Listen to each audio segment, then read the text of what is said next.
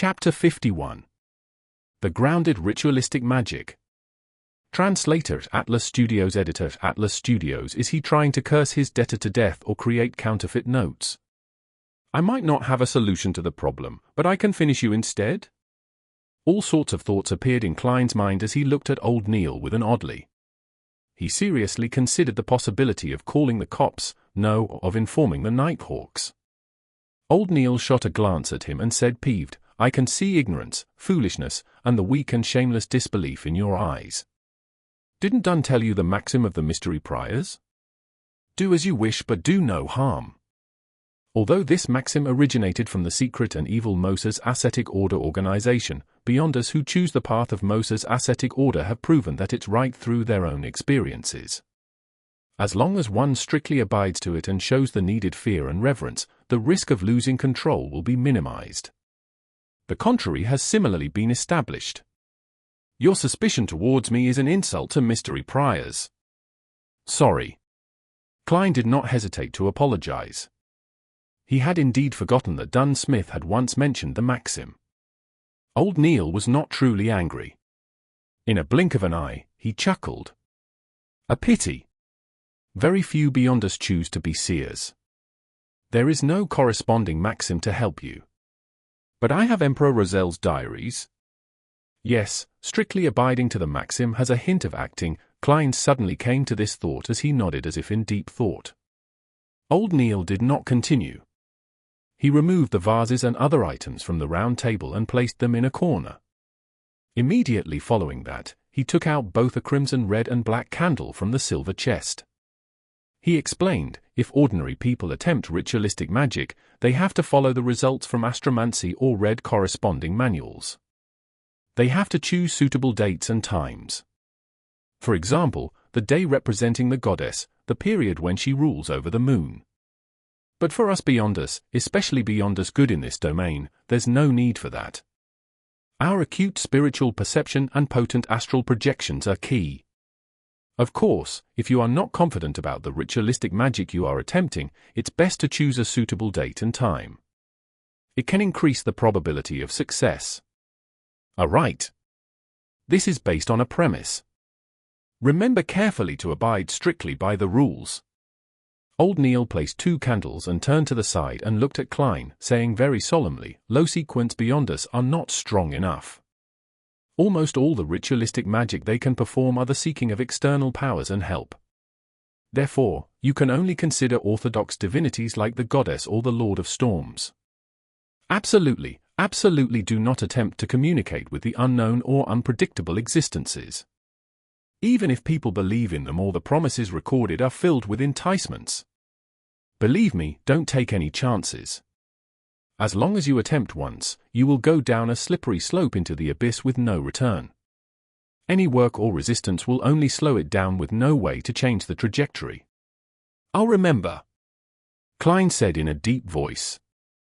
However, he felt a little afraid. My luck enhancement ritual has apparently sought power from an unknown and unpredictable existence. Furthermore, I have gained powers capable of pulling people into the fog that even a senior Beyonder like the Hanged Man finds unbelievable. Well, at least I think he is a senior Beyonder. Thankfully, I haven't gone mad or have any signs of losing control. While worrying over this, he proactively changed the subject. So, Nighthawks should seek the help of the goddess. No one will stop you if you pray to the Lord of Storms. However, we are unable to tell from our ritualistic magic whether he replies with malicious intent or not. The outcome will be distorted in unpredictable ways. Old Neil successfully made Klein give up the idea in a joking manner. There was no so-called best, only necessary. After his exhortations, Old Neil picked up a crimson red candle and said, by using candles made of moonflowers and dark red sandalwood, it will represent the goddess's identity as Lady of Crimson in the ritualistic magic. He pointed to the black candles and said, candles made of night vanilla and slumber flowers represent the night. As he spoke, he placed the black candle on the top left end of the round table while the red candle was placed on the top right end. Why do we symbolize the goddess with only 2 candles? She is also the mistress of calm and silence, empress of disaster and horror, and mistress of calm and silence. That's right. This is something I wished you asked. Before their fall, the Moses ascetic order had a very good relationship with the Church. Their beliefs and results on ritualistic magic have heavily influenced us. They believe that all objects are numeric. Every number has a spirituality, and in ritualistic magic, 0 represents the unknown or chaos. It symbolizes the state of the universe before it was born. 1 represents a beginning, the first creator. 2 represents the world and various divinities that were produced from his body. 3 represents contact between divinities and material objects to create all things. Here, using 2 candles represents the goddess, while the 3rd candle is for you. Which 2 candles and which 2 symbols to have depend on the intended effects of ritualistic magic. 3 begets all things 1. All things stem from 3. Klein could not help but recall certain things from his previous life. Seeing Klein listen attentively, old Neil took a 3rd candle and said, "This is the candle representing me. It's a very ordinary candle which only has a little bit of mint added. Take note that plants like roses, lemons, mint, moonflower, night vanilla, and slumber flower are beloved and cherished by the goddess." Viewing it from another angle, the 3 candles represent the bodies, spiritualities, and godhood of every person. After finishing the description, old Neil placed the 3rd candle in the middle of the round table.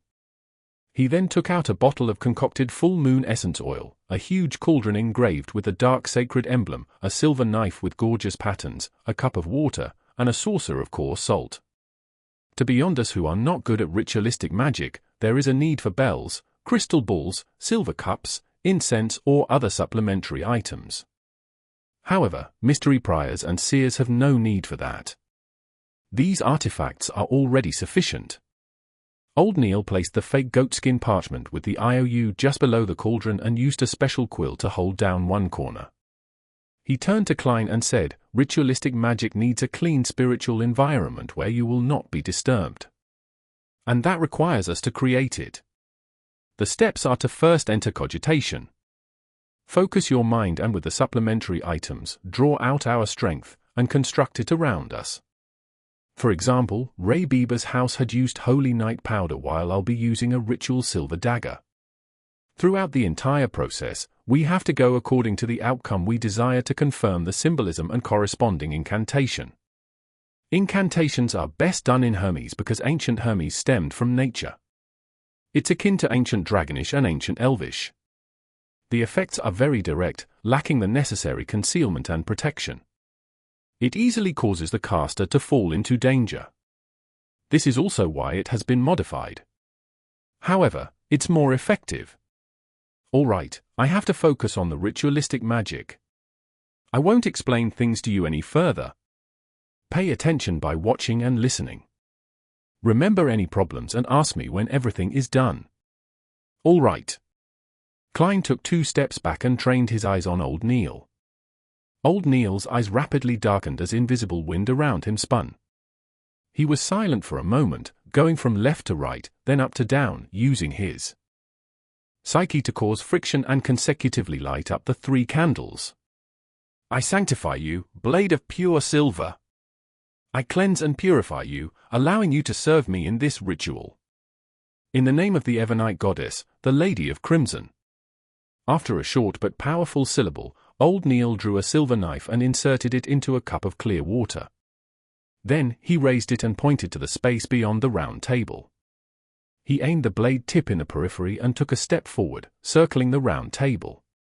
Every step he took made Klein feel an invisible energy spew out of the silver knife. It was filled with spirituality as it connected with the air, forming a completely sealed wall.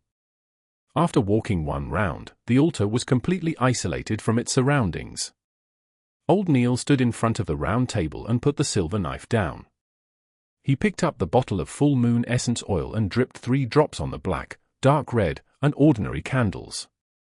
A thin mist emanated as everything seemed to become veiled in mystery. Old Neil put down the glass bottle and looked at the fake goatskin parchment silently for 2 minutes. Then, he picked up the quill and drew a mark he controlled, a square that framed all the content, indicating that he was in control of the debt. Upon reaching this step, he picked up the parchment with one hand and tapped his glabella with the other to activate his spirit vision.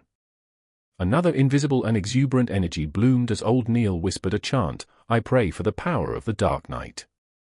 I pray for the power of the Crimson. I pray for the Goddess's loving grace. Please provide me with the funds to pay this IOU. Night Vanilla, an herb that belongs to the Red Moon, please bestow your powers to my incantation. Moonflower, an herb that belongs to the Red Moon, please bestow your powers to my incantation." Klein was completely flabbergasted listening from the side. All sorts of thoughts arose in him. Although it was recited from written Hermes. Isn't this way too simple and down to earth? Wouldn't the goddess be angry and multiply the debt several-fold? At that moment, the candlelight lit up suddenly. After old Neil finished his incantation, he closed his eyes for 2 minutes. He picked up the full moon essence oil and dripped one drop onto each of the 3 candles. Immediately following that, he grabbed the parchment and pulled it close to the candle representing me. When it ignited, he immediately threw it into the cauldron. Old Neil closed his eyes again as he seemed to sense the burning of the IOU. He opened his eyes after a moment and looked toward the black sacred emblem on the cauldron. The parchment was already completely incinerated. Praise the Lady! Old Neil tapped his chest in 4 spots, forming the shape of the crimson moon. Then, he extinguished the candles in the opposite order as he lit them. After finishing everything, he used the silver knife to rip apart the invisible wall around him. A huge wind stirred immediately as old Neil heaved a sigh of relief. "That's it?" Klein asked in a daze. "Has the IOU been settled?" "How?" "I don't know either." "Anyways, it will be settled in a reasonable manner," said old Neil with a smile as he threw up his hands. This, Klein was unsure what expression or words to use as a response. Isn't this a little unreliable? Chapter 52. Spectator. Translator, Atlas Studios. Editor, Atlas Studios. Stop thinking about the bloody IOU. Let's discuss the ritualistic magic. Old Neil put away the candles, cauldron, silver knife, and other items with a relaxed expression. Klein really wanted to shrug his shoulders like the Americans in his previous life, but ultimately could not bring himself to do something that ungentlemanly. He turned his focus toward the ritualistic magic and threw out detailed questions that puzzled him, receiving answers from them. For example, the incantations had a particular format. As long as they were satisfied and the key meaning was expressed in Hermes, the rest could be left to one's creativity. Of course, blasphemy or disrespectful descriptions were absolutely forbidden. The mysticism class lasted until noon before old Neil coughed twice. "We have to return to Zootland Street." With that said, he grumbled in an indistinct manner, "To get these bloody materials, I missed my beloved breakfast." Klein looked around both amused and puzzled. "Mr. Neil, do you have a chef?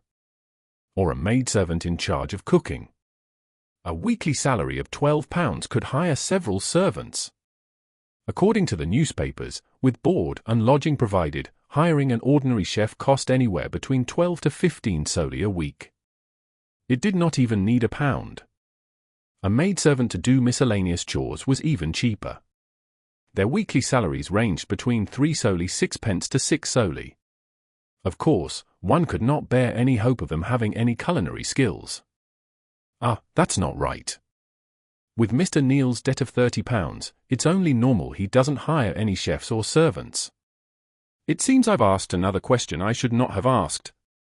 While Klein regretted his question, old Neil shook his head without minding it. I often attempt ritualistic magic, research extraordinary items, and read corresponding documents at home, so I don't know is it possible that I hire ordinary people as chefs, butlers or maidservants.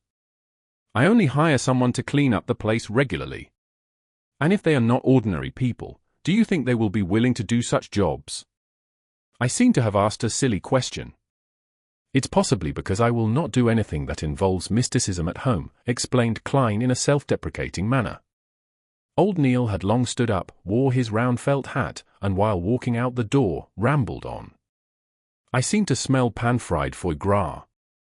Once the IOU is completely settled, I'll definitely have one set. For lunch, I'll definitely eat roasted pork glazed with apple juices. No, that's not enough. I must have a sausage infused with mashed potatoes. You are making me hungry. Klein swallowed his saliva as he caught up to old Neil and headed for the nearby public carriage stop. After returning to Zootland Street, old Neil suddenly grunted after stepping down the carriage. What do I see? Goddess, what am I seeing? He was suddenly as nimble as a 17 or 18-year-old lad. He quickly came to the roadside and picked up an item. Klein leaned close out of curiosity and looked carefully. He realized it was a wallet with fine workmanship. With his lack of experience, he could barely tell if the dark brown wallet was made of buffalo skin or sheepskin, but he noticed a small light blue logo embroidered on the side of the wallet, a white dove spreading its wings as if ready to take off. That was Klein's first impression. The second thing he noticed was the stack of paper notes in the bulging wallet. There were more than 20 grey notes imprinted with black ink, gold pounds. Old Neil opened up the wallet and pulled out the notes. When he looked at it carefully, he immediately chuckled. £10 notes. The Honourable Founder and Protector, William I. Wow, Goddess, there's a total of 30 notes. There's also a few £5 notes, £1 and 5 solely notes. More than £300? That's a huge amount of money in every meaning of the word. I might not even earn that much in 10 years. Klein's breathing turned heavy involuntarily. As the amount of gold pounds was immense, picking up such a wallet was equivalent to picking up a briefcase of banknotes in his previous life. I wonder which gentleman dropped it. He can't be someone ordinary, analyzed Klein calmly. Such a wallet was clearly not a woman's. There's no need to care who he is, said old Neil with a chuckle. It's not like we attempted to divine and take money that doesn't belong to us.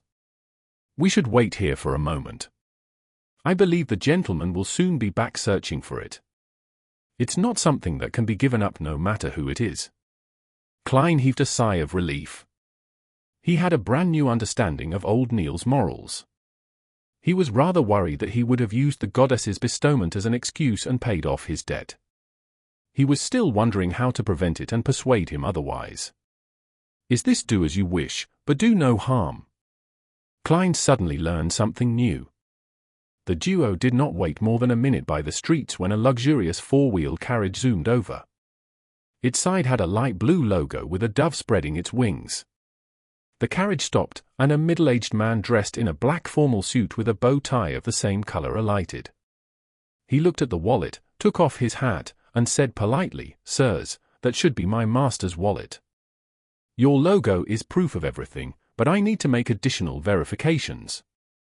This is to be responsible for all parties." "Might I ask how much money is there in the wallet?" replied old Neil politely. The middle-aged man was taken aback as he said in a self-deprecating manner almost immediately, "As a butler, I do not know how much money master had in his wallet. Sorry. Please permit me to ask." "As you wish." Old Neil gestured for him to do as he pleased. The middle-aged man walked to the carriage side and through the window, conversed with the person within. He approached Klein and old Neil again and smiled. "More than £300, but less than £350. My master does not remember the exact number." "Does not remember? That's really some filthy rich guy. If I had that much money on me, I would definitely be counting it again and again." Klein was filled with envy. Old Neil nodded and handed the wallet back. "With the goddess as proof, this belongs to you."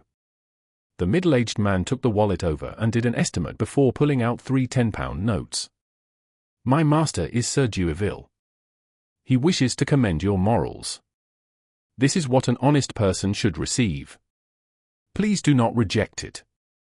"Sir Dueville? The one who established the Dueville Trust?" The Sir Dueville who provided cheap rental apartments to the working class. Klein immediately remembered the name.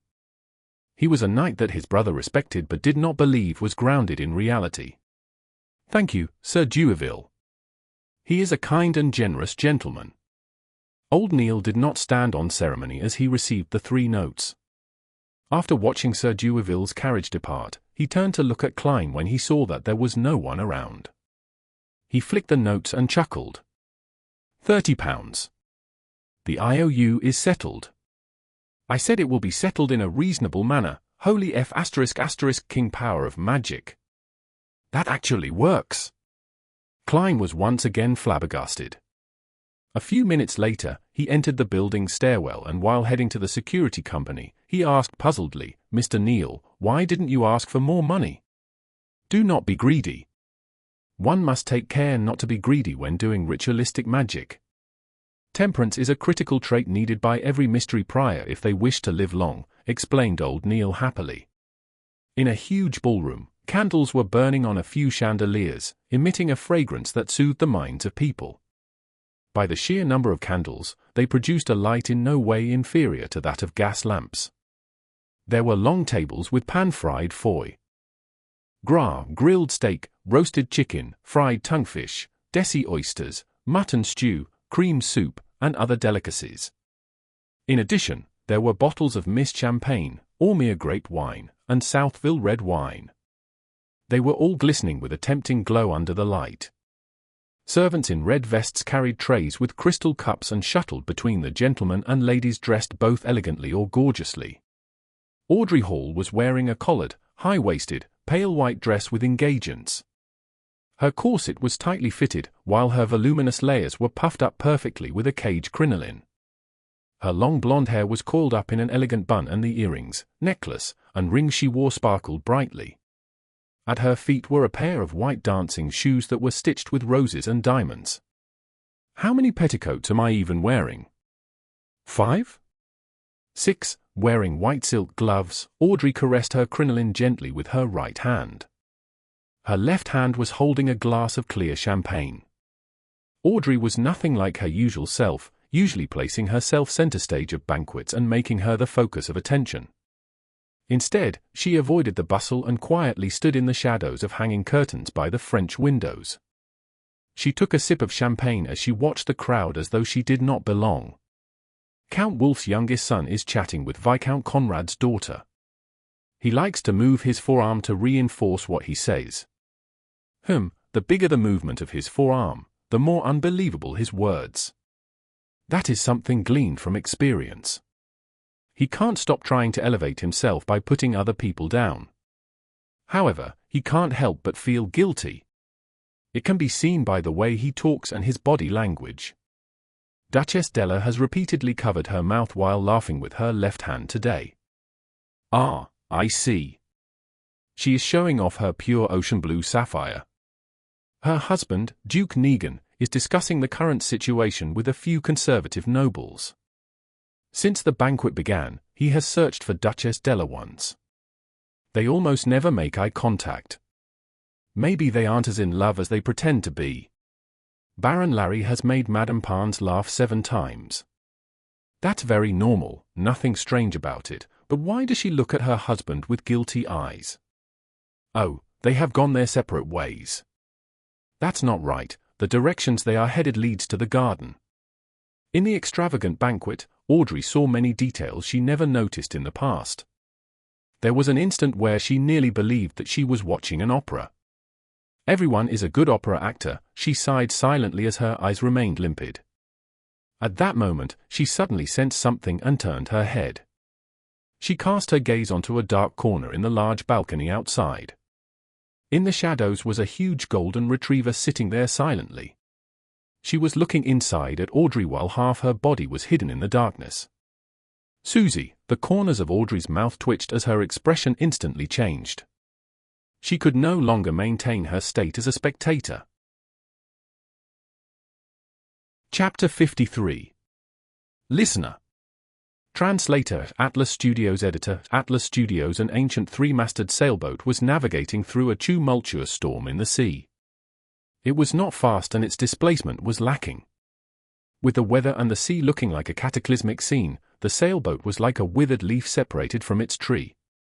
However, regardless of how the typhoons rampaged or how terrifying the waves were, it continued sailing peacefully without any signs of tilting. Alger Wilson stood on the empty deck as he looked at the massive waves that resembled mountains. His thoughts were a mystery. It's going to be Monday again, he muttered silently to himself. It was the day belonging to Mother Earth, the beginning of a series of waxing and waning. However, it meant something different to Alger. It belonged to a mysterious existence forever enveloped in greyish-white fog. At least I haven't been reduced to a madman. He stopped looking around as he gave a self-deprecating chuckle. At this moment, one of the only few sailors he had leaned over and asked reverently, "Your Grace, where are we setting course for this time?" Alger surveyed his surroundings and said in calm voice, "Pursue the listener from the Aurora Order." The storm subsided as mist emanated. On a strange sailboat with cannons on board, an 8 or 9-year-old boy with soft yellow hair was looking at pirates around him in fear. They were disorderly, some enjoyed barrels of beer, some swung around with ropes, others mocked each other, and some even fought with their fists. He turned to look at a black-robed man standing in the shadows.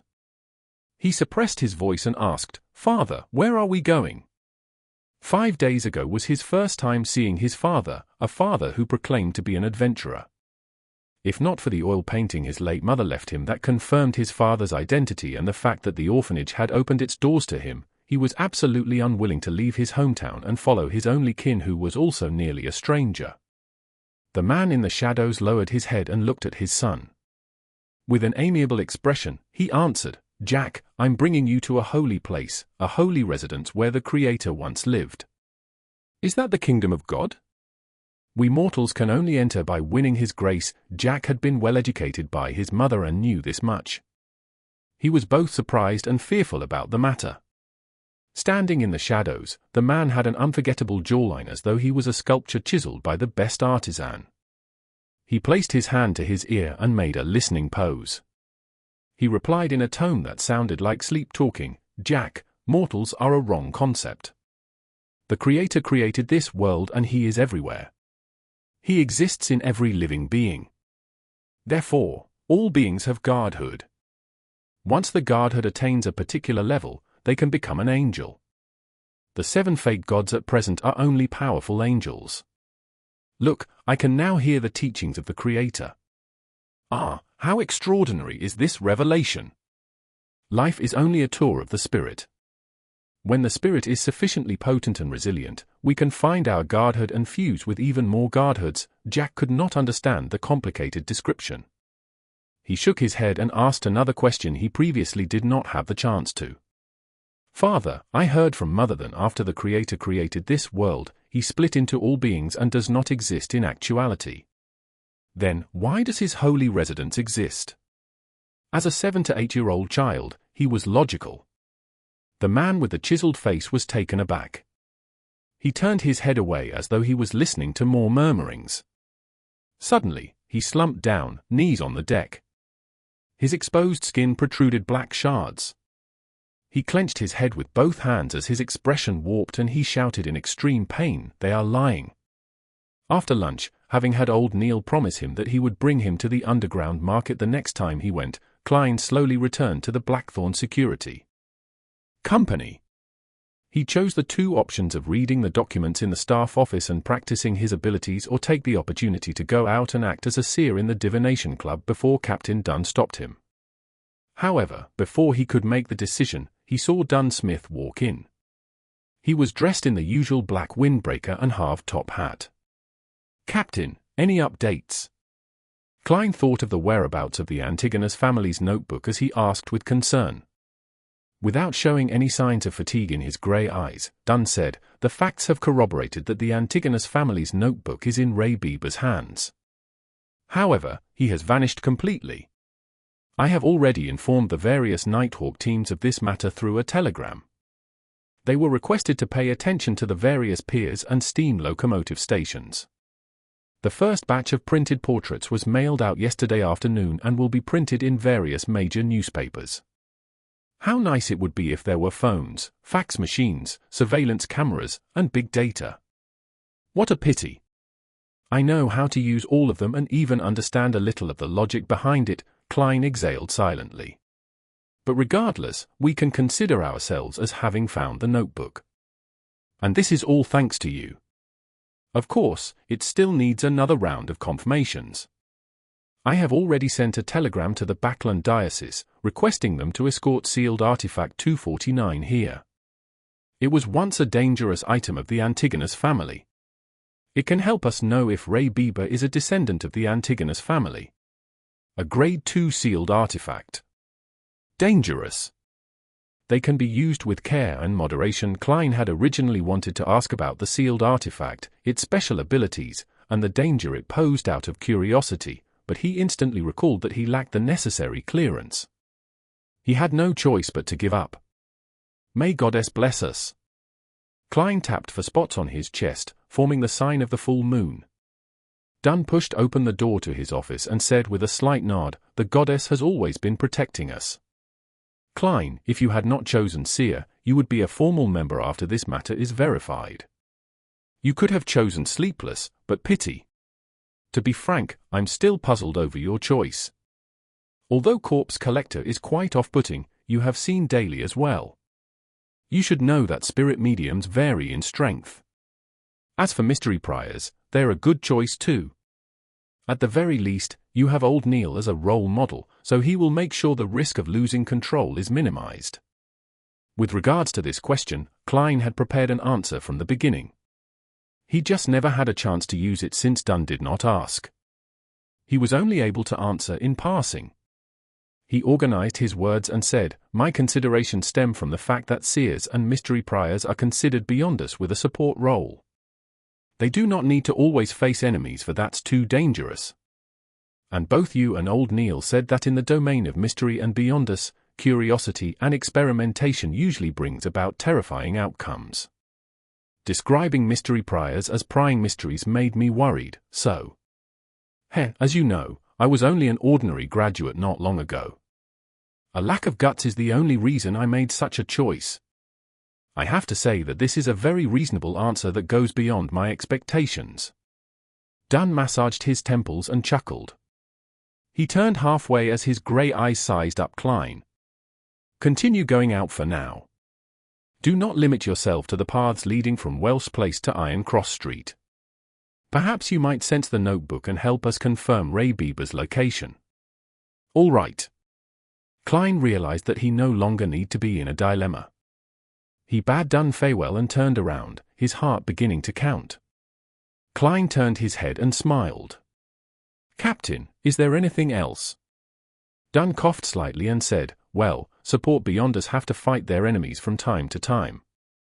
Although Seers sound like they can avoid such battles, they are not to be ignored.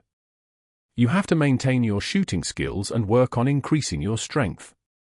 This is what I'm working hard towards." Klein pointed outside. "I'll be leaving." "All right."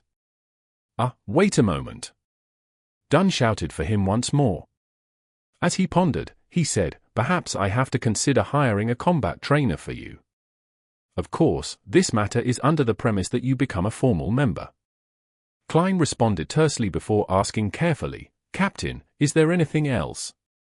No. Seeing Klein's unbelieving eyes, Dunn shook his head and smiled. He emphasized again, "Really, nothing." Only then did Klein walk past the partition divider. He bade farewell to Roseanne and Mrs. Oriana and headed to the shooting club for practice. With all of this done, he went to the Divination Club and saw the beautiful Angelica standing there reading newspapers leisurely. "Home," Klein silently read. With the cane in hand, he walked over and greeted with a smile, "Good afternoon, Madam Angelica." "Good afternoon, Mr. Moretti." In no rush, Angelica put down her magazine. She stood up and said, "Not long after you left yesterday, Mr. Glassy came. He just recovered from a major illness." Klein heaved a sigh of relief as he smiled. "That sure is something worth celebrating." Upon hearing this, Angelica, who was secretly observing him, lowered her voice and asked out of curiosity, "Mr. Glassy said that you are a very, very, very magical doctor. Are you?" "What?" Klein looked at the lady in front of him, suspecting if he was hearing things. "What made him think I'm a doctor?" Chapter 54.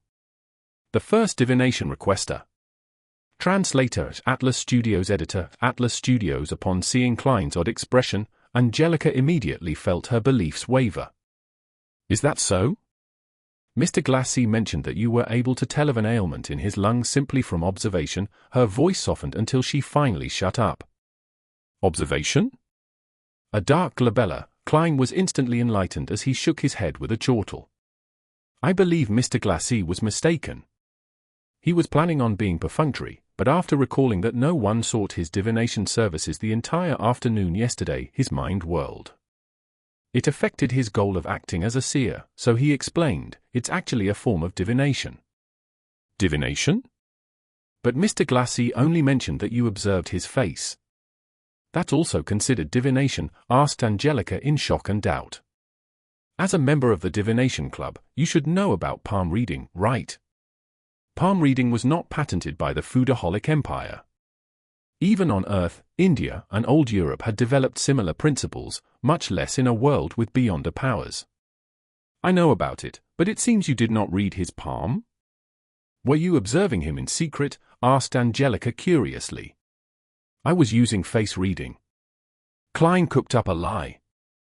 Its principles aren't very different from palm reading at a fundamental level. Really? Angelica's eyes were filled with disbelief. In order to develop his career as a seer, Klein chuckled. He pretended to be in thought as he tapped his glabella twice. He focused his eyes and Angelica's aura presented itself. Her head was purple, her limbs were red, her throat was blue. There was no problems with her health except for some colors being duller. However, that was a manifestation of ordinary fatigue. Klein then looked at her emotions. She saw orange mixed in with some red and blue. It also meant warmth coupled with some excitement and thought. Thankfully, after realizing that there was nothing abnormal about her, Klein planned on deactivating his spirit vision. But it was at that moment when he suddenly saw rich darkness hidden in the depths of her emotional colors. Furthermore, she is lacking a little of white, an eagerness to improve. Klein nodded while in thought. Mr. Moretti, were you reading my face?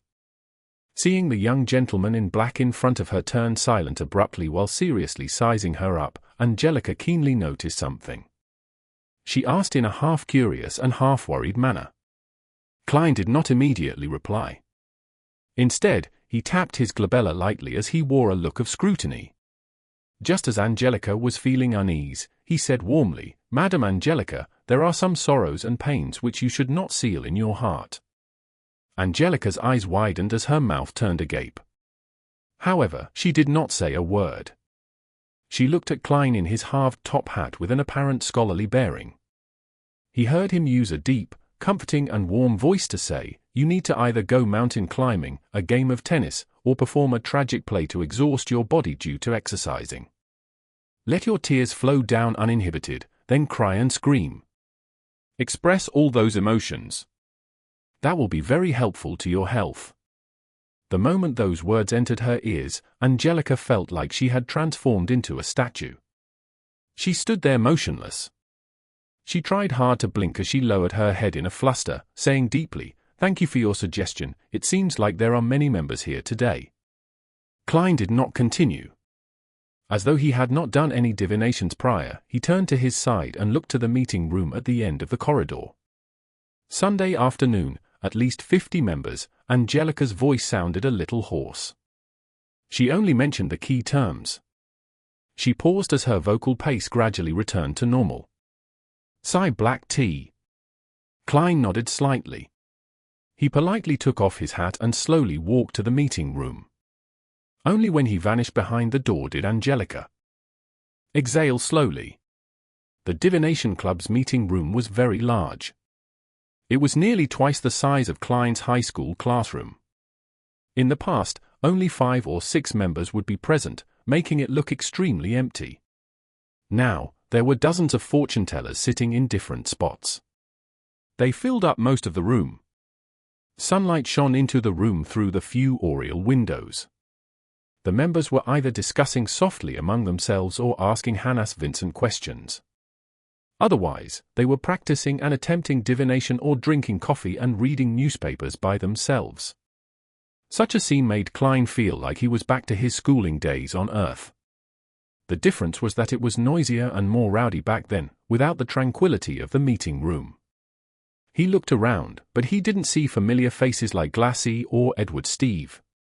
So, he casually picked up a divination textbook, found a corner, and started flipping through it leisurely. Very soon, Angelica came in with a cup of tea and left it on the table before Klein. As she was leaving quietly, she suddenly saw Mr. Moretti take out an exquisite-looking silver chain from his left sleeve. There was a chunk of pure topaz hanging on the silver chain. What is he doing? Angelica slowed down subconsciously and focused her gaze at Klein.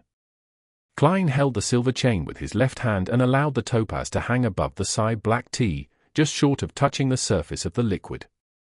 With a serene expression, he half closed his eyes and the atmosphere around him suddenly turned quiet. The topaz started moving slightly, along with the special-looking silver chain, in a clockwise direction. Upon seeing this, Angelica found Mr. Moretti extremely mysterious. "The black tea you provide is great," Klein said softly after he opened his eyes with a smile. His actions were intentionally done for Angelica to see.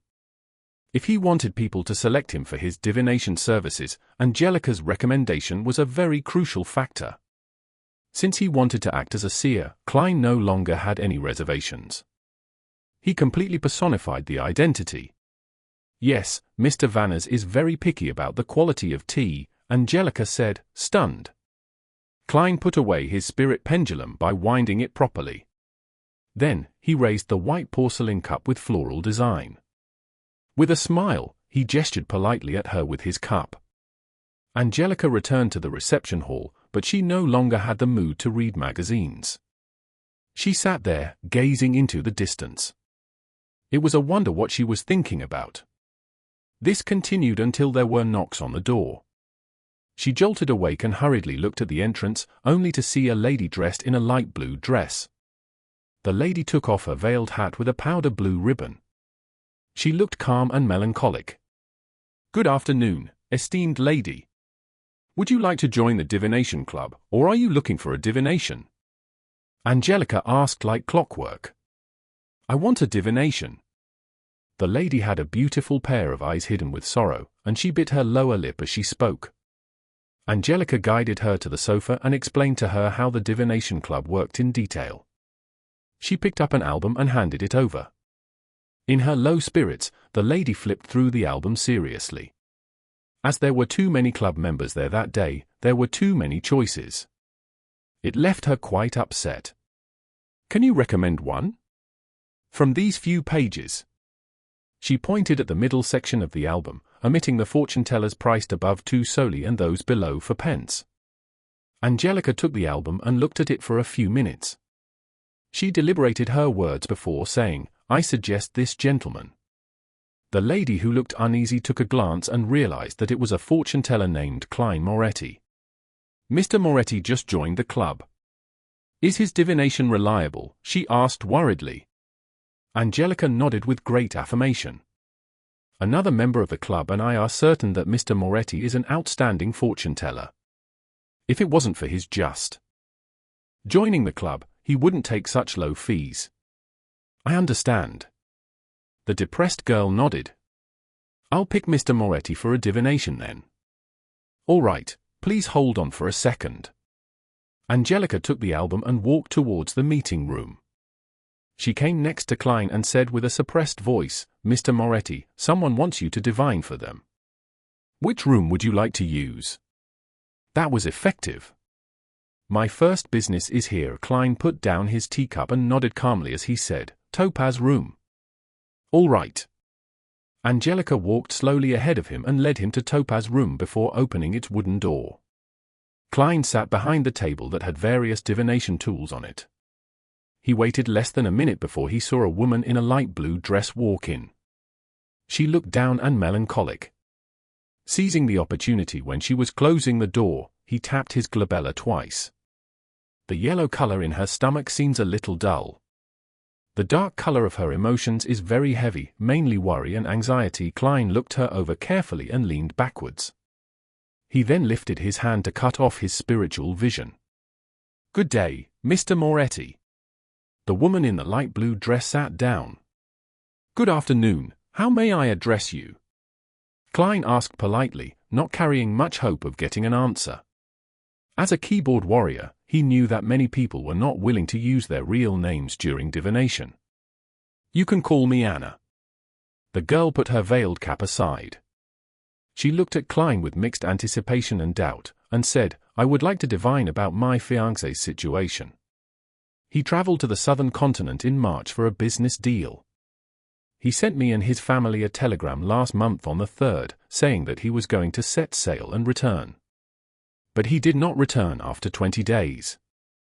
At first, I believed that his delay was due to the Berserk Ocean's weather, but as of today, it has been more than a month. The ship he took, the Alfalfa, still hasn't arrived at Inmat Harbor. The ocean that separated the northern and southern continent was called the Berserk Ocean. It was well known for natural calamities and its countless dangerous currents.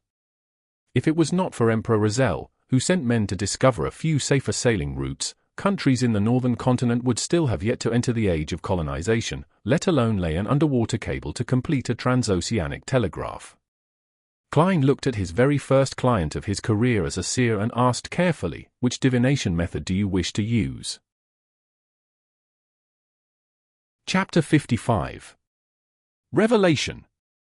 Translator at Atlas Studios. Editor Atlas Studios. Anna, with her beautiful eyes, hesitated for more than 10 seconds.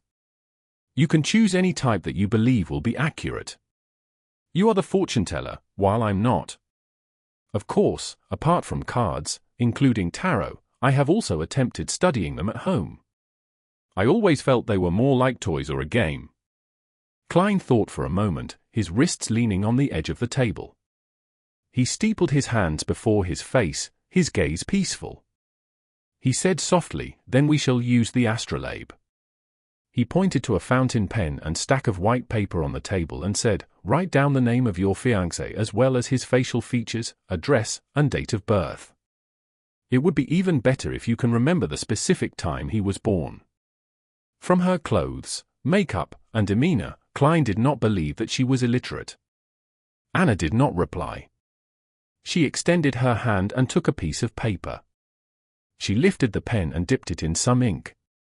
She started writing, pausing occasionally to think. 2 minutes later, she pushed the paper toward Klein. Klein received it and turned it around. The information on the paper read, Joyce Meyer, the 15th of September 1323, 2:00 p.m. Tingen City, East Borough, 8 Stevens Street. Short blonde hair, aquiline nose, with just a short glance, Klein quickly calculated the person's spiritual number in the study of spirit numerology in mysticism. Adding the numbers of the day the person was born was called their birthday path number, affecting the person's life before 27. Birth month path number, calculated by adding the numbers in their birth month, affected their life from 27 to 54 years old, while the birth year path number, calculating the numbers in their birth year, affected their life from 54 years old onward. It was July 1349, so Joyce was not yet 27, thus, Klein immediately calculated the birthday path number. The number 6 represented a balanced and harmonious life, with a heart for giving and a decent marriage or engagement. The so-called year path number was calculated by replacing the birth year with the current year. The digits were then added with his birthday path number and birth month path number to get a general understanding of the person's luck for the year. 1 plus 3 plus 4 plus 9 equals 17, 1 plus 7 equals 8, 8 plus 9, birth month path number, plus 6, birthday path number, equals 23, 2 plus 3 equals 5, his year path number is 5, signifying that he would meet with change and accident. He would be required to take certain risks. Klein made a silent judgment after consolidating the facts. He confirmed that the information Anna gave was correct. He retracted his gaze from the paper and turned it toward Anna. Mr. Meyer set off on his journey on the 3rd of June. If he did not lie, that is indeed the case. Anna bit her lips. All right. Klein took the fountain pen and made a note of that. He looked at Anna with his dark brown eyes and said gently, I will begin creating the astrolabe now. I will need some time and absolute silence, do you mind waiting outside? Angelica will provide you with a cup of tea or coffee. All right. Anna knew that some fortune-tellers had their eccentricities, so she stood up unsurprised. She took her hat with a light blue ribbon and left the topaz room. Klein locked the door and returned to the table. He followed the information and set up the astrolabe, including elements such as his horoscope and locations of the corresponding planets and stars. Throughout the entire process, he did not open the astromancy manual. He completed the setup based on his memory. Over the past few days of his mysticism studies, Klein realized that he could easily grasp and understand anything about divination, quickly turning it into instinct. Perhaps that is the ability of a seer. He completed the astrolabe and felt satisfied. He felt as though his body, heart, and soul had relaxed considerably. As he looked at the outcome, he followed the path of the horoscopes and planets, as well as other supporting details to roughly deduce that Joyce Meyer had met with an accident but would ultimately survive it. At this point, the divination was technically complete. But Klein wanted to pay much attention to his first business transaction. He hoped to build a reputation to aid in acquiring future jobs. He picked up the pen and wrote a sentence in Hermes, Joyce Meyer's current situation. He read the sentence silently and memorized the information on the piece of paper, repeating it again and again. After 7 times, Klein grabbed the piece of paper and leaned back into his chair. He imagined the sphere of light, and his eyes became darker, allowing him to quickly enter a state of cogitation. The surroundings took on an ethereal quality. A formless, boundless fog stretched above him. Klein recalled the contents of the piece of paper, then relaxed. He fell into a deep sleep in this state. He was using a dream divination technique. Repeating the question, remembering the details, and then allowing his astral projection to roam the spirit world in a dream would allow him to gain revelations. Ordinary people also had this sort of experience sometimes, but it was hard for them to recall, as the signs in their dreams were more complicated and garbled. A seer would not have such a problem, for they could see the images directly. The surroundings began to turn hazy as Klein turned half asleep. In the contorted fantasy, he saw a blond young man with an aquiline nose. He was swimming frantically in a sea of blood, nearly engulfed by the waves. But in the end, he managed to escape to shore. The image shattered and changed. Klein saw a blue house with a toy windmill at the door. That blond young man was entering the house slowly, seemingly in joy. At this moment, the image changed once again. Klein realized that he was inside a magnificent palace. The walls were destroyed and damaged beyond repair. Moss and weeds grew in multiple areas. Through the holes in the walls, he could see a mountain peak and clouds clinging close to it outside. Atop the palace was a huge throne carved out of stone. It was adorned with dull gemstones and gold. It looked as though it was not prepared for a human. This giant throne was empty and mottled, as if it had been washed over by the ages. Klein looked around in confusion. He did not understand why he would be dreaming of such a scene. His turbid mind turned sharp as he subconsciously walked out of the palace in an attempt to ascertain where he was. Suddenly, he felt a gaze fall upon him. It was a gaze that came from behind. Klein suddenly turned around and stared towards the giant stone throne, only to see a scene of countless transparent maggots slowly twitching and growing. He opened his eyes and woke up from his dream. Crystal balls, tarot cards, and the prepared astrolabe entered his vision. Reality quickly replaced fantasy. The initial dream was the result of the divination, but what was the later dream about? It seemed to be targeted at me. Klein put the piece of paper down. He rubbed his temples and contemplated. He could confirm that it wasn't his fear projecting itself in the form of a dream, for he was doing the divination himself. A palace not meant for humans on the peak of a mountain. The silent stare. The contorted and weird scene of the maggots, Klein silently guessed as he recalled. Has the luck enhancement ritual communicated with that existence? Or is it a result of the Antigonus family's notebook? Right, that notebook mentioned the nation of the Evernight in the Hornaces mountain range. The palace in the dream was on a mountain peak. He made a simple deduction and was relieved that he had picked Seer. According to old Neil, mystery priors could also divine through dreams, but they weren't as effective as a seer. Sigh, it sure isn't letting me go. All I can hope for is the early capture of Ray Bieber. Klein collected himself and picked up the piece of paper with the diagram of the astrolabe. He slowly walked towards the door. He opened the door and headed to the reception area. He saw Anna looking out the window, completely ignoring her cup of black tea. "Ah, Mr. Moretti, is there a result?" She saw Klein in her peripheral vision and stood up in a hurry. Klein did not answer her immediately. Instead, he asked according to the revelation he received from the dream, "Does your house, or Mr. Meyer's house, have a toy windmill?" Anna's eyes widened, shocked into silence. After a while, she muttered, "That was a present he gave me. It is by the door at my house." "How did you know that?" Klein smiled and spoke with a gentle tone. "Congratulations, Miss Anna. Mr. Joyce Meyer is currently a guest at your place. If you rush back, you should still be able to meet him. He just experienced a calamity, an unimaginably painful journey. What he needs now are not questions, but consolation and a warm hug." "Really?" Anna asked in disbelief. The fortune-teller she knew would never speak with such certainty or give such firm conclusions.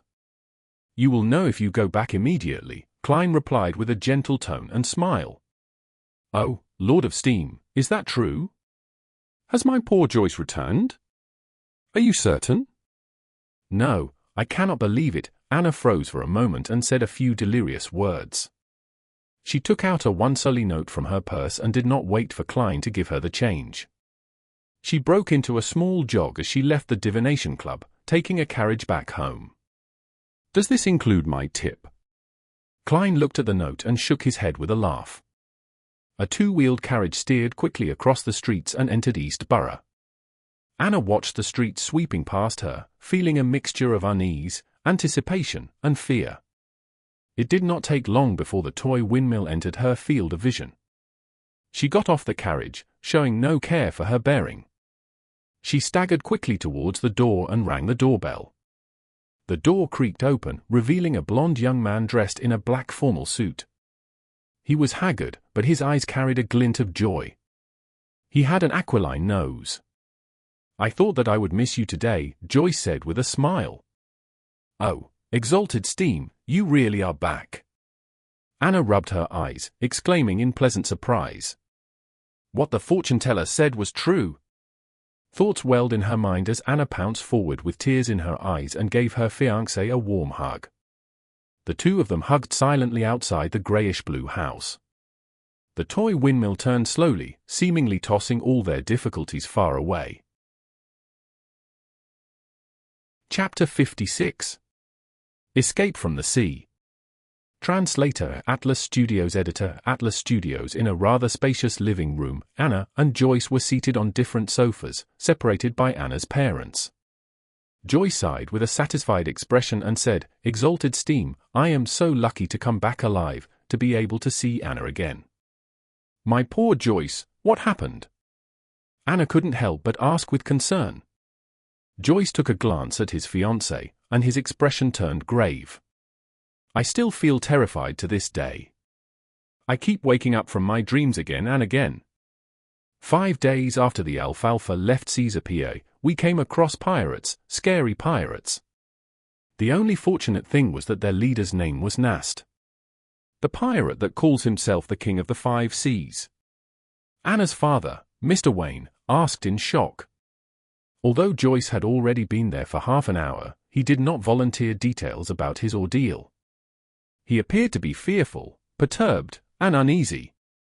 It was only after Anna returned and hugged him that he finally appeared to put it behind him. Yes, due to his declaration of being a descendant of the Solomon Empire, the King of the 5 Seas, Nast didn't believe in killing captives. Hence, we were only robbed and didn't lose our lives. His subordinates even left us sufficient food, Joyce said as he recalled the ordeal. His body started to quiver, but he continued to describe his deepest and scariest nightmare. "I didn't lose much of my wealth. I believed that my misfortune was over, but as we continued towards our destination, a heated conflict erupted among the Alfalfa's passengers and crew. From disagreement, to fighting, to drawing revolvers, and raising swords to kill each other. I saw nothing but blood during that period. One after another, people beside me fell with eyes opened, never to be closed. Their limbs, hearts, and intestines were scattered across the floors. Those of us who were unwilling to turn into savage beasts, the rational group, had nowhere to hide and nowhere to escape. We were surrounded by deep blue waves and the boundless ocean. Some wailed, some begged for mercy, some sold their bodies, but their heads were hung from the mast either way. Anna, I reeled in despair back then. I thought I would never see you again. Fortunately, in such a nightmare, there was still a hero. The captain took us to hide in the sturdy keel of the ship, and we relied on the stored water and food there until the maniacs reached their limits. Mr. Tries encouraged us, courageously leading us in an assault against those murderers. After an unforgettable bloody battle, we survived. But the Alfalfa strayed off course, and only a third of the original sailors remained. When he depicted the most horrible and darkest side of the human psyche, Joyce couldn't help but recall the hero, the man that called himself Tries. He had a round and amiable face. He was shy like a girl and enjoyed staying in a corner. Only people whom he was familiar with knew that he was a very good conversationalist. But it was such an unremarkable boy who stood in front of everyone with determination in the worst of days. Oh, exalted steam, my poor Joyce, you went through such a heartbreaking ordeal.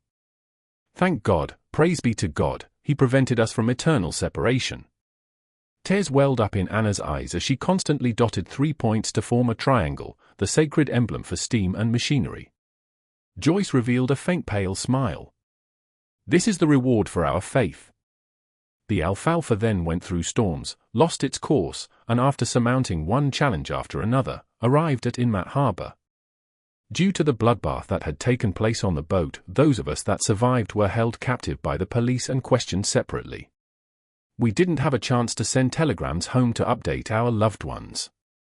When they released us this morning, I immediately borrowed some money from my friend and took the steam locomotive back. Thank God for letting me set foot on the land of Tingen.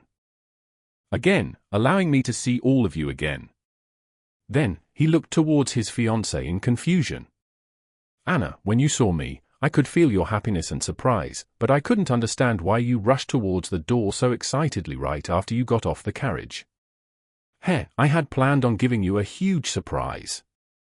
Anna thought about what had happened earlier, and continued in disbelief, there's nothing to hide, Joyce. As I was worried about you, I went to the only divination club in Tingen City today for a divination. That fortune teller, no, the seer told me, he said, your fiancé has returned, he's in the house with a windmill. What? The Wayne couple and Joyce exclaimed simultaneously. Anna covered her face and shook her head. I can barely believe it either, but it happened. Exalted steam, perhaps there really are miracles in this world. Joyce, that seer asked me for your name, characteristics, address, and birth date. He told me he was going to do an astrolabe divination. Then, he asked me if the house with a toy windmill was yours or mine. When I confirmed it was mine, he said, congratulations Miss Anna, Mr. Joyce Meyer is currently a guest at your place. What he needs now are not questions, but consolation and a warm hug. God, Joyce found it unbelievable and incomprehensible. Does he know me? Did someone send him a telegram? Could it be that he is familiar with the police in Inmat Harbor? No, that doesn't explain it. How did he know that I came to your place? How could he possibly know that you would seek a divination? Did you make an appointment? No, I made a selection at the last minute, Anna replied with a vacant-looking expression. Perhaps a good seer needs to be in control of vast amounts of information, even if it cannot be used any time soon. Perhaps that is the fascinating aspect of divination. Anna's father, Mr. Wayne, sighed and concluded. In the known history of more than 1,000 years and in the uncertain fourth epoch, divination has existed and has yet to disappear. I think there must be a reason for that. Joyce shook his head lightly and asked, what's that seer's name? Anna thought and said, "Klein Moretti." In the reception lobby of the Divination Club. As Klein had spoken softly, Angelica knew not to go close. Therefore, she only saw Anna leave as though she had lost her soul, wearing shock and confusion on her face. Angelica briskly walked to the sofa and asked out of curiosity, was the result good?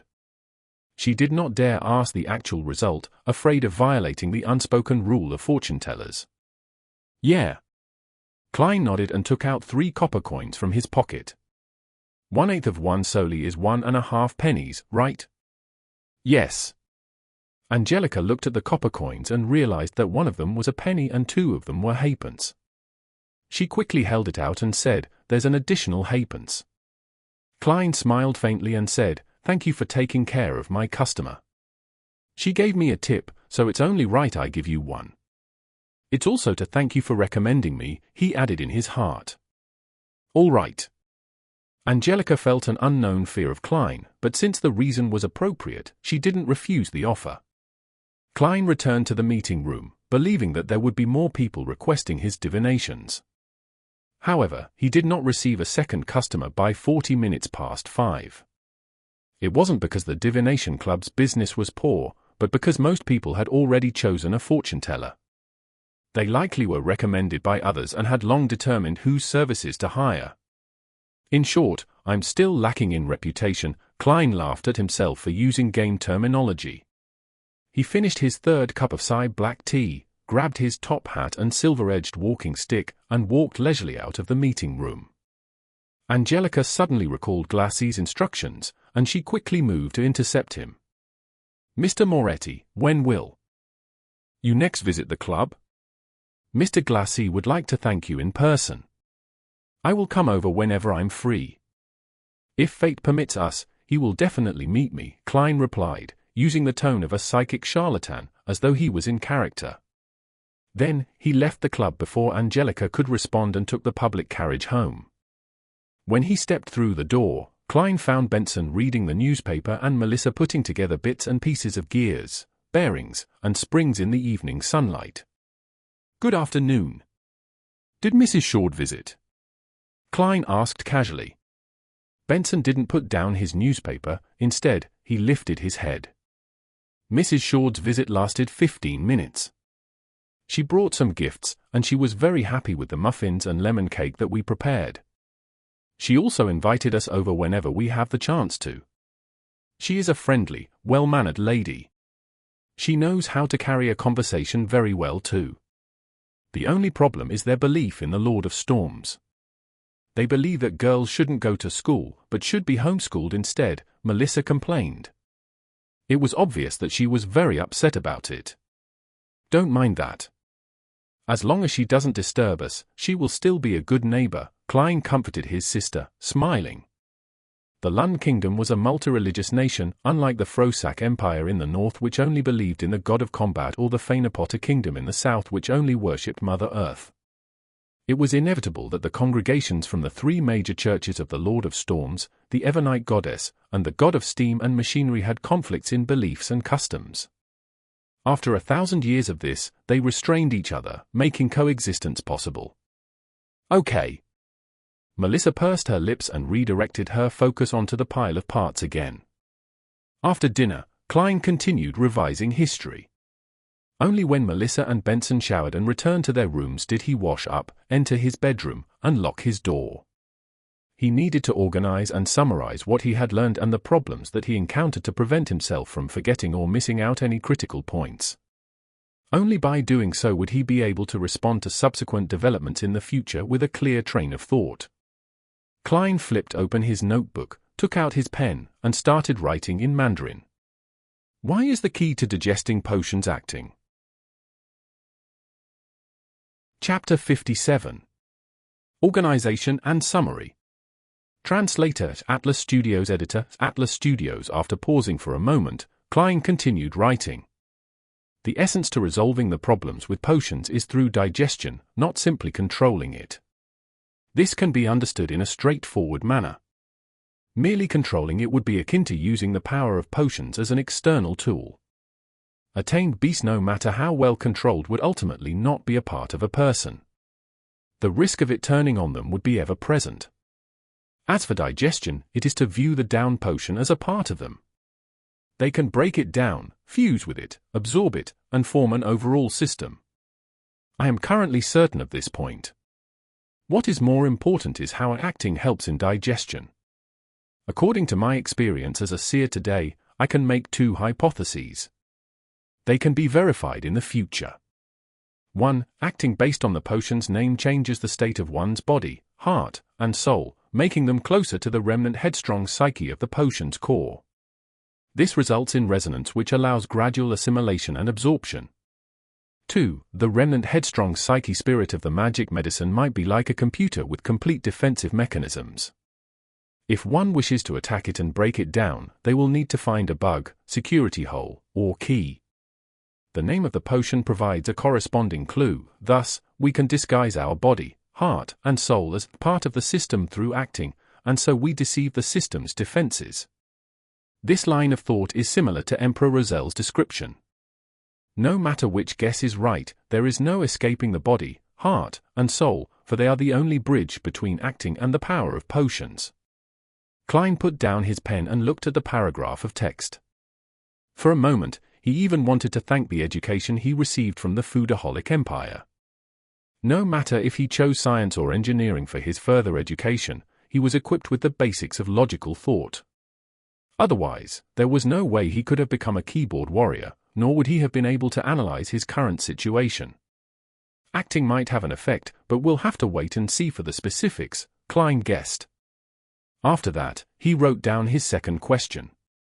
Why would a seer, being more well-learned and professional in the domain of mysticism, be lacking in means when it comes to direct combat?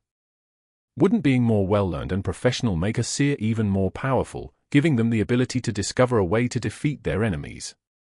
First, just like the web novels I've read in the past, I have transmigrated to a game world that has become reality. Thus, different jobs come with different specialties that have to be balanced against each other. But up to this point, there has been no sign of this world being a game, nor are there signs of mission-like developments. I'll put this reason on hold, but it's very unlikely. Second, the fundamental law of this world is balance.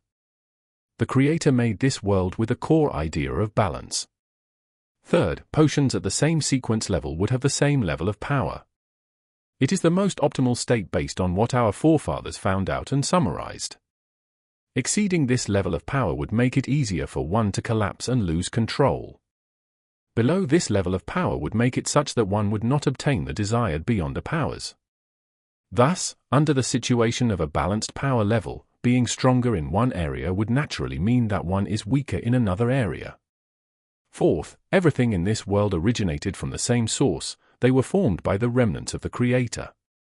Thus, everything in this world is technically fragments of the Creator, and the fact that they have to complement each other would mean that there are inherent shortcomings to an individual.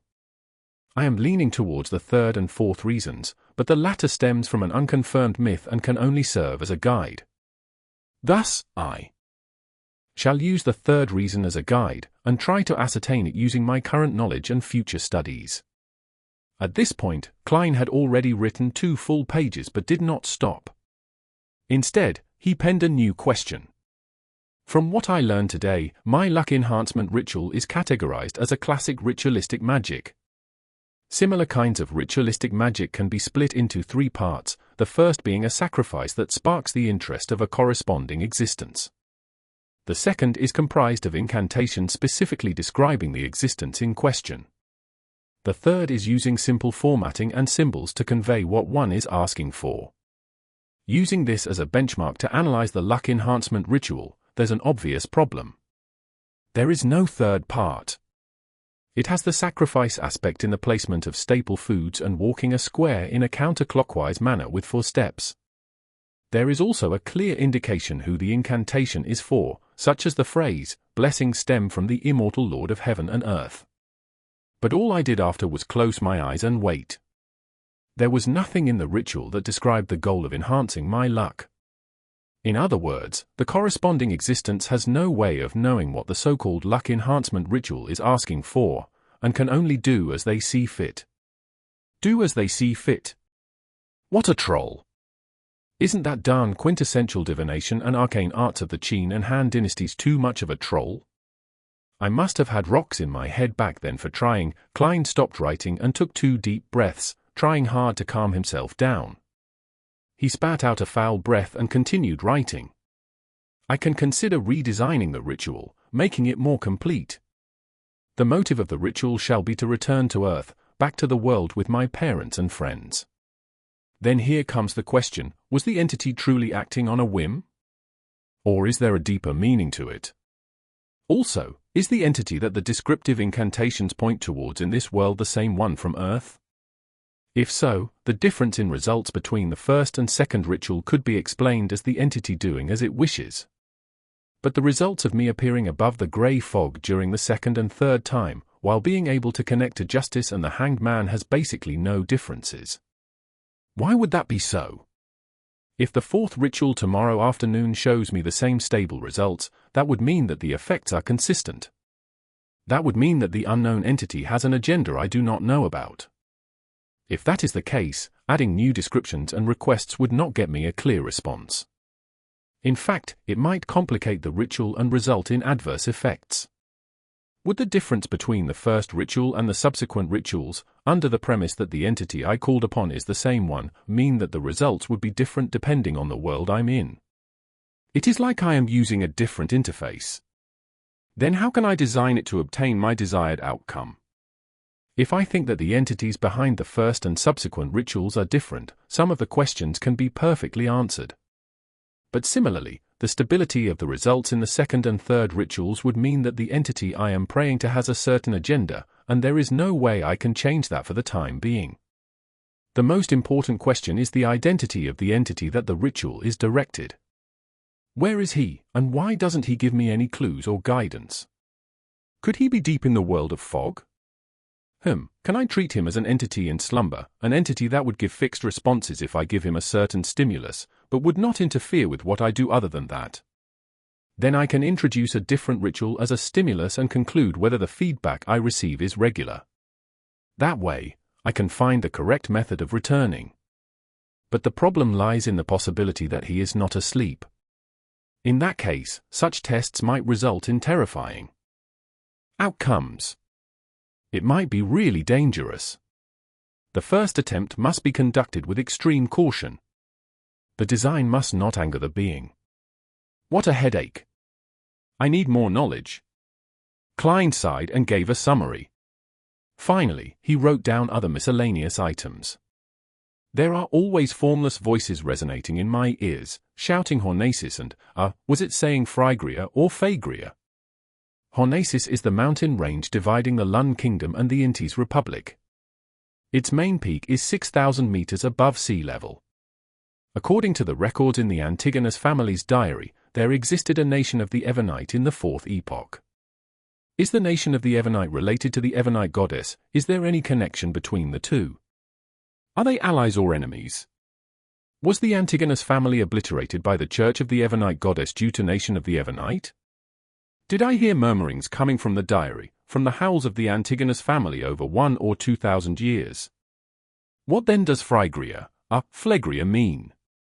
An interesting question. To be able to leave behind such a diary, to leave behind sealed artifact 249 implies that the Antigonus family had possession of a relatively powerful beyond a power. If that is so, which sequence did they possess? Was it complete or not complete? My realization that the diary is in the hands of Ray Bieber was a bit of a coincidence, but without any indication of it being arranged, could my fate really be tied up with that diary's? His ideas were penned on the pieces of paper. Klein tried his best to write down the events he had experienced and his guesses about their meaning. He wrote a total of 4 pages on both sides of each page. Klein suddenly tore off the 4 pages and read them from top to bottom, sometimes marking certain sections with his pen, adding a few sentences at other times.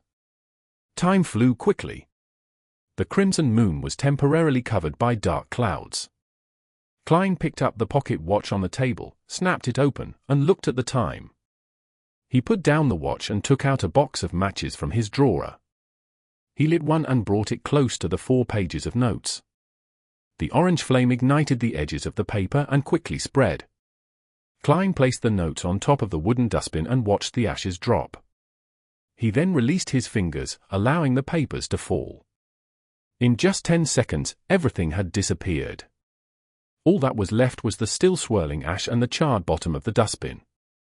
As there was Emperor Roselles' secret diary in this world, Klein did not dare leave behind any evidence that he knew how to write Chinese. If old Neil and the rest discovered the 4 pieces of paper he wrote, he would have no idea how to explain the matter. And while writing the confidential questions, Klein was worried that the one paying attention to his dreams would be able to see and decipher the contents no matter which language he used, be it Lun, Ancient Fasak, or Hermes. Therefore, he could only write notes in Chinese to organize and summarize. After he was done with the task, he burned the notes to leave no traces. And precisely because there was no way of saving, he set up a plan for himself.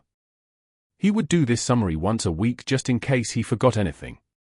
As he watched the ashes fall, Klein pulled out a white piece of paper. He wrote the title, "To My Respected Mentor." He wanted to write to Senior Associate Professor Quentin Cohen, asking if he had any relevant historical information about the main peak of the Hornaces mountain range. Chapter 58. A Train of Thought. Translator, Atlas Studios. Editor, Atlas Studios. The next day, a Monday morning. Klein, who had the day off, didn't leave home. Instead, he gave Melissa his letter directed to Mentor Cohen Quentin and more than enough money to buy stamps. He entrusted her with the job of mailing the letter at the post office near the Tingen Technical School where she studied. After breakfast, he slept in to make up for the lack of sleep caused by the previous night's work. He only woke up because of his stomach's grumblings close to noon. He heated up some leftovers from the night before and ate them with a loaf of rye bread. Klein grabbed a newspaper and entered the bathroom on the 2nd floor. Whenever he did that, he couldn't help but sigh at the lack of a cell phone. After about 7 or 8 minutes, he left the toilet refreshed and washed his hands. He then returned to his bedroom and locked his door. Klein drew the curtains, lit up the gas lamp, and cogitated for half an hour. After practicing his spiritual vision, spirit dowsing, and dowsing rod for half an hour, he spent another hour mentally reviewing the mysticism knowledge he had gained recently. After doing that, he ripped up the old newspaper and crumpled them into a few balls. He wrote on them, "Moonflower candle, full moon essence oil," and other names of materials. He followed the prescribed steps of ritualistic magic in his head in order to master every little detail. Until he was entirely familiar with it, he didn't intend to try ritualistic magic because it was both a waste of materials and also easily attracted danger. He repeated again and again until he picked up his silver pocket watch patterned with vine leaves and took a glance. He realized that it was 2:45. He considered for a few seconds and brought the scraps of old newspapers to the kitchen on the 1st floor to burn them.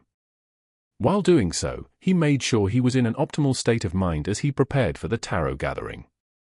Locking his bedroom door once again, Klein didn't wait for the clock to strike 3. He planned to enter the area above the grey fog ahead of time. He wanted to seize the chance to explore the place thoroughly. As Klein stood in an empty spot in his room and started walking counterclockwise, he suddenly worried that Justice and the Hanged Man had yet to enter a suitable environment. He thought of a particular matter. Would they be disturbed or discovered? He had previously mentioned to allow Justice and the Hanged Man to apply for leave ahead of time if they needed to be absent from the gathering for some reason such as being unable to find time alone or unexpected circumstances. It would have been an almost unsolvable problem for Klein in the past. There was no way he could build an entire server-based internet by hand in a different world, right? Any technology beyond the telegram could expose him. But now, he had suddenly found inspiration from ritualistic magic. Ritualistic magic borrows the powers of others by seeking the help of different existences. Similar incantations would make it clear who it is directed to in the beginning, such as the Evernight Goddess or the Lady of Crimson. It would be a description of the unknown and clandestine existences. Then, can I amend the chant and redirect the beginning of the chant towards myself? This way, even if Justice and the Hanged Man conduct the ritual in different locations, I would receive their messages. Klein suddenly felt fresh insight as he began analyzing the likelihood of the method working. There are two difficulties. First, I am not an incredibly strong high-level sequencer. Even if the description of the incantation was directed to me, I couldn't possibly receive the request. Second, how can I ensure that the description of the chant is directed at me accurately, and doesn't stray away and hit some other unknown existence that fits the description? That would be incredibly dangerous. Klein paced back. And fourth, deep in thought for a possible workable solution. He went in circles with silent footsteps. Then, he naturally linked the matter with the mysterious world of the grey fog. Even if I can't receive the message, that doesn't mean the grey fog can't. Its connection with the crimson stars can drag a person into the space directly, regardless of where they are in the physical world. I could consider tying myself to the mysterious space together during the directed description. In accordance with this train of thought, even though I might not immediately receive the request when the other party is holding the ritual, I will still be able to see the corresponding messages whenever I enter the grey fog. To put it simply, it is the difference between being online and offline on an instant messaging system. Klein became more excited the more he thought. He felt that his idea was worth a try. What kind of description could be used to precisely direct a message to me and to the grey fog world? He started thinking about the actual details. In fact, he had an incantation that would definitely work. It was none other than the Lund translation of blessings stem from the celestial worthy of heaven and earth. But herein lies the problem: he would lose control of the grey fog and lose his leading role. He could only exclude it. Fall from an alternate world? No way. It is quite accurate, and there is almost no other existence that fits the criteria, but it would expose my biggest secret. Klein thought of one incantation after another, but he crossed off each one. After about 7 to 8 minutes, he finally decided on the description of the first paragraph that directed to him. The fool that doesn't belong to this era. It was obviously not accurate enough, therefore, Klein quickly added, the mysterious ruler above the grey fog. The combination of the two lines practically limited it to him. Furthermore, he had tied the grey fog to him. It's still a little short. I cannot eliminate the possibility that there are multiple spaces and rulers above the grey fog. I cannot eliminate the fact that the description might be directed to the spirit world. Klein creased his eyebrows and planned on making it more certain. He thought for a full minute and finally decided on the last part of the description. The king of yellow and black who wields good luck. It shared a similar meaning to blessings stem from the exalted the arch of heaven and earth one. If the incantation purely depended on that part of the description, it might end up being directed away and provoking unknown dangerous existences. But with the first two lines as a limitation, and his experience of arriving above the fog through a similar incantation, he believed that the target's description could result in a perfect lock-on. Klein wasn't sure if casting the ritualistic magic with those three descriptions would be effective, but he was definite that it would not attract the attention of another existence, it wouldn't throw justice and the hanged man into danger. Klein heaved out a long sigh and recited the incantation that he had decided upon. The fool that doesn't belong to this era, you are the mysterious ruler above the grey fog, you are the king of yellow and black who wields good luck. He nodded his head slightly and took out his pocket watch to confirm the time. It's already 2:58. Without further thought, Klein put away his pocket and entered cogitation. Soon he chanted and took 4 steps counterclockwise to form a square. The most ferocious noises and heart-stirring roars were heard once again. He felt the headache that was even harder to deal with than the pain of consuming the seer potion. The pain was not a sharp pain that tore through his head. It was a throbbing pain that made him manic and irrational. It was a pain that left him in chaotic confusion. Klein controlled himself using cogitation and tried hard to ignore the voices. The muttering and murmurs receded like the tides. His body became ethereal, along with his spirituality. Everything seemed to float. The boundless grey fog appeared before his sight, the crimson stars at varying distances from him, just like pairs of eyes. Above the grey fog stood the palace, lofty and towering like the home of a giant. It was as though it had been there for millions of years. All Klein did was will it, and he disappeared from where he was, reappearing at the seat of honor at the long bronze table with 22 high-back chairs. The effect of the ritual is definitely fixed, Klein muttered. He tapped his glabella gently and allowed the fog to engulf him, ones thicker than before. According to the description of the hanged man, if Justice had become a spectator, it would be best not to reveal any of his tics before her. Without any time for exploring, Klein extended his right hand and formed an invisible connection, connecting him to the two familiar crimson stars. On the roaring blue waves of the Sonia Sea, an ancient sailboat was sailing with the wind. Alger Wilson locked himself in the captain's cabin and made Ghost Ship provide him the best protection. He opened the pocket watch before him and laid it next to the brass sextant. The clock was ticking without joy as it exuded nervousness. When the hour hand, minute hand, and second hand aligned, there was an explosion of crimson before Alger Wilson. It ignored the layers and layers of protection he had placed over himself. His sigh reverberated across the captain's room. Audrey Hall laid against a down feather pillow and glanced at the yellow paper in her hand.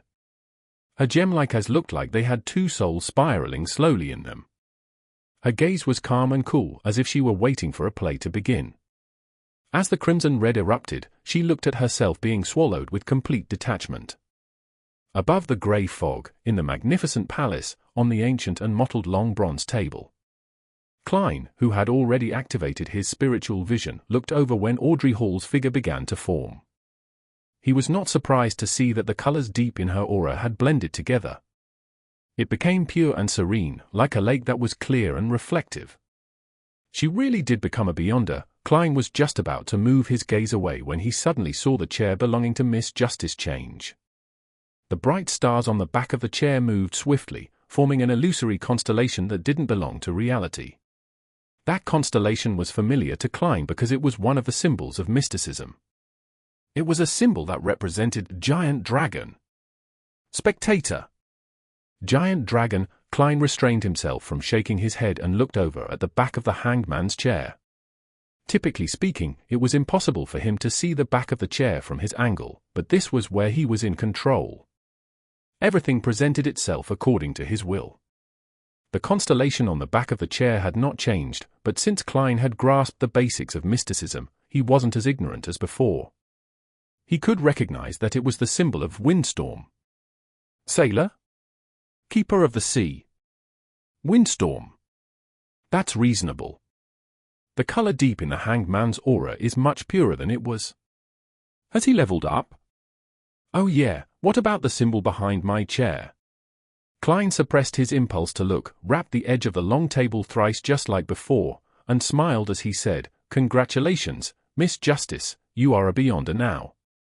He can tell straight away. Audrey was stunned and smiled faintly. "Thank you, Mr. Fool, and thank you, Mr. Hanged Man." "That was much faster than I thought," Alger Wilson said honestly. Klein didn't continue the topic but tapped his glabella and said with a smile, "Lady, sir, have either of you found Roselles' diary?"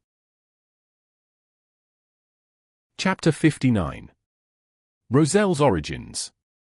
Translator Atlas Studios. Editor Atlas Studios. Upon hearing the fool's question, Audrey did not immediately answer like in the past. Instead, she widened her crystalline eyes and glanced at the hanged man with a scrutinous attitude. Alger subconsciously subdued his body motions. After a few seconds of silence, he said, "I found 2 pages of the Emperor Roselles' diary and have memorized their contents." "I have 1 page," Audrey, whose vision was obscured by the fog, said as though she was removed from the conversation. "Pretty good." Klein did not allow his joy or his disappointment be noticed from his voice. He felt joy as there were 3 full pages, but disappointment also because there were only 3 pages. Their initial search for the diary was definitely easier, for all they had to do was ask through their connections and channels they were already familiar with. Collecting the pages would become more and more difficult as time went on, as it would involve more and more elements. "Should we express them now?" Audrey inquired with a calm tone. He maintained his posture without any change. He had to be cautious in front of a spectator. As he finished his sentence, pieces of yellowish-brown goatskin parchment and dark red fountain pens appeared in front of Audrey and Alger. The 2 of them picked up their pens and started to recall the symbols they had seen. They also infused the emotions of expressing them out. Silently, lines of text appeared on the goatskin. Some of them appeared proper, some delicate, others slanted. In a mere minute, the contents that Alger and Audrey had forcibly memorized were all written. Klein willed the 3 pieces of parchment into his hands. He gave the pages a cursory glance and realized that some of the grammar was wrong. There were also missing and wrong words in the content. But experimentation had proved that incorrect sequencing of words to some extent did not affect the overall comprehension of Chinese. Klein was also not afraid of missing words since he often read web novels filled with censored asterisks. The 8th of April. I stood at the bow of Black King and stretched my arms, saying to Grimm and Edwards, "My fortune is yours for the taking, but you'll have to find it first." I left everything I own at the ends of the fog sea. They did not understand my humor at all and even asked if I really had other treasures. How boring. You can't be my 4 horsemen of the apocalypse if you keep at that. April 11th. I discovered a nameless island that was not on a safe sea route. There are a good number of extraordinary animals there. No, I prefer calling them extraordinary beings, it feels more impressive that way. Other than that, there are several weird creatures on the island. I believe that if Darwin had been transmigrated there is no way he could have written his theory of evolution. April 15th. Grimm has suddenly become a little odd. Has he been infected by something? When did the Emperor Roselles, who was born in the Intis Kingdom, set off on a voyage? The Fog Sea should be the sea west of the Intis Republic. Yeah, I need to use historical information from the library to cross-reference this. Klein quickly finished reading a page, casting his gaze to the back of the piece of paper. At this point, he no longer hid the fact that he could decipher Emperor Roselles' secret symbols since this ability fitted the persona and status of the fool. Audrey and Alger did not speak. They waited silently, as if unsurprised by such a revelation. In fact, they even believed that it was only right. October 2nd. They actually wanted me to marry Matilda from the Abel family without even consulting me first. Heavens, I have not even met her. No, I must decline. Even if I were to run away from home and survive on my own and suffer the vicissitudes of life, I must fight against this marriage. October 5th. Miss Matilda is really pretty. October 6th. Her personality and her demeanor is just my type. I'm starting to look forward to the marriage. Hey, Emperor, where is your integrity? Klein leaned back into his seat, not allowing his emotions to pass through the fog. He realized that Gustav did not write in his diary every day early on. Most of the time, he would only write in the diary when there were certain events that he needed to lampoon, record, or to vent his emotions. He shifted his gaze downward. Klein looked at the last sentence of this page. October 9th. They actually called me the son of the steam.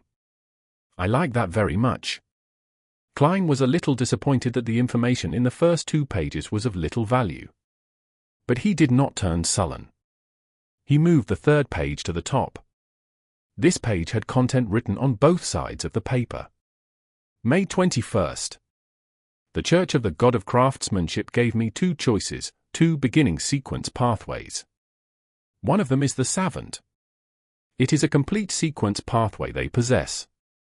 The other is Mystery Prior, which they obtained from the Moses ascetic order, but it lacks the higher sequences.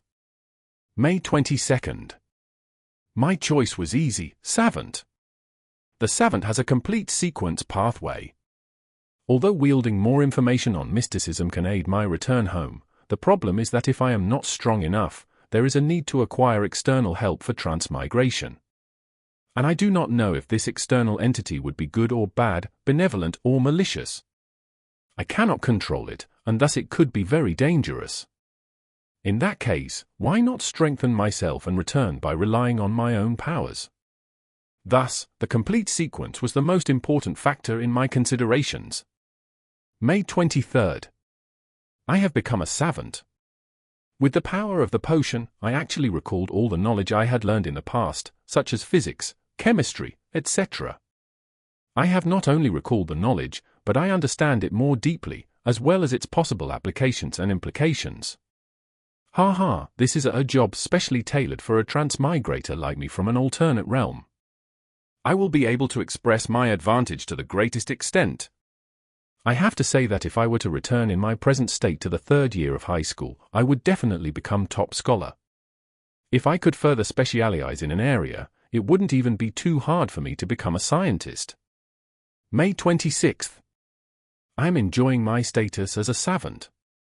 Something odd worth mentioning. When I address myself as a savant, doing things that are in line with this role, the murmurings that drive me crazy become considerably softer. I have also been able to control my occasional temper outbursts. I have also recalled the matter regarding the diary. Is this the cacting that the mysterious Mr. Zaratul mentioned? This could be key in resolving the side effects posed by potions. As Klein read the diary page, he had a deep realization that there was a fundamental difference between how he and the Emperor Roselles did things. For example, regarding the matter of returning home, Klein considered grasping in-depth knowledge of mysticism to avoid risks and accomplish his goal, while Emperor Roselles preferred to rely on himself and face the risk. I have to say, I envy people like that sometimes. Perhaps everyone yearns for something they do not possess. Of course, I also have to consider strengthening myself. Both of these are important, Klein thought, sighing a little. The description provided by Emperor Roselles about acting instilled Klein with confidence that the conclusion he made about acting yesterday was more or less correct. He put the 3 diary pages down, looked up at Justice and the Hanged Man. He smiled and said, "My apologies, I was too absorbed in reading them."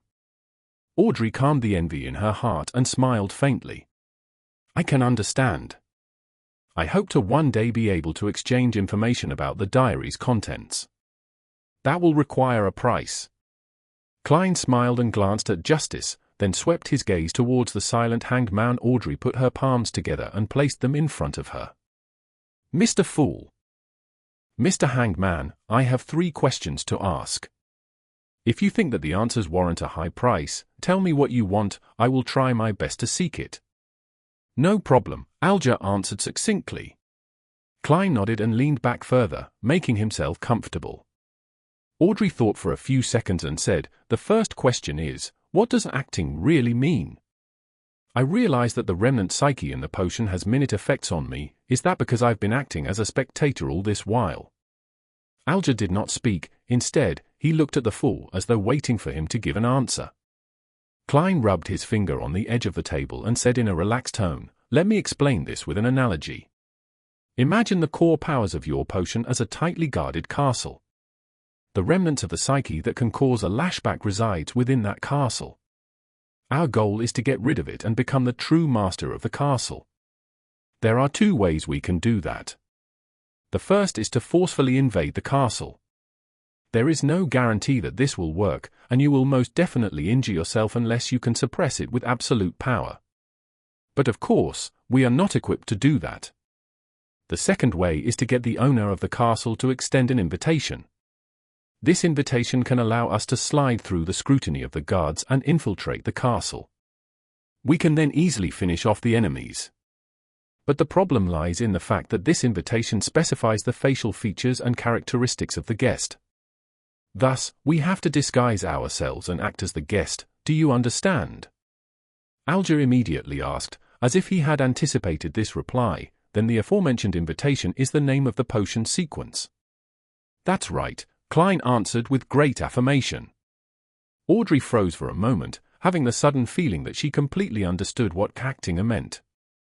She immediately exited her spectator state due to her excitement. She praised in joy, "What an exceptional method, I think it fits your title. Its style is very compatible with the fool. I would never have believed that acting would have such an effect. Luckily, I have been acting as a spectator the past few days." She paused for a moment before saying, "I think that this is a very valuable answer. My heart is not at ease accepting it for nothing. Mr. Fool, what do you need in exchange? Of course, I still remember that I owe you a page of Emperor Roselles' diary." More pages of Roselles' diary, or Klein paused for a moment. He had wanted to get information about the sequence regarding the seer but felt that such a low-level request would ruin the mystical image of the fool.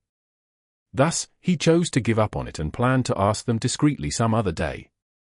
I just advanced recently and have yet to completely digest the seer potion, he consoled himself and added on without expression, anything regarding the Antigonus family, even if I'm already aware of them myself.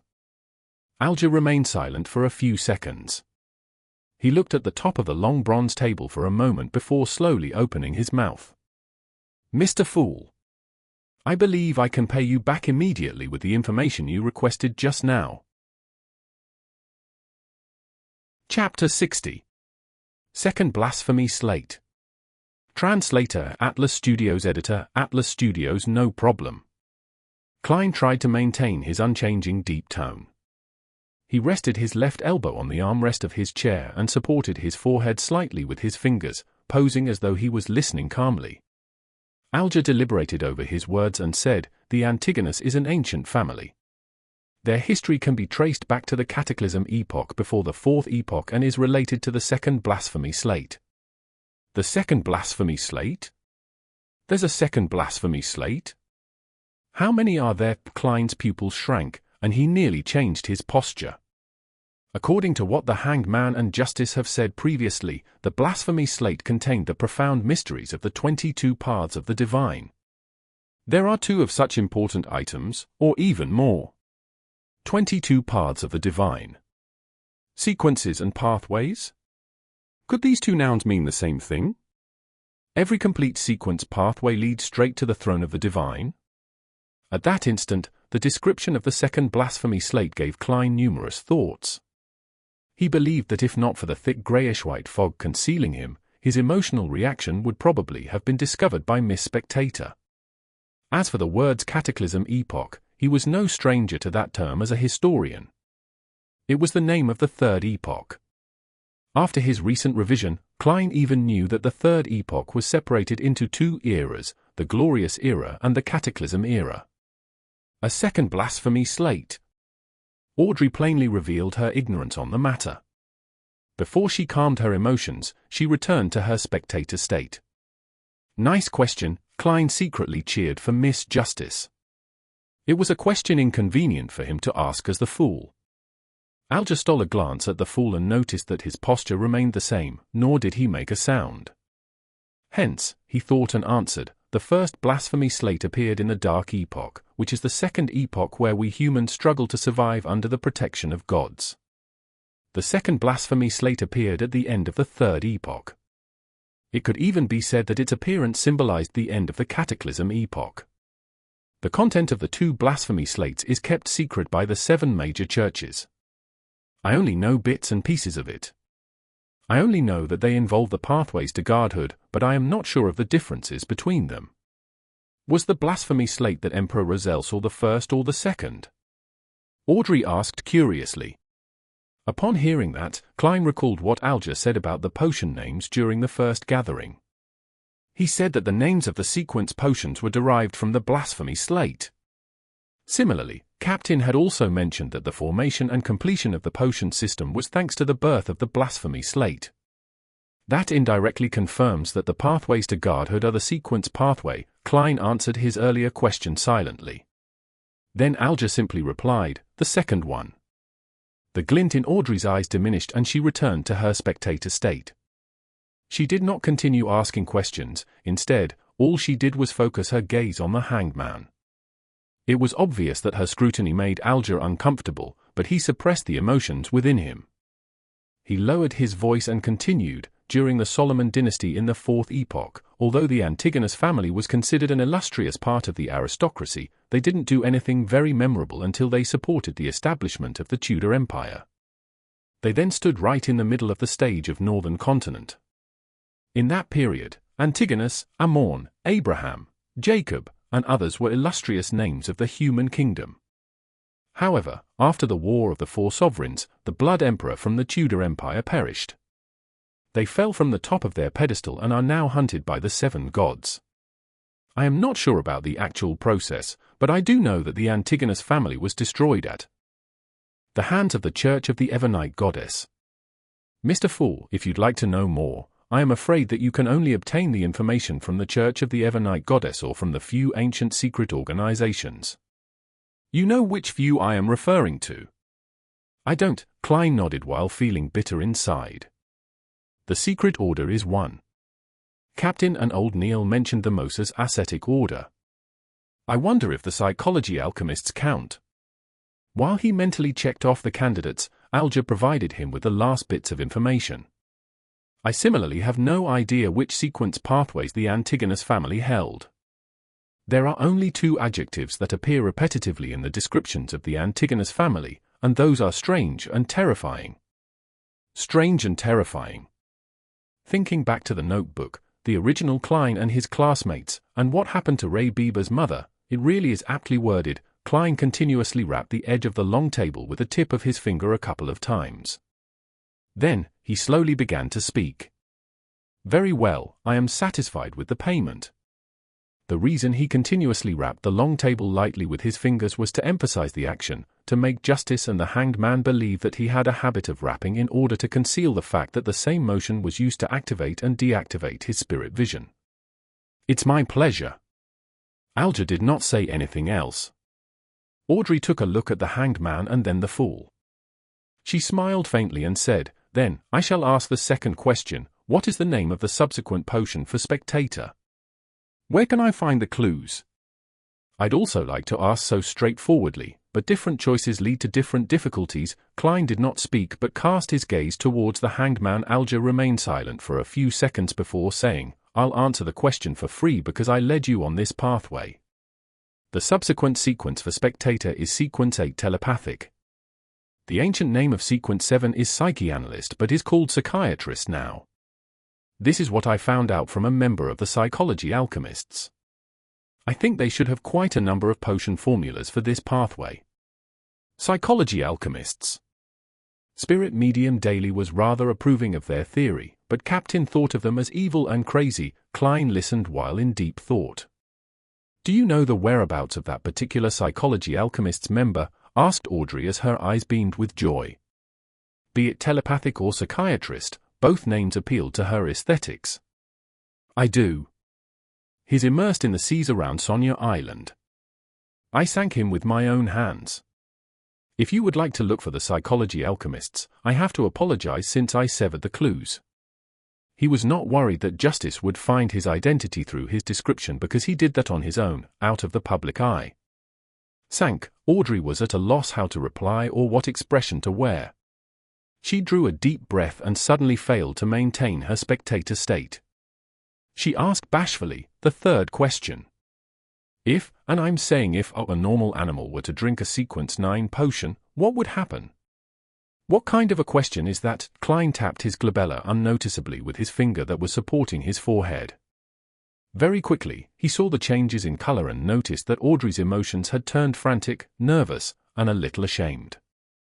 Could she have done something that stupid? Klein was astounded, but didn't find it strange. After the past two gatherings, he was certain that Miss Justice was quite an airhead. The Hanged Man, Alger, was obviously dumbfounded as well. He took a while to reply. Normal animals do not have the brains of humans. They wouldn't be able to learn cogitation in a timely manner. Therefore, it would most likely lead to immediate death or a breakdown into a monster.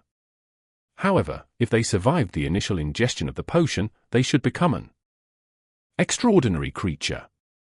If the potion has the ability to enhance their intelligence, they can even become smarter. All right. Audrey breathed out a silent sigh and nodded while saying with a relaxed tone. I have no other questions. Alger considered for a moment and did not mention matters regarding the Aurora Order or the listener.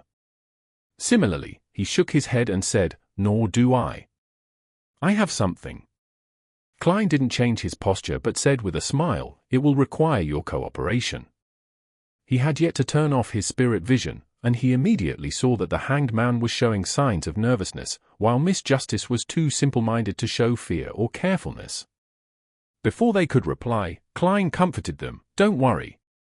It's trivial. If it succeeds, it will be beneficial to you, so I wouldn't be paying extra remuneration. Go ahead. Audrey instinctively entered the spectator state, but she couldn't see through the thick grey fog engulfing the Fool. As you will, Alger replied, steadying himself. Klein moved his fingers and smiled when he said, "Previously, I said that we would do some experiments to enable you to ask for a leave of absence. That way, you do not have to worry if you have to be somewhere inappropriate on a Monday afternoon. That's our wish." Audrey loosened her tightly knitted eyebrows. Alja thought and said, "What do you need us to do? You could try a piece of ritualistic magic during your free time. It need not be too formal. As long as you are in an environment that won't be disturbed. Put 4 brand new candles on an altar, placed on 4 corners respectively. It's best if they are candles with a sandalwood scent. Put a loaf of white bread near the candle on the top left corner, a bowl of phainopota noodles near the candle on the top right corner, paella by the candle on the bottom left corner, and a desi pie by the candle on the bottom right corner. Use a silver knife to make a sealed spiritual environment." Klein described his modified version of the luck enhancement ritual and taught Miss Justice how to create a spiritual environment for free. To be frank, as the ritual was targeted at himself, Klein believed that the former part, which was intended to attract the interest of an entity, could be omitted completely. However, he still worked hard to make the procedure seem important. Of course, it didn't comply with what old Neil taught about gods being second and oneself being third. Mix moon flowers, gold mint, slumber flowers, fingered citron, and rock rose together, then distill it. Extract it for its essential oil, then pour a drop onto each candle. Audrey listened with piqued interest as she recorded all that he said. When he was done, she asked, "What about the incantation?" "Mr. Fool, what's the corresponding incantation?" Alja stopped writing with the fountain pen in his hand as well. He turned his head to look at the fool. Klein, who was immersed in the grey fog, tapped the edge of the long table with his finger lightly and said calmly and monotonously in Hermes, "The fool that doesn't belong to this era. You are the mysterious ruler above the grey fog. You are the king of yellow and black who wields good luck." Chapter 61. Strange Symbol. Translator at Atlas Studios. Editor at Atlas Studios. The fool that doesn't belong to this era, the mysterious ruler above the grey fog. King of yellow and black who wields good luck. Audrey Hall recited the 3 descriptions to herself silently. She suddenly felt a tumultuous wave of emotion go through her, preventing her from maintaining her spectator state. As an aficionado of mysticism, she had learned Hermes that was used in rituals and had tested out the rituals that fellow noble aficionados mentioned in private gatherings before she was pulled into the grey fog or made formal contact with beyonder powers. None of those rituals had any effects, but they had given Audrey a basic understanding of the structure of incantations. Thus, she knew clearly what these 3 incantations described and signified. The descriptions usually described one of the 7 gods that looked over this world. Thus, the Fool's incantation was claiming status equal to the Lady of Crimson, Mother of the Secrets, and the Empress of Disaster and Horror. Is Mr. Fool the unknown, mysterious, powerful, godlike entity that Glaint spoke of? The source of danger that we must avoid in rituals? Audrey quickly recalled the comments made during the strange rituals which she and her friends did not dare attempt back then. She was momentarily at a loss for words. Alja Wilson, who knew and understood much more than Audrey, shivered from the bottom of his heart. If the ritualistic magic which Mr. Fool designed truly points to him to allow him to accept our requests, we would have to be addressing him with him. He is to be addressed in the 3rd person, which is reserved for gods. How lucky, how smart I was to act in concert with him and not do anything foolish. Even when I was testing him, I did not step beyond the boundaries of normalcy. Could he perhaps be an ancient, mysterious, horrifying existence, only that he does not appear before us in his true form and name? The primordial Demoness, the hidden sage, or the true creator which many mysterious churches believe in. Alja understood that the fool he was looking at now might not be his true form. He might not even have a gender or be a humanoid creature. Klein propped his forehead up with one hand and tapped on the table with the other hand. He acutely noticed the changes happening to the Hanged Man and Justice. But he acted as though nothing happened, as if everything was within his expectations. He continued without any care. "I pray for you to give me a good dream. Moonflower, an herb that belongs to the red moon, please bestow your powers to my incantation. fingered citron, an herb that belongs to the sun, please bestow your powers to my incantation. He finished describing the incantations that belonged to another type of ritual. After he was done, he smiled. Lady, sir, have you memorized it? Audrey exhaled. She quickly covered her mouth and recalled seriously. With her improved memory as a spectator, she quickly processed the information and repeated the incantations as a form of confirmation. Alger acted more normally. His pen did not stop for a moment, no matter what he was thinking about. After Klein confirmed that Audrey was correct, he smiled and said, "If this test is successful, then we shall modify the ritual next time to achieve what we want to do. I hope that you will have the time to complete the ritual no later than Wednesday." He intended to come in here again on Thursday night to ascertain if the ritualistic magic was successful. As for why he did not allow the Hanged Man and Justice to directly request a leave of absence, Klein was worried that he would be unable to discern if the results were from them asking for leave or merely the outcome of an attempt of the ritualistic magic. Was he to pull them into the gathering if that happened? By your will. Audrey and Alger replied respectfully, collecting themselves. According to the Hanged Man's suggestion last week, we shall have a time for casual conversation after all official issues have been discussed. Who shall begin? Klein gave a hand gesture signaling for someone to start. Audrey sighed and said, "Mr. Fool, the suggestion you made regarding the exam selection and the separation between civil and political matters has received the approval of many members of Parliament. Perhaps it could become a reality. Of course, with the efficiency of this government, the bill will only appear half a year from now at the earliest." She was not worried that the Hanged Man would track her down using this piece of information. She had intentionally and intermittently dropped hints and guided those proud wives to think that they had conceived the idea.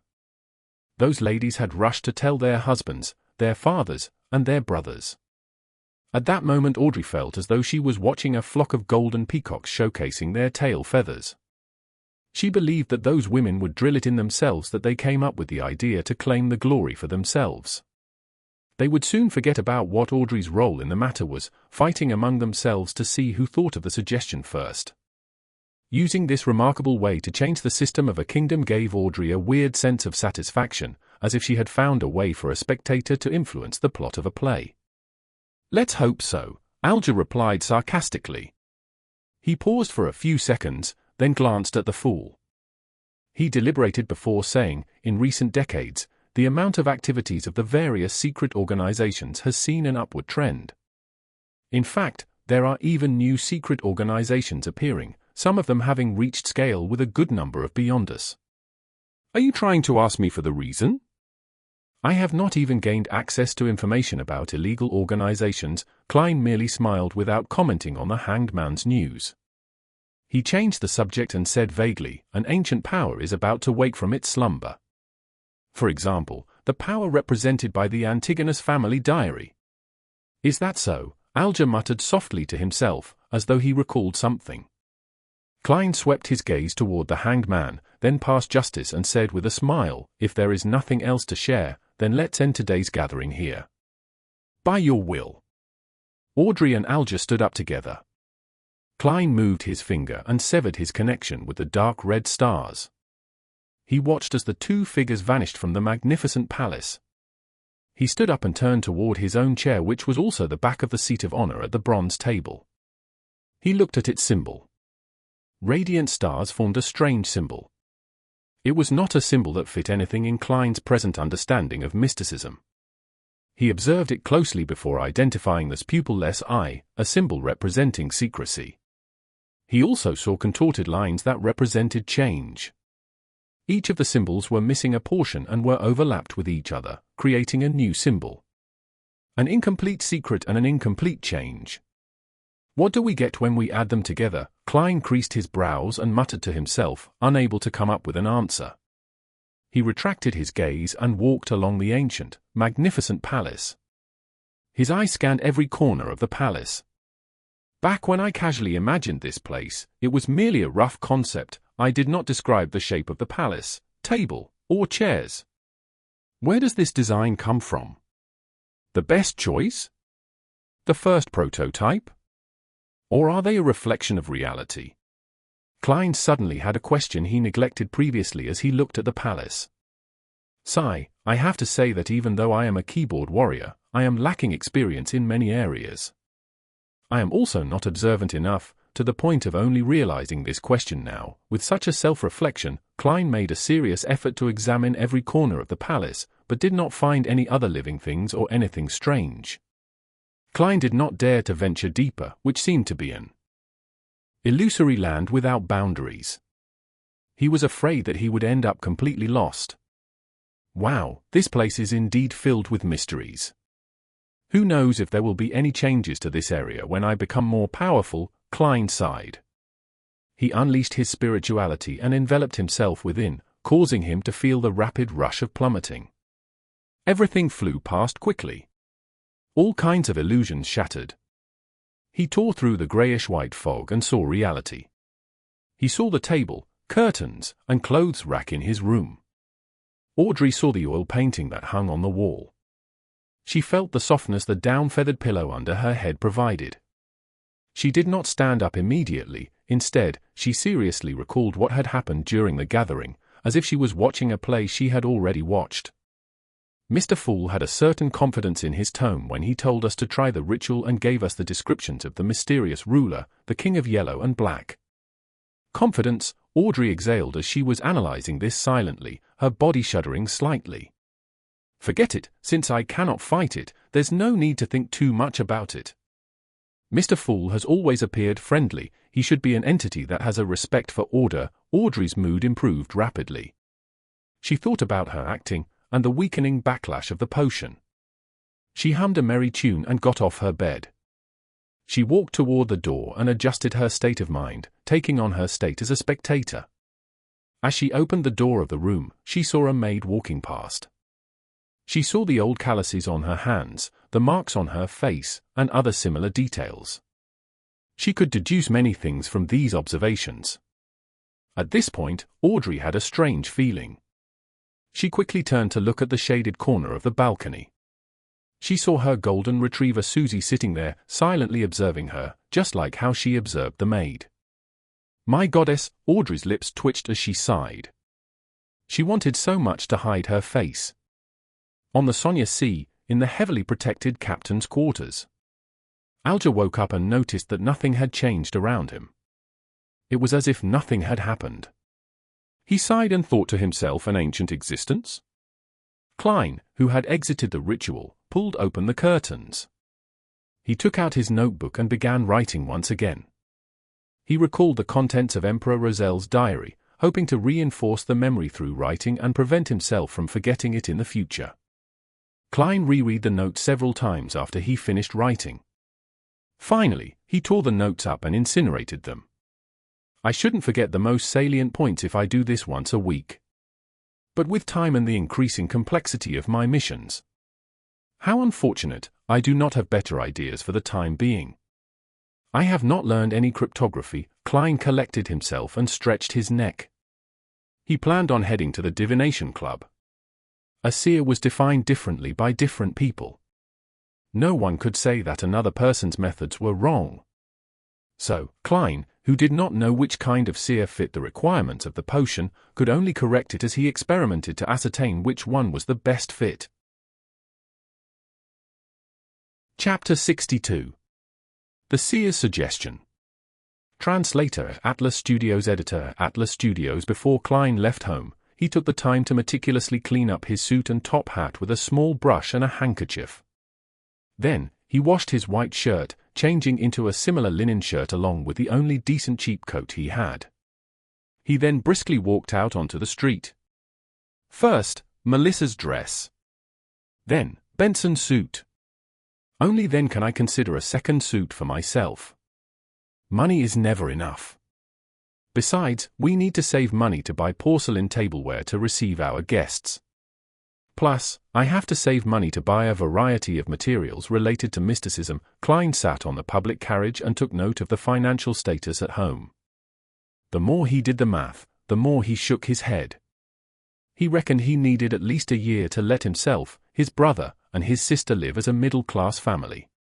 Of course, that was without taking promotions and pay rises into consideration. The public carriage drove past the streets and stopped opposite to the Divination Club on Howe Street. Klein pressed down on his black top hat and hopped off the carriage. He walked along the familiar street and entered the club located on the second floor. He then saw the beautiful brunette, Angelica. There was a hint of swelled redness to her eyes, but she looked extremely relaxed. Klein raised his hand to tap his glabella lightly and carefully examined her. He found out that the grayness deep in Angelica's emotional colors had greatly dispersed. It had been replaced with sunlight-like whiteness. After taking it in, Klein walked over, took off his hat, and smiled. "Madam Angelica, it's a lovely day today, isn't it?" Angelica lifted her head and was briefly shocked. She then beamed and said, "You are just like Mr. Vincent's cat. You don't make any sounds while walking, do you? You managed to tell?" I forgot that you are a fortune teller skilled in face reading." She paused, then she gently bit her lip before bowing. "Thank you. Thank you for your suggestion yesterday. I feel much better. I haven't been this relaxed, happy, and contented in a year." Upon hearing her show her sincere gratitude, Klein was infected with the joy and happiness she had. The corner of his lips lifted, and he said, "It's my pleasure." As he spoke, he could feel his spirituality relax and turn livelier. Is this what the seer potion wants? A seer that can really help the inquirer? Klein pinched his glabella as though he was thinking before secretly tapping twice. It had to be said that he found the action of activating and deactivating his spirit vision in practice insufficiently inconspicuous. However, the problem was that he hadn't thought of a better solution yet. As he had just become a seer recently, his spiritually had yet to reach its limit, and the same was applied to his mastery. Hence, there didn't seem to be many suitable locations for an activation switch for his spiritual vision. The glabella was the best option by far. When I become a true seer after fully digesting the potion, I should be able to design a more inconspicuous activation motion. Klein nodded unnoticeably and walked towards the half-open meeting room. "Coffee or tea?" Angelica asked hurriedly. "Desi coffee," Klein answered. He planned on trying out all the drinks the Divination Club had to offer. Then, he saw that there were 6 or 7 members present, but not Hannes Vincent, who was almost always was. "Mr. Vincent isn't here." Klein stopped in his tracks and asked a passing question.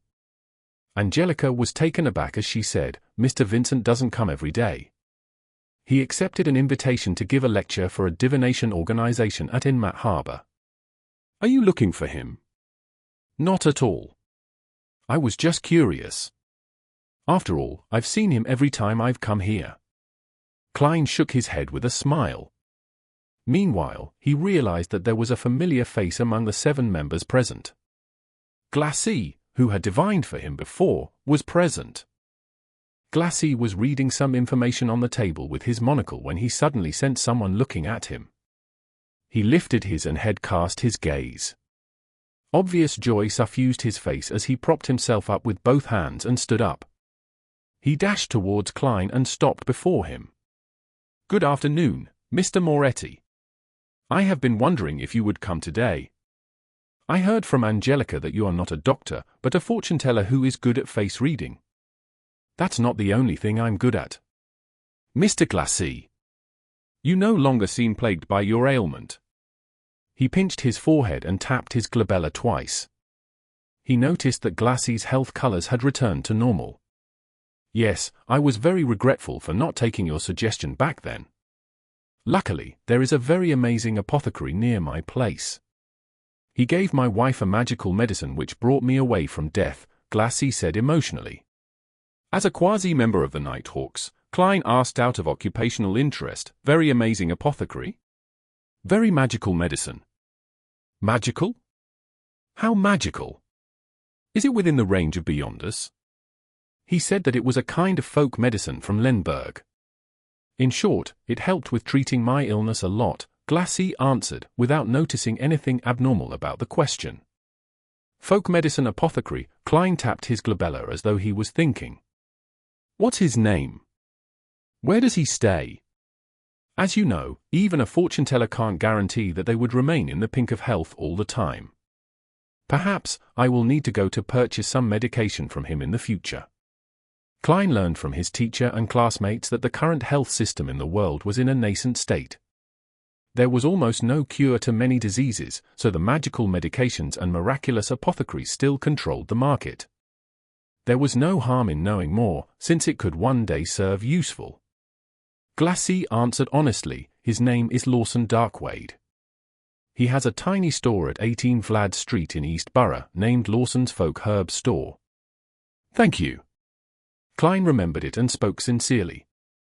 Glassy turned around and invited him to sit beside him. At that moment, Angelica came over to serve the coffee she brewed. Compared to Southville coffee, Desi coffee is more fragrant, but has quite an inferior taste. Klein took a sip and savored it for a moment. Glassy hurriedly deliberated his words when he saw Klein put down his white porcelain cup. Mr. Moretti, can I request a divination from you? I will pay according to a price you set. 8 pence is sufficient. I will not raise the price out of the blue. Klein was hoping that someone would request his divination services. Do you need a divination room? All right. Topaz. Glassy led the way with much more familiarity. After entering the divination room and locking the door, Klein sat behind the long table. He asked in a serious voice, Mr. Glassy, what would you like the divination to be about? I have an investment opportunity, but the amount of money it involves is huge. If it fails, my family and I will take a heavy hit. I wish to know if it will be a successful investment.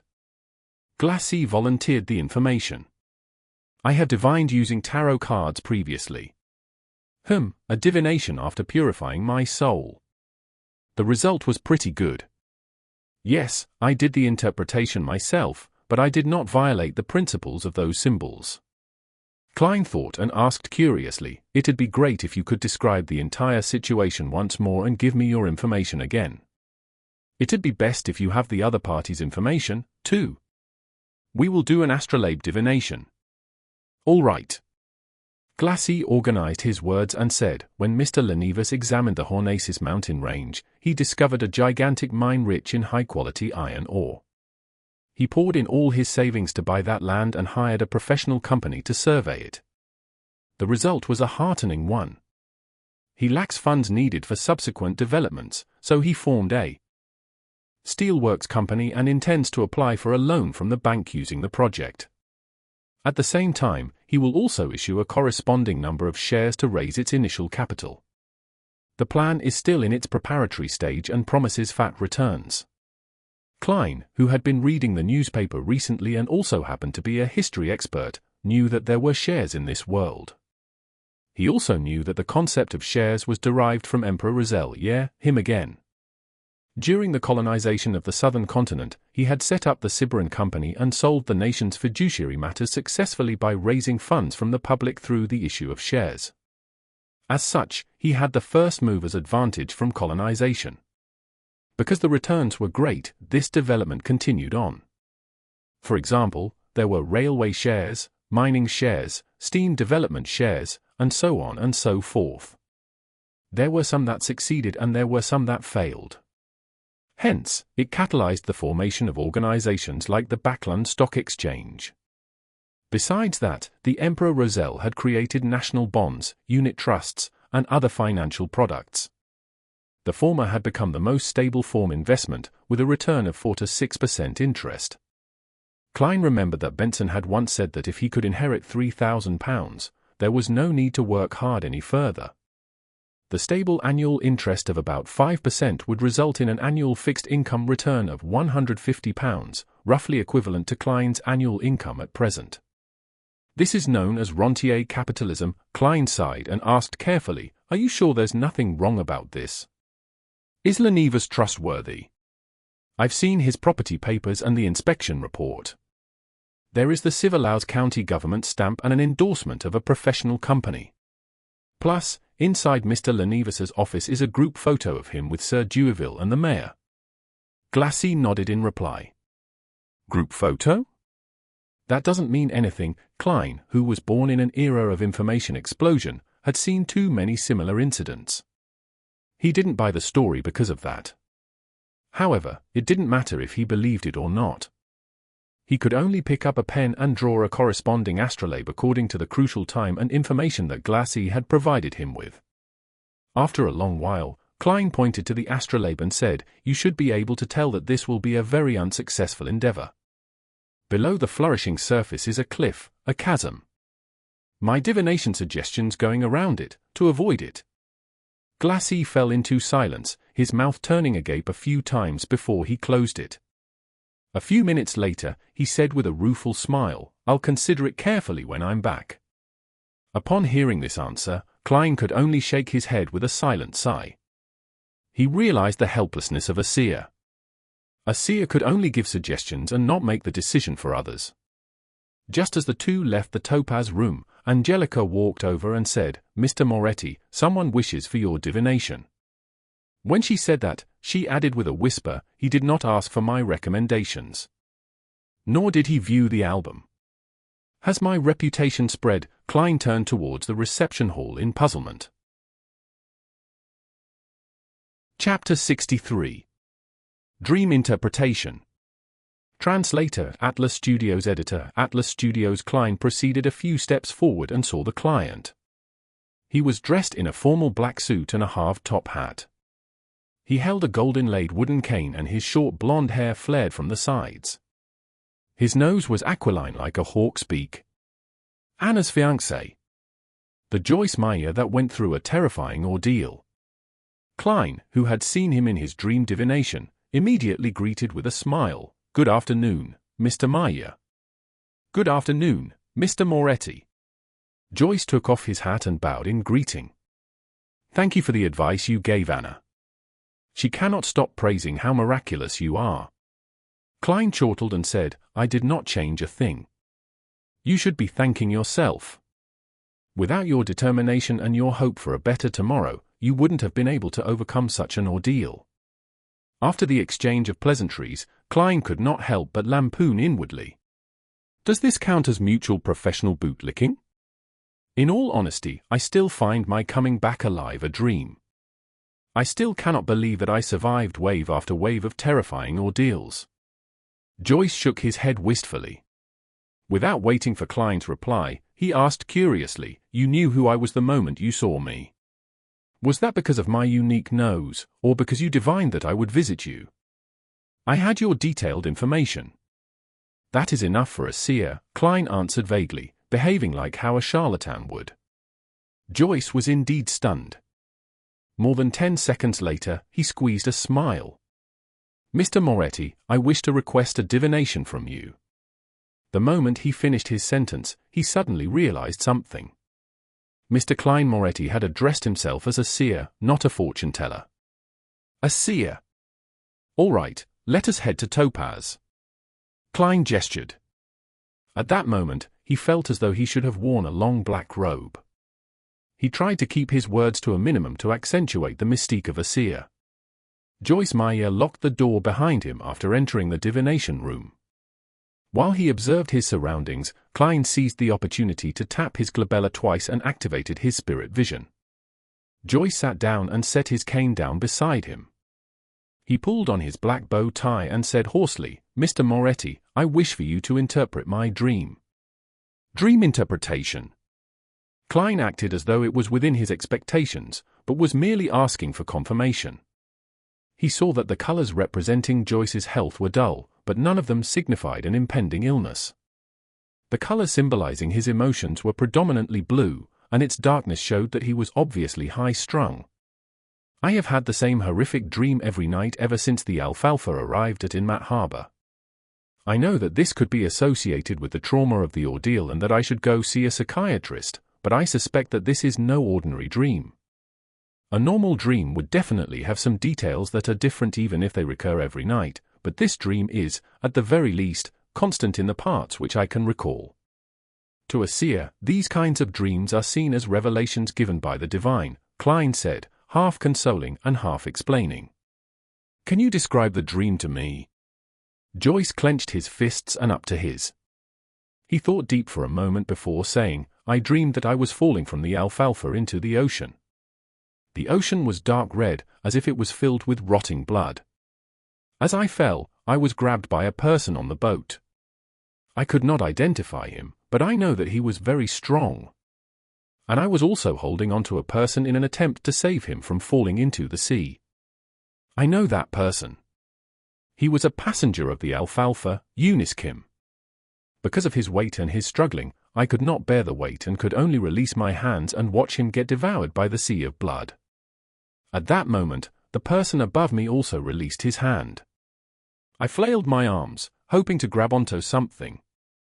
But there was nothing. I could only plummet rapidly. Then I wake up in horror, sweat covering my back and forehead. Klein held his forehead and gently rapped it as though he was thinking. He then organized his words and said, Mr. Meyer, nightmares, similar nightmares, and repeated nightmares, these are all psychological problems and have a corresponding source. The same nightmare recurring time and time again is a reminder from your spirituality. It is also a revelation given to you by the divine. Upon seeing Joyce appearing confused, he elaborated, do not have any doubt, an ordinary person's spirituality is also capable of giving reminders. I do not know what exactly happened on the alfalfa, but I can see that it was a tragedy of blood and steel. It has left a deep trauma in you. Seeing Joyce nod slightly, Klein continued, you must have been very horrified, very fearful on the ship. It is easy for a person to lose their observational skills when overwhelmed by such intense emotions, thus missing signs that they should not have been missed. This does not mean that you have not seen those signs, but you have disregarded them, you understand? Disregarded. In your subconscious, in your spirituality, the details that you have missed are present all the same. If the thing that the detail is pointing toward is important enough, then your spirituality will remind you in the form of a dream. Previously, I had similar case of disregarding a feeling, only to later realize that the diary was with Ray Bieber. But I was more sensitive and had stronger spirituality. I was also more knowledgeable about mysticism and thus could make a deduction more quickly. Klein paused for a few seconds and looked into Joyce Meyer's eyes. Did Mr. Kim, who you let fall into the sea of blood, requested you of something on the boat, but was ultimately unable to escape his fate? Joyce fidgeted his body unnaturally. He opened his mouth several times before answering, yes, but I do not pity him. Perhaps a few days or a week from now, you will see in the newspapers how cruel and evil he was. He raped and murdered at least 3 ladies and tossed a baby into the raging sea. He also led a bunch of savages who had lost their rationality and brutally massacred the passengers and crew of the boat. He was scheming, strong, and evil. I did not dare, nor could I stop him. I would only have forfeited my life. I am not doubting what you did, Klein said, making clear his stand. Then he explained, but your dream is telling me that you are feeling regret and sorry. You believe that you should not have released your hand back then. Since you believe that killing him was an act of justice, then why are you feeling regret and sorry for it, so much so that you have recurring dreams about you releasing your hand? I don't know either, Joyce shook his head, confused. Klein crossed his hands and placed it under his chin. He attempted to analyze the situation. Incorporating what I just described, it seems you have missed certain details. For instance, anything that Kim mentioned, his contents of his plea, the way he presented himself, etc. I cannot recall the incident for you, so please think about it carefully. There's nothing. All he could say back then was spare me, I surrender, Joyce muttered in puzzlement. Klein did not know exactly what happened, so he could only guide him based on what he understood from the dream. Perhaps you felt that Kim was more useful alive, that he could prove something or to explain something. Joyce knitted his brows. It was a while before he said, perhaps. I still find the conflict that arose on the alfalfa happened too suddenly and turned intense too quickly. It was as if the passive evil in everyone's heart just erupted uncontrollably. It was too abnormal, very abnormal. Perhaps I wished to interrogate Kim why he acted as though he was possessed by the devil in the first place. Klein suddenly had a stroke of inspiration after hearing Joyce's dreamy description. He spoke mysteriously with a tone unique to charlatans. No, that's not the only reason. Klein crossed his hands and held his chin up. He stared straight into Joyce's eyes and said with a slow, yet forceful tone, "Not only did you find the matter abnormal, but you also saw some things that you disregarded. And putting together these things that you disregarded results in a terrifying conclusion. Your spirituality is telling you that there is someone who should be under the highest suspicion. And that person is the one who had grabbed you but ultimately released his hand in the dream. You do not suspect him subconsciously, and thus you are unable to identify him. He is your partner. He once had control over your fate, or maybe even saved you before." Joyce leaned back suddenly, slamming into the back of the chair with a dull thud. His forehead slowly became laced with sweat, his eyes filled with confusion. Joyce suddenly stood up noisily, causing his chair to wobble and nearly fall. "Mr. Tries," he used all the energy in him to utter the name. He was a friendly and bashful little boy with a round face. He was the hero that saved the survivors. Klein did not interrupt Joyce's thoughts. He leaned back slightly and waited. Joyce's expression changed several times, finally returning to normal, a normal that had a little paleness. "I understand now. Thank you for interpreting my dream. Perhaps it is time for me to make a trip to the police station." He took out his leather wallet and fished out a 1 solely note. "I do not think that money can fully represent your worth, and I can only give you the price you asked for. This is for you." Joyce pushed the note toward Klein. "I wouldn't have minded if you gave me £10. 1 solely, you sure are like your fiancé." Klein kept up his mysterious vibe as a charlatan and said nothing, smiling as he pressed on the note. Joyce took a deep breath, wore his hat, and turned to walk toward the door. As he was unlocking the door, he suddenly turned back and said with sincerity, "Master." Klein laughed to himself. He watched as Joyce left the divination room and said silently to himself, "Whatever happened on the Alfalfa seems extraordinary. If only the captain was here. He would be able to understand everything that happened in Joyce Meyer's dreams." Tuesday at dawn. Backland, Empress Borough. Audrey, who woke up earlier, beckoned her golden retriever Susie over. She said with a serious tone, "Susie, you are also a Beyonder now. We are the same kind, you know. What I mean is that we have to help each other. Guard the door later and don't let anyone disturb me. I have to conduct a ritual." Susie looked at her mistress and shook her tail in exasperation. Chapter 64. Instigator. Translator at Atlas Studios. Editor at Atlas Studios. After instructing her golden retriever, Susie, Audrey paced around, seemingly worried. She too was uncertain if the ritualistic magic would result in anything odd. "Let's do this." Her eyes turned calm as she used her state as a bystander to view the imagined process. Soon, she came to a new arrangement.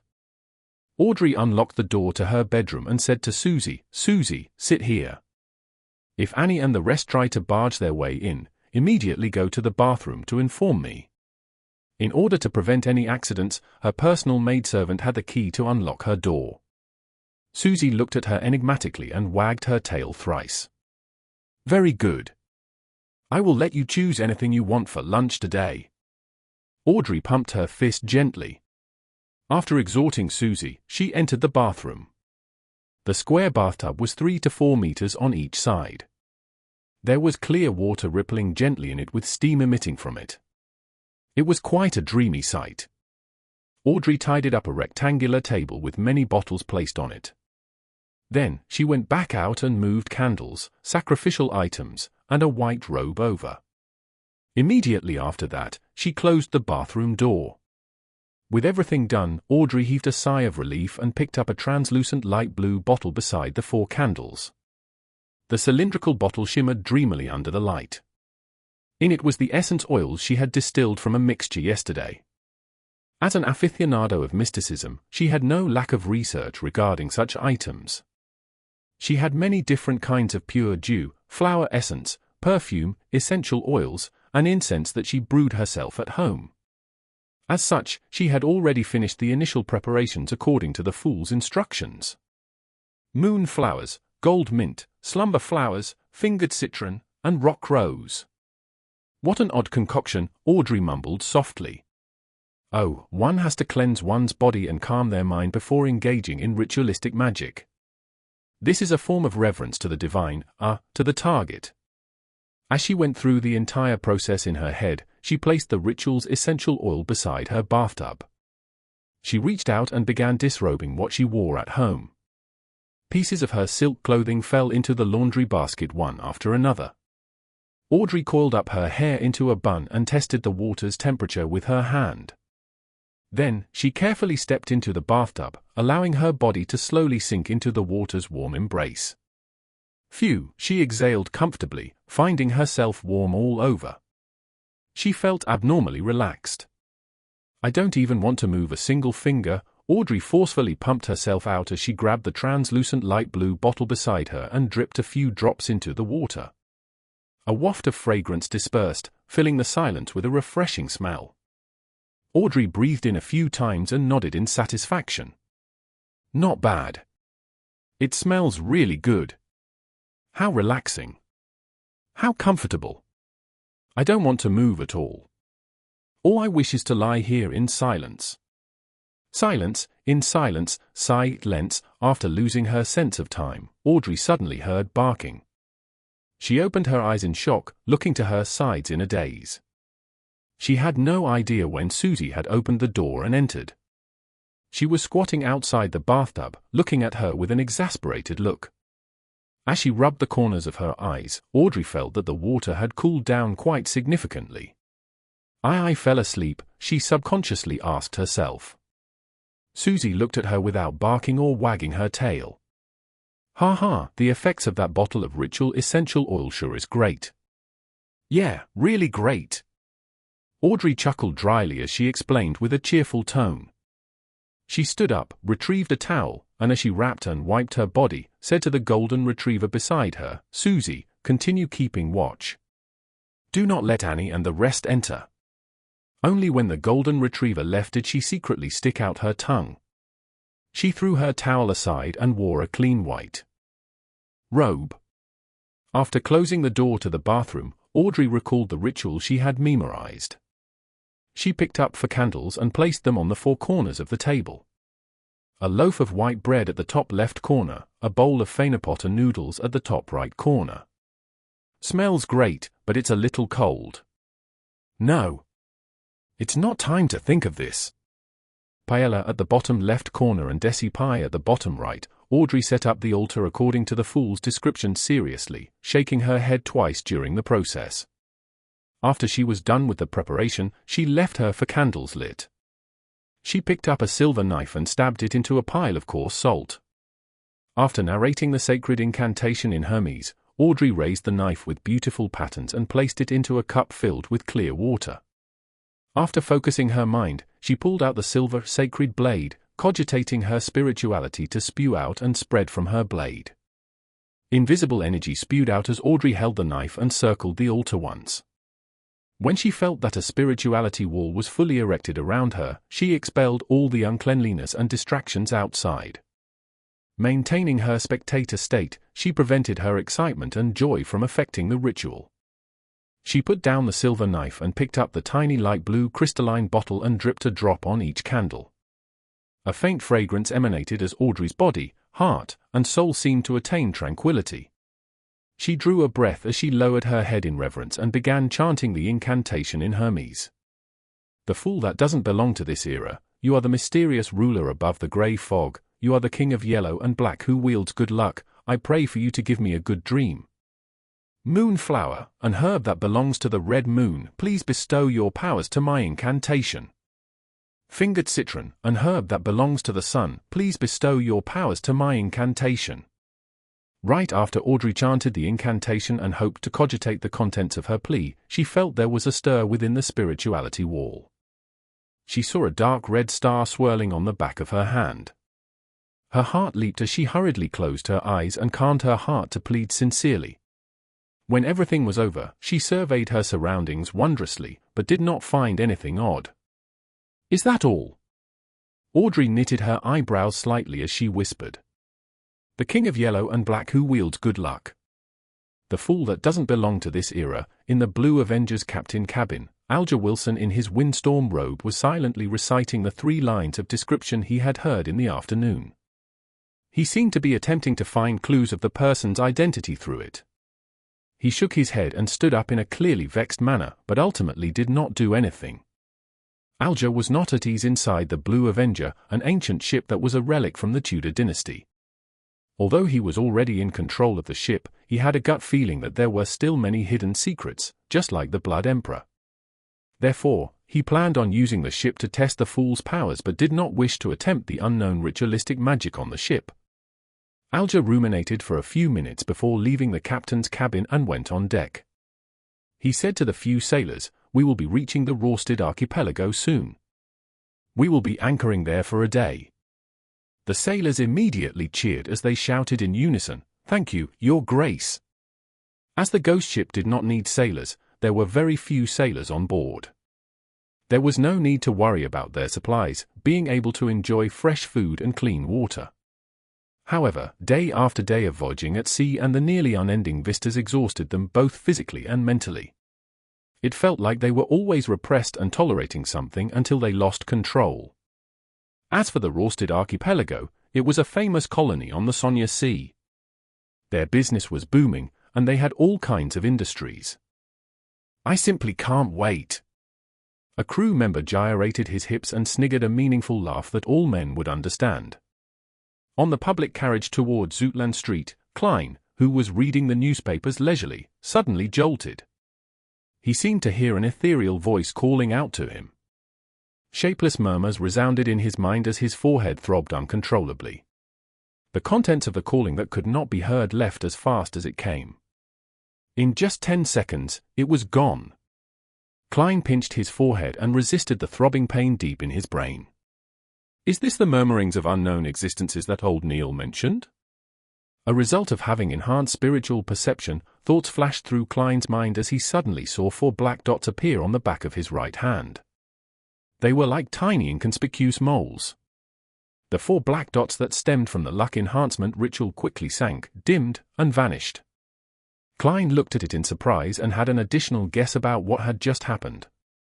Justice or the Hanged Man has attempted the ritualistic magic I gave them. Those 3 descriptions have precisely pointed towards me through the mysterious space above the grey fog. But I'm far from powerful enough. I can't hear the contents of their requests. I wonder if the information is stored above the grey fog. Yes, I should confirm it by entering tonight. Klein felt a little perturbed and agitated. He quickly raised his newspaper and hid his face, preventing anyone from seeing the changes to his expression. Soon, he arrived at Zoutland Street and entered the Blackthorn Security Company. Before he could greet Roseanne, Klein saw Captain Dunsmith walk out. He held a piece of paper with a portrait on it. Take a look at this internal warrant of arrest. A very cruel and vicious beyonder has entered Tingen. Dressed in his black windbreaker, the hatless Dun swept his gaze over and handed the piece of paper in passing. Klein received it and the first thing that entered his vision was a portrait sketch. The sketch was a boy with a round face. He looked amiable with a tiny hint of bashfulness and was fairly young, probably about 18 or 19 years old. Tries, a suspected beyonder. The initial estimate is that he's a Sequence 8 Instigator and we are not eliminating the possibility that the Theosophy Order is behind it. The culprit behind the massacre of the Alfalfa. According to a witness testimony, he came to Tingen after leaving in Mat Harbor. His current whereabouts are unknown. Tries? Alfalfa. It's actually a crime committed by a beyonder. Klein suddenly recalled a dream interpretation from yesterday afternoon and Joyce Meyer's description. He immediately said, "Captain, I know one of the witnesses. He might very well be an important witness." "I know. Joyce Meyer. My help was requested by the machinery hivemind last night. I saw you in Joyce's dream. Many details have led to the confirmation that the Alfalfa tragedy was a result of tries." Dunn's grey eyes looked unperturbed as he chuckled. "How uninteresting. Captain, thankfully it was my rest day yesterday and not me acting as seer during working hours. Klein lampooned. He barely missed the horror of being caught skiving by his direct superior. He asked instead, which sequence pathway is Instigator? What kind of organization is the Theosophy Order? Was instigating others to kill each other the method Tries used to eliminate the side effects of the potion, or was it a requirement needed to advance? Dunn thought for a few seconds and said, coincidentally, it's about time for you to learn the relevant information regarding Beyonders and the mysterious organizations. You shouldn't be ordered by old Neil to keep reading the historical documents all the time. Captain, wasn't the reason for recruiting me to be your history expert? Klein did not dare point out the problem as he nodded seriously. Chapter 65. Beyonder Information. Translator, Atlas Studios. Editor, Atlas Studios. With a document signed by Dunn, Klein went underground and turned into the armory. Dunn is right. It's time you understand the different Beyonders and the various secret organizations. Dressed in a black classic robe, old Neil read the note without finding it surprising. Instead, he supported the captain's decision. He then added immediately with a smile, after all, you will be heading to the underground market with me tomorrow night. Tomorrow night. Klein did not conceal his pleasant surprise as he asked to confirm. Old Neil nodded and said with a sigh, I'm a person who can't sleep when in debt. I always wish to settle them as soon as I can. You did not seem to act so previously. You left it to the last moment before using ritualistic magic to resolve the problem. So, I'm not the only one suffering from procrastination. Wait, is there a need to euphemize to afraid to spend away the money to repay a loan? Klein did not expose old Neil and instead urged, Mr. Neil, I'll be troubling you to retrieve the corresponding information from Channy's Gate. There were mostly archaeological and historical documents in the armory. There were documents involving Beyonders and mysterious organizations, but few in number. Furthermore, they were mostly basic knowledge. Old Neil slowly took a sip from his hand-ground coffee and smacked his lips. He then walked out the army with the signed and stamped document.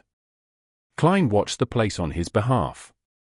About 10 minutes later, old Neil returned with a huge stack of documents. They can only be read in here. They are not to be taken out, he warned as he placed the information on the desk. All right. Klein gave a firm nod. He extended his hands and quickly flipped through the pages and did a general read-through. Very detailed.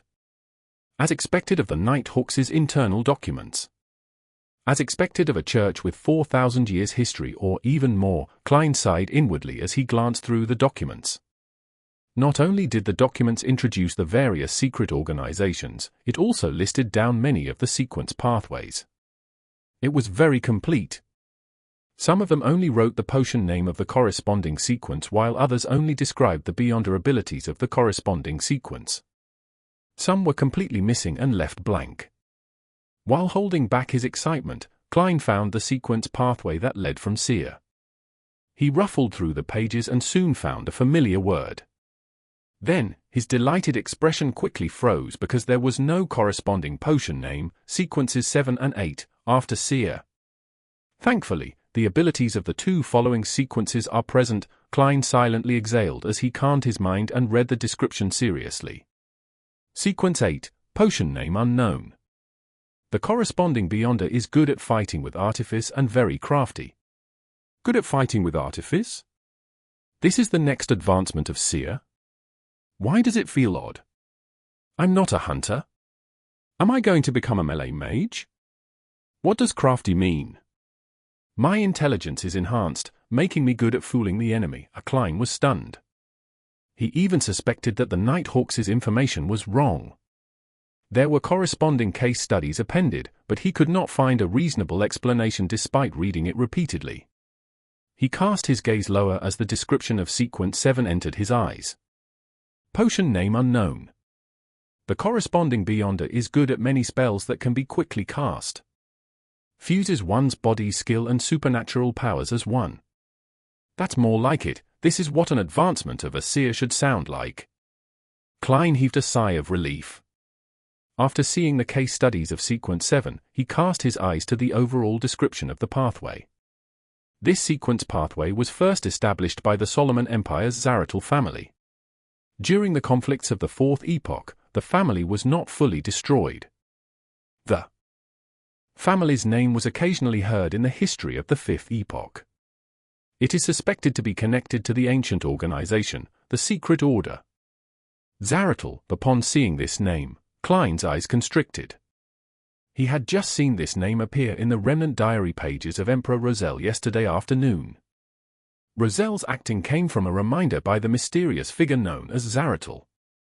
Because of that mysterious Zaratul, Emperor Roselles regretted not choosing seer. Therefore, I was indirectly influenced, turning me into a seer. It makes acting return to the embrace of the seer. It feels like it was all predestined. Klein knitted his brows and felt that things were somewhat different. Just from the logical chain, he did not feel that there was anything wrong in any aspect. However, in the domain of mysticism, predestiny often manifested things and involved new problems. In addition, transmigration is quite a baffling matter. It's just confusing. And the guy I've possessed tried to commit suicide because of the lost notebook of the Secret Order. Klein thought for quite a while and had many guesses, but lacked the information needed to prove them. After repeatedly reading the information, he finally suppressed his ideas and read the other records. He first found the Sailor sequence and discovered that it indeed belonged to the Lord of Storms. For an old opponent that they haven't faced for perhaps more than 2,000 to 3,000 years, the Nighthawks' internal records were rather detailed. Sequence 8, Folk of Rage. Ancient name, Guardian of the Windstorm. The corresponding Beyonder can release several strikes that exceed ordinary thresholds when enraged. Their strength and speed are greatly enhanced. Facing them is like facing a storm. Sequence 7, Seafarer. Ancient name, Windstorm Priest. The corresponding Beyonder is also a scholar of astronomy and geography. They have an intuitive grasp of magnetic fields, ocean currents, wind direction, and clouds. A boat with a seafarer will never get lost at sea. They are even more beloved by the oceans and gain enhancements in every aspect at sea. They are friends of water. They can act freely underwater for more than half an hour. They can cast a limited number of water-related spells. Some are a result of their own capabilities and some are a bestowment from the Lord of Storms. For example, the Sequence 7 Seafarer is very powerful. Klein nodded while in deep thought. He suspected that the Hanged Man was a guardian of the windstorm, if not a seafarer. From how he has recently advanced, it was more likely he was the latter. This also indicated in a way that the Hanged Man was either a member of the mandated Punisher or a pirate who had been secretly absorbed by the Church of the Lord of Storms. Impressive. Impressive. Klein flipped back a few pages and found the advancement of Spectator. He discovered that the description was identical to what the Hanged Man had said. Sequence 9 Spectator was like a seer. They lacked direct combat means and could only observe a target to obtain information, gleaning the true thoughts of the target. By doing so, they could provide subtle influences and guidance to cause situations to develop in a way they wish. Sequence 8 Telepathic was the advancement of Spectator. Their observation was not only limited to superficial details, but deeper into one's aura, ether body, or other mysterious domains. The combination of the two allowed a telepathic to precisely understand a person's thoughts as though they could read their minds. In front of them, it was difficult to have any secrets. Sequence 7 Psychiatrist, which was also known as Psychianalyst, had further enhancements above the Sequence 8 foundations. They could begin directly influencing a target. For instance, they could treat a target's maniacal problems or alternatively, cause them to turn maniacal and lose their reason.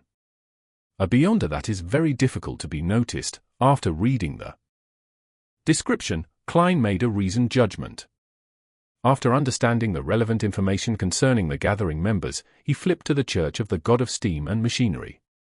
This was because Emperor Roselles had chosen their Savant sequence. Sequence 9, Savant. The corresponding Beyonder believes that knowledge is power. They have a rough understanding of the supernatural, but are more knowledgeable about aqua regia, nitroglycerine, and complicated bolts and gears. They seem to know everything. It is no wonder that the Emperor Roselles said that this potion suited him perfectly, allowing for him to press his advantage to the fullest. Klein understood completely as he shifted his eyes down. After several case studies, the corresponding sequence 8 finally appeared in Klein's vision. Archaeologist. They possess a good deal of knowledge about history and outdoor survival, as well as forbidden knowledge about ruins. They have a strong enough body and ability to face everything. Sequence 7, the Praiser. They can intuitively understand the powers and problems of most extraordinary items, and can use them while keeping danger at its lowest. As Klein's security clearance was insufficient, he only had access to sequence pathways up to 7. It left him a little frustrated, but there was no other way around it. He only wished that Backlund would quickly send over the sealed artifact 249 to determine if Ray Bieber was a descendant of the Antigonus family. That way, he would have a chance of becoming a formal member and obtain a higher security clearance. Collecting himself, Klein read the material seriously from cover to cover. He knew that the sequences following Corpse Collector were Gravedigger and Spirit Medium.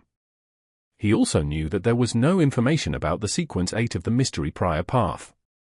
Not only was there no name for the potion, but even the description had been left blank. There was a name for sequence 7 of that path, Warlock. Sounds impressive. Klein slowly flipped the page and saw Apprentice and Marauder, which Emperor Roselles had lingering thoughts for. Their records only reached sequence 8 and nothing more. Sequence 9, Apprentice. Their abilities are rather strange. It can only be confirmed that this is the originating pathway of a mage. They are rarely trapped and very difficult to be stopped. They often are able to escape and pass through obstacles every time. Sequence 8, Trickmaster. They wield all kinds of strange but impotent spells. Sequence 9, Marauder. Difficult to separate these beyond us from ordinary bandits or thieves. Perhaps the means available to them are more impressive, but their goal of stealing riches is not for enjoyment or survival. It's more like answering a calling. Sequence 8, Sequencers. We have also discovered traces of beyond us in fraud investigations. They gain enjoyment from swindling. This is acting in a different form, isn't it? If I had the choice, I might have chosen Apprentice, Klein silently said to himself. Suddenly, he discovered the corresponding sequence potion of the culprit of the Alfalfa tragedy. Tries, Instigator. Chapter 66. Demoness Sect. Translator, Atlas Studios. Editor, Atlas Studios. Sequence 8, Instigator. They are adept at triggering the evil desires deep in people's hearts, causing contradictions and inciting conflict, thus resulting in bloody massacres. The description isn't detailed enough. From the looks of it, the Nighthawks do not understand the capabilities of this potion well enough. But it does match the characteristics of the Alfalfa tragedy. Klein cast his gaze up and read the corresponding sequence 9 for Instigator. Sequence 9, Assassin. Can transform their bodies in a short period of time and become light as a feather. They can also utilize vision equal to that of an eagle.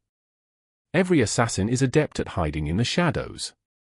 They have dexterous steps and have the ability to release all their strength in one blow. After reading the description, Klein was left completely confused.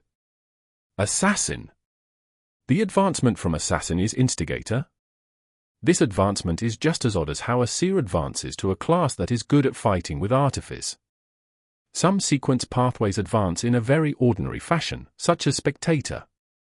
Yet, there are sequence pathways that seem to violate intuition and logic. Well, that might not be completely true. Perhaps I just haven't discovered some of the hidden common points. For instance, assassins and instigators can both bring catastrophe to others. But I can't figure out the advancement of Seer. Hey! Could it be of the Gandalf 1 lineage? After adding some supportive magic, the other attribute points are dumped into strength and techniques. As Klein lampooned in a speechless manner, he silently shook his head. He flipped to the section about the secret organization, the Theosophy Order that involved instigators. Theosophy Order. A secret organization that appeared in the 5th epoch, which is the early era of the current epoch. They believe that the mind is fundamental to a person, while the physical flesh is a cage that restrains the mind. The reason why humans do evil is a result of the physical body's influence. One has to use their spirituality to obtain knowledge, allowing the mind to gradually extricate from the body. Then, through the trials of the stars, they will eventually be separated from the material world, returning to the purest and truest self, obtaining eternal redemption. Therefore, many extremist members of the Theosophy order will make destroying the bodies of others their goal, which has led to many bloody massacres. It is obvious that they possess two sequence pathways. The first is the more common apprentice and trickmaster potions among their members. The other sequence, comprised of assassin and instigator, rarely appear. There is currently no evidence that indicates that the Theosophy order possesses sequence 7 or higher potions. It is unknown how the Theosophy order established itself. Their possible origins can only be analyzed using the two sequence pathways. Firstly, the apprentice and trickmaster sequences easily remind people of the Abraham family of the Trickmaster dynasty in the 4th epoch. The Tamara family, tied to the Abraham family through marriage for extended periods of time, cannot be eliminated as well. Secondly, assassin and instigator point towards the Demoness sect. The Abraham, Tamara, Antigonus and Zaratul families, the Solomon Empire's Dark Emperor, the Tudor dynasty's Blood Emperor, the Trunsoist Empire, and the Jacob and Amon families that the Hanged Man had mentioned. There are really lots of secrets buried in the history of the 4th epoch. There might be a lot of facts too. Klein was astounded from what he read. He had a deep appreciation for how the history of the 4th epoch was clouded in fog. The outline he could see through the fog left him shuddering involuntarily.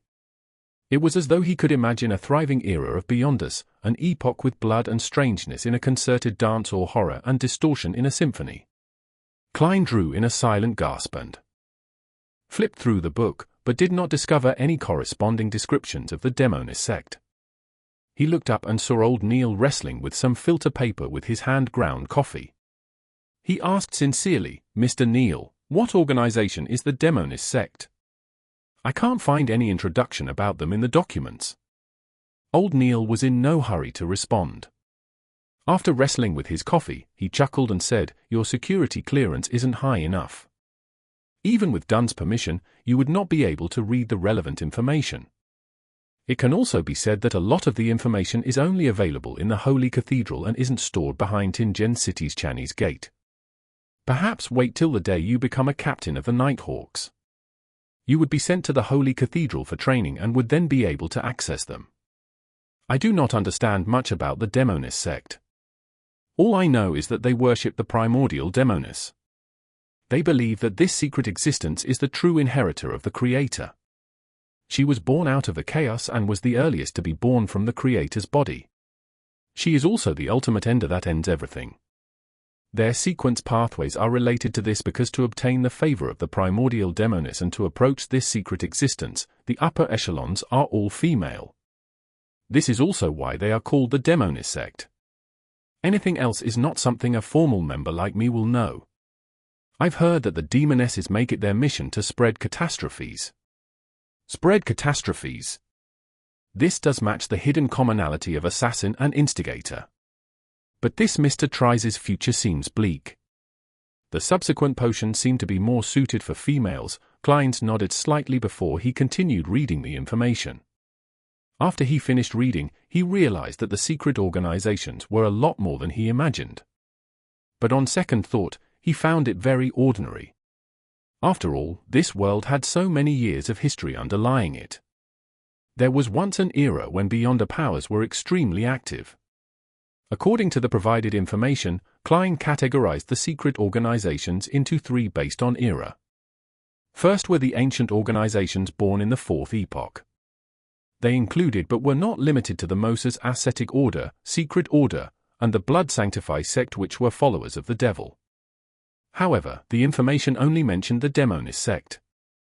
The second was the secret organizations early in the 5th epoch, the present epoch. For instance, the Theosophy order or the death-worshipping Numinous Episcopate. There is also the Life School of Thought, which employs a master-disciple heritage, and the Rose School of Thought, known among Beyonders for its bloody sacrifices. The third category were new organizations that appeared in the recent century or two. They include the Aurora Order, the Iron and Blood Cross Order, the Element Dawn, and the Psychology Alchemists, which Klein learned about much earlier. Apart from them, there were other organizations that did not do anything major. Benson and Melissa must have never imagined that the world is so dangerous, it's not only limited to wars. Klein shook his head with a wry smile. He stacked the classified documents neatly before pushing it to old Neil. Meanwhile, he added silently in his heart, "Please don't let my tarot club be on the list." Old Neil never suspected that a leader of a secret organization was sitting opposite to him. He chuckled and took the documents and headed to Channy's gate. Klein sat there and wondered if he should divine the location of Instigator tries. But he abandoned the thought after less than 20 seconds. After all, he only had a vague idea of Try's appearance and did not know if the name was genuine. If he could figure out his location with that, he would not be a seer but a prophet. By the time old Neil returned, Klein had straightened his thought processes and continued his revision of mysticism studies to grasp even more forms of ritualistic magic. He spent the day studying and revising. He did not participate in the joint operation needed for capturing Instigator tries. He did hear that the delivery of sealed artifact 249 from Backland had been delayed due to some reason or another. The actual time of arrival was still pending. As he had earned nearly 2 soli from yesterday's divination, Klein spent 10 pence to buy a 2-liter barrel of Inmat beer for Benson on the way home. He also bought some lemon cakes fresh out of the oven for Melissa. "Klein, I know you care for us deeply, but there's no need." "There's no need to keep spending money on such matters," said Benson after he saw the tiny barrel of beer and deliberating over his words. Melissa stood beside him and nodded slightly. "This is probably how our consumerist habits differ," Klein sighed in amusement. "Benson, Melissa, don't worry. This was bought with my additional reimbursement. Yeah, I earn an additional 2 to 4 soli every week. I can't tell them that these are the earnings I got from doing divinations for others, right?" he added inwardly. "That job of yours is much better than I imagined." Benson was taken aback as he made an objective assessment. "That's right. I even learned divination from it," Klein mused silently before turning toward the kitchen. Under the combined efforts of the trio of siblings, a sumptuous dinner was ready for eating. After having their fill, Klein, Benson, and Melissa lay slumped in the living hall. It took them quite a while before they got up to clean up, chat, and study. When Benson and Melissa fall asleep, I'll head above the grey fog to see the effects of the ritual. As Klein revised his history textbooks, he shot a glance at his siblings. Westborough. Iron Cross Street, Lower Street. A 3-storied apartment was immersed in darkness. There were no street lamps or any additional light. Suddenly, a figure leaped out of a window from the 3rd floor. It landed gently on the ground like a feather without causing so much as a stir. His body crouched and suddenly vanished as though he had blended into the shadows. All that could be seen was the outline of his body. As he traveled quickly, the figure arrived at the harbor. He headed for a corner devoid of anything except for a pile of goods. He seriously observed for a moment, circling the area twice before leaving the darkness and entering the corner. One could see his round and amiable face. He was Instigator Tries, who had single-handedly caused the tragedy of the Alfalfa. "How does it feel?" A mysterious figure wearing a black hooded robe walked out of the shadows. The hoarse voice obviously belonged to a woman. Tries revealed a friendly and satisfied smile. "Feels great. It was a scene I dreamed and yearned for. I think I have appropriately completed the mission and have taken the necessary preparations for the advancement." The black-robed woman nodded indiscernibly and said, "Very well. According to the promise, I'll hand you the Sequence 7 formula and the 3 main ingredients. You will have to gather the rest by yourself." "No problem." Tries answered, seemingly prepared. The mysterious woman raised her hand and handed a book-like object to Tries. The book had an ancient and mottled bronze exterior cover with a strange star-shaped lock on its side. Tries knew that inside the book was the formula and ingredients. He instantly became thrilled. He tried hard to compose himself as he looked curiously at the potion's name on the bronze outer cover. Tries exclaimed, He found it unbelievable that the word written in ancient Hermes was witch. Witch? I'll advance to become a witch? What a joke! The mysterious woman covered her mouth and let out a chortle. It took her quite some time before she answered, "Weren't you always curious? Curious about why our upper echelons are all female?" Chapter 67. Response. Translator, Atlas Studios. Editor, Atlas Studios. The crimson moon high in the sky hung silently in the darkness. It illuminated Tingen City, the city of universities, as it gradually fell silent. Klein stood in front of his desk and looked through his oriel windows to see the empty Daffodil Street. He heard the sound of carriages quickly galloping far away without causing a din. He picked up his vine-leaf patterned silver pocket watch and snapped it open. He took a glance at it and drew the curtains, making the yellowish lights of the gas lamp reflect back into the bedroom. Klein turned around at an adequate speed, locked his room, and switched off the gas valve. The room was immediately covered in darkness. Only a sliver of red moonlight penetrated the curtains.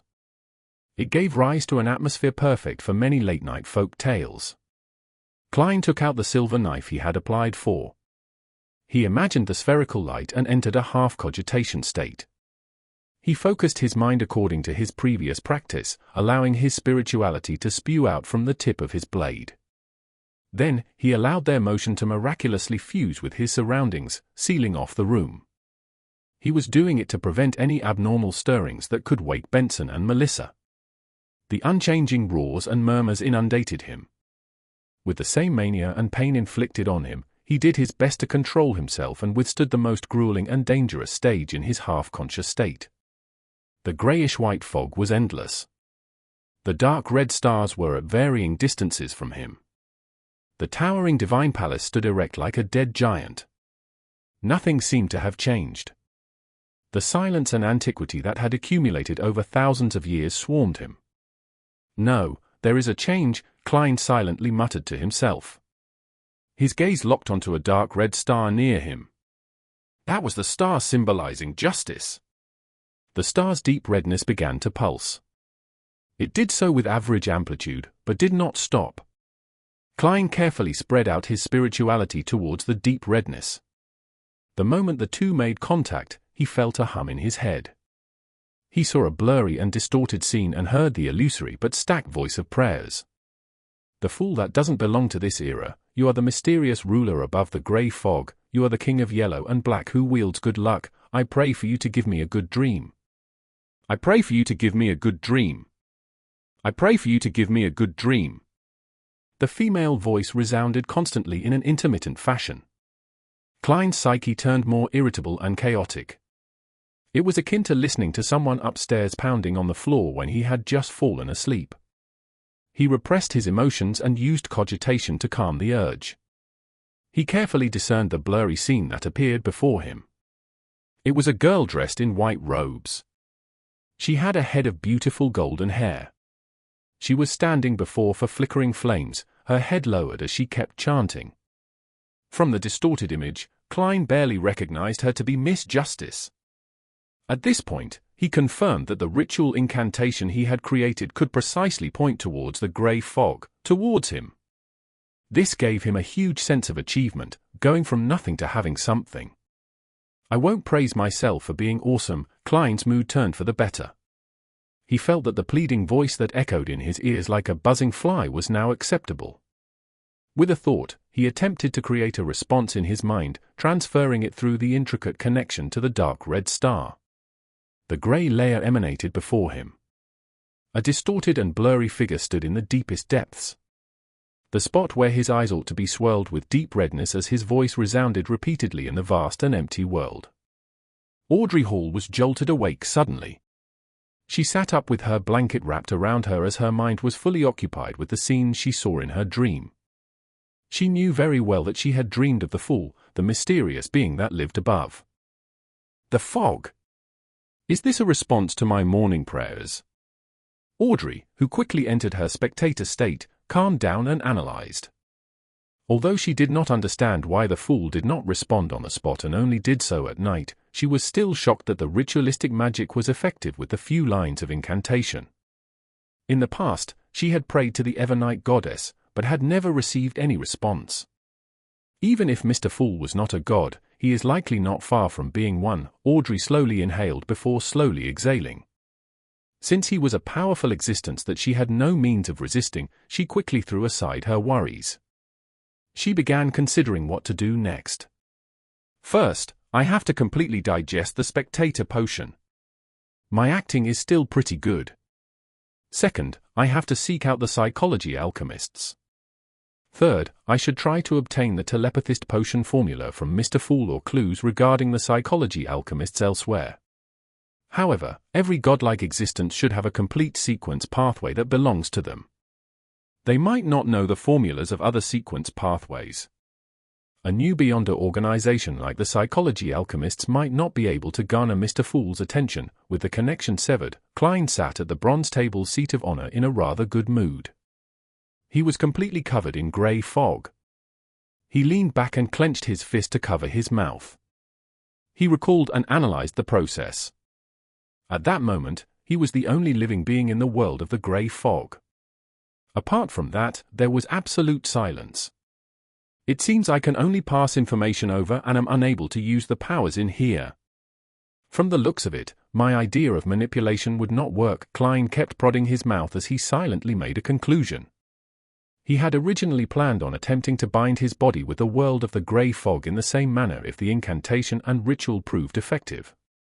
As such, he could then leverage all the power of this mysterious space. If that happened, he could pray to himself, and through such a manipulative manner, he could go around the limitations, the mysteries, and the danger, allowing him to fully use the grey fog world. For example, he could first conduct a ritual and pray to himself for spells. Following that, he could come above the grey fog and answer his own request and bestow it. From the looks of it, I was being too idealistic. My understanding and control of the grey fog world has not reached that level. Klein shook his head in a self-deprecating manner and planned on leaving. At that moment, he saw the dark red star that represented the Hanged Man begin to pulse. He heard an ethereal and formless voice spread out. I coincidentally chanced upon the Hanged Man's ritual. Klein nodded in thought. He sat at the seat of honor of the long bronze table and extended his hand to tap on the star. His spirituality spread as it touched the pulsing deep redness. He heard the Hanged Man's heavy and repeated prayers along with a blurry scene. The Hanged Man was draped in a pure black robe in the scene. He stood in front of 4 plumes of fire. The surrounding spirituality had formed a wall, isolating him from any external influence. Klein did not immediately respond. All he did was watch and listen silently.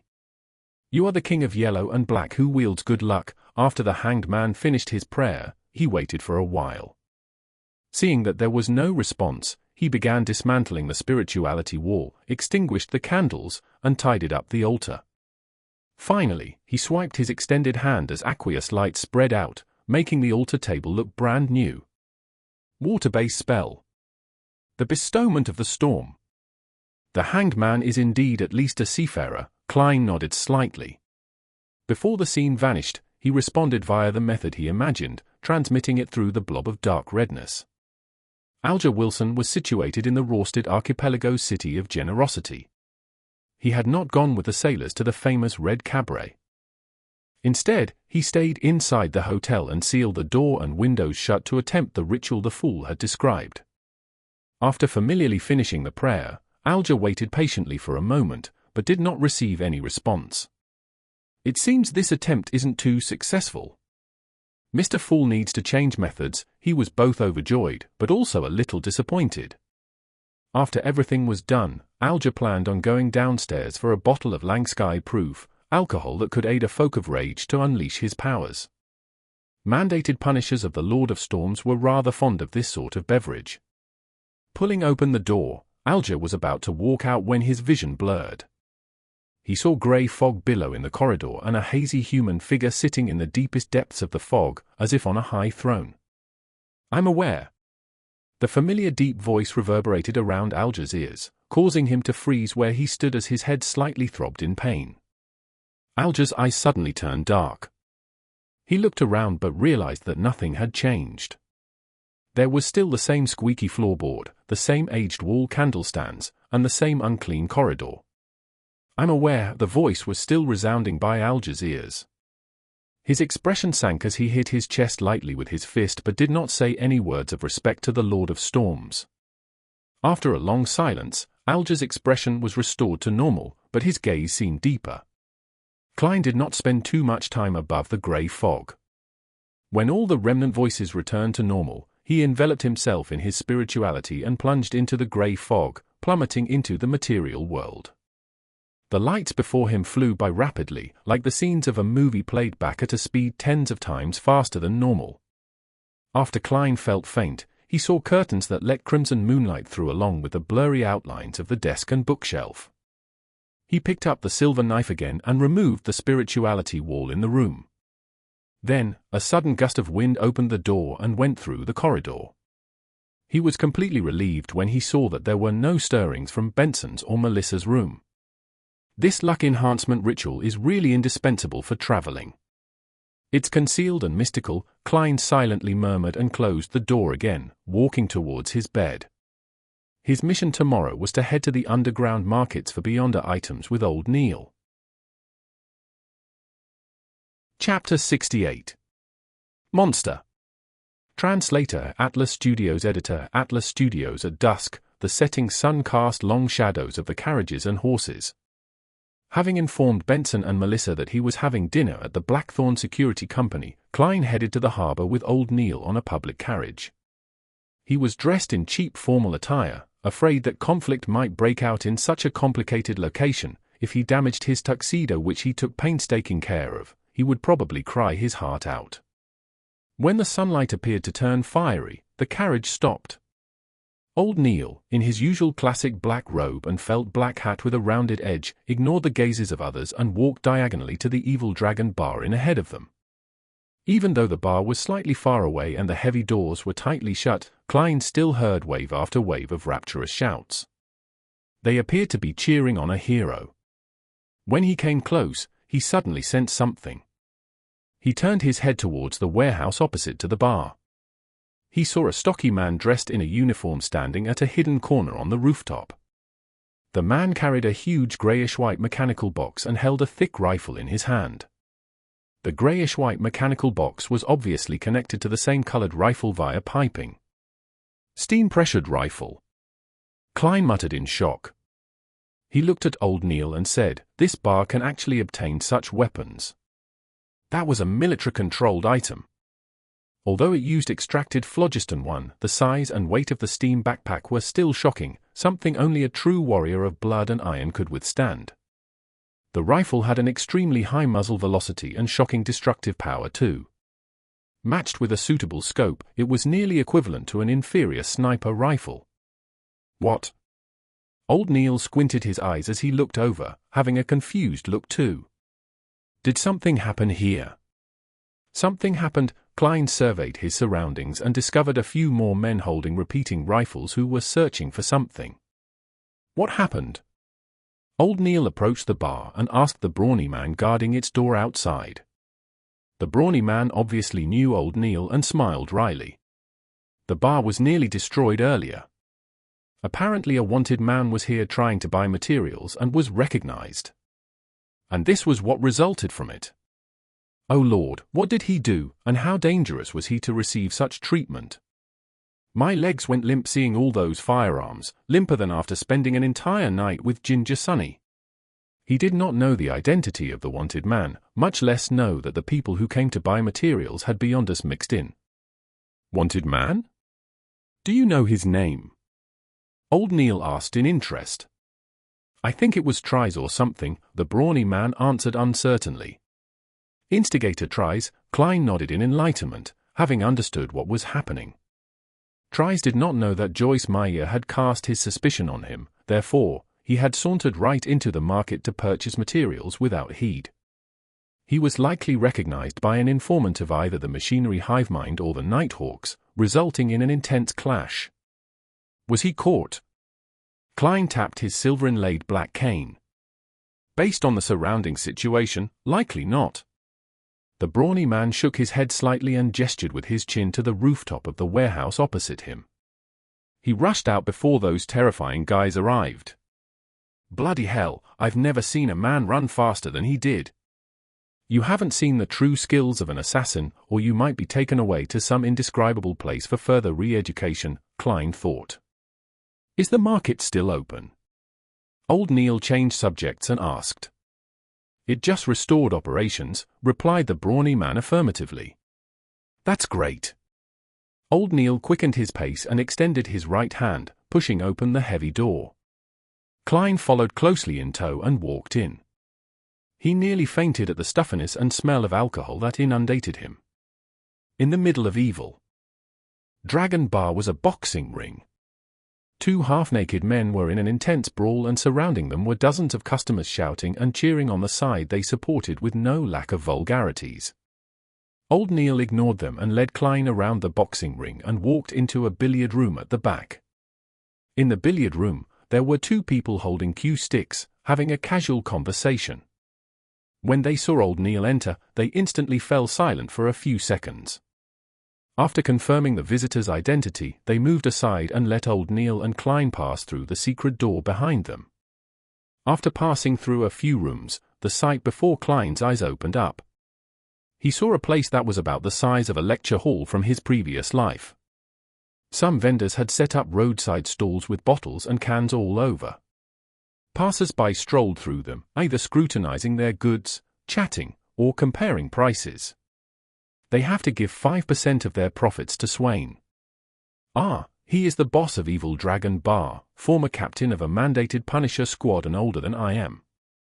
He's someone who wishes to drink himself to his death, Old Neil explained in a garrulous manner. Klein thought and gave an honest evaluation. A rather profitable business. After all, his only expense was providing the venue and protection. If any item catches your fancy but you lack the money, you can borrow from Swain. But of course, he charges a very high interest, Old Neil trailed off as he gnashed his teeth. As expected, it's like running a casino. They would provide usuries. Klein held his walking stick and looked around as he asked curiously, Mr. Swain is a seafarer. The captain of a mandated Punisher squad was likely a Sequence 7. No, he is only a folk of rage. Tingen is not a coastal city, so the Church of the Goddess is much more powerful than Lord of Storms here. Old Neil scoffed. Actually, Swain had the chance of becoming a seafarer, but was afraid that he would lose control, so he chose to give up. Just as Klein was about to ask if the boss of the bar had any experience of nearly losing control, he suddenly felt a strange phenomenon happen on his left. There appeared to be something hidden there, muttering and recounting. Klein turned his head and saw a pale young man. He was wearing an old linen shirt and blue jeans that the working class normally wore. His eyes looked demoralized with a hint of craziness, and he was constantly mumbling. His spiritual perception is very high, or perhaps, distorted. Klein creased his eyebrows and muttered. It was the young man's spiritual perception that triggered his own spiritual perception. Generally speaking, spiritual perception sensing something causes some interaction. It was nearly impossible to conceal it from others, but others referred to spirit mediums who had cast their abilities, as well as powerful figures with similar special traits. A beyonder like Klein would actually find it hard to detect, only detecting if one's spiritual perception reached a certain heightened level, or an abnormal distortion happened. They made eye contact, and the pale young man with messy black hair walked towards him with an expression looking as though he was half sleepwalking and half insane. He stopped before Klein and stared at him. Ha ha, it's the smell of death, death. Ah. Before he was done talking, he suddenly screamed tragically. His eyes shut tightly as liquid with the color of blood flowed out. Ah. Darn it. The young man covered his eyes and hugged his head. He struggled on the ground and only calmed down after a while. He then lay there panting. During the entire process, not a single customer or stall vendor looked over. Klein pressed down his halved top hat and looked at Old Neil. Klein's mouth was hanging open in shock, using his actions to demonstrate his shock and to request for advice. Don't mind him. His Adamisol, an orphan, nicknamed a monster. He was born with high spiritual perception, and he has always been able to see things that he shouldn't, hear voices that he shouldn't. Hence, he is always raving and often getting hurt. Old Neil shook his head as he explained. He could tell that my body was once dead. Klein knitted his eyebrows and lowered his voice as he asked in doubt, haven't the Nighthawks, mandated Punishers, or the machinery hive mind ever thought of taking him in? No, we do not have the sequence potion that suits him, said Old Neil with a sigh. Right, he was born with the starting point of half a sequence. Klein asked again curiously, what sequence pathway suits him? The sequence 9 that suits him is called Monster. His nickname came from there. It's a pity that only the life school of thought has control over the sequence pathways beginning, Old Neil replied softly. He tried to keep the conversation between him and Klein from the people around them to avoid leaking information to mysticism aficionados. Life school of thought, Klein recalled the information he had previously read. The secret organization appeared in the beginning of the current epoch. Its actual origins were unknown, but it was mainly passed down via master and disciple.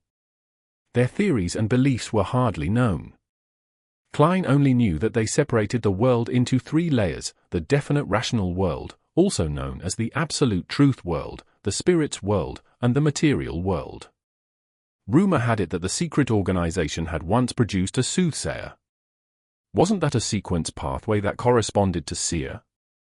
Confusing, really confusing. Klein shook his head and saw Adamisol struggle to get up and then wander off to another corner. He reorganized his thoughts and followed behind Old Neil. They walked past one stall after another. There were plants like moonflower, fingered citron, night vanilla, and mineral resources like silver, topaz, ruby, and so on. It's really very well equipped, Klein muttered softly. The mysticism aficionados of all ages and genders around him would be stopping, distinguishing, or talking at times.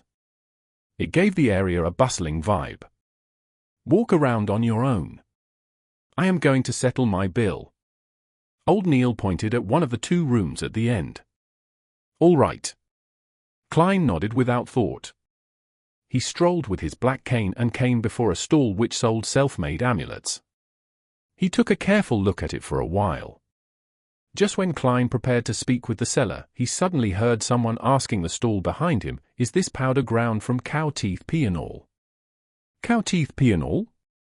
Isn't that one of the supplementary ingredients of the Spectator potion? Klein thought, then turned around to look at the inquirer.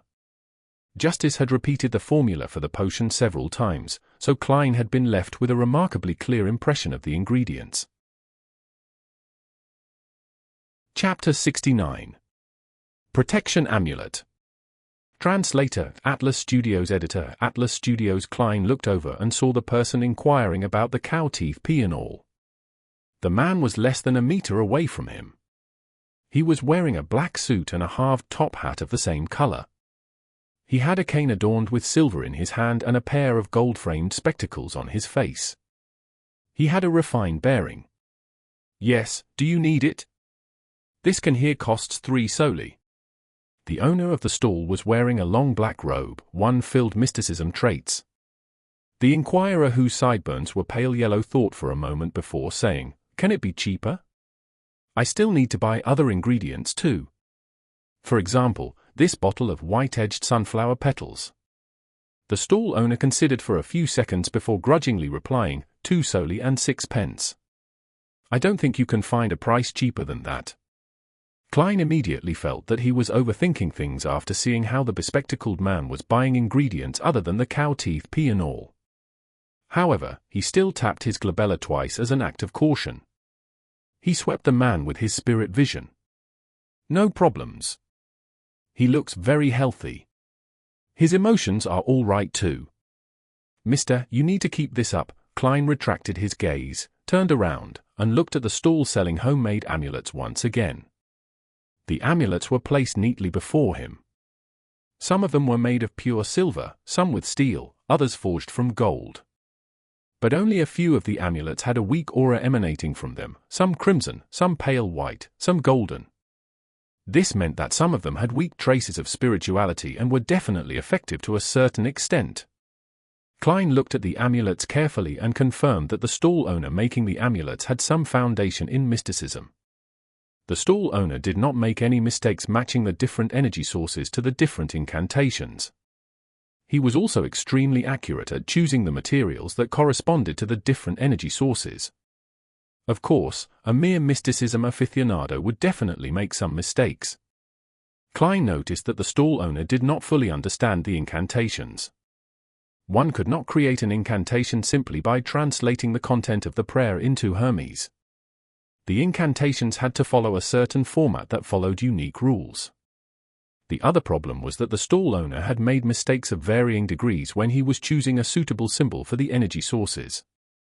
That explained why there were only 2 or 3 amulets releasing the faint light out of the dozens that were laid before him.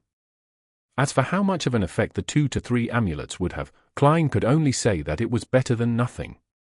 An amulet that was truly equipped with obvious effects needed the craftsman to release his spirituality from a blade while carving the incantations and symbols.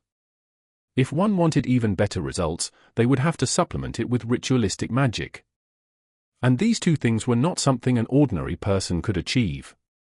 Klein tapped his glabella twice, then pointed at the upper left corner of the stall with his black cane.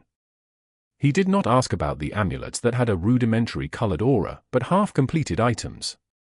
Other than external shape, they had not been carved with incantations or symbols.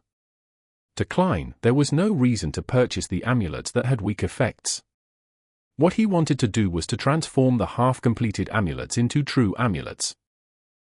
I'll make amulets that can protect a person from danger, 1 each for Benson and Melissa. As for my own, I can ask the Nighthawks to supply me with the ingredients. Man, I must have been influenced by old Neil. I don't feel any guilt when doing something like that. Klein's mind wandered as he watched the stall owner pick up the half-completed silver amulets. The first silver amulet was elongated and had a cavity in the middle. Around it were patterns of angel-like feathers. The craftsmanship was intricate and was very beautiful. The other was simple, almost completely devoid of any additional decorations or carvings. It had a vertical line representing the night, and a circle representing the crimson moon. Klein, who paid much attention to appearances, took a liking to them immediately. This is 6 soli, the middle-aged stall owner said, pointing to the intricate amulet. He was a man of few words. After pausing for a while, he rubbed the simpler piece and said, "This is 5 soli 3 pence. That's too expensive. They are still far from being an amulet." Klein had slowly been influenced by Benson and Melissa, so he had begun cultivating the habit of haggling. After a battle of words, he bought the 2 silver accessories at 5 soli 6 pence and 4 soli 9 pence respectively. Yeah, they can only be considered silver accessories for the time being. Klein had that in mind. The 10 soli 3 pence was deducted from the reimbursement he received for his Divination Club membership. Klein received the 2 silver accessories and placed them into his pocket. He was about to head to another stall when he heard a gentle voice. "Sir, why are you not buying a completed amulet?" Klein turned his head over and found a teenage girl asking him the question. She was about 15 years of age and wore a lacy yellow dress while holding onto a veiled hat with a ribbon. "It's because I intend to make my own amulets. As you know, that is the wish of every aficionado of mysticism." Klein minced his words and answered. He did not wish to make the stall owner think that he was trying to snatch his business, even though he had considered using his skill to earn a quick buck. The teenage girl had naturally curly brown hair, and her face was adorable due to her baby fat.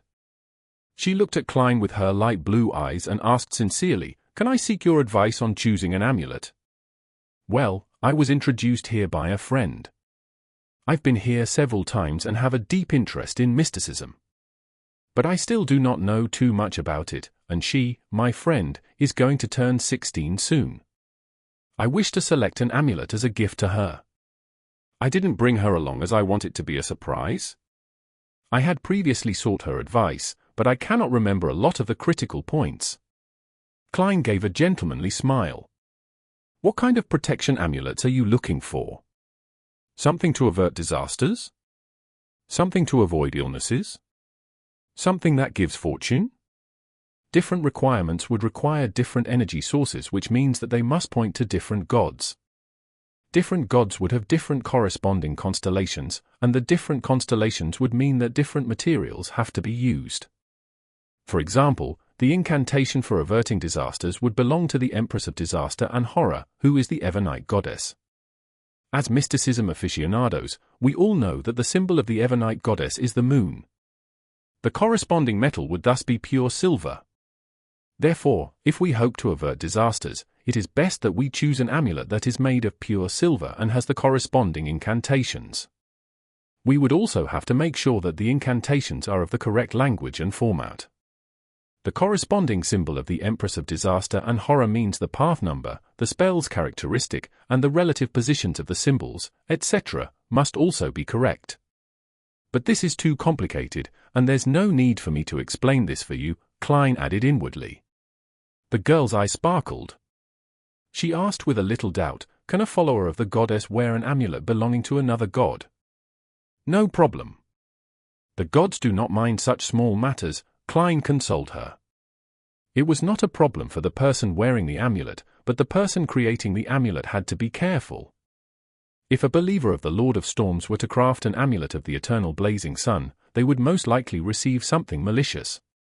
Of course, these referred to amulets requiring the aid of ritualistic magic. The craftsman need not pay much attention to this otherwise. The teenage girl heaved a sigh of relief. I hope to get her an amulet for good health. Which deity should I choose from? The eternal blazing sun, Mother Earth, or the god of knowledge and wisdom? There should be no problem with the eternal blazing sun and Mother Earth. The former is represented by the sun while the latter is represented by the brown star. Klein smiled as he said, the material of the sun is gold, while the metal that symbolizes the brown star is lead. I would suggest the sun, but I do not know if you brought enough money along with you. The reason for his suggestion was because he had noticed that among the 3 amulets with a rudimentary spiritual glow, one of them was a health amulet that came under the domain of the sun. Isn't this? Before the teenage girl finished her sentence, she stopped and warily looked at the stall owner who was waiting silently. She thought for a moment before asking, after I decide on the material, how should I distinguish the incantation and corresponding symbols? Do you know Hermes? Klein asked instead. I just started learning it, the teenage girl replied, a little embarrassed. Then let me choose it for you. Klein pointed at the health amulet made of gold and said, this one has no problems, be it in the incantations or the representing symbol. The teenage girl lifted the edges of her dress and squatted in front of the amulet. She picked up the health amulet with designs of the sun's rays around its edges. She felt as though the amulet was nourishing her, making her feel completely relaxed. Thank you, thank you. She stood up and curtsied in gratitude. Klein laughed and said, I'll leave the rest to you and the stall owner. I have other things to tend to. He looked at the stall owner as he spoke and noticed that the man had a weird look in his eyes, as if deciding if he had to give a cut of the profit to Klein. With a smile, Klein did not bother with the matter anymore. He continued touring the underground market, but he didn't notice any true extraordinary materials. At this point, old Neil had already paid off his debt. He was holding a dark-colored wooden box in his hands. He pointed to the other room behind and said after he noticed Klein's look of doubt, go there if you wish to buy or sell extraordinary materials. After all, no one wishes to let others know what extraordinary items they are purchasing. I understand. Klein nodded as though in thought. There was no need for him to go there for the time being. He headed toward the exit of the underground market together with old Neil. How much for these elf flowers? A query suddenly entered Klein's ears. Elf flowers? That's also an ingredient for the Spectator potion, Klein thought as he glanced sideways. He once again saw the refined bespectacled man. What's the matter? Old Neil asked curiously. Nothing much. Klein retracted his gaze. Although he was a quasi-member of the Nighthawks, he did not feel that all Beyonders had to be absorbed by the churches or locked up. He believed that it had to depend on the situation. Spectators definitely posed little danger to society or the kingdom, and the chances of losing control as a Sequence 9 were very slim. After leaving Evil Dragon Bar, Klein and Old Neil took a public carriage and left the harbour. They then split ways at the North Borough and headed back to their respective homes. The public transport steered into Daffodil Street and stopped by the side of the road. Klein was about to get off the carriage when he suddenly saw a young lady wearing a greyish-white dress about to board the carriage. This lady had smooth black hair, her face a little round. She had thin eyes and unassuming features. But paired together, she gave off the feeling that she was sweet and gentle. Klein noticed her not because of her beauty, but because he discovered that her body was shuddering slightly. It was an unnatural shudder. "Miss, are you all right?" Klein asked in concern. The young lady shook her head abruptly. The people behind Klein were urging for him to get off, so Klein could only leave the carriage. When he found his footing, he paid attention to the situation from before again. He pinched his glabella twice, planning to determine if the lady was indeed all right. He had the intention of sending her to the hospital if she had a serious illness that was going to act up soon. Activating his spirit vision, the colors of the auras started to surface. Klein turned around and prepared to look at the sweet and gentle young lady. Chapter 70. 049's Arrival. Translator, Atlas Studios. Editor, Atlas Studios. The horses widened their paces as the wheels began rolling in tow. Despite activating his spirit vision and turning around, hoping to observe the refined and sweet lady, Klein did not have his wishes fulfilled. All his eyes reflected were brown figures moving past him. Meanwhile, the passengers from the stop had already boarded the carriage. The carriage door was closed tightly as it gradually departed. Within the carriage, 20 to 30 people stood closely to each other, their energy fields overlapping and shielding each other. Hence, it was an explosion of colors in Klein's vision, making it difficult for him to differentiate. He shook his head quietly and raised his finger to tap his glabella to deactivate his spirit vision. To him, it was simply help he could provide if he happened to chance upon it. However, if he were to miss it, and the situation was not especially clear, there was no point taking it to heart and delaying his own matters. While bathing in the crimson moonlight, Klein strolled back home on the still bustling Daffodil Street. He returned to see Melissa sitting beside the dining table. She was busy doing her homework under a bright gas lamp. She bit at the fountain pen and frowned, appearing deep in thought. "Where's Benson?" Klein asked casually. Melissa looked up. She blanked out for a few seconds before saying, "He said he went around a few boroughs today and was covered in sweat. He's taking a nice relaxing bath." "All right." Klein chuckled. Suddenly, he realized that she was wearing a dress he had never seen before. It was entirely beige in color. It had fashionable engagements. The collar and edges of her top had thin frills. Apart from that, it was a rather simple design, the type one wore as daily casual clothing. It fully accentuated the youth of a 16 or 17-year-old. "New dress?" Klein asked with a smile. It was a purchase that he and Benson had insisted upon. Melissa answered in the affirmative tersely. "I just took it back from Mrs. Roselles. I was thinking that since I had to wash it later, I might as well try it on first." Klein was rather puzzled when he heard that.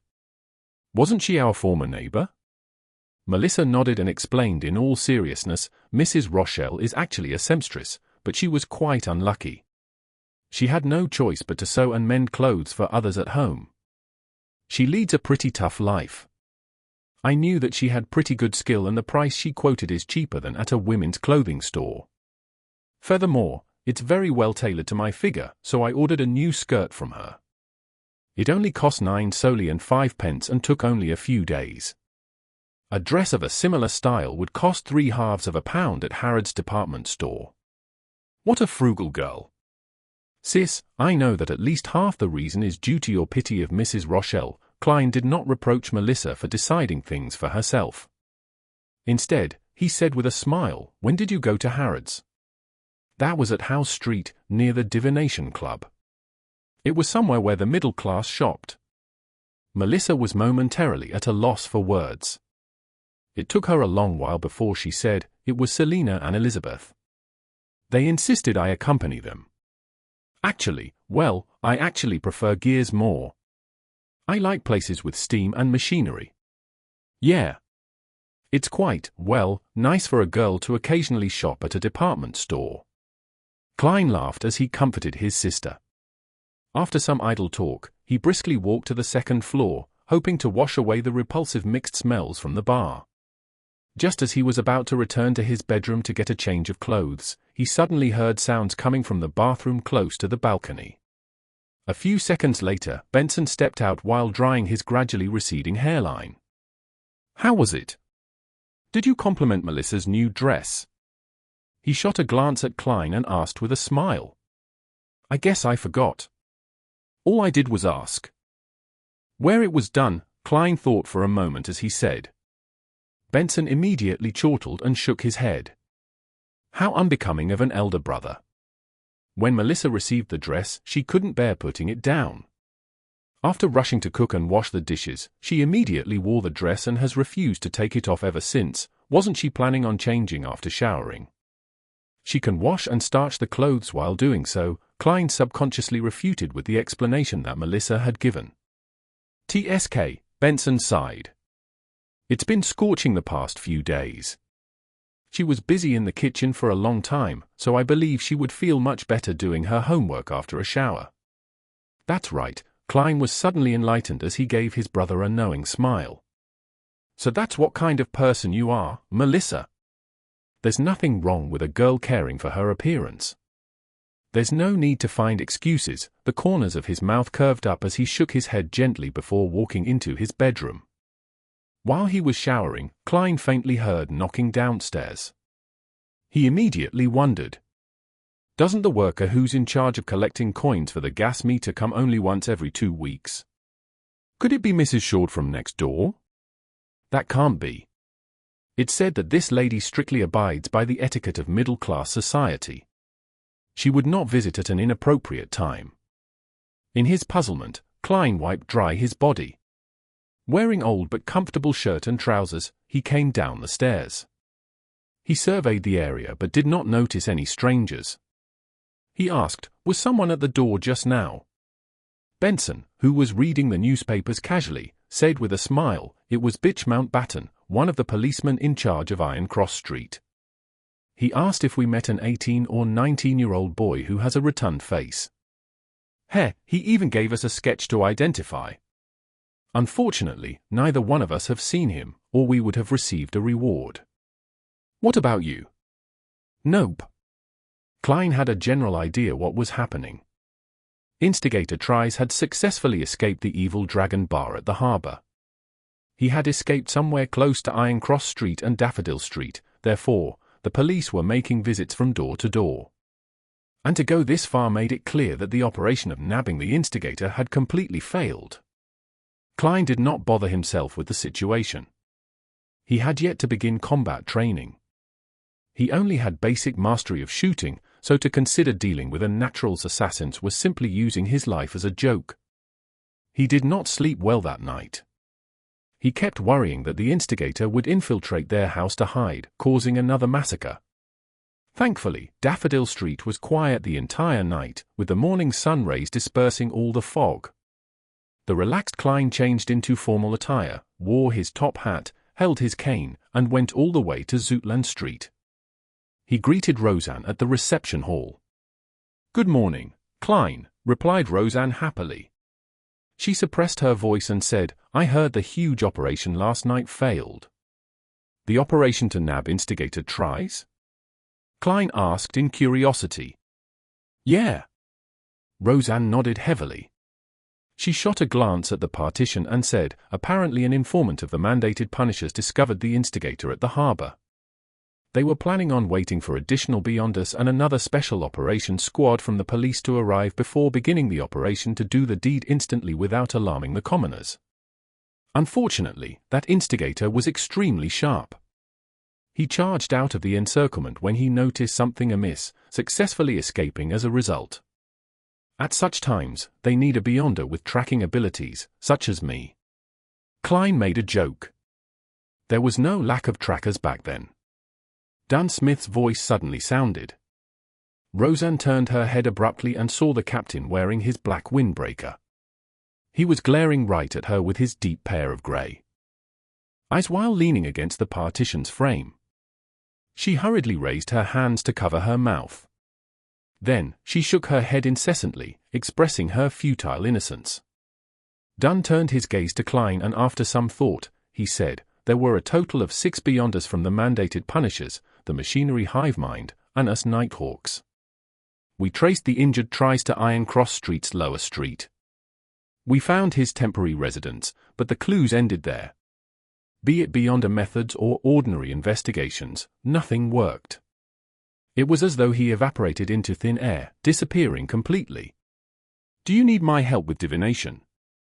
Klein asked probingly. The Machinery Hivemind had a Machinery Hivemind. He is a senior Beyonder as good as old Neil. I even suspect that he's already at Sequence 8. I'm just unaware what the name of the corresponding potion is. The Theosophy Order's heritage to this day must have something special about it, consoled Klein. For the rest of the morning, he continued his mysticism curriculum, read the historical information and documents, and practiced various techniques just like always. With lunchtime almost approaching, Klein's mind began to wander. Another few minutes later, he put away the documents, having heard the summoning of his stomach. At that moment, Dunn Smith came into the clerk office. He said in a deep but mild manner, Klein, follow me to Channey's Gate. Sealed Artifact 249 has arrived. The subsequent operation might require your sensing of that notebook. All right, Klein got up and replied. His thoughts became scrambled. He imagined how the sealed item would look or if the operation would be dangerous. While in this rather tense silence, he followed Dunn down the stairs and into the tunnel. After going straight at the intersection, Dunn suddenly stopped and turned his head, saying sternly, do this action together with me. Keep doing it and absolutely do not stop. Remember, absolutely do not stop. This is for your own safety. While speaking, Dunn bent his arm followed by extending it. He repeated this action without stopping. Klein looked at the captain demonstrate in a befuddled manner. Suddenly enlightened, he asked, has this got to do with the uniqueness of the sealed artifact? Yes. Dunn nodded with abnormal seriousness.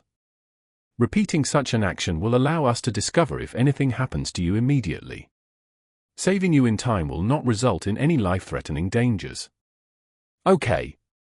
Klein did not hesitate further as he began the repeated action of bending and extending his arm. If your arm is sore, use the other one, added Dunn. Sealed Artifact 249 sure is odd. What meaning does this action have? It seems very dangerous. These thoughts flashed past Klein's mind as he looked solemnly at the captain.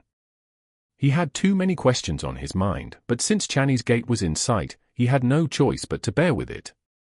Besides, with my security clearance, I'll probably not learn of the details. I can only do as I'm ordered, Klein exhaled as he followed Captain Dunn to the keeper room outside Channey's Gate. Chapter 71. Sluggish Phenomenon. Translator, Atlas Studios Editor, Atlas Studios. Klein repeatedly bent and extended his arm as he watched Dunn push open the keeper's room with his body sideways.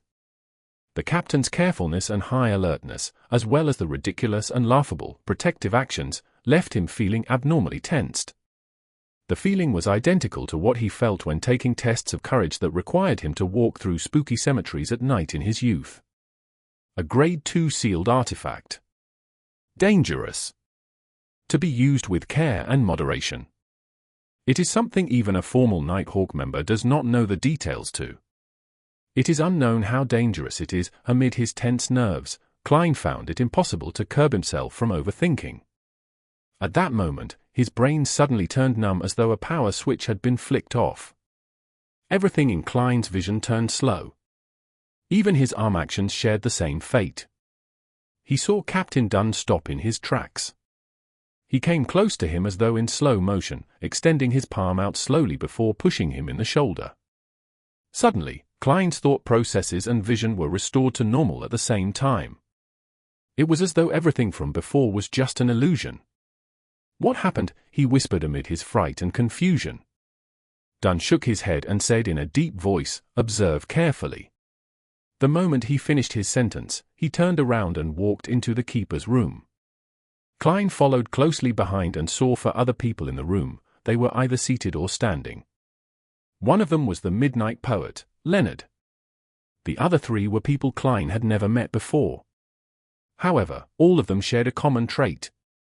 They were all doing the extending and bending arm exercise with utmost seriousness. Klein Moretti has a miraculous connection with the Antigonus family's notebook. Dunn gave a brief introduction. Then, he pointed to the other three strangers and said, "These lady and gentlemen are colleagues from the Backland Diocese. They escorted sealed artifact 249 here. This is Madame Lerotta, Sequence 8 Gravedigger. She is a master sharpshooter." At that moment, the black-haired woman who looked about 30 nodded at Klein in a friendly manner. She looked pretty good. She did not wear a hat and was dressed in what appeared like male attire, a black coat with a white shirt, tight black trousers and black leather boots. The corners of her mouth were slightly curved up. After Klein exchanged greetings, Dunn pointed to a man seated behind the desk. "Ayerharson, someone just like me." Before he finished his sentence, Klein saw Mr. Ayerharson in his grey windbreaker turn sluggish with his arm motion. It was as though a gear had lost its lubricant or a joint covered in rust. "What's wrong?" Amid Klein's daze, he saw Lerotta push Ayerharson. Only then did the gentleman's actions return to normal. "Was I like that previously?" Klein was first taken aback before he came to the realization. This indicated the dangers that sealed artifact 249 held. What would happen if one was not awoken in time? Filled with questions, Klein greeted the charming middle-aged Ayerharson. "Borgia," Dunn said as he pointed to the last Nighthawk. Borgia was a cold man with a knife scar on the side of his face. His sharp brown eyes were like an eagle's. He was constantly observing everyone in the room. "Let's set off. The faster we end this, the faster we can seal 249, the handsome Ayerharson said as he stood, his eyes revealing some wrinkles. "So, where is 249? Klein surveyed his surroundings curiously but did not notice any traces of the sealed artifact.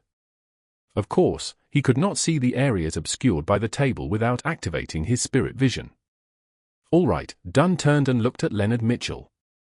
"You'll be in charge of driving. It is best not to involve Césaire with matters like this." Césaire was the clerk in charge of procuring and collecting supplies for the Tingen Nighthawks while standing in as a carriage driver.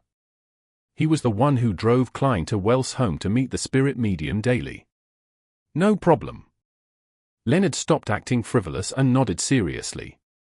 At that moment, Klein saw Ayerharson bending over. He picked up a black metal chest which had been obscured by the table. The chest was carved with resplendent stars and the crimson full moon. It was as though there was a formless barrier around the chest. "The sealed artifact should be inside there? I wonder what 249 looks like." Klein observed the chest curiously. Violent knocking sounds suddenly erupted from the black chest. Even the surface of the chest bulged time and time again. It was as though something horrifying had awakened within the chest and was pounding wildly. The sound of the knocking was beaten into the hearts of everyone present. "It's alive," just as Klein had a thought. He saw Captain Dunn's arm exercises turning sluggish, as if his joints were layered with glue. Borgia, the Nighthawk from Backland, pushed Dunn's shoulder, allowing him to recover. "It's like doing the robot dance when one is affected by 249. If all of us are under its influence, wouldn't we be some awkward dance squad?" Luckily, 249 seems capable of only influencing one person at a time, Klein lampooned to relax his tense nerves. He did not dare halt his arm exercises. He followed Dunn's lead and left his cane behind. He then followed behind the 5 Nighthawks through the tunnel and up the stairs to the second floor of the Blackthorn Security Company. Leonard had gone ahead and notified everyone in the front of the buildings, so Roseanne and the rest had all made their way to the 3rd level. These incidents rarely involved them, but they were not completely alien to them. Another Nighthawk, Kenley, had replaced Dunn in his watch over Channy's gate. Klein heaved a sigh of relief when he reached the carriage. He looked suspiciously out the window and said, "Won't 249 affect the ordinary people on the streets?" From their journey underground to the carriage, sealed artifact 249 had already caused 6 sluggish incidents, 2 of which were targeted at him. He had been jolted awake by Captain Dunn and Leonard Mitchell respectively. The rate of the sluggish effect was rather alarming. No worries, 249 will target humanoid creatures within 5 meters of it first. The closer you are to it, the easier it is for you to be chosen. As long as there are 3 people surrounding it, people who happen to be around when the carriage steers past will not be affected, the beautiful, black-haired Lady Larotta explained with a lazy tone. What a weird sealed artifact, Klein thought as he continued his arm exercises. Dunn and the rest of the Nighthawks did not speak on the journey to Ray Bieber's house. They were paying close attention to each other's condition. Only Larotta wore a nonchalant look. At times, she took in the sights of Tingen's not-so-clean streets, and at other times, she praised Backlund's underground water system. Soon after, the familiar building finally entered Klein's line of sight. The group of 6 made their way to the 3rd level while observing each other. The door to Ray Bieber's house was labeled with the Tingen Police Department symbol, indicating that entry was forbidden to unauthorized personnel. As Dunn did his stretching exercises, he took out a key. He opened the newly changed lock, then turned around, allowing Earharson, who was carrying the black chest, to enter first. The sealed artifact in the black chest knocked violently once again, even more violent than before. This made Earharson's arm waver from side to side uncontrollably. It even made Klein suspect that the chest would be pounded open in time. Klein quickly noticed that Captain Dunn's movements were becoming sluggish. He was about to wake him up when a buzz sounded in his brain. His brain became numb, the scenes before his eyes played, as though they were in slow motion. Didn't they say that it only affects one person at a time? Klein's thoughts quickly became sluggish. At this moment, the prepared Larotta and Borgia woke each of them up respectively by pushing them. Having his thought processes and vision restored, Klein looked around with lingering fear. He nearly blurted out, "Didn't you say that 249 can only affect one person at a time?" Thankfully, I did not stop my stretches. When sealed artifact 249 enters its berserk mode, it can affect up to 2 people at once. We can confirm that Ray Bieber is indeed a descendant of the Antigonus family, Earharson said with a mechanical tone. Larotta let out a faint laugh. She looked at Klein and said, 249 becomes very agitated when it meets a descendant of the Antigonus family, even if only their scent remains. Its abilities would also increase considerably. I believe you would be able to understand its feelings. Well, I don't, Klein asked curiously, so, is it a living creature? Larotta smiled but did not reply him directly. You'll know in a while. As long as Ray Bieber hasn't escaped Tingen, 249 will lead us to him. Klein could only put his other questions on hold as he walked around the room with the Nighthawks. Amid the loud and violent thumping from the chest, they locked the door, walked down the stairs, and returned to the carriage. Earharson looked out the window several times and confirmed that there were no pedestrians within a 5-meter radius of them. He then placed the black chest on the ground and twisted the mechanical switch to release its spiritual restraints. The violent thumping stopped suddenly, slipping the entire carriage into silence. Not even the breaths of the Nighthawks could be heard. Klein held his breath as the black chest opened slowly. A sharp creak that hurt his ears could be heard. The chest fell as a slender brown arm extended out of the chest. It was about the length of a child's finger. 2 arms pressed forward one after another as an object about the size a normal human being's palm appeared bit by bit in front of Klein and company. It had clear elbow, finger, and knee joints. Covered in an oil-stained brown cloth, its face was painted with the colors of a clown, red and yellow. It was a wooden puppet with a weird appearance. 249 lifted its head and looked at Klein with its pure black eyes. Its rigid mouth slowly parted to reveal a clown-like smile. Chapter 72. Tracking. Translator, Atlas Studios editor, Atlas Studios. The wooden puppet's face was painted in red and yellow like the common clown. The corners of its mouth were upturned high, revealing an abnormally comical smile. Its lips parted to reveal a dark and deep mouth. Klein, who had locked his gaze with it, felt his hair stand as intense horror leaped out of his heart in an uncontrollable manner. Everything before his eyes grew dull, as though he was looking at the world through a piece of thick brown glass. Klein's thoughts slowed down gradually, and he instinctively wanted to ask for help, but his neck seemed to be held tight by a rope. He couldn't make a single sound, and the single word was trapped in silence. Just then, Dunn noticed his arm exercises becoming sluggish and pushed him heavily. The brown glass before Klein's eyes shattered in an instant. He blurted out the word help, which had remained dormant in his throat. It reverberated within the carriage, with sharp panic. "It's getting stronger," Klein spoke in a very certain tone. Being next to a strange sealed artifact like 249 really placed on in terrifying peril if they were not careful. No, it was totally impossible to guard against it. It could only be avoided through other methods. "It's normal," Hassan said steadily, nodding. "It seems to like you? Don't worry. It is a relatively less dangerous Grade 2 sealed artifact." In her naturally languid voice, the puppet, whose joints clearly reflected a human, stood up. It began tottering towards its left. Its action was incomprehensible, just like a steam engine that someone had rusted due to a lack of lubricating oil. Robot dance. Klein suddenly had the few Chinese words pop into his head. He had a new guess of the danger 249 posed. It assimilates the living things that it seizes control of? If I am not woken up in time by the others, would I have become a human-sized puppet, a real-life Barbie doll? Just as thoughts flooded Klein, Hassan was awoken by Dunn. He extended and bent his arms as he pointed in the direction that the puppet was walking slowly towards. He said to Leonard, who was driving the carriage, "Over there." Leonard couldn't make the carriage pass through the building, so he had to detour. During the detour, 249 constantly adjusted the direction that it was facing. It acted like a compass that pointed towards the Antigonus family.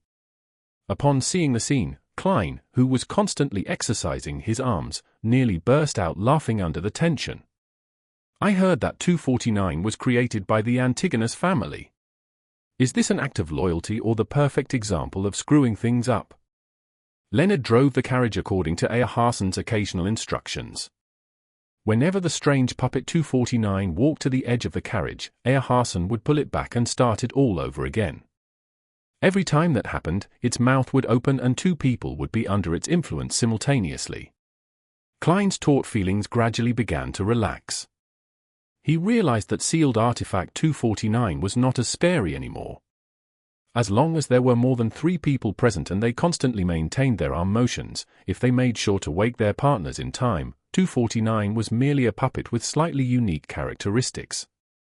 The carriage traveled at high speed, and quickly arrived at the harbor, where warehouses were clustered. After circling a few times, they confirmed that 249 intended to enter the innermost grayish-white warehouse. Hassan's expression turned solemn. He grabbed the puppet carefully and stuffed it back into the black chest. Under constant ferocious knocking, woke up again and again with the help of Borgia and Larotta as he activated the mechanism with great effort. He then injected his spirituality and activated the star and crimson symbols on the chest. At the reappearance of the formless seal, Hassan let out a long, heavy breath. "Let's get down," Dunn Smith said with a low and mild voice. "Leonard, tying the horse here will do."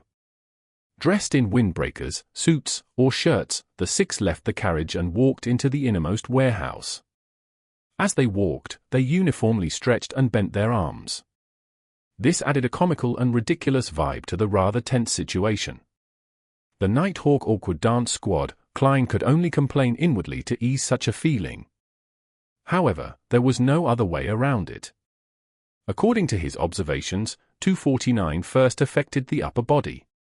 Therefore, to detect it in time to prevent a more dangerous situation from developing, they only had the choice of extending and bending their arms, shake their necks or bodies.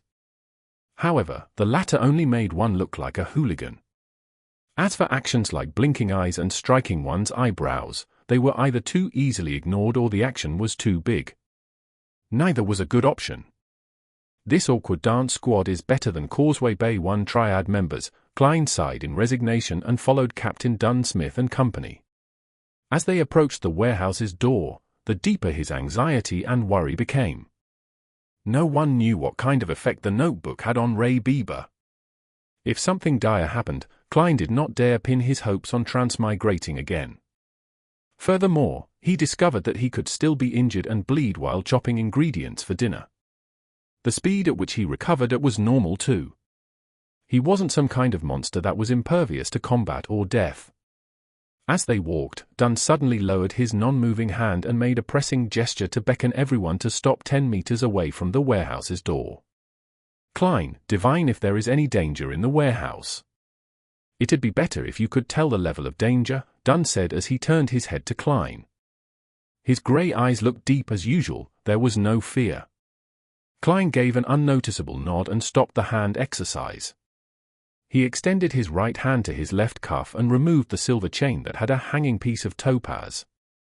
As he was still moving his arms, Dunn realized his sluggish actions in time and woke him up with a nudge. Klein held the silver chain with his left hand and allowed the topaz to hang down naturally.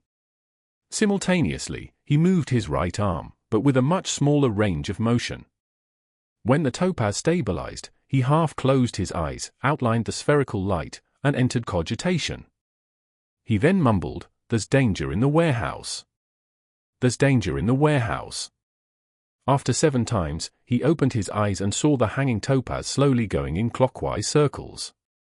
It turned faster and faster, and in the end, Klein felt like it was pulling his left hand. "There's danger, great danger," Klein replied honestly. Clockwise meant affirmation to the chanted statement, while counterclockwise meant denial. To other Beyonders, even a mystery prior, using spirit dowsing could only determine if there was danger, but it was unable to obtain information regarding the level of danger. However, Klein discovered that when he used spirit dowsing, the pendulum would spin at different speeds, revealing the degree of the answer. Although it was not very accurate and extremely vague, it allowed one to have a rough assessment of the actual situation. As expected of a seer potion, Klein was rather happy with the outcome. Just as he was about to put away the topaz pendulum, Leonard Mitchell, who had maintained his silence, suddenly spoke. "Divine if there is danger around us also." Dunn nodded in agreement. "Yes, I am worried that the secret order will not give up and that it has placed Ray Bieber's house under constant surveillance. They could have followed us here and could cause trouble at a critical moment." Klein took a deep breath and entered a calm, ethereal state once again.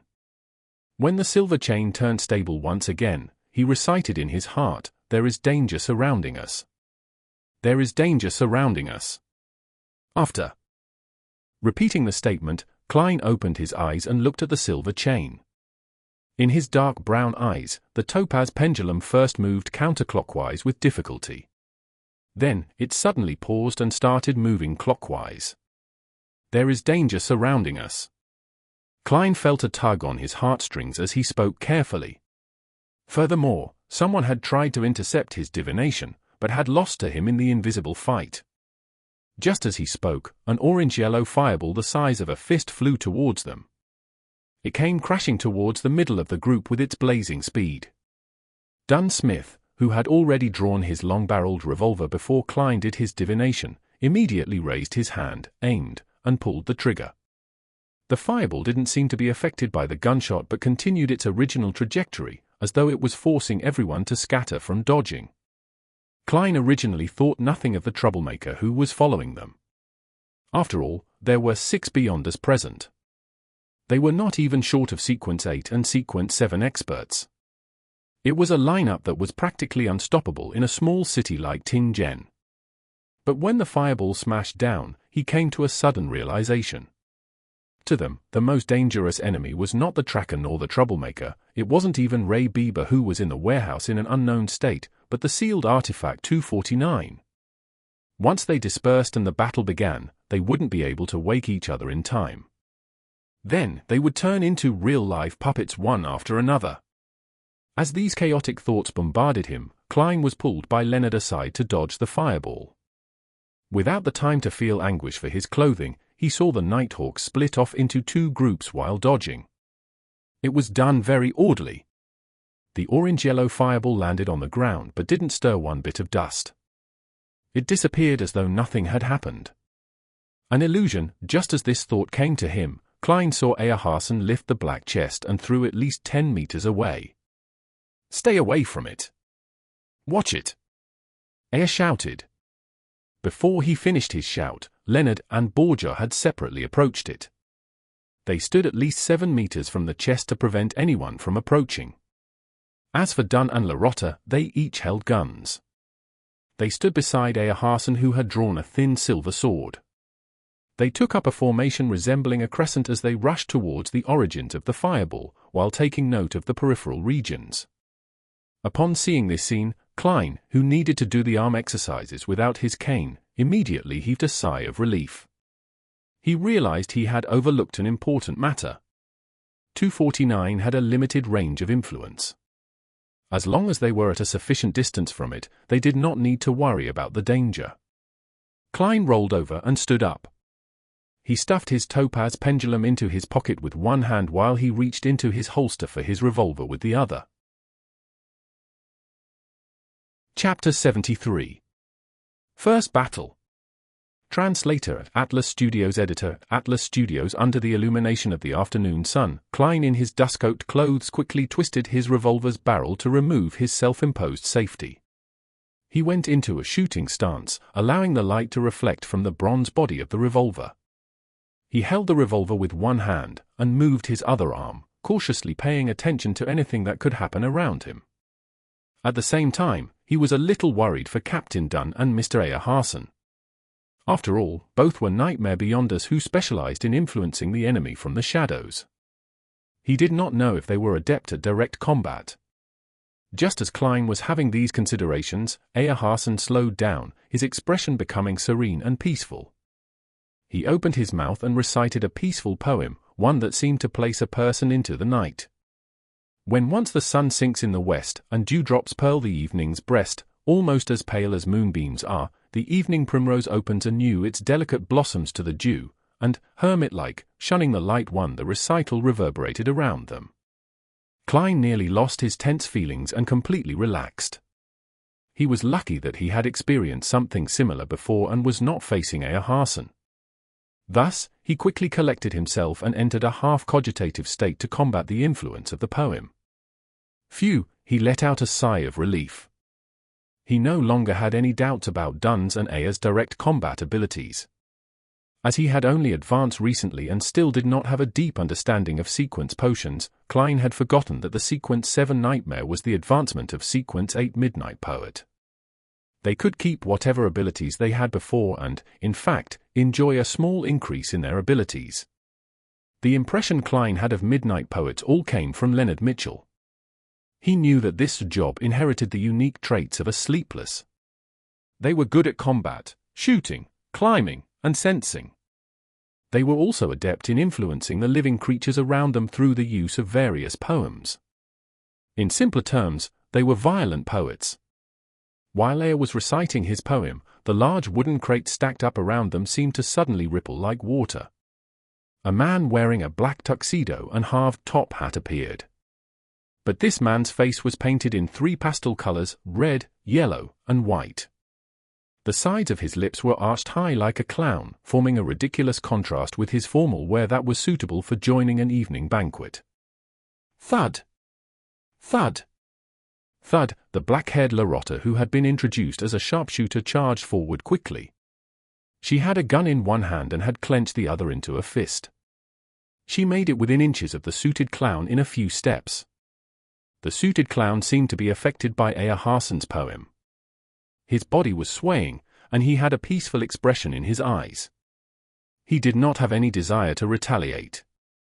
Larotta tilted her body with a boxing maneuver as she pulled back her fist, then punched toward the suited clown's face. The air crackled as the suited clown shattered suddenly like a mirror, pieces quickly evaporating and vanishing into thin air. At this moment, the suited clown quickly appeared once again in the shadows of the wooden crates a few steps away. The suited clown's figure outline quickly appeared again. The person under the influence of the poem was only an illusion. It was a performance. The suited clown grinned again. It had a comical look as he pressed down on his halved top hat with one hand and pointed a finger gun with the other. The sound of a shot rang from the finger gun. Larotta fell to the left and rolled on the floor, dodging the attack.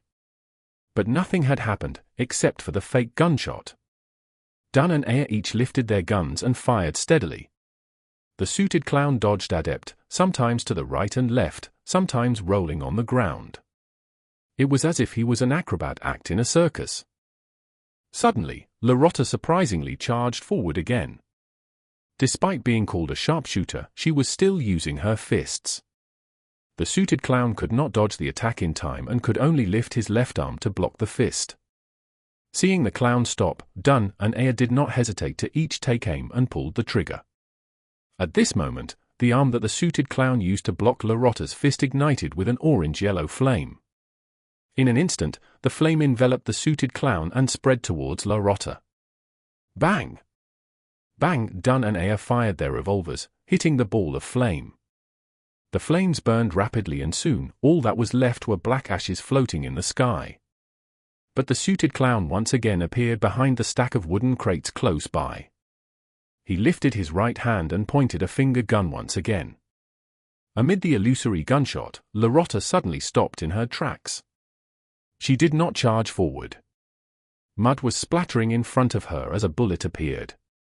The suited clown was no longer delivering an illusion with this strike. It was hard to discern real from fake, reality from illusion. The suited clown shot at Dunn and Aya repeatedly while hiding away and appearing at random times. Upon seeing this, Larotta squinted and lifted the dull gold revolver in her left hand. The suited clown suddenly squatted down, avoiding the fatal shot. His halved top hat was sent flying backward, falling to the ground. The bullet had left a visible scorch mark on the hat. After rolling a few times on the floor, the suited clown scaled the stacks of wooden crates with the agility of a monkey. He shot air bullets out of his finger gun from the high ground. Aya Hansen took a few steps back and lowered his gun. He began his recital once again. Wastes its fair bloom upon the night, who, blindfold to its fond caresses, knows not the beauty it possesses. The suited clown jumped repeatedly between the crates. He suddenly raised his hand to scratch his ears and looked at Aya with a comical smile. Could he have stuffed his ears? The sequence potion that the secret order possesses sure is weird. Klein observed the fight from far away as he made silent guesses. Just as his thoughts flashed through him, he suddenly saw a figure appear at the top of a warehouse beside him. Furthermore, it was running straight inside where Ray Bieber was hiding. That figure was dressed in a greyish-white uniform, one which workers at the docks wore. His face also appeared to be painted red, yellow, and white. The suited clown is responsible for distracting Captain and the rest while the other person retrieved the diary. Klein instinctively raised his right hand and shot at the figure on the roof. He had just taken aim when the figure suddenly squatted, switching from running to rolling on the ground. Klein did not stop pulling the trigger. He saw the figure suddenly pause, blood blooming in a spurt. The figure looked at him in shock. While bearing the pain, he continued charging into the warehouse. That felt like a lucky shot. Klein twitched his lips and pulled the trigger once again. This time, the bullet hit the wooden roof beside the figure. Leonard and Borgia also shot but did not hit the figure. Klein wanted to criticize how terrible their shooting skills were as compared to his when he suddenly stopped pulling the trigger. That's right. Why must we stop him? Didn't I divine that there is grave danger in the warehouse just now? Wouldn't it be great if we let that guy be the vanguard and step on the landmine for us? Leonard and that Mr. Borgia must have had the same idea. With this thought, Klein lifted the barrel of his revolver and shot at the sky. As the gunshots rang, the figure managed to reach the innermost region of the warehouse unobstructed. He lunged downwards, slamming into the roof as he fell down with the collapsing roof. Immediately following the commotion, the black-haired Larotta's eyes suddenly turned black. Her left hand began making a strange pulling action. The suited clown's jumping action suddenly came. to a pause as his ankle seemed to be grasped tightly by an invisible hand. Dunn did not shoot immediately and instead pointed his revolver downward. He opened his mouth and by simply using his spirituality to resonate the air around him, he produced a strange, faint and ethereal voice without the use of his throat. Thus it blooms on while night is by, when day looks out with open eye, bashed at the gaze it cannot shun, it faints and withers and is gone. The suited clown suddenly became limp, as if he had lost the desire to live. Earharson lifted his handgun and took aim, his finger pulling the trigger immediately. In that split second, there was an abnormal and tragic wail that came from the warehouse. The cry contained immense fear as though he had encountered an unimaginably terrifying matter. The hair on Klein's body stood on end. The tragic cries came to a sudden stop as silence was restored in the deepest parts of the warehouse. It was a skin-crawling silence. Affected by the cry, Aya only managed to shoot the suited clown in the belly. Ha! Ha! Ha! The silence was once again broken from the deepest depths of the warehouse. What should have been soft panting sounded. It reached a crescendo that tightened everyone's nerves. Thump! Thump! Thump! Thump! Thump! Thump! Inside the black chest, 249 had reached a frenzied state. Chapter 74. Ray Bieber. Translator, Atlas Studios. Editor, Atlas Studios. The loud panting and the intense knocking alternated first before they resounded together. It made Klein and company extremely nervous, as though they were hearing some evil murmur. Taking advantage of the moment Aya, Dunn, and Larotta had their attention redirected, the suited clown suddenly pulled out a long piece of paper from his pocket. He threw it with his right hand as the slip of paper ignited into a black fiery whip. Then, he lashed it towards the side of his ankle. A fleeting but tragic scream sounded as the suited clown escaped the invisible shackles and did a backflip. Dunn, Aya, and Larotta shot, but their bullets only ended up hitting the wooden crates. The suited clown did not stay any longer as he pressed down on his wound with his right hand while escaping in a direction opposite the warehouse. He was so fast that in the blink of an eye, all that was left was a hint of his back. And before he vanished, his right hand which pressed down on his abdomen moved towards his left arm. The wound on his stomach had already vanished, looking completely fine. The location on his left arm which he touched with his right hand suddenly became badly mangled, and a silver bullet appeared in the torn flesh. Dunn and the rest didn't chase after him because the panting from the innermost warehouse was so loud that it was making them nervous and insecure.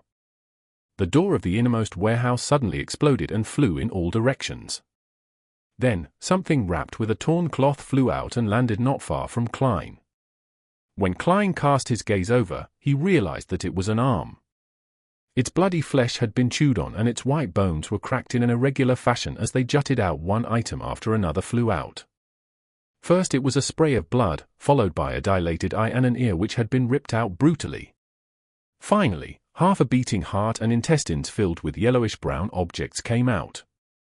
If Klein had not seen the more gruesome giant cadaver at Ray Bieber's place, he would have probably vomited there and then. His nerves were on the brink of a breakdown. After a great deal of effort to hold back his urge to shoot into the pitch-black entrance, he ejected the empty shells from his revolver and reloaded with new demon-hunting bullets. Dunn drew close as he stably shot into the warehouse. However, his bullet was like a shot into the sea. There was no audible response. The loud panting sped up as greyish-white colors filled the open door. With another two loud shots, Earharson's and Borgia's bullets tore through the whiteness, but failed to prevent the color from spilling outwards. It did not leave any wounds or cause liquid to seep out. Klein held his breath and kept himself from shooting blindly. He watched as the whiteness slowly revealed a complete outline. It was a humanoid creature more than 2 meters tall. Its limb joints were all unnaturally twisted. It was as though they had been snapped by someone forcefully. White bones poked out from under its skin as the entire greyish-white surface was filled with gullies, like a human brain that had been stripped from its shell. The monster had greyish-white, rotting, sticky liquid flowing all over it. Its head looked relatively normal, with deep wrinkles and pale skin. As it opened and closed its mouth, Klein could see a porcelain false tooth that looked close to falling out, a few strands of bloody saliva, and bone and flesh that had been minced. Was Ray Bieber still even F*** King Human? Klein drew a silent gasp as he felt his heart pound rapidly. Leonard's demon-hunting bullet hit Ray Bieber's forehead and tore right through it, leaving behind a deep hole. Grayish-white liquid flowed out and dripped onto the ground. The liquid wriggled and turned into fat cream-colored maggots. But the monster appeared completely unaffected. It was neither fast nor slow when it pounced at Borgia, who was closest to it. Its actual target appeared to be the black chest. That contained sealed artifact 249. Loss of control of Beyonder powers, Dunn shouted in a deep voice. Larotta, it looks like a dead soul, so quickly look for its weakness. All right. Larotta did not speak further as she raised her hands to press down on her eyes. Her pupils turned grey, then colorless, as though she had entered the world of spirits and a kingdom of dead souls. She looked down at the enemy from a higher vantage point as she searched for a node. Klein saw that a normal gunshot was ineffective, so he did not bother wasting more of his bullets. He lifted his hand to tap at his glabella to activate his spirit vision. He planned on helping gravedigger Larotta. From his vision, Monster Bieber only had one kind of spiritual glow left. It was purely grayish-white, a whiteness filled with craziness. Apart from that, Klein saw nothing else. At that moment, Aya Harson and Leonard Mitchell sang simultaneously. Oh, the threat of horror, the hope of crimson cries. One thing at least is certain, that this life flies, one thing is certain, and the rest is lies, the flower that once has bloomed forever dies, the power that allowed one to enter a peaceful slumber emanated. The twisted grayish-white monster gradually slowed down as though it could not fight against the charm of the poem. Then, it opened its mouth and let out a shrill cry that ordinary people were deaf to. Bang! Klein felt a sharp pain in his head as he automatically exited his spirit vision state. He felt warm liquid flowing out of his nose, and when he subconsciously wiped it with his hand, he discovered the back of his hand covered in blood. Aya and Leonard fell back to the ground at the same time. They had blood stains lining the corners of their lips, noses, and eyes.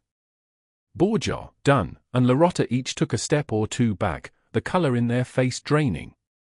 That monster only screamed once, but it appeared to exceed what the 6 Beyonders could withstand. They instantly turned extremely weak. It closed in on Borgia and suddenly swung its twisted joint. Borgia and Dunn shot twice each, but they didn't cause any damage to Monster Bieber. Bang! A blow sent Borgia flying out as his long-barreled revolver fell to the ground.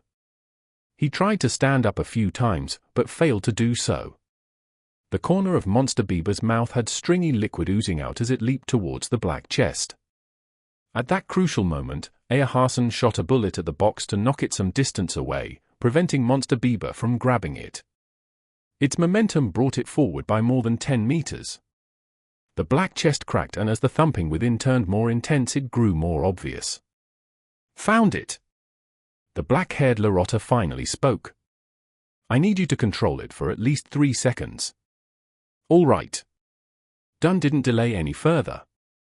He extended his hand to tap his glabella and closed his eyes. He seemed to fall asleep as shapeless waves slowly rippled out one after another. In that instant, Monster Bieber paused and the craziness in its eyes quickly receded. Its thin transparent eyelids began to close uncontrollably as well. Dunn's body started quivering, and something popped up under his clothing and wriggled on the spot. It was as though he hid slippery scaleless snakes within. Larotta rushed over and with a roll, arrived under Monster Bieber. She supported herself with one hand while raising a clenched fist, bombarding Monster Bieber's crotch like artillery. She ignored the corrosive pain but supported herself against the ground and directed more strength once again.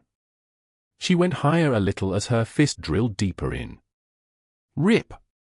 Larotta pulled out her forearm as she dragged out an intestine filled with brownish-yellow bloodstains. In the intestine, there was an ancient notebook. Monster Bieber let out a blood-curdling scream, and his body suddenly lit up as though it was melting. Just as Aya Harson's hurried shout ended, Klein saw Monster Bieber suddenly swell up. Amid a loud explosion, the distant Klein, was tossed into the air by the shockwave and landed heavily. He struggled to stand against a swirling headache, and he saw Monster Bieber turn into a pile of disgusting, rotting flesh.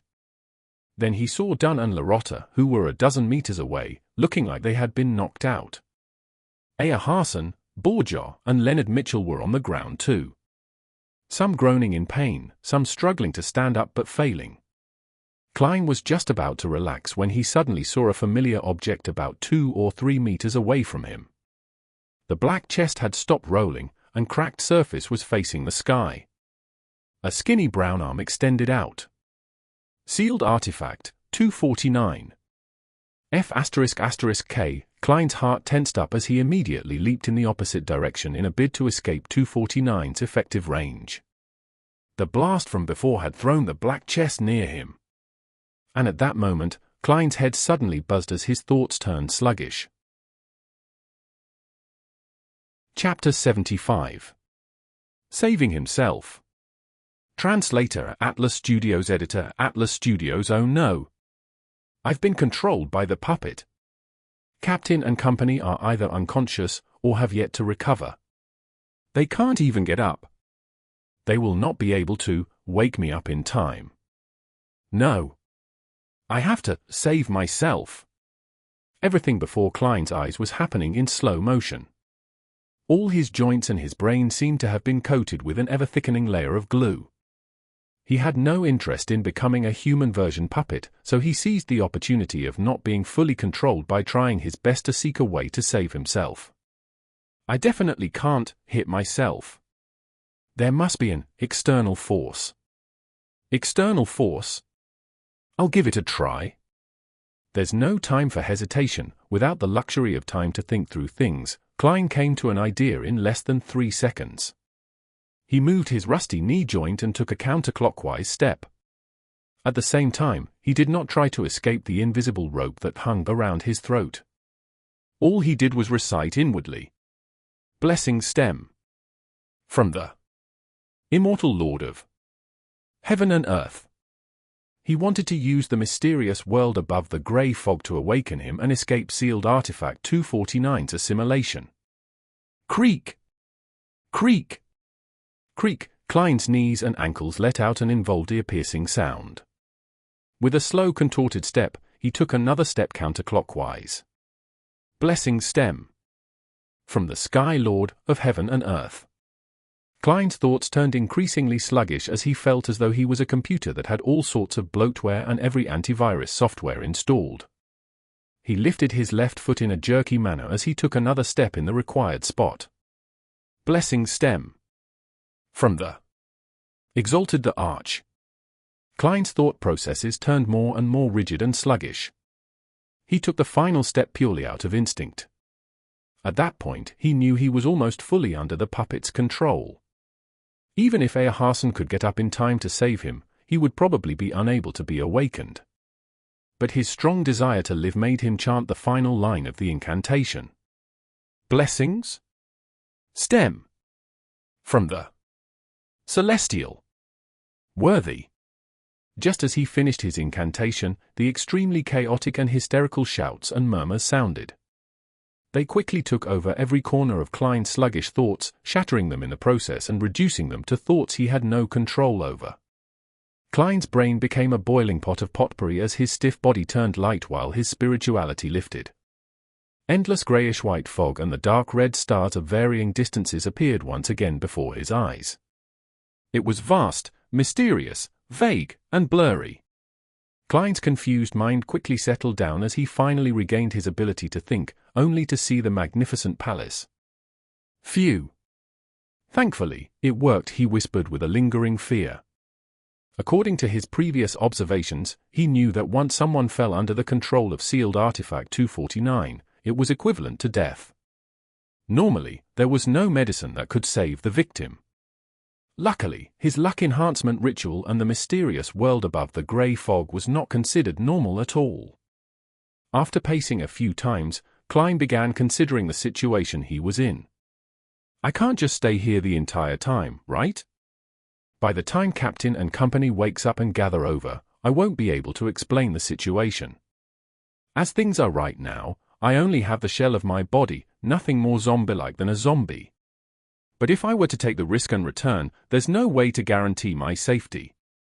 What if I get controlled by 249 again? While suffering from his dilemma, Klein suddenly smacked himself in the forehead and could not help but chuckle softly. It looks like I haven't gotten used to my status as a seer. Before he finished his sentence, he appeared at the seat of honor in front of the long bronze table, sitting on the high-back chair with the strange symbol. Klein extended his hand as a fountain pen appeared out of thin air. He scribbled a sentence on an illusory piece of paper. Returning to the real world is very safe. Immediately following that, Klein pulled out a projection of a spirit pendulum from his packet. After a few gatherings, he discovered that the items he brought on him were projected above the grey fog, but they were relatively illusory. Klein held the silver chain with his left hand as he allowed the topaz to nearly touch the paper. He calmed his breathing and half closed his eyes. He calmly repeated the words on the piece of paper. Returning to the real world is very safe. Returning to the real world is very safe. After repeating it 7 times, Klein completed the divination with spirit dowsing. He opened his eyes and saw the topaz slowly oscillating, guiding the silver chain in a clockwise spin. Clockwise is an affirmation while counterclockwise is negative. Returning to the real world is very safe. Klein heaved a sigh of relief as he habitually stored the chain away. Then, he released his spirituality and wrapped his body as he simulated a plummeting state. The hazy fog and deep red stars turned ethereal and charged upward. Klein soon saw himself still in a daze in his original position. He saw the brown puppet, halfway out of the chest. He also noticed that the sealed artifact had apparently stopped all motion. His physical senses reached to his brain, and just as he was about to try to move his arm to determine his condition, he suddenly heard a voice concealed within the wind. "Do you wish to be awakened? You can be saved as long as you promise me one thing. This one thing is to help me take that Antigonus family notebook. Nod if you agree. I know you are still capable of completing that action." "Who is it?" "Yes, 249 doesn't seem like it's attempting to control me." "That's right. It will not repeatedly influence the same person."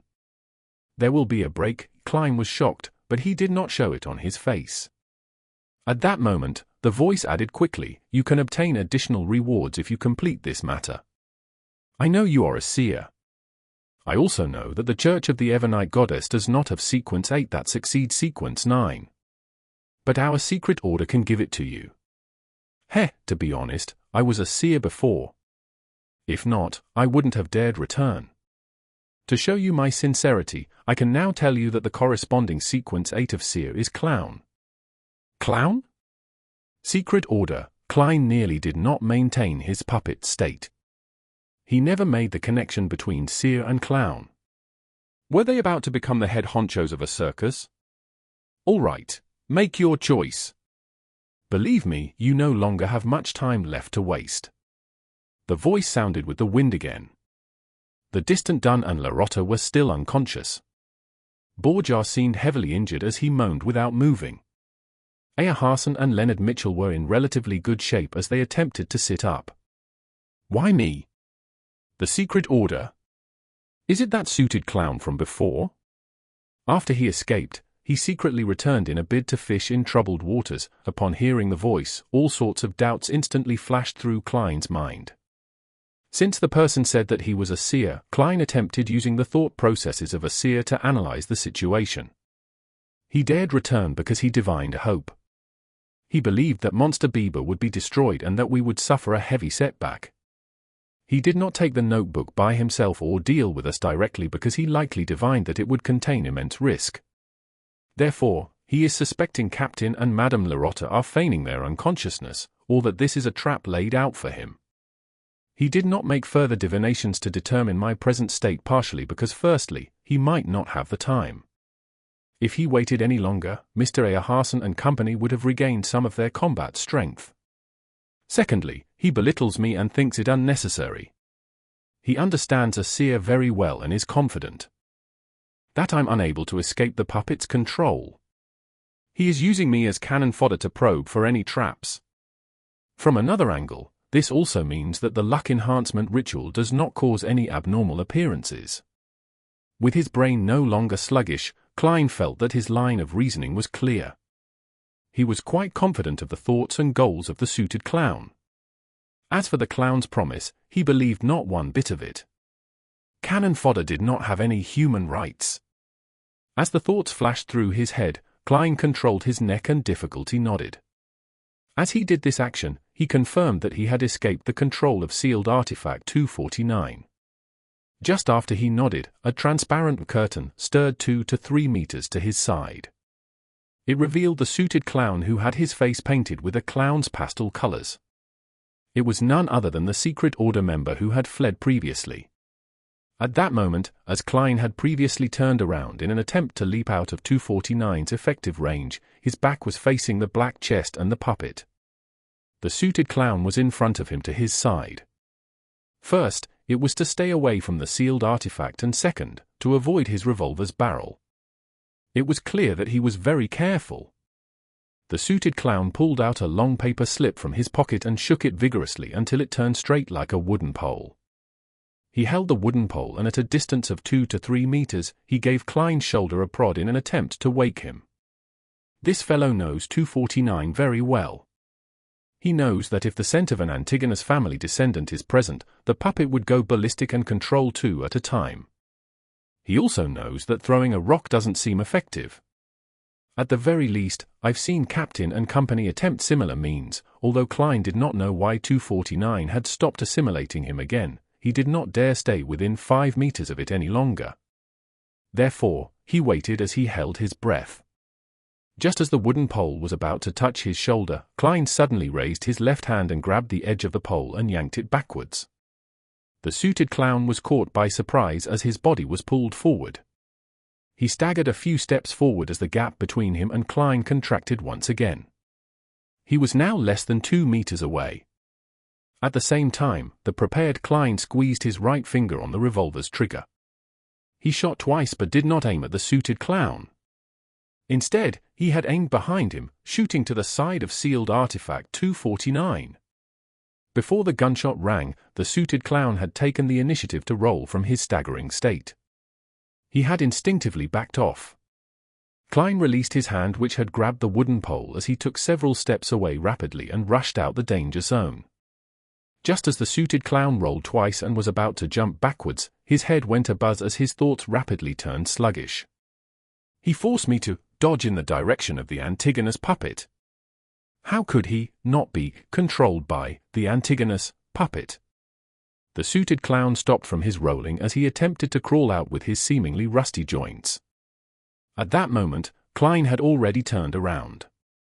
He held his revolver with both hands as he aimed at the slowly moving target. To him, that was equivalent to shooting a fixed target.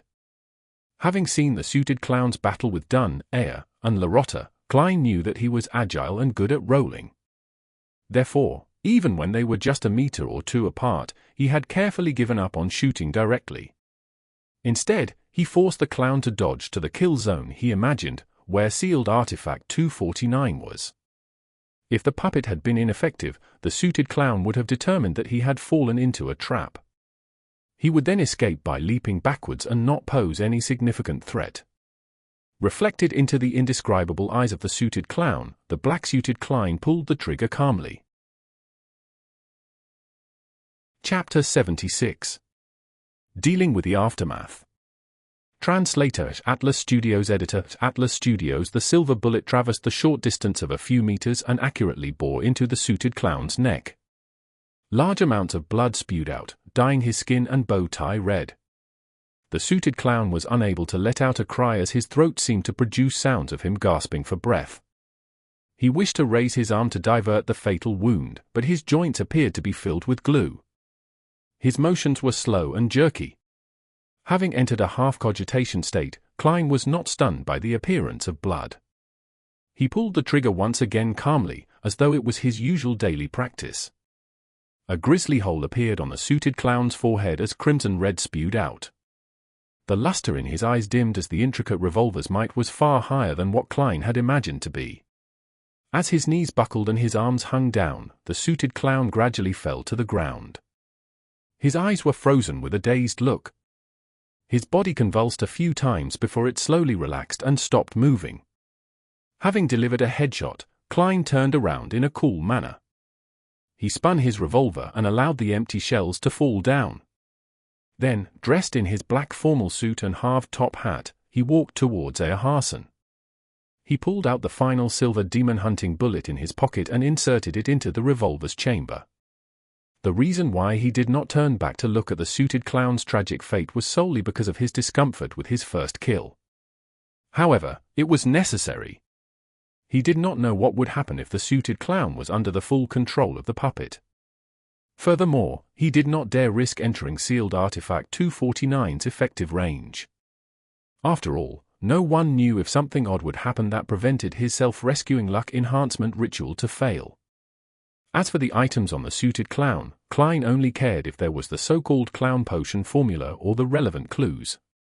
However, this was not something he was in a hurry to carry out. In a while, he could do it together with Dunn, Ayer, and company. If the Nighthawks had it, it also practically meant that he had it. There was no way that they would be unwilling to share the potion formula of Sequence 8. At most, he would be required to accumulate his contributions over time. After all, he had only become a seer recently. It would still be a long time until he fully digested it. As his thoughts churned, Klein quickly walked next to Earharson. The gentleman in his grey windbreaker struggled to sit up but failed at every try. He was covered in dust and mud from the fall. "Mr. Harson, what do you need me to do?" he asked, squatting down. He pointed the revolver in his hand at the ground in case of a misfire. Ayer gasped for air and sighed. The monster was too strong, if not for its weakness. Then, he pointed at a sky-blue metal bottle beside him and said in a self-deprecating laugh, "I was trying to consume some medicine, but my hand shook." The sky-blue bottle was about the size of Klein's finger. It was not longer than 5 centimeters long and a cap that hid spiral patterns had fallen to the side. The liquid had completely spilled. Klein reached out to pick up the bottle. As he looked at it with narrowed eyes, he answered helplessly, "Mr. Harson, there are only a few drops left in the bottle." "Go to Borgia and search his body. In his inner pockets," Ayer said as he gasped for breath. "All right." Klein stood up and casually asked, "Is this restorative medicine?" "No, it only has certain restorative effects. The main goal is to stimulate our minds and squeeze out the potential of our bodies. It allows to maintain a decent state for a short period of time until we return, where we can receive treatment." Ayer attempted to sit up only to fail again. "Its name is the Goddess's Gaze. Remember to let Borgia drink half a bottle." Klein did not delay any further as he turned around. He briskly arrived at Borgia, who was groaning in pain. He found the uniform sky-blue metal bottle from the Nighthawk's pocket. After removing the cap, he carefully held the bottle to Borgia's mouth. Having sensed it, Borgia tried hard to open his lips. The bottle was held up as dark red liquid flowed in Borgia's mouth. Klein estimated the quantity and stopped just in time. He then screwed the cap back on. The medicine was rather effective. It only took Borgia a few seconds after drinking to regain the spirit in his eyes. Furthermore, he whispered, "Thank you." With that said, he pressed down on the ground as he slowly sat up. He first dealt with his wounds before walking to the unconscious Larotta and Dunn. Then, he retrieved the Goddess's Gaze from the latter's inner pocket. Klein returned to Ayer's side and fed him the remaining half bottle. After Ayer panted a few times, his actions suddenly became nimbler. He stood up as though he had never been injured. "I'll help Borgia." "Help that partner of yours." The gentleman with the charm of a middle-aged man pointed at Leonard Mitchell. Klein had no objections to it. He turned around and jogged to the poet. "Leonard, there's no need. I can drink it by myself." Leonard, with his disheveled hair, smiled as he raised the sky-blue bottle. Upon seeing Leonard agilely get up by pushing up with one hand, Klein, who wanted to lampoon, was suddenly stunned. "Leonard's injuries are lighter than I expected." He had the ability to consume the medicine from the very beginning. That also means that he could see me walk counterclockwise as I did the luck enhancement ritual. No, that's still all right. I had chanted inwardly, and the luck enhancement ritual does not appear odd in any way, or the suited clown would not have fallen for it. But even so, Leonard, who had long recovered but chose to watch by the sidelines, had seen quite a lot. Things like me not being affected by 249 and my sneak attack on the suited clown. Just as Klein's eyes narrowed slightly, Leonard, who was walking in his direction, stopped beside him and chuckled softly. I actually wanted to save you but discovered that you didn't need it. Don't mind it. There are many special people in this world that can always do things others can't, such as you and me. Leonard smiled as he went past Klein and walked to the awakening Dunn and Larotta. Narcissist, Klein thought silently as he felt a lot more relaxed. From the looks of it, Leonard Mitchell hid quite a bit of secrets. As he regrouped with the rest while deep in thought, he saw Captain Dunn wear a cloth and pick up the Antigonus family notebook that was covered in yellowish-brown bloodstains. The notebook's cover was completely made of thick black paper. It suffused an aura from an ancient and distant time without any signs of softening or rotting. It was nearly identical to the one he saw in his dream. He even suspected that flipping it open would only make him see the fool wearing splendid headgear. However, he soon realized that he was overthinking things since Dunn had flipped open the notebook to make a final confirmation. Klein was unable to discern the words on it due to his poor angle, but he was certain that there was no drawing of the fool with his gorgeous clothes and splendid headdress. Ahoom! There's nothing wrong with it. Dunn closed the notebook and held it securely. Then, he looked at Ayer and Company. Let's store this notebook and sealed artifact 249 behind Tingen's Channy's gate. We can wait until all of you are recovered or Backlund sends someone over. Upon hearing that, Klein felt a little disappointed once again, but also felt happy. He wished to see the Antigonus family's notebook once more and figure out the reason for the death of the original Klein, Welsh, and Naya. However, he also felt that the ancient item was filled with misfortune. It often brought catastrophe, so he did not dare touch it. Handing it to the church's headquarters and sealing it is considered the best choice, he secretly heaved a sigh of relief. All right. Ayer Harson, Borjaw, and Larotta nodded in unison. They then turned around and arrived beside sealed artifact 249. They woke each other up and stuffed the puppet, which had resumed moving, into the black chest with an opening as they monitored it strictly. Everything is back to normal. Ayer sounded a little more relaxed. Inside the dimly lit black chest, the puppet wrapped in oil-stained cloth flipped over with its body creaking as it aligned its clown-painted face with the light source.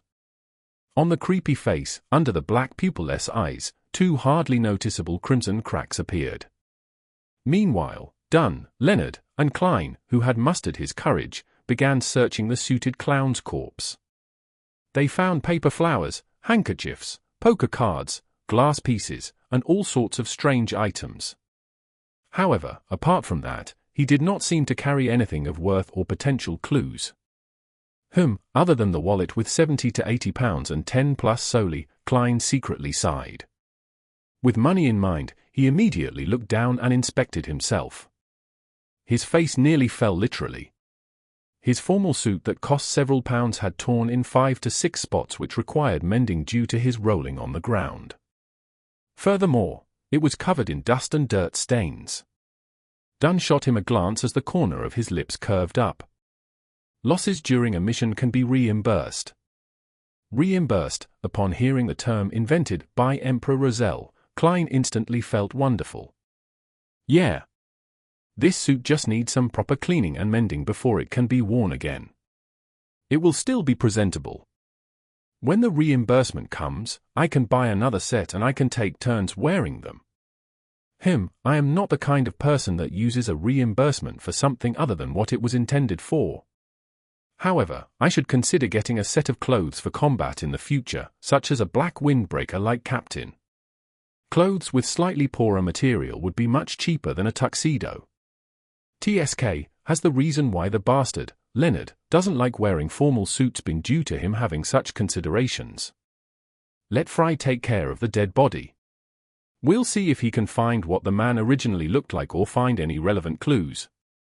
Dunn touched the suited clown's face paint with his gloves.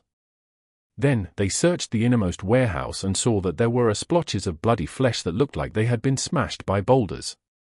They also saw one white bone after another that had been strewn everywhere. Ray Bieber was absorbing the power in the notebook via an ancient ritual, just like how we would consume a higher-level sequence potion. A ritual like that is full of danger. It must be performed in an environment isolated from all disturbances, and the ritual would have required him to enter a deep sleep for a certain amount of time. That was probably why he had yet to leave Tingen. Dunn guessed at the possibilities after inspecting the warehouse. Upon hearing such a description, Loretta laughed. Her black hair contrasted sharply with her pale face. Such a pity, we awakened him ahead of time. His anger at being woken up truly left a deep impression on us. This is a kind of losing control, Dunn looked towards Klein and told him, as both an explanation and a lecture. Why didn't he just leave Tingen and try to absorb it elsewhere, asked a perplexed Klein. Air laughed and pointed to his head. People influenced by ancient or sinister powers often are lacking in this department. At that moment, Dunn inhaled and said while hiding his pain, Leonard, you are still in good condition. Stay here and do not allow ordinary people to come close. The rest of us will immediately search for items among Ray Bieber's remains. We will return with them and the sealed artifact, as well as the Antigonus family's notebook. We will then get Fry, Royal, and the police to come here. Chapter 77. Remnant Items. Translator, Atlas Studios. Editor, Atlas Studios. All right, answered Leonard with a relaxed expression when he heard Dunn's suggestion. Captain, what are we looking for? Klein looked at the rotting flesh and blood that was strewn everywhere. He held back his urge to retch as he looked at Dunn Smith beside him ponderingly. Dunn did not look up. Instead, he used his deep grey eyes to sweep the ground. Awakening ahead of time, losing control, and becoming a monster. This means that Ray Bieber did not fully absorb the Beyonder powers provided by the notebook. It also means that a part of his body is considered extraordinary, making it prime material. If you ever encounter something similar, make sure not to miss out on doing a search. It might be a relatively important item. So that's the case, Klein nodded slightly in enlightenment. In the blink of an eye, he thought of another matter. If the part where Monster Bieber had concentrated the Beyonder powers were some indescribable part, wouldn't that be awkward? Wouldn't it be extremely disgusting to concoct it into a potion? Just as Klein's mind wandered, Borgia with his sharp eagle-like eye suddenly shouted. Dunn and company immediately turned and closed in. Driven by his curiosity, Klein walked over to Borgia with a quickened pace. Soon, he saw the item before Borgia. It was a greyish-white item about the size of a fist. Its surface was filled with gullies and it looked soft but ductile. It looked like a brain that had been extracted out of a living being. Although Klein was unable to make out the extraordinariness of the blob of greyish-white, he was certain that Borgia had not made a mistake since it had remained intact despite the violent explosion it had undergone. Dunn carefully observed it and squatted down. As he extended and bent his right arm, he used his black-gloved left hand to carefully grab the greyish-white item. The moment it was touched, the blob of greyish-white immediately spread out into an extremely sticky liquid. At that moment, Hassan took out a tin-colored square case, removed the cigarettes from them and placed them into his pocket. Then, he handed the square case to Dunn and smiled. Dunn chuckled and took the square case. Then, he poured the greyish-white sticky liquid into the case for temporary storage. After storing it away, everyone did a cursory sweep of the area. After confirming that they had not missed out anything, they left. When they came out, they saw the horses digging their hooves into the ground, clearly spooked and nervous. They had nearly escaped their reins. I'll drive. Borgia covered his mouth with his hand and coughed softly. I know you are good at placating animals, said Aya with a smiling nod. After boarding the carriage, Dunn, Loretta, Hassan, and Klein, who continued their arm exercises, temporarily had nothing to say as they fell into silence. When the trotting of the horses sounded while the carriage wheeled off, Dunn looked at Klein and deliberated over his words before saying, "I know you are filled with curiosity about the Antigonus family's notebook. You wish to understand what happened." "No, not at all," Klein subconsciously denied. "It was an ancient relic filled with misfortune." Without giving him time to answer, Dunn continued and said, "However, I have to first report this to the Holy Cathedral. Only after they determine the confidentiality level of the notebook can we consider if this can be shown to you." "No problem." Klein gave a short and simple reply. Dunn continued his arm exercises as he thought before saying, "I once promised that you can be made a formal member of the Nighthawks when we confirm that Ray Bieber is a descendant of the Antigonus family clan. Now, not only have we determined Ray Bieber's identity, we have even eliminated the monster and spoiled the Secret Order's conspiracy. In this entire process, your performance was outstanding. You personally killed a member of an evil organization. Therefore, I will fulfill my promise and immediately make an application to the Holy Cathedral. We'll wait for their approval.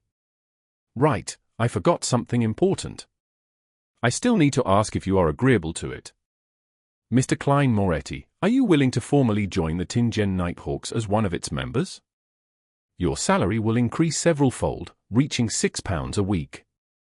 Furthermore, you will get a raise every subsequent year. Your salary will be paid by the church and Awar County's police department equally. You will also gain the identity of a probationary inspector. It will be very useful at times. As a support-type Beyonder, you do not always need to face enemies, but you will have to guard Channy's Gate once a week. Without the squad's permission, you are not to leave Tingen without permission. Furthermore, you have to keep this a secret from your family." By the time Dunn finished listing the restrictions and benefits, Klein was already thinking deeply for more than 10 seconds. "I wish to become a formal Nighthawk. Only by doing so could he continue to gain more access to mystery, such as the situation regarding the Secret Order." After reading the gathered Roselles diaries, Klein had some changes in thoughts about himself. Being skilled in mysticism knowledge to seek a way home was an immutable goal of his. Raising his strength further to more safely make the mysterious space above the grey fog do his bidding before using it to return home was a new addition to his goals. Just as Emperor Roselles said, simply relying on external powers was very dangerous. Furthermore, after becoming a seer and obtaining Beyonder powers, Klein sensed that he had a better grasp of the mysterious space. For example, he could pull another person into the gathering. This forced him to consider what possibly beneficial changes would happen to the mysterious space above the grey fog when he reached Sequence 8, Sequence 7, or an even higher sequence. Of course, Klein knew very well that this was built on the premise that he completely resolved the side effects of the Seer Potion. He could not rush or be rash. "Very well. Once the Holy Cathedral approves of it, you will become one of us." Dunn's grey eyes were tinted with a hint of joy. At that moment, Aya Harson, who was listening in, interrupted. "Klein, don't mind me calling you Klein. Your performance today was really excellent. You managed to kill a Beyonder from the Secret Order. I even suspect that he has reached Sequence 7. How did you do it? I really find it incredulous." The question has finally been raised. Having long prepared for it, Klein acted as though he was organizing his thoughts. He knew that it was indeed incredible and enigmatic that he had killed a Beyonder that ran rings around Dunn, Aya, and Larotta. Aya and company were not blind or dumb, so it was a matter of time before they inquired about the process. However, he never expected them to wait till this moment. That's right. Captain and Mr. Harson were previously injured and their situations could have worsened at any time. At that moment, any matter that could result in conflict had to be put on hold.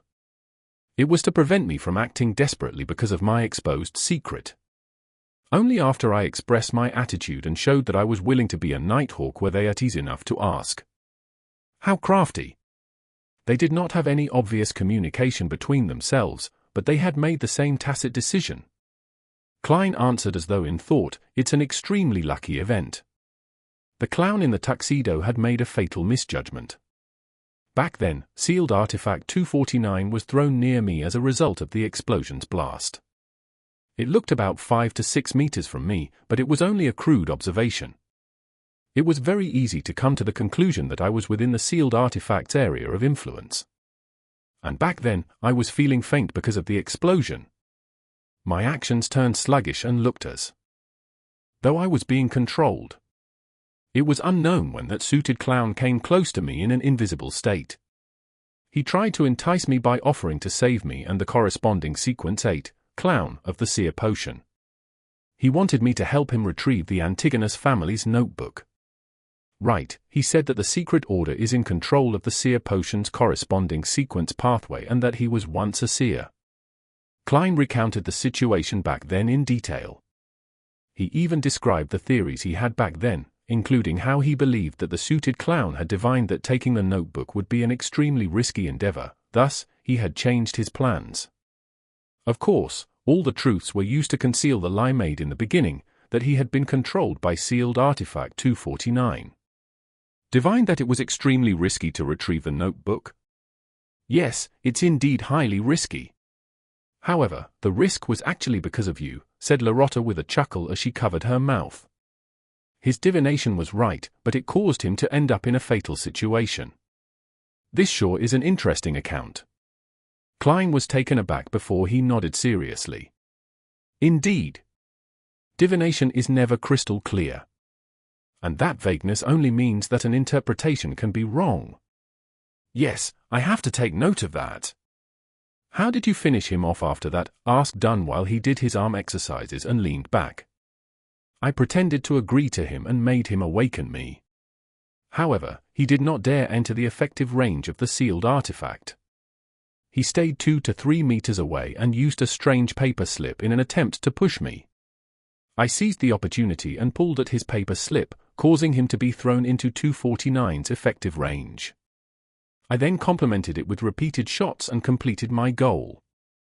It's quite an embarrassing matter for me. I didn't even have the confidence of hitting him despite being only 2 to 3 meters away from him. With his evasive abilities, a distance of 2 to 3 meters is not an absolute guarantee. You might be able to strike him but fail to hit him in a vital spot. That would only make things worse. Your choice back then was impeccable. It can even be said to be outstanding. If I were in your shoes, I might not have been able to do it better than you. He did not ask further. After all, the suited clown's entry into the sealed artifact 249's area of influence basically sealed his fate. He became a living target. The subsequent sequence of Seer is clown. How odd, Dunn suddenly said with a sigh. Chapter 78. Trauma. Translator, Atlas Studios editor, Atlas Studios A. Harson added, exactly, it is hard to imagine that the subsequent sequence of Seer would be clown. According to normal logic, no one would link them together. Is that strange? I remember that quite a number of sequence potions also seem to lack similarities between their different levels. Larotta covered her mouth as she yawned. It was obvious that her injuries were more severe. Not even Goddess's gaze could help her to maintain her vibrant energy. No, Larotta. This is completely different. Even if the other sequence potions are lacking a connection, we can also find common points if viewed from a different angle. However, I cannot comprehend it for Seer and Clown at all, said Earharson as he shook his head and sighed. Klein listened to their discussion and laughed. No, there's still a common point. What? Ear asked curiously. Even Dunn's arm exercises clearly slowed down. Klein replied without hesitation, be it a Seer or a Clown, both of them can be found at the circus. Ear, Dunn, and Larotta were stunned. Phut. Quite a good answer. I like young man like you. Larotta was the first to return to her senses as she burst out laughing. Ear also smiled as he shook his head. In this era, the number of gentlemen who are equipped with the spirit of self-deprecation is decreasing. Thankfully, we have met one today. Do you think I like to engage in self-deprecation? It's not like I figured out any commonality between the two, Klein complained internally as he replied with a wry smile, I only wish that the potions of the sequence pathway would not have names like Beast Tamer, Acrobat, or Magician. That would really form a circus. Furthermore, it's a one-man circus. Ha ha. Dunn and company were immediately amused. It filled the carriage with a joyous atmosphere. The carriage proceeded straight for Zootland Street. Klein, who was not injured, was the first to enter Blackthorn Security Company. Goddess! What happened to you? Why are you like that? Roseanne exclaimed when she caught sight of him. Klein looked down at his dirty and tattered suit. He replied with his heart aching, there are always all kinds of accidents during a mission. Thankfully, the goddess blessed us and it ended beautifully. Praise the lady! Roseanne devoutly drew the crimson moon across her chest. Before waiting for Klein to continue, she asked, do you need us to hide in the third floor again? Is the sealed artifact really that dangerous? Trust me. It's far more dangerous than you can imagine, replied Klein with a lingering fear. If not for his even more mysterious luck enhancement ritual, he would have perished under the proverbial hands of 249. Goddess, Roseanne's lips quivered as though she had still a million things to say or questions to ask, but in consideration of how the captain was waiting downstairs, she held back her compulsion. She informed Mrs. Oriana and company to head upstairs to the third floor. The neighbors of Blackthorn Security Company were either estates of the church or devout clergymen who vaguely knew of the situation. When all the civilian staff dispersed, Klein did not rush to the entertainment room to inform the other Nighthawks. He immediately returned and helped the captain and the rest escort sealed artifact 249, Monster Bieber's remnants, and the Antigonus family's notebook to the second floor. Through the partition, Dunn pushed open the entertainment room's door and said to the two Nighthawks who were playing Gwent cards, Fry, Royal, both of you are to immediately head to the harbor's Tyrell warehouse and aid Leonard in dealing with the aftermath. All right. Royal, with her raven-black hair and cold expression, was the first to stand up. Corpse Collector Fry, with his black hair, blue eyes, and pale skin, stood up next. They put down their Gwent cards and walked out the entertainment room, and when they passed through the partition, they clearly paused. Wait, Dunn shouted, not letting down their expectations. What else is there? Sleepless Royal turned her head back and asked without an expression. Remember to inform the police. Let them seal off the road. Prevent anyone from coming close until you are done with the scene and move the corpse back, Dunn said, smacking his forehead. All right. Royal turned around and took 2 steps before pausing once again. She turned her head, blinked, and confirmed coldly, Captain, is there nothing else? No, Dunn answered categorically. Royal nodded unnoticeably and walked towards the entrance. As for Corpse Collector Fry, who exuded coldness and darkness, he maintained his adequate pace. At that moment, Dunn added, remember to tell Rosanna, Mrs. Oriana, and company that they can come down. No problem. Fry calmly replied as though no emotion stirred in him. Klein watched as the two Nighthawks walked out the door and went upstairs before heaving a secret sigh of relief. He followed the captain and the rest underground. They proceeded straight to Channy's gate. As Dunn gestured for Sleepless Kenley to open Channy's gate, he instructed Klein, go to the armory and get old Neil here. We need his ritualistic magic to heal ourselves. As the effects of the medicine began to wear off, his mental state gradually waned. All right. Klein did not wait for the captain to continue, as he added, I will watch the armory in old Neil's place. I will also request for at least 20 demon-hunting bullets and also wait for the Holy Cathedral's approval, curbing my curiosity about the Antigonus family's notebook. Dunn was instantly at a loss for words. Captain, is there anything else? Asked Klein with a smile after beating Dunn to it. Dunn shook his head and remained speechless. He pulled out his cane and turned around. After walking a certain distance, Klein turned into the armory and recounted the happenings generally to old Neil, who was drinking plain water. He became a monster that lost control. You even killed a Beyonder? Old Neil quickly tidied up his desk. It's like I'm listening to the script of a play. He mumbled as he circled around the desk and walked straight towards the corridor without waiting for Klein's answer. Klein asked out of curiosity, "Mr. Neal, doesn't the church have real restorative medicine? Why would ritualistic magic be needed? No medicine made with ordinary ingredients can provide the permanent restorative effects of a ritual. Extraordinary ingredients are very rare, and most of them are not suitable for restorative medicine," old Neal explained casually. "You should know about Goddess's gaze, right? When the medicine is first made via a ritual, it would be a standard, real restorative medicine. But every minute after its completion, its effect evaporates until little of its efficacy is left." "I see," Klein nodded disappointedly. As a former keyboard warrior and avid gamer, it was a habit to yearn for a medicine with magical healing properties. He watched old Neal leave and sat down, taking in the tranquility that he had not had in a very long time. In the midst of his piece, he recalled the tragic death of the suited clown. He recalled himself shooting coldly, the gruesome wound and the spewing of fresh blood. Klein's body shivered as he felt discomfort.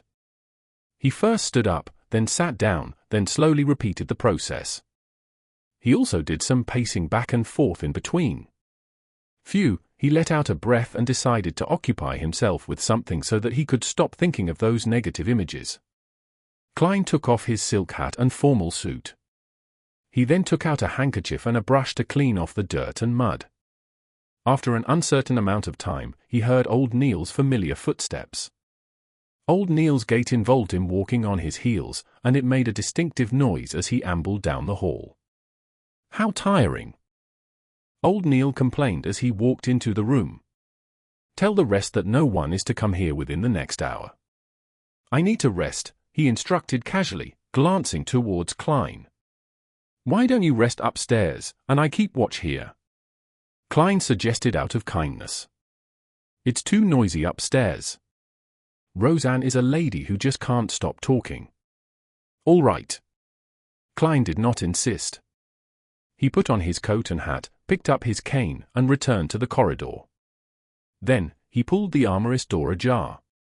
Tap! Tap! Tap. He slowly walked on the empty path when he suddenly saw many rooms he had never seen previously by the side.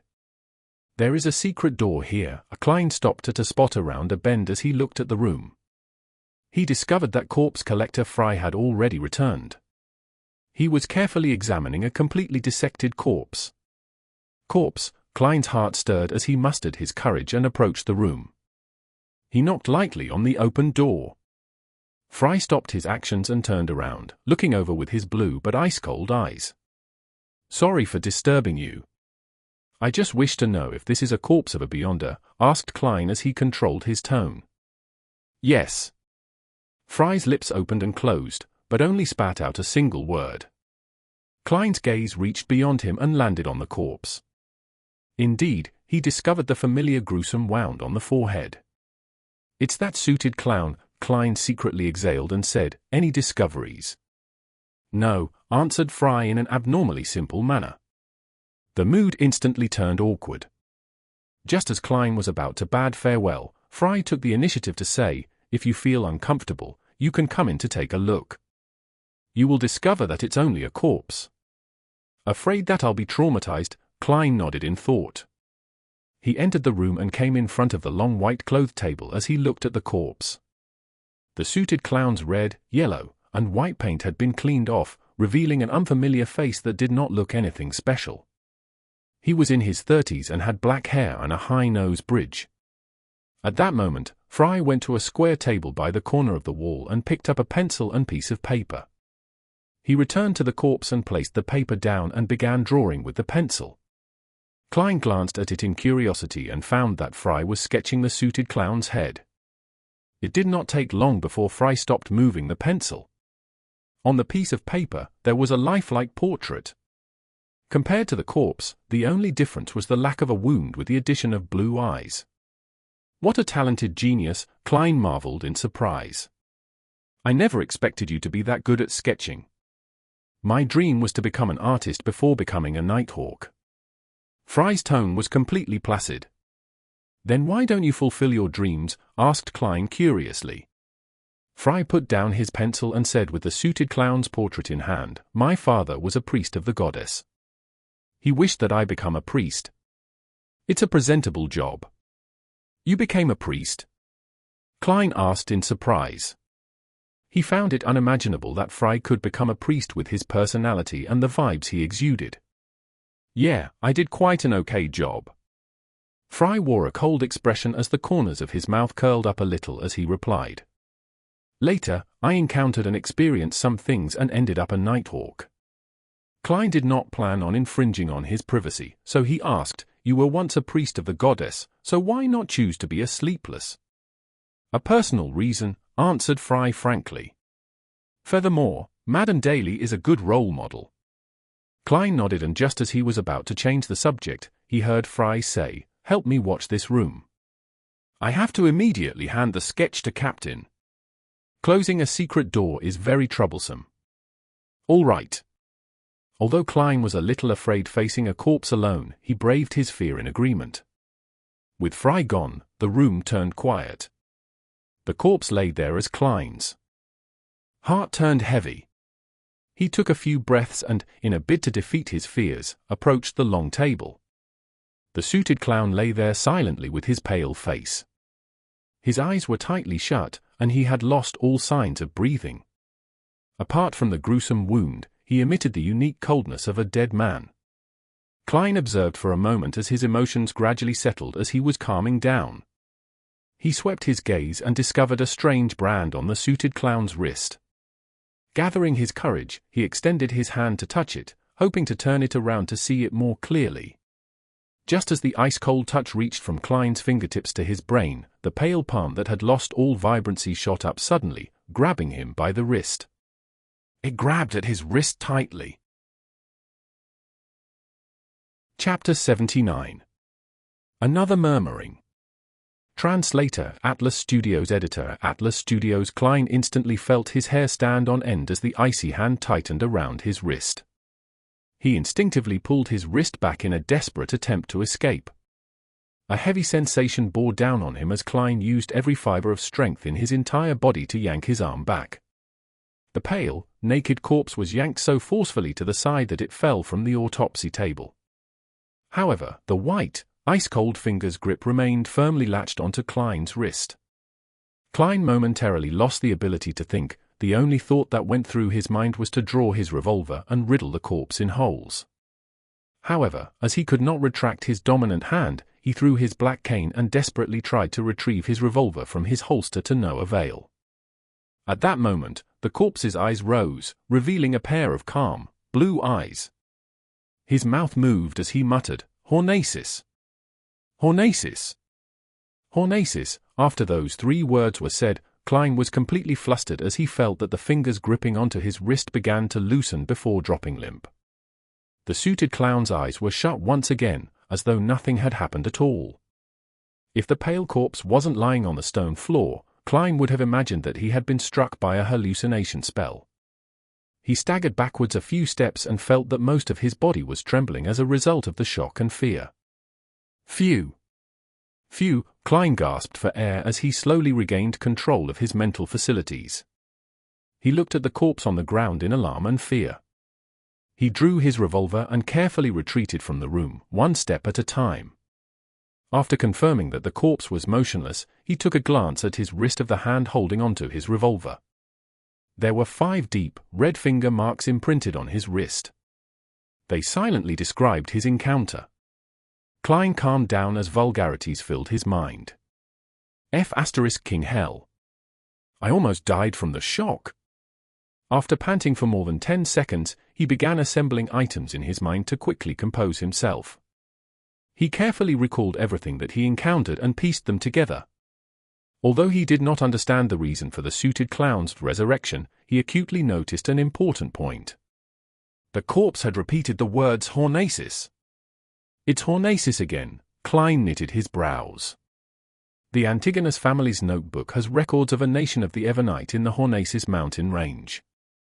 While in cogitation or spirit vision, I would hear sounds that I shouldn't be able to hear, and among those sounds is the word Hornasis. Is the answer to all these questions on the Hornasis mountain range? There might be massive danger lurking there. For example, an evil god might be sealed within and was using various forms of attraction to achieve freedom. While considering this, Klein carefully entered the room and touched the corpse a few times to verify that it was completely dead. He didn't want corpse collector Fry to see him mess up the place, so he mustered his courage to move the corpse back onto the autopsy table. Klein couldn't help but feel as though his heart was in his mouth throughout the process. The slightest movement could snap his tense nerves. Furthermore, the ice-cold feeling given out by the corpse felt particularly disgusting. After finishing the mission with great difficulty, he recalled the reason he approached the corpse. Therefore, he focused on the suited clown's wrist and looked at the strange brand.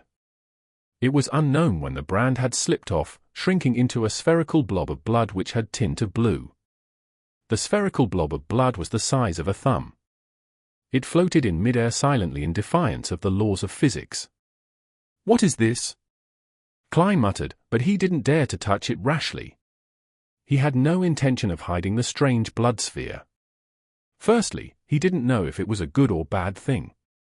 Secondly, he was certain that Fry, who had examined the corpse, would have long discovered the brand on the wrist. It was even likely that he knew what the strange blood sphere was. And even if Fry doesn't know, reporting it to Captain and letting the Nighthawks research it is definitely better than me making random attempts. That was Klein's train of thought.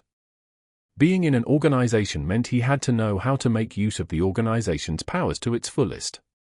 Klein waited nervously for a few minutes before he saw the black-haired, blue-eyed, and thin-lipped Fry return. He instantly noticed the strange blood sphere and asked Klein a question he had previously asked himself. "No idea." Klein shook his head honestly. He recounted what had happened without hiding anything. The brand slipped off into a blood sphere. Fry nodded, seemingly deep in thought. The corpse of a Beyonder always tends to have some strange transformations. He looked up and said to Klein, "Bring the captain here. Inform him about the contents that the corpse murmured as well." "All right." Klein was already itching to leave. "You don't have to return with the captain," Fry added. "I believe you won't like to see what happens next."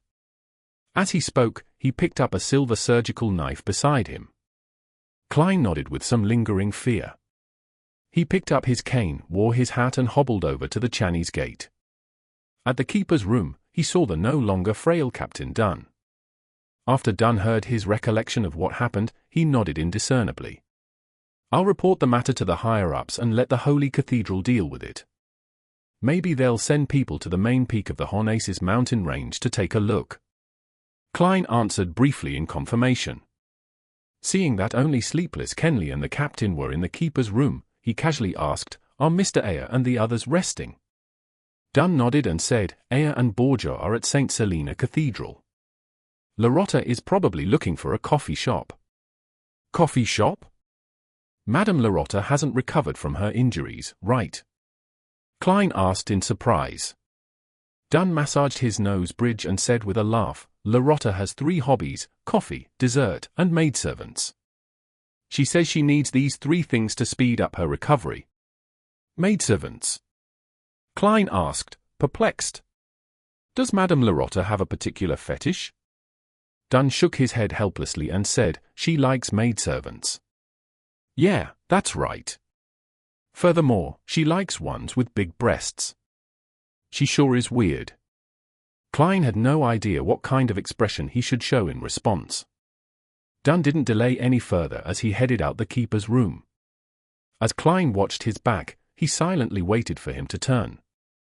Meanwhile, he noticed at the corner of his eye that Sleepless Kenley had fished out his pocket watch and opened it. 3, 2, 1. The moment Klein finished counting down silently, Dunn stopped and turned around. "Another thing I forgot. Klein, you went through a lot today. Once you relax, you'll feel exhausted. There's no need for you to be here in the afternoon.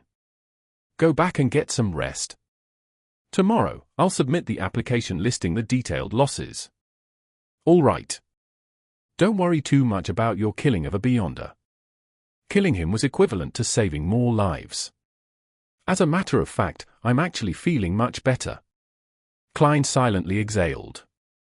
Dunn nodded slightly, and just as he turned around, he smacked himself in the forehead. I've also handed the Beyonder sketch to Leonard. He and the police department are in charge of the follow-up investigations. I believe that the Beyonder must have rode on carriages, eaten food, and had somewhere to stay. Wherever he goes, whatever he touches, whatever he leaves behind, even unconsciously, will serve as a silent witness against him. Emperor Roselles' words are truly sensible. Yes. Klein answered, stupefied. After the captain walked far away, he left the keeper's room and slowly walked to the second floor. Along the way, he suddenly recalled something as he experienced an additional bout of fear. That suited clown claimed that the secret order controlled the corresponding sequence pathway of Seers. Even if he was exaggerating and they didn't have the higher sequence potion formulas, they definitely have the lower sequence ones. It also means that they have a number of Seers. Then, wouldn't they divine that I killed the suited clown and secretly exact revenge against me? If they can't deal with the Nighthawks, can't they deal with me, a Seer without any direct measures against enemies? Klein stopped in the stairwell and began thinking about the problem seriously. Soon, he discovered that he was worrying over nothing. Firstly, the secret order doesn't know who are members of the Nighthawks. Secondly, even if they know one or two, they definitely wouldn't include a civilian staff member like me. Thirdly, under the present circumstances, unless they have a prophet, there's no way they can divine who the murderer is. He heaved a sigh of relief and left the Blackthorn Security Company. He took a public carriage back to Daffodil Street. Even though he hadn't eaten lunch yet, he still lacked the appetite. After entering his bedroom, Klein removed his damaged suit first. Then, he took off his half-top hat, got into bed and tried to go to sleep. His mind remained active as though his entire existence couldn't relax. His mind wasn't repeating the scene of him shooting the suited clown to death, but of the scene of him moving the corpse, and that hair-raising experience. He no longer felt uncomfortable about killing for the first time, but more of a disgust when he thought about it. This was probably Fry's goal. He hoped that I would approach the corpse and face it directly to overcome my trauma. But even though the trauma from before is gone, I've been traumatized by something new. Klein gave a self-deprecating laugh as he gradually felt his nerves calm down. He had no idea when he dozed off, but when he woke up, his stomach was groaning in protest. I feel like I can eat an entire horse. Klein muttered as he looked at the sun setting in the west as though the sky was alit. Changing into old but comfortable casual clothes, he briskly walked to the first floor. Before he could consider what to make for dinner, he heard the door open. Melissa, the corners of his mouth curled up at the thought. Ever since she began taking the public carriage, his sister no longer returned home late. The key twisted as the door opened. Melissa walked in with her bag that contained her books and stationery. She looked at the kitchen and said, "Klein, there's a letter for you. It's from your mentor." "A letter from mentor?" "Right. I wrote to him asking about the relevant historical situation of the Hornaces main peak." Klein was taken aback at first before he recalled the matter. Chapter 80. Banquet Invitation. Translator, Atlas Studios. Editor, Atlas Studios. After having dinner, a satiated Klein casually lounged on the living room sofa. He used a small letter opener to open the letter he received from his mentor. Melissa was sitting by the dining table at the time, working hard on a textbook problem, with a gas lamp for illumination. Benson was cradled in a single-seater, reading Accountancy for Beginners. Klein found 3 pages in the letter that he read with both fear and anticipation. "Very happy to receive your letter. It reminds me of the good old days over the past few years. Unfortunately, Welsh and Naya have left us forever. I attended their burials separately and could feel their parents' anguish. The two of them were young adults who were supposed to have beautiful, bright futures ahead of them. Fate is always so unpredictable. No one can know what will happen to you next. I've experienced more as I've grown older, and I can increasingly sense the weakness and helplessness of humanity. Regarding the historical information revolving around the Hornaces main peak, I recall that the archaeologist, Mr. John Joseph, once published a monograph detailing it. It includes his accounts of his time at the Hornacis main peak. He discovered a few ancient buildings that are more than 1,000 years old. What shames every historian and archaeologist is our inability to precisely date the era. We can only make a crude estimate based on the architecture style, the characteristics of the murals, and a few of the texts that we can decipher. It's quite unbelievable that such a tall mountain peak would have humans living there. Mr. Joseph has ample evidence to prove that those humans developed a civilization that they can call their own. As for the details, it is hard to fully describe them in this letter. I suggest you try borrowing this monograph from the Deweyville Library.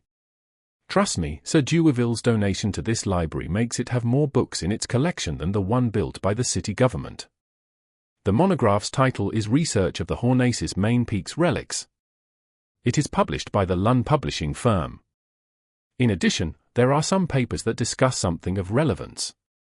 They are published in the journals New Archaeology, Archaeology Summary. The exact issue and journal volume is Klein read every word and repeated the names of the monograph and paper names silently.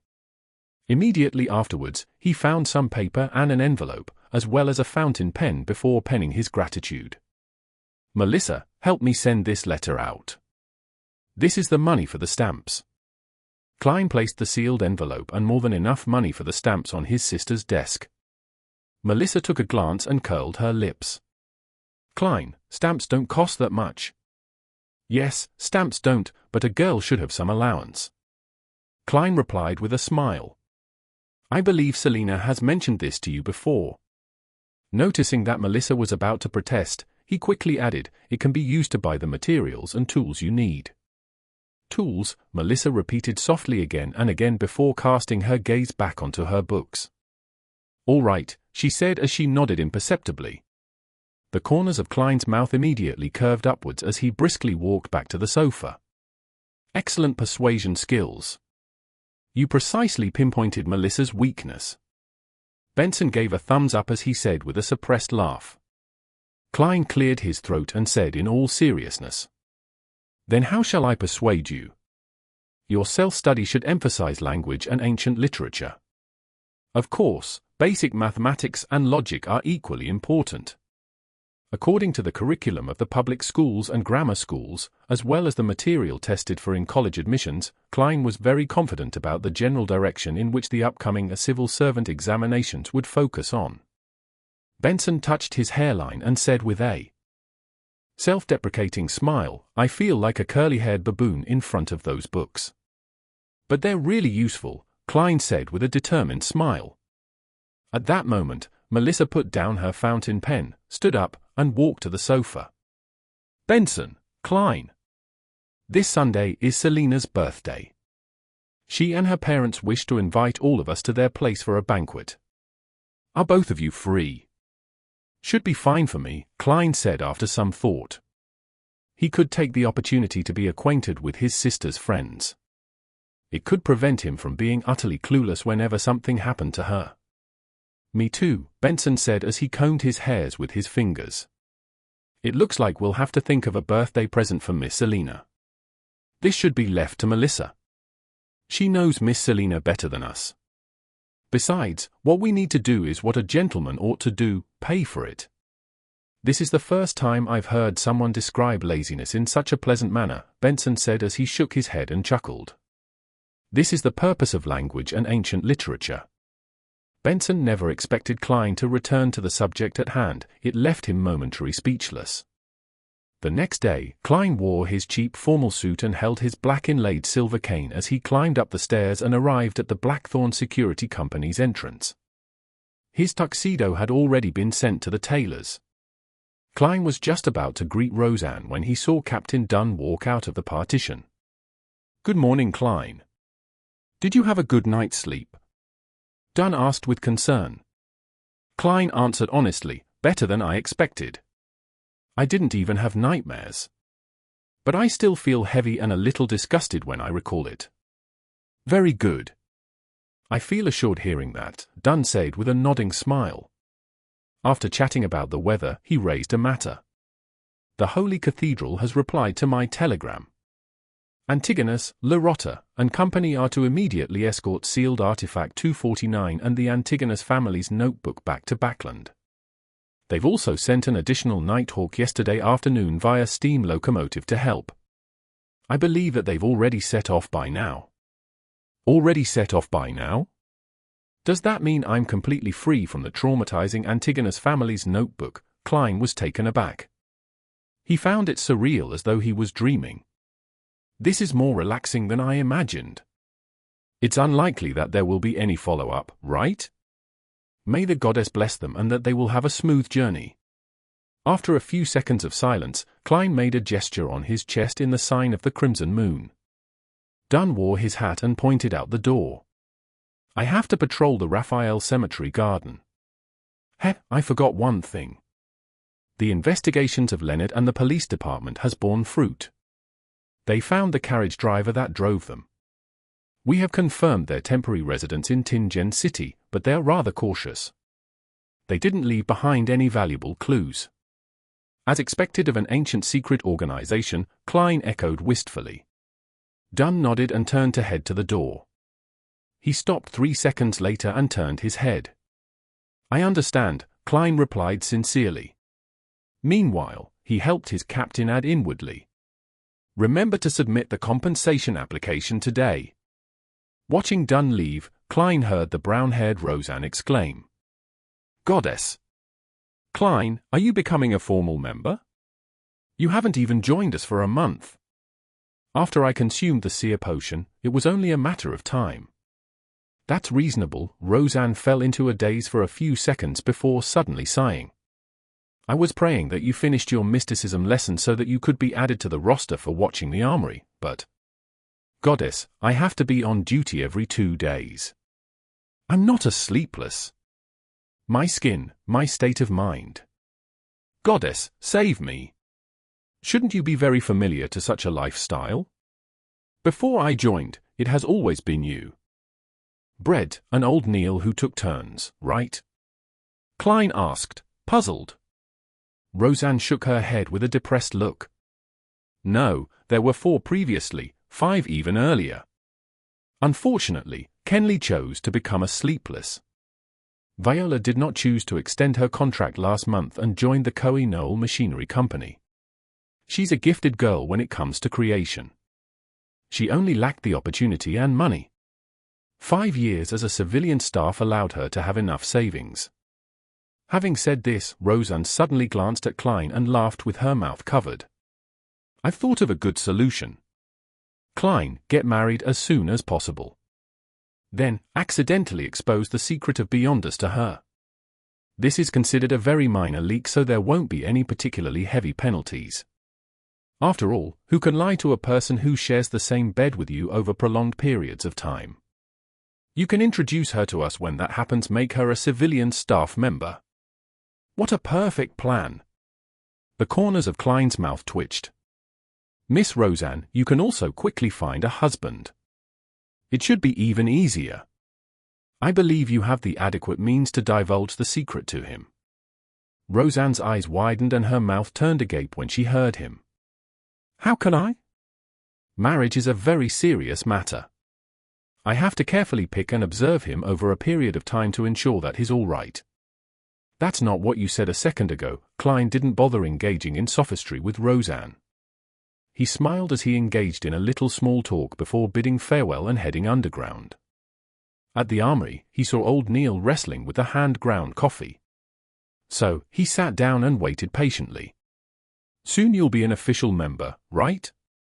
Old Neil asked casually as he filtered the coffee. Captain said that another 2 to 3 days are needed.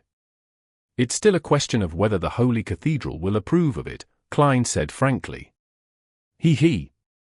Old Neil chortled. The Holy Cathedral won't deny cases like these, especially when you're already a Beyonder. With that said, he turned his head and faced Klein. He said with a chuckle, you must be mentally prepared. There's a ritual every official Nighthawk member has to undergo. They have to complete a mission independently. Of course, Dunn would definitely choose the easiest and simplest ones for a rookie. Besides, you're a support-type seer.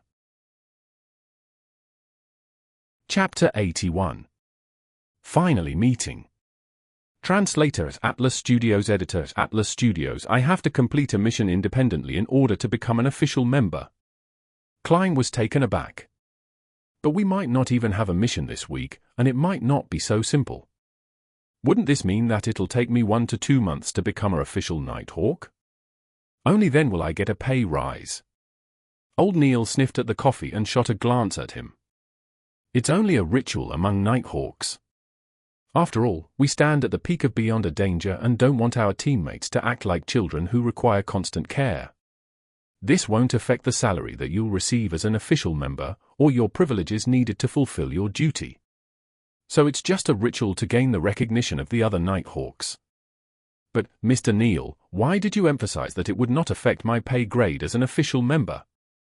Did I make it that obvious? Klein touched his face and gave an embarrassed smile before asking, does it have to be a mission of the beyond a variety? That should be the case, but your performance yesterday was truly outstanding. You ingeniously killed a beyonder that's at least at sequence 8. I believe Fry, Royal, and the rest have already acknowledged you. Therefore, Dunn might just assign you to an ordinary mission, Old Neil said before suddenly sighing. You'll have your salary increase several-fold. I'll never encounter something like that again in my lifetime. Klein chuckled as he raised the matter about his sequence pathway. Mr. Neil, do you think that the corresponding sequence 8 of Seer is clown? In fact, thinking back to the description from the confidential documents, it did seem to add up. A job good at fighting with artifice. I can't give you any guarantees, but I think it's highly likely. Firstly, it matches up with what's said on the documents. Their agile movement and deception-based battle style are key points. Next, other sequence pathways have similar situations. Do you know the corresponding sequence 8 for Mystery Prior? Old Neil asked with a chuckle.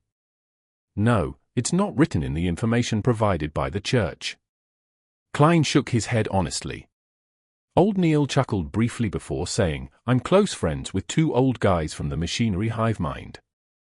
They mentioned it in passing, as a joke. The corresponding sequence 8 potion of Mystery Prior is Melee Scholar. Did you hear that? Melee Scholar. Goddess, I don't like melee combat at all. This doesn't suit the image of a Mystery Prior at all.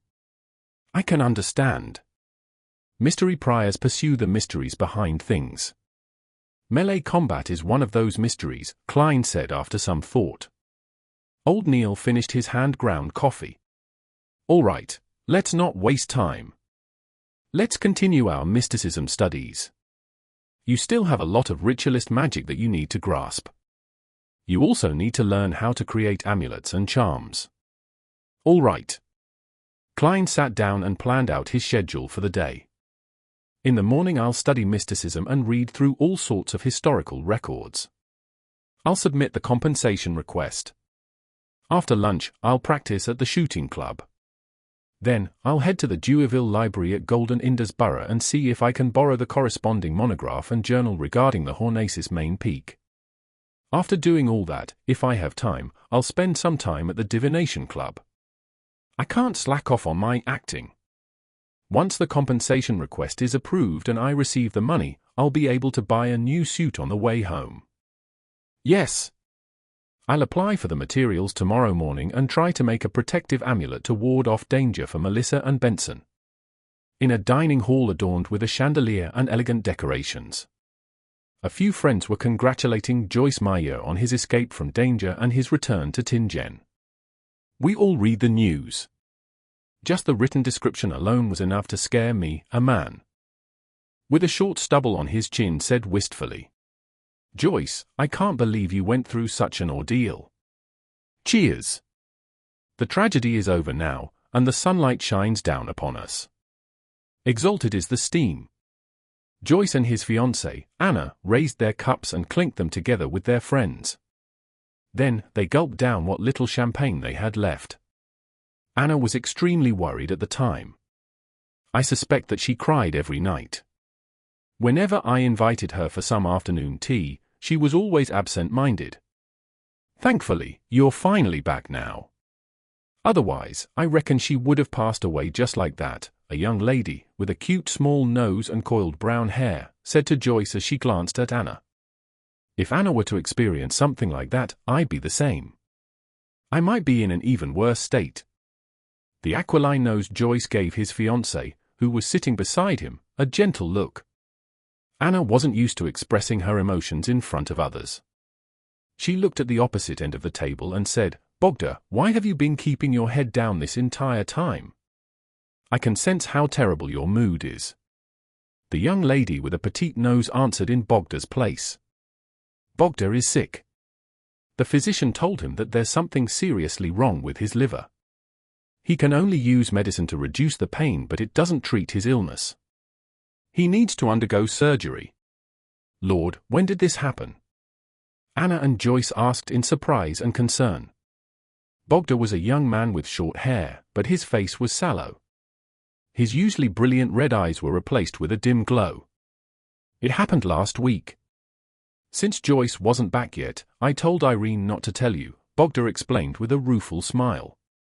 Joyce asked staidly, "Have you decided when you'll undergo surgery?" Bogda's expression changed a few times as he said, "No, I haven't decided yet.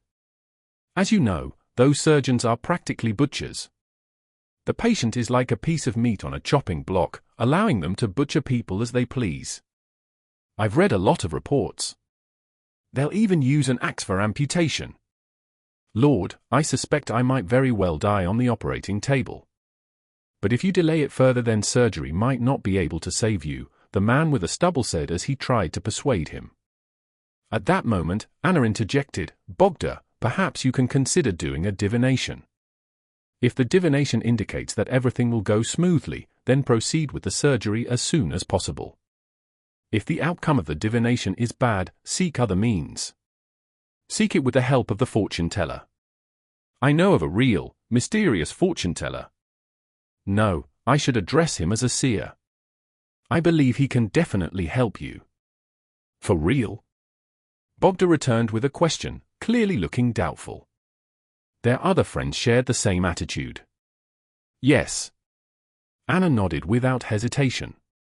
"I hired his divination services, and after divining Joyce's situation, he told me to return home. Your fiancé is at home waiting for you. Back then, I was like all of you, filled with doubt. But when I returned home, I really saw Joyce. He was really back." "I can testify on this point," Joyce echoed. He didn't mention that he had sought Klein's help in interpreting his dreams. This was because the police had informed him that Tries hadn't been caught yet. Therefore, he had to keep it a secret in order to prevent revenge from being exacted upon him. "Lord, this is absolutely unbelievable. Is divination really that magical?" Amidst the shouting, Bogda thought deeply for a moment before saying, "Perhaps I should get a divination. Anna, Joyce, could you tell me the seer's name and address?" Anna heaved a sigh of relief and said, "You made a very wise choice. That seer is at the Divination Club at Howe Street, Golden Indus Borough, Deweyville Library." Klein used the introduction note from his mentor's letter to successfully apply for a borrowing pass. As he flipped the tiny card in his hand, he asked a few librarians, "Do you have the research of the Hornacis Main Peaks relics here?" It was published by the Lund publishing firm. A librarian immediately answered, "Please wait a moment. Let me check the records." He turned around and looked at the drawers. He pulled open the letter that matched Hornacis and flipped through a card that was filled with single words that followed a particular order. On careful inspection, he shook his head and said, "Sorry, sir. We do not have this book in our collection." "How regretful," Klein answered in clear disappointment. "From the looks of it, I need to write to the Lund publishing firm or pay a visit to the Koei University."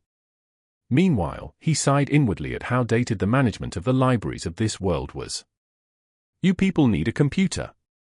"Unfortunately, I can't produce one." Klein made a silent, self-deprecating comment and turned to ask, "Then, do you have the journal issues of New Archaeology and Archaeology Summary?" "We do," the librarian confirmed. "A gentleman just returned them." He flipped out the corresponding card and pointed Klein in the direction of the bookshelf. Klein went over to the bookshelf, scanned the journal issues, and pulled out the ones his mentor mentioned.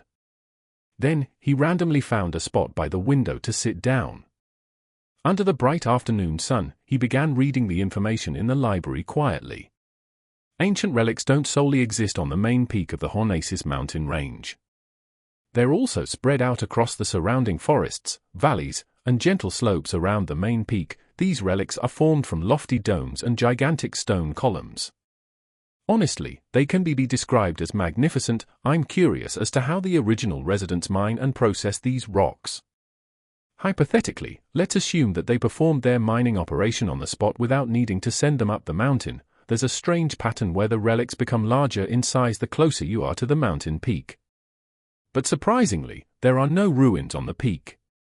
According to our hypothesis, there should be palaces that don't resemble man-made buildings, divine halls used for sacrifices, palaces that don't look like they were man-made, divine halls used for sacrifices.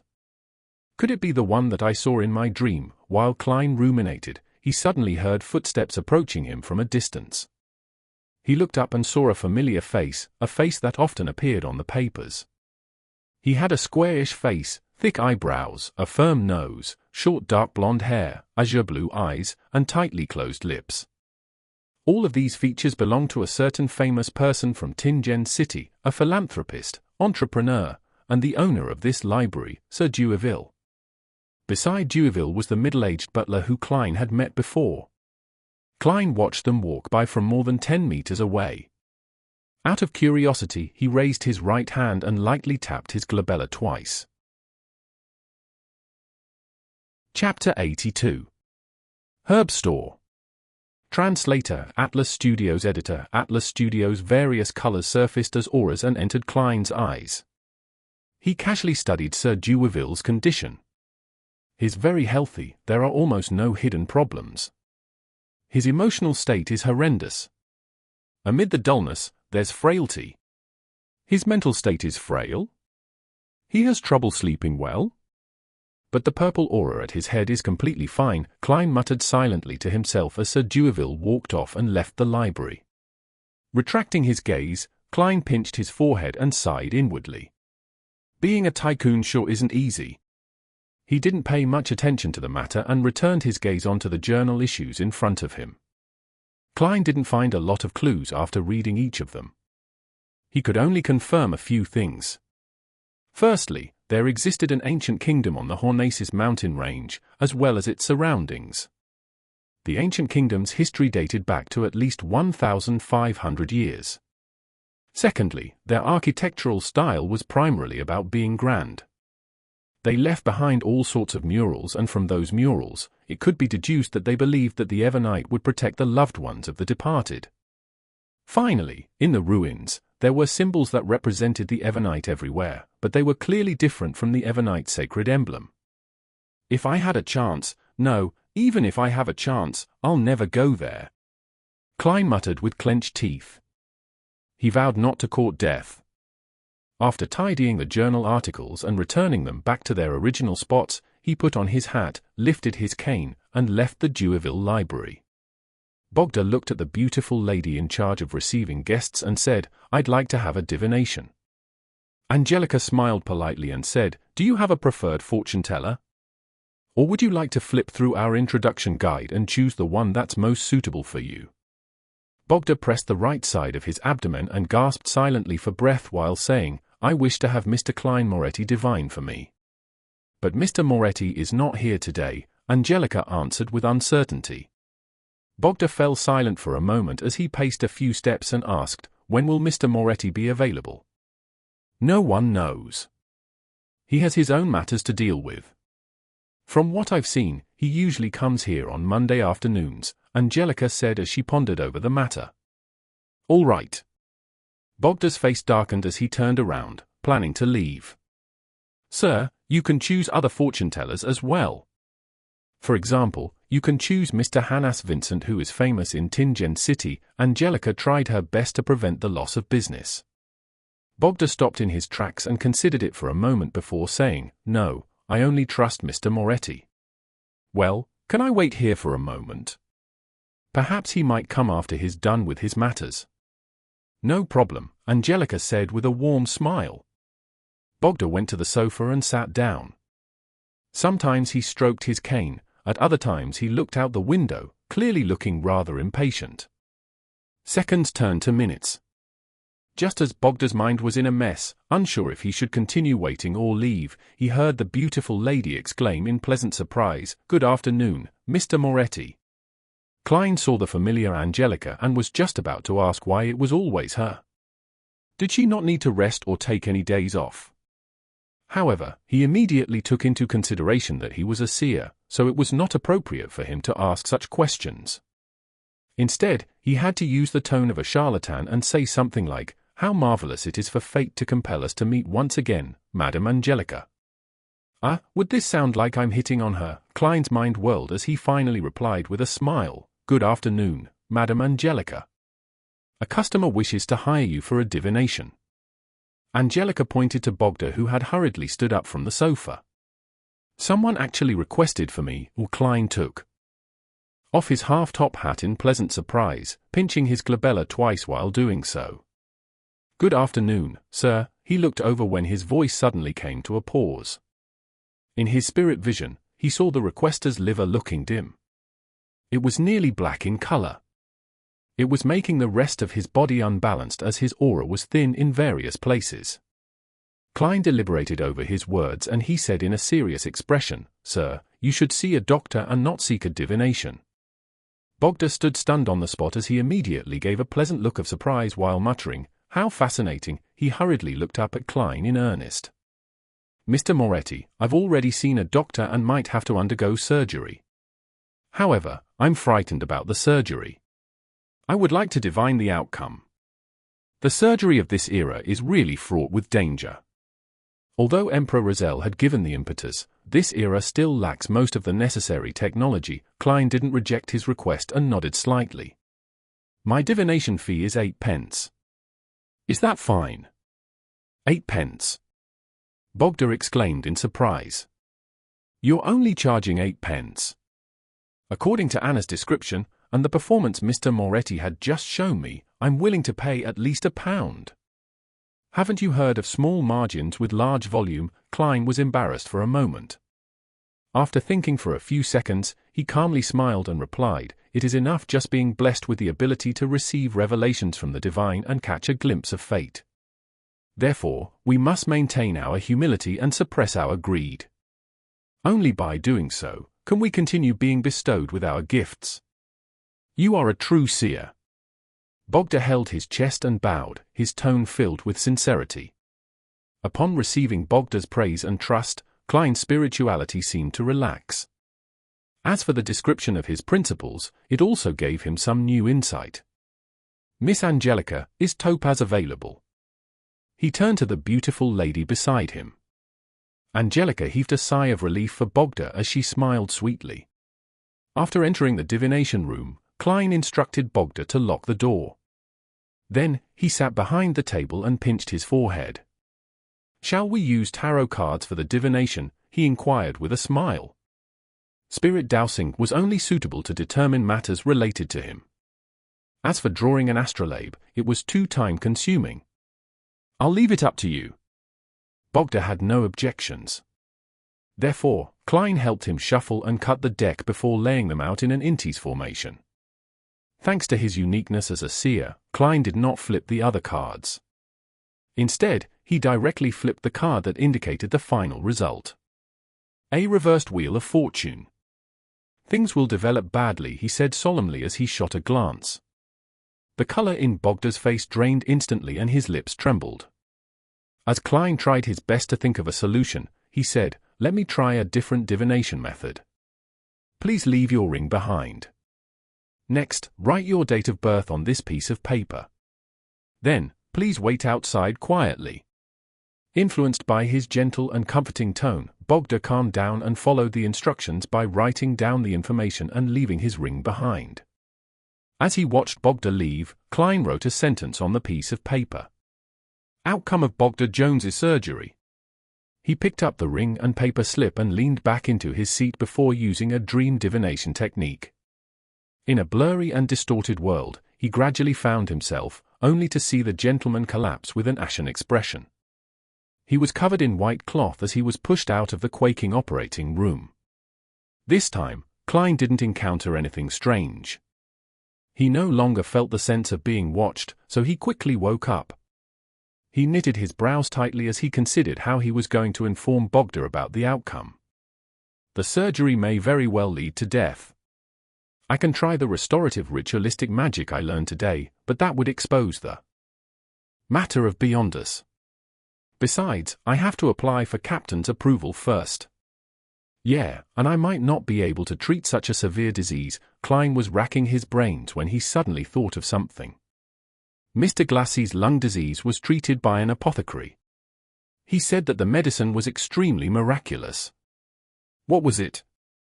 Right, Lawson Darkwade, 18 Vlad Street in East Borough. Lawson's Folk Herb Store. As he tried his best to memorize the address back then, Klein quickly remembered the details. He rapped the corners of the table and quickly made a decision. After using spirit dowsing to quickly determine if it was a good or bad idea, Klein walked out the door. When he saw Bogda stand up in a fluster, he returned his ring to him and said warmly with a smile, "I found hope for you." "Really?" Bogda asked, pleasantly surprised.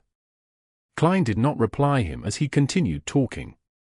"Your hope lies in the East Borough, on Vlad Street. It's related to the single-term Lawson. If you can't find it, come back here again on Monday at 4 in the afternoon." "Good. Good." Bogda nodded as he repeated himself. He excitedly fished out his wallet and produced 5 pence and 3 pennies. He had done according to what Klein had said, without using tips to corrupt a true seer. The corners of Klein's lips twitched as he received the money, but he smiled brilliantly. "I hope you will find hope as soon as possible." After Bogda left, he handed over the commission like the previous time and also gave Angelica tips, pretending as though he had collected a soli. Bogda walked from one end of the street to the other, repeating it 3 times until his liver started to ache. Finally, he determined that there was only one place that had anything to do with Lawson on the street.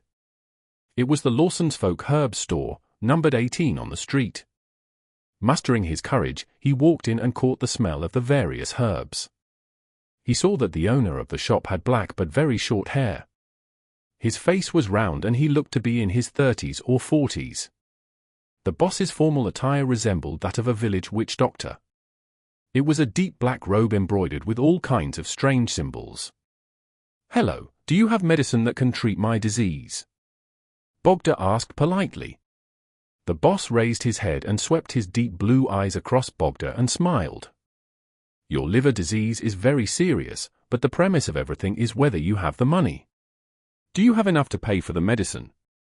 He can tell, Bogda suddenly felt a lot more confident as he nodded frantically. £10. It's a very fair price. The boss fished out a bag of herbs from under the counter and said, "Add sufficient water and boil it into medicine. After boiling it, add 10 drops of fresh rooster blood, then drink it down immediately. This bag of herbs can be cooked thrice. You will be fine after 3 times." As he spoke, he opened the yellowish-brown paper and threw in all sorts of strange herbs. "It sounds extremely shady." Bogda gulped down his saliva and said, "That's it." The boss stared at him and immediately smiled. "Do you still want something else? What about this bag? Once you recover from your liver disease, I can give you a guarantee that your wife will be very satisfied." He chuckled as he took out a black papered bag of herbs and suppressed his voice. "There's mummy powder inside. Trust me, a lot of aristocrats consume this stuff. They put it in their tea or boil it as soup." Bogda's confidence in the boss wavered to the point of feeling disgusted. "I believe in Mr. Moretti." He took a deep breath, fished out his wallet, and pulled out the 2 biggest notes from what little was left of his gold pounds. Chapter 83. Carving. Holding onto the yellowish-brown paper bag full of herbs, Bogda staggered out of the Lawson's Folk Herb Store. While waiting for a tracked carriage, he suddenly came to a realization. He had spent £10 to buy a bag of stuff? This was nearly a month's salary for him. If it wasn't for his trust in Anna and Joyce, he wouldn't have brought that much cash to the Divination Club. Could it be that the reason why Mr. Moretti only accepted 8 pence for his divination had something to do with his collusion with the boss of Lawson's Folk Herb store, so as to earn more? This was a classic scam written on the papers. When Bogda made this connection, he even began to suspect Klein a little. He even began suspecting Joyce and Anna. When a tracked carriage stopped in front of him, he looked at the herbs in his hand. Unable to bring himself to return, he entered the carriage with a heavy heart. Inside Lawson's Folk Herb store. As the boss watched Bogda leave, he suddenly turned his head and shouted at the door where there was a pile of herbs, "Charmaine, stop purchasing herbs from today." "Why, master?" A handsome-looking youth with disheveled hair walked out. The boss smiled and said, "This is the 16th customer that has come because of my fame. If this carries on, I believe the Nighthawks, the machinery hive mind, and the mandated punishers will notice me. When the time comes, I'll need to consider heading to other cities. Then, do we need to sublease this store?" Charmaine nodded in understanding as he asked with concern. "If you wish to stay, you can be the boss of this store. You are already capable at identifying herbs and concocting medicine. Of course, remember to deposit half of your monthly profits into my anonymous Backland bank account." "But I haven't learned what you are really good at." Charmaine was already sick of never staying in a city for more than a year, but he was unwilling to give up learning the magical formulas that his master was good at. The boss leisurely rocked himself in his seat. "That's not something you can learn just because you want to." A blackish-green bubbling liquid appeared in front of Bogda's eyes. It smelled of stinking socks, and the color that makes one want to puke made him deeply suspicious about everything he had done today. When the rooster blood was dropped into the medicine, Bogda's father looked at his son worriedly and said, "I think surgery is the best option." The few drops of rooster blood bubbled with the boiling liquid before vanishing. Bogda took a deep breath and said, "If this medicine is useless, I'll consider surgery. The Lord will watch over you." Bogda's father gestured a triangular sacred emblem across his chest. By the time the boiling liquid had cooled down, Bogda had no intention of wasting the 10 pounds.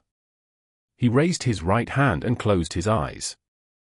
Flicking his head back, he gulped down the medicine in one go. The pungent aroma that had the noxious smell of blood swished around in his mouth as he nearly spat out everything he had just drank. That night, Bogda had an upset stomach. He went to the bathroom 6 times, and by the time the crimson moon vanished, he fell asleep groggily. After an unknown period of time had passed, he jolted awake, having dreamed that he was being reprimanded by his boss at work.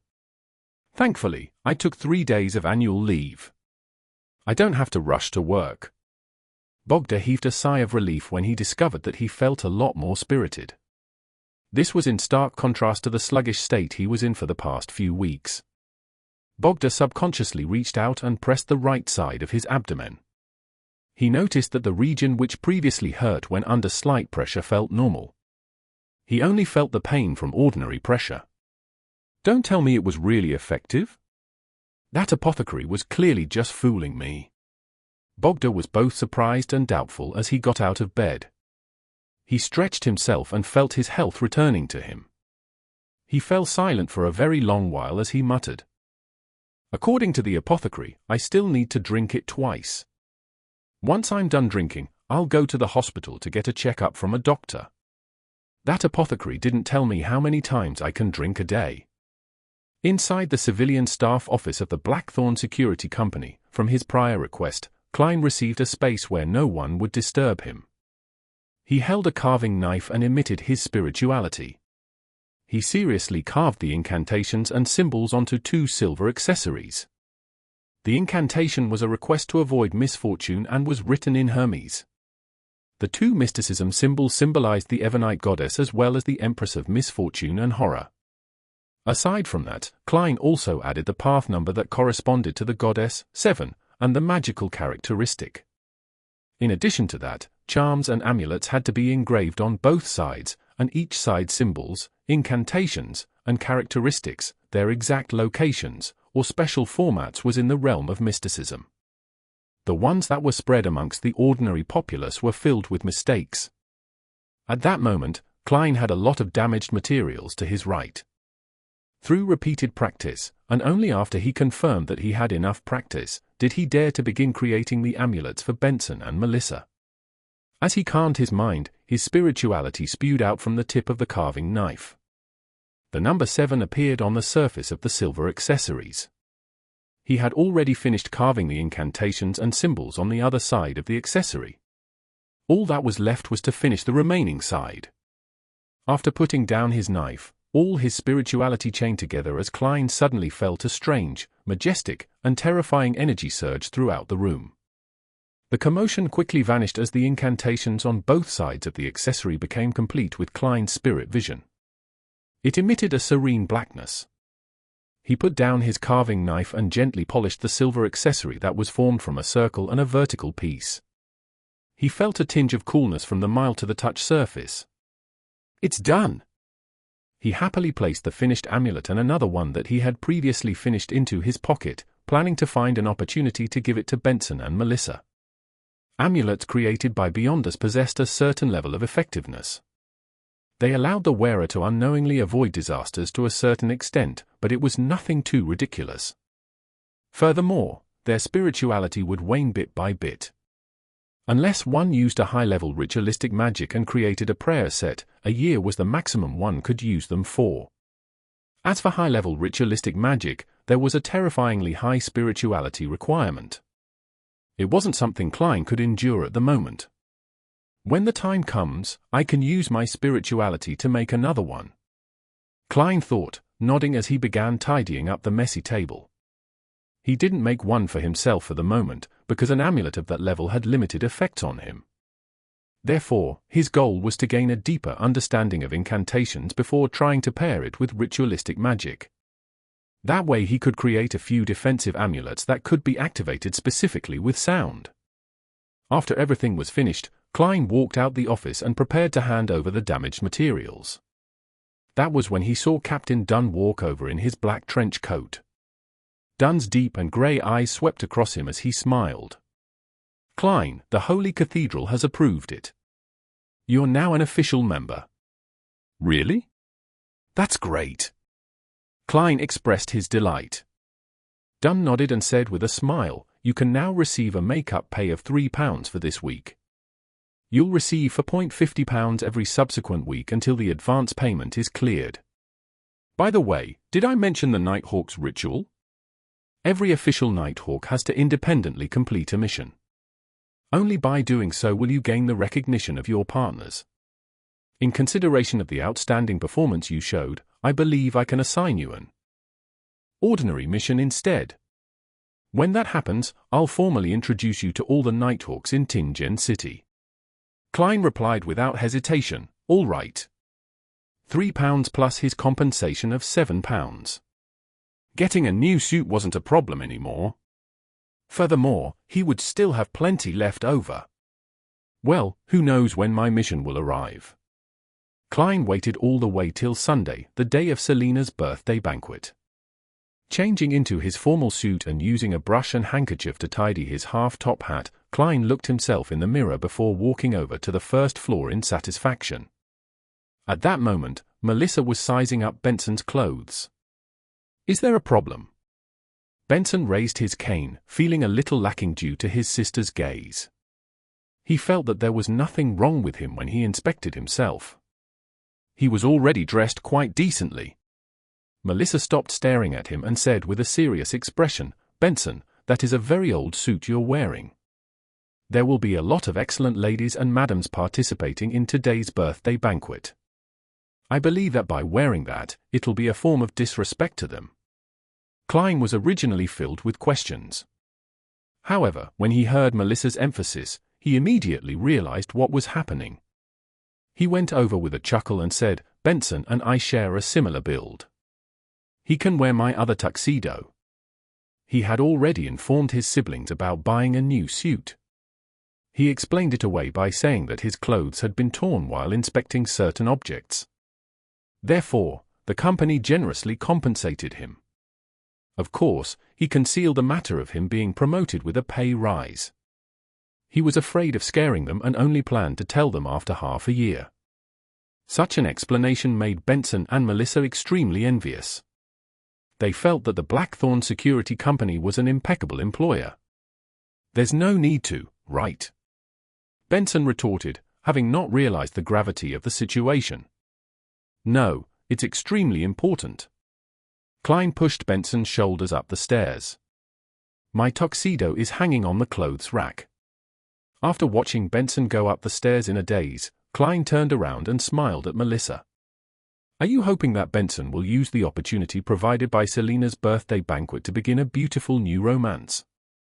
He had been reading quite a fair amount of newspapers and magazines recently. He knew that aristocrats and middle-class banquets were typically grounds for blind dates. "Yes, Benson has missed out too much because of us." "Sis, why are you like a mother?"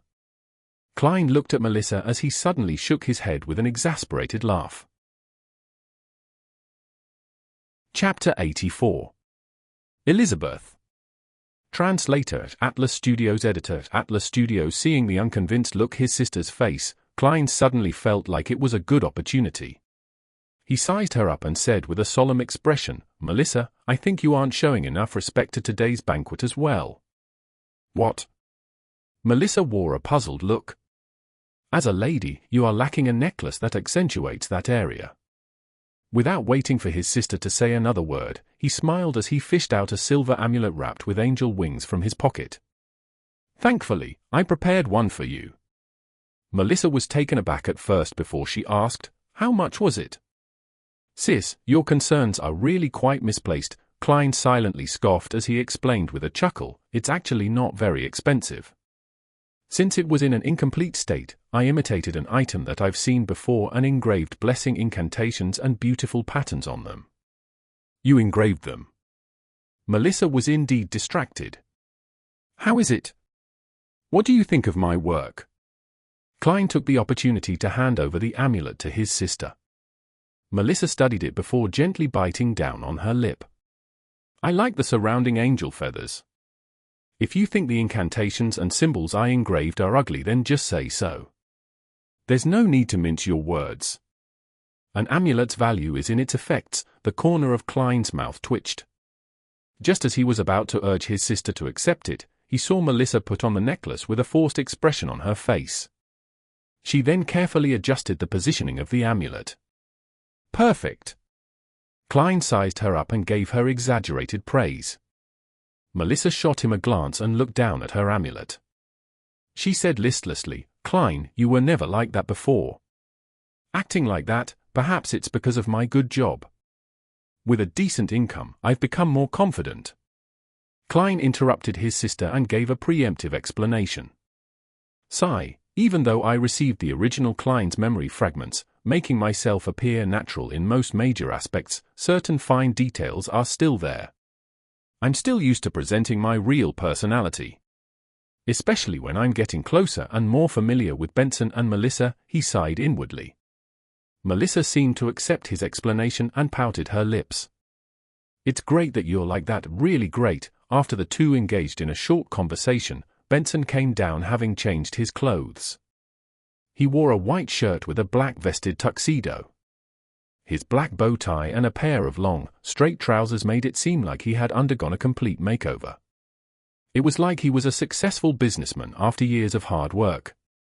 Same for the receding hairline, Klein chuckled inwardly. "Excellent, Benson. It suits you very well," he said with a brilliant smile while throwing up his hands.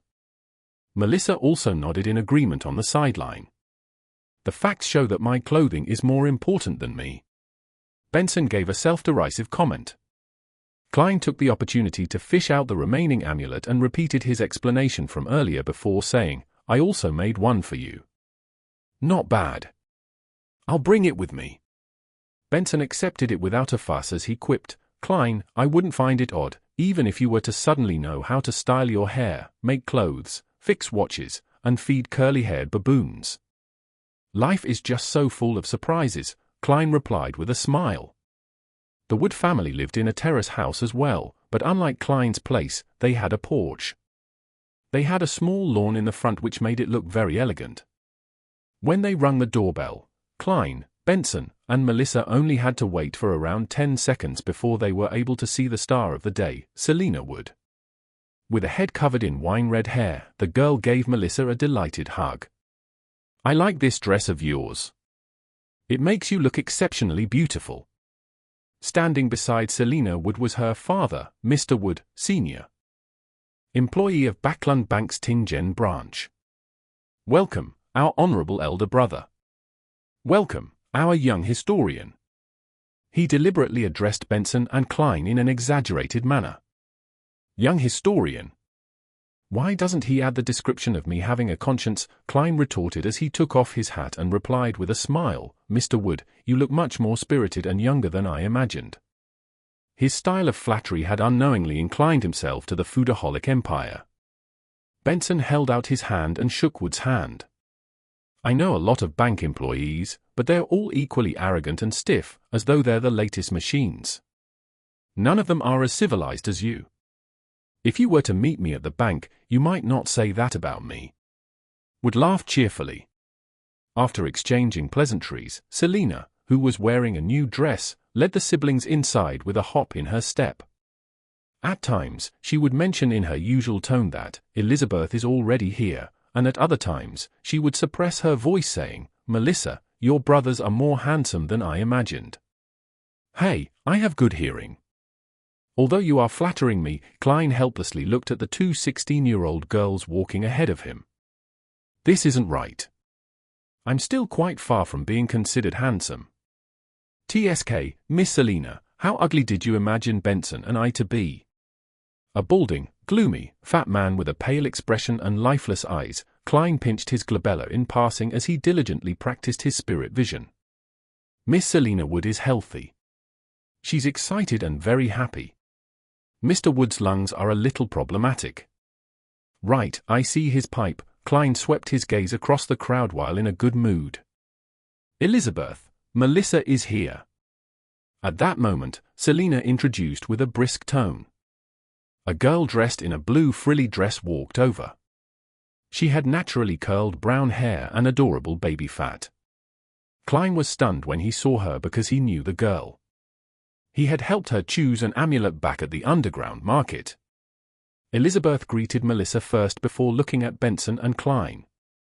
She was stunned and her brows knitted slightly, as though she was thinking about something. Soon, Elizabeth smiled and politely greeted them as though nothing had happened. Klein also pretended not to recognize her. Under Wood's lead, they came to the sofa in the living room where they were introduced to Chris, Selena Wood's brother, and the other guests. As Klein watched Benson chat with Chris and the other solicitors happily over the topic of their neighbor, Mr. Short, he couldn't help but feel envious. "I don't have such socializing skills." He picked up a cocktail from a table in the corner of the room as he listened quietly. At times, he would nod and echo with a smile. It didn't take long before all the guests arrived and the banquet officially began. As too many guests had been invited, the Wood family's dining table could not accommodate everyone. Therefore, the banquet was done in a buffet manner. The maidservant served the steak dishes, roast chicken, fried fish, mashed potatoes, etc., and placed them on different tables. The male servants were responsible for carving the meat, allowing for guests to take what they wanted. Klein couldn't help but click his tongue when he saw the elegant enamel plates and silver cutlery. He felt that the Woods were being too extravagant as a middle-class family. Since they're so rich, why would Chris need so many years to prepare for his wedding? When he thought of what his sister had previously mentioned, he was puzzled. It was probably to save up money to buy this cutlery that would have taken them so many years to afford. To such families, they have to look respectable. Amidst his mixed emotions, Klein picked up a plate and walked in front of a dining table. He forked a piece of honey-glazed roasted meat. At that moment, Elizabeth with her adorable baby fat cheeks came over. As she looked at the food, she whispered, "So you are Melissa's brother." "Thank you. Selena likes the amulet. I gave her a lot. She said that she felt healthier the moment she wore it." "Selena." Amulet. Klein suddenly recalled the reason for selecting an amulet for the girl beside him. It was to give to a friend who liked mysticism as a birthday gift. That friend was Selena? Selina liked items related to mysticism. Klein frowned slightly as he smiled politely. It might just be akin to a placebo effect. After saying that, he began waiting for her to praise Emperor Roselles. However, Elizabeth's reaction was that of confusion. It means it's completely psychological. At times, we believe that we will turn for the better and end up really becoming better, Klein explained crudely. No, she said, it's different from the amulets that she bought in the past. It feels different, Elizabeth emphasized. She cocked her head and shot a glance at Klein and said curiously, I never expected Melissa's brother to be an expert at mysticism. As you know, I studied history, so it's common to encounter similar matters. Klein diverted the topic skillfully as he asked, are you also studying at the Tingen Technical School? No, Selina and I were Melissa's former schoolmates. Later, she went to a technical school. I study at the nearby Evo's public school, Elizabeth explained seriously. A public school wasn't established and maintained by the government. Instead, it was a school that accepted students from the public. It was an evolution of good grammar schools whose goal was to groom graduates so as to enter university. The schools were rather expensive and they would consider the student's family background. It could even be out of range of typical middle-class families. She didn't talk much. After choosing her food, she returned to Selina's side. After congratulating the star of the day on a happy birthday, the banquet gradually came to an end. Klein and Benson were invited to a game of Texas Hold'em. The small blind was half a penny, and the big blind was a penny. As for Melissa, Elizabeth, Selina, and their friends, they went upstairs. It was unknown if they were chatting or playing games. Klein's luck was pretty bad. He played about 20 rounds, but didn't receive a good hand at all. All he could do was fold and be a spectator. When he flipped the ends of his cards again, he found a 2 of hearts and a 5 of spades. Shall I try a bluff once? Klein considered for a moment, but did not manage to muster the courage. He also resisted the urge to use divination to cheat. He covered his cards and rapped the table, indicating that he was not making a call. Then, he got up and left the table to head for the bathroom. Roselles was also a person with an obsessive-compulsive disorder. He actually found an odd reason to name the play style Texas. Klein shook his head as he proceeded forward. At that moment, he suddenly came to a halt as his pupils constricted. His spiritual perception told him that there was a strange fluctuation upstairs. Chapter 85. Urgency. Translator, Atlas Studios. Editor, Atlas Studios. The strange, twisted, and obscure fluctuation was short-lived. Shortly afterwards, Klein even suspected that he was hallucinating. If he wasn't considered rather skilled at spiritual perception, it was very likely that he would have written off the abnormality. Klein frowned as he thought of his sister upstairs. He tightly held onto his cane as he went around the bathroom and hobbled to the wood household staircase. He quickly went upstairs while following the traces with his spiritual perception before arriving at the living room beside the balcony. This should be it, Klein mumbled as he raised his hand and tapped twice on his glabella. Auras penetrated the walls and the large wooden door before entering his vision. Most of the colors were ordinary with a blurry outline. However, one of them in particular was rippling with a sinister dark green color over its surface that slowly corroded inwards. Just as I thought, something wasn't right. Klein wore an unusually stern expression as he reached out with his right hand and removed the silver chain which was wrapped around his left wrist. He held the silver chain in his left hand, allowing the topaz to dangle before him.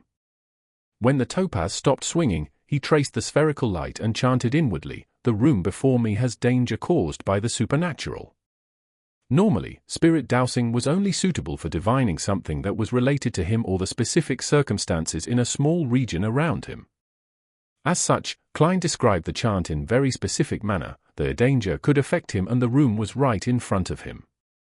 The room before me has danger caused by the supernatural. After repeating the chant 7 times, Klein's eyes widened as he saw the topaz rotating in a clockwise motion rapidly.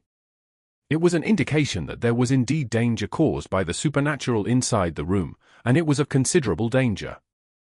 Selena is a mysticism enthusiast. Did something go extremely wrong when she was dabbling with some sort of ritual?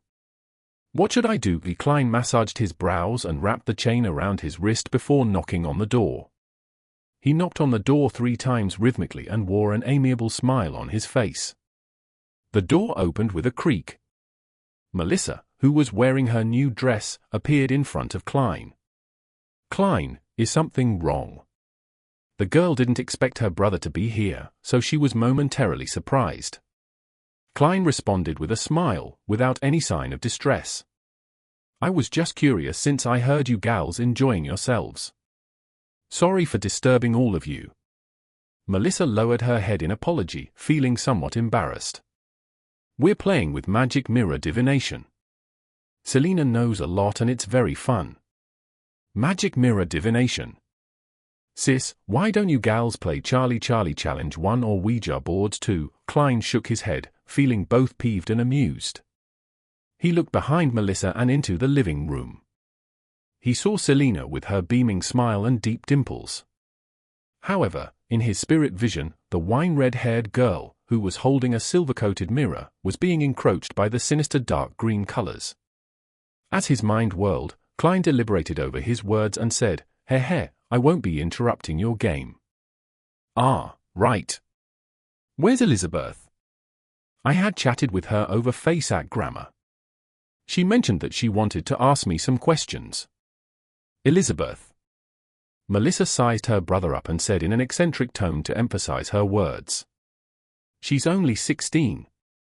Hey, don't let your imagination go wild, Klein immediately explained. It's a very normal academic discussion. Elizabeth is very interested in history and ancient languages. Melissa took a deep look at her brother before saying, She's inside. I'll inform her. All right. Klein took a step back and moved away from the door. While watching his sister turn around, he heaved a sigh of relief. Although it wasn't the best of reactions, he was thankful that the person in danger wasn't Melissa. He only waited for about 10 seconds before a puzzled Elizabeth walked out. She asked curiously, Mr. Moretti, what's the matter? I never said I was interested in history and ancient languages. At that moment, her sentence was halted by Klein's stern and solemn expression. Her nerves tightened as she seemed to sense that something wasn't right. Klein took a few steps diagonally as a gesture for Elizabeth to hide partially behind the door. The girl with the chubby baby fat was influenced by the sudden serious atmosphere, so she unknowingly followed. As you know, I'm a mysticism enthusiast. Klein halted and turned around, speaking directly to the point. Elizabeth nodded and replied, Yes, I even believe that you're an expert at mysticism. No, I'm only an enthusiast, but this doesn't stop me from noticing that your magic mirror divination has turned into a problem, Klein said with a heavy tone. A problem? Elizabeth nearly raised her voice as she hurriedly raised her hands to cover her mouth. Klein thought for a moment before saying, I know words alone will make it difficult for you to believe me. Return to the room and when Selena isn't paying attention, steal a glance at the front of the mirror which Selena has hidden away from all of you. How do you know that she hid the front of the mirror from us? Elizabeth blurted out. According to the information from the Nighthawks, more than 90% of the time, magic mirror divination cases which involve evil share such similarities. Klein smiled and said, general knowledge. When the doubtful and frightened Elizabeth returned to the room, his composed smile vanished instantly. His face looked worried. Even though we're all in the North Borough, to go from Fania Street to Zootland Street will take at least 15 minutes of travel by public carriage. By the time Captain arrives after making a round trip, the situation might have deteriorated to a hopeless state. If only Benson and Melissa wasn't here. But I can't deal with those hidden and unknown existences. Do I have any means to contain it? Right, Selena is a mysticism enthusiast. Her room definitely has no lack of pure dew, essential oils, herbs, and other items. Just as Klein was racking his brains for a solution, Elizabeth sat next to Selena by using an excuse of discussing something with her. A girl opposite her sipped a mouthful of red wine, and under the teasing looks of everyone, despite her blushing, she mustered her courage to ask, Can you help me divine when I'll meet a romantic and handsome gentleman? Selena lightly coughed twice as she rubbed the mirror's back and said, "Mirror, mirror, tell me. When will the gentleman in Yonina's heart appear?" After repeating it 3 times, she picked up the mirror and raised it in front of her. Seizing this opportunity, Elizabeth suddenly turned her body and stretched out her head to take a glance. According to her expectations, she felt that she would see Selena's face and half her face. However, the only thing she saw was Selena. The tiny mirror only had Selena, and it was Selena's entire body. The mirror was completely pitch black, with Selena standing in the middle with a cold expression. Elizabeth trembled all over as she lunged backward and leaned against the sofa. She momentarily forgot to breathe. She involuntarily trembled and, without giving an excuse, got up immediately, stumbling to the door. She didn't even dare to turn back to look at the beaming Selena. Yonina's gentleman will appear on the Sunday of the 2nd week. Half a year later, amidst giggles, Elizabeth opened the door and left the room to see Klein, who was standing in the shadows of the wall lamps in his tuxedo and half-top hat. "Mr. Moretti, she stammered in a daze. "Don't disturb the girls and ladies inside." Infected by his smile, Elizabeth calmed down significantly. She extended her hand and closed the door as she quickly walked over to the wall lamp. "I saw it. I saw only Selena inside the mirror." "A devil like Selena," she whispered hoarsely. Indeed, Klein's expression turned serious as he asked in a deep voice, "Do you know which is Selena's bedroom? Do you know where her mysticism items are?" "There. The mysticism items are in there as well." Elizabeth didn't hesitate to point at a room diagonally across. Klein held his cane and walked over, opening the unlocked wooden door. Under the streetlights and the crimson moon's illumination, he turned a valve and lit a gas lamp. A pale yellow light glowed as he swept the area and found bottles of pure dew, flower essence, boxes of herbal powder, candles and amulets. These items were placed on tables or neatly arranged inside a rack. Their names were given on sticker labels. After confirming the items, Klein said to Elizabeth, who had followed behind him, "Do you want to save Selena?" "Yes." Elizabeth subconsciously nodded before asking in a daze, "Will it be dangerous?" "A certain amount. After all, I'm only a mysticism enthusiast," Klein replied frankly. "A certain amount of danger." Elizabeth pursed her lips tightly for a few seconds before saying, "Is there anything you need from me?" Klein smiled warmly as he comforted her, "Don't be nervous. Now, all you have to do is pretend to return as though nothing had happened. Return to Selena's side. 5 minutes later, remember, 5 minutes later, tell Selena that you have a pleasant surprise and bring her to me. Knock on the door softly, 1 long knock and 2 short ones. Following that, well, leave it to me." Elizabeth thought over it silently before nodding seriously. Seeing her return to the living room, Klein glanced at his pocket watch. He closed Selena's bedroom and quickly cleared the desk. Then, he picked the items needed and placed them on a chair. Immediately following that, he picked up 2 faint candles with a light aroma. He placed them on the upper left and right corners of the desk. They were symbols representing the Lady of Crimson and the Empress of Disaster and Horror.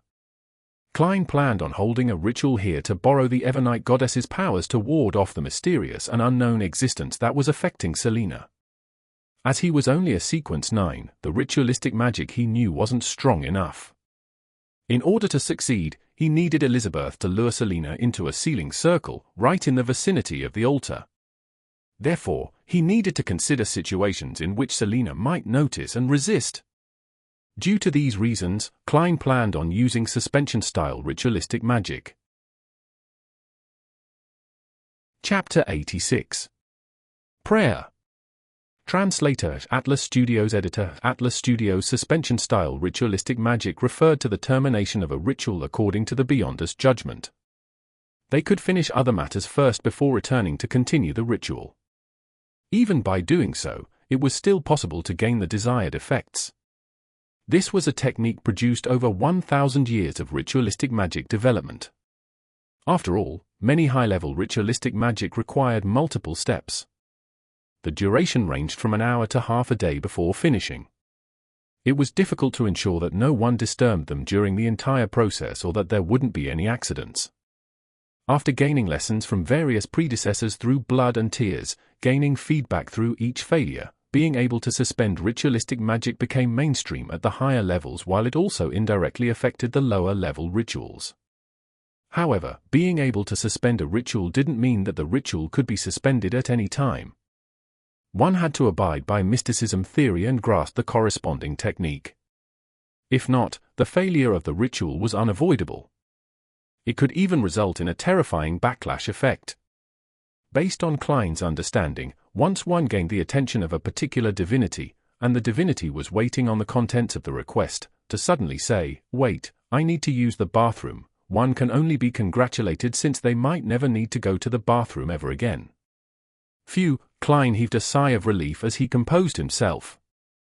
Even though he had held many luck enhancement rituals and had even designed a corresponding ritual that made an attempt at justice and the hanged man, this was his first actual ritualistic magic that abided by the rules.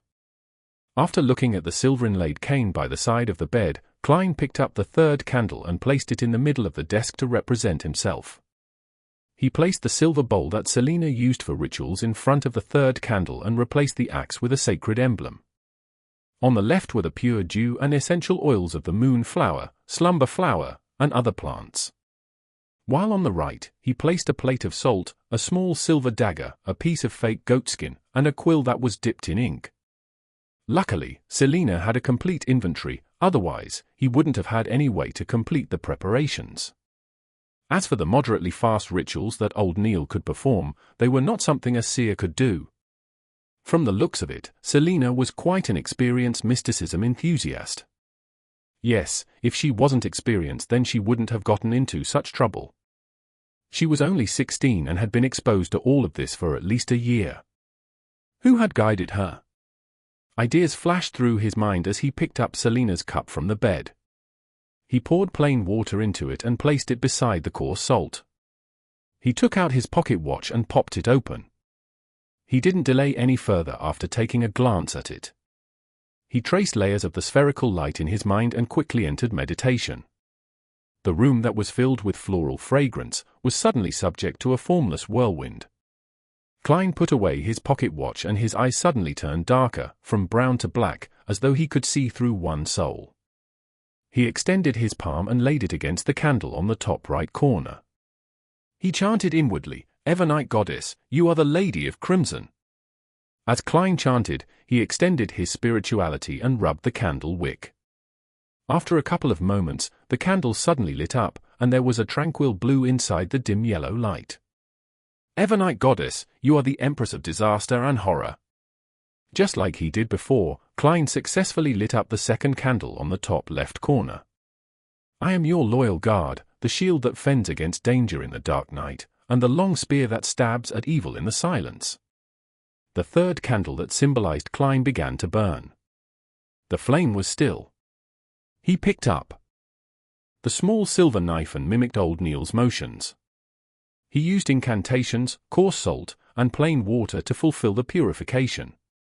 Then, he let his spirituality that he had gathered spewed out from the tip of the silver dagger, and naturally merged them as one.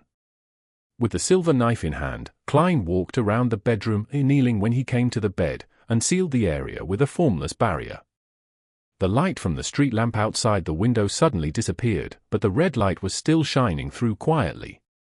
Klein returned to the study desk and picked up the quill. With spirituality and ink, he drew incantations and symbols to ward off disaster. When all of that was finished, he put down the things he was holding. Then, he trickled a drop of pure dew, flower essence, and essential oils on each of the 3 candles. A faint fog filled the room which suddenly possessed an additional hint of mystery. Next, he burned a few types of herbs before taking a step back from the mixture of fragrances and began reciting the corresponding incantation in the suspension ritualistic magic. "Nobler than the stars and more eternal than eternity, the Evernight Goddess. I pray for you to show your loving grace to a devout believer of yours.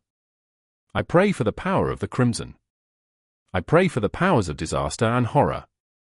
I pray that you will cleanse your devout believer, Selena Wood, from evil's corruption and be safe from danger. I pray that you would wait for a moment for that unfortunate girl. Moonflower, a herb that belongs to the red moon, please bestow your powers to my incantation. Slumber flower, a herb that belongs to the red moon, please bestow your powers to my incantation. After reciting the incantation, Klein closed his eyes and repeated it 7 times in his heart. He saw that there was nothing out of the ordinary at the altar. He then lifted the silver dagger again and took a few steps back to the door of Selina's bedroom.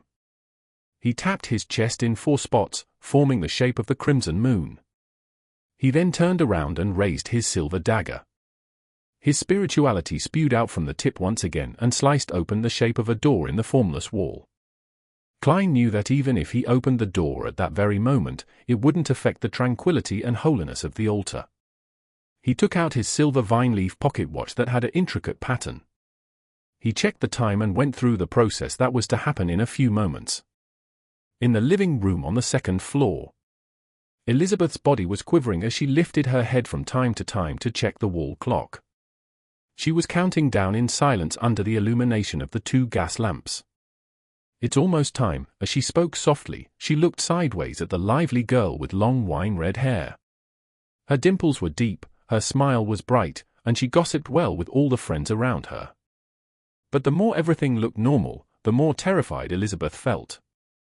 The cold and horrifying Selina in the mirror seemed to be in her head, and she couldn't wipe the image away. I can't wait anymore. I have to take action now. Elizabeth suddenly stood up. Before everyone's shocked gazes, she smiled and stuttered, Selina, I have a surprise for you. Follow me out for a bit. Really? Didn't you give me a birthday present already? Selina flipped the mirror the other way around and stood up in surprise. A surprise will not have any signs. Elizabeth felt that she had no talent in acting at all. Without saying another word, she walked toward the bedroom door first. Selina followed behind with a confused smile. Melissa looked at her 2 best friends leaving, and unconsciously knitted her eyebrows. Elizabeth is acting so strange today. She started acting even stranger after she met Klein. She suddenly ran out earlier and said that she needed to use the bathroom, but why did she look so anxious? Elizabeth took a deep breath and said to the girl in front of her, "Let's go to your room." Elizabeth, you seem very nervous and afraid. Why? Selina looked puzzled at her good friend as she noticed her body trembling constantly. Excitement. Yes, excitement. Elizabeth shot a glance at the mirror in Selina's hand as she turned half her body around to knock on the door with a long knock followed by 2 short successive ones. Why are you knocking on the door? Selina was baffled even more. Creak. Her bedroom door opened. Dressed in his black tuxedo and half-top hat, Klein appeared in front of the 2 girls. Pleasant surprise? This is a pleasant surprise? Selina's mouth turned agape as she felt perplexed. At that moment, Klein suddenly reached out his hand and grabbed her by the wrist. He pulled her into the room as Elizabeth stood rooted to the ground. Simultaneously, Klein's silver dagger struck forward as it spewed out his spirituality, which quickly mended the door-shaped passage. The invisible spirituality wall sealed off the room, insulating Selina's screams within. Klein suddenly closed the door and without even looking at Selina, he rushed to the desk. The wine-red-haired girl stopped screaming as she looked up and surveyed the room. Her gaze rapidly turned cold as her skin was mottled with paleness. Her fingers rapidly grew sharp fingernails. And at this moment, Klein had already returned to his cogitation state. He trickled a drop of moonflower and essential oil onto each candle as he chanted loudly, "Supreme Lady of Crimson, Great Empress of Disaster and Horror. I pray for you to bestow your loving grace. Show your loving grace to the lost lamb, Selina Wood." While chanting, he picked up the fake goatskin and pushed it onto the candle representing the requester. He felt a cold wind blow behind him as an immense energy assaulted his body. The goatskin was ignited and Klein threw it into a silver bowl. Then, he crouched downwards in accordance to his preparations to dodge the lethal strike. The wind howled ferociously, and Klein felt the uncontrolled outpour of his spirituality surging like the currents. he saw the goatskin burning in the tiny silver bowl, burning in silent darkness, and he heard heavy items landing on the ground behind him. The two sounds followed one after another with almost no breaks in between. Wisps of dark green gases plunged into the silver bowl and vanished into the illusory darkness. Klein rolled to the side and got up. He drew his revolver from his armpit holster. However, he saw that the adorable red-haired girl Selena had fallen to the ground and the silver-coated mirror had shattered into countless broken pieces on the carpet. Those shattered pieces didn't reflect Selena, but showed the ceiling and Klein's silhouette. Then, through the spirit vision he had left active, Klein saw the wicked dark green in Selena's aura had vanished completely.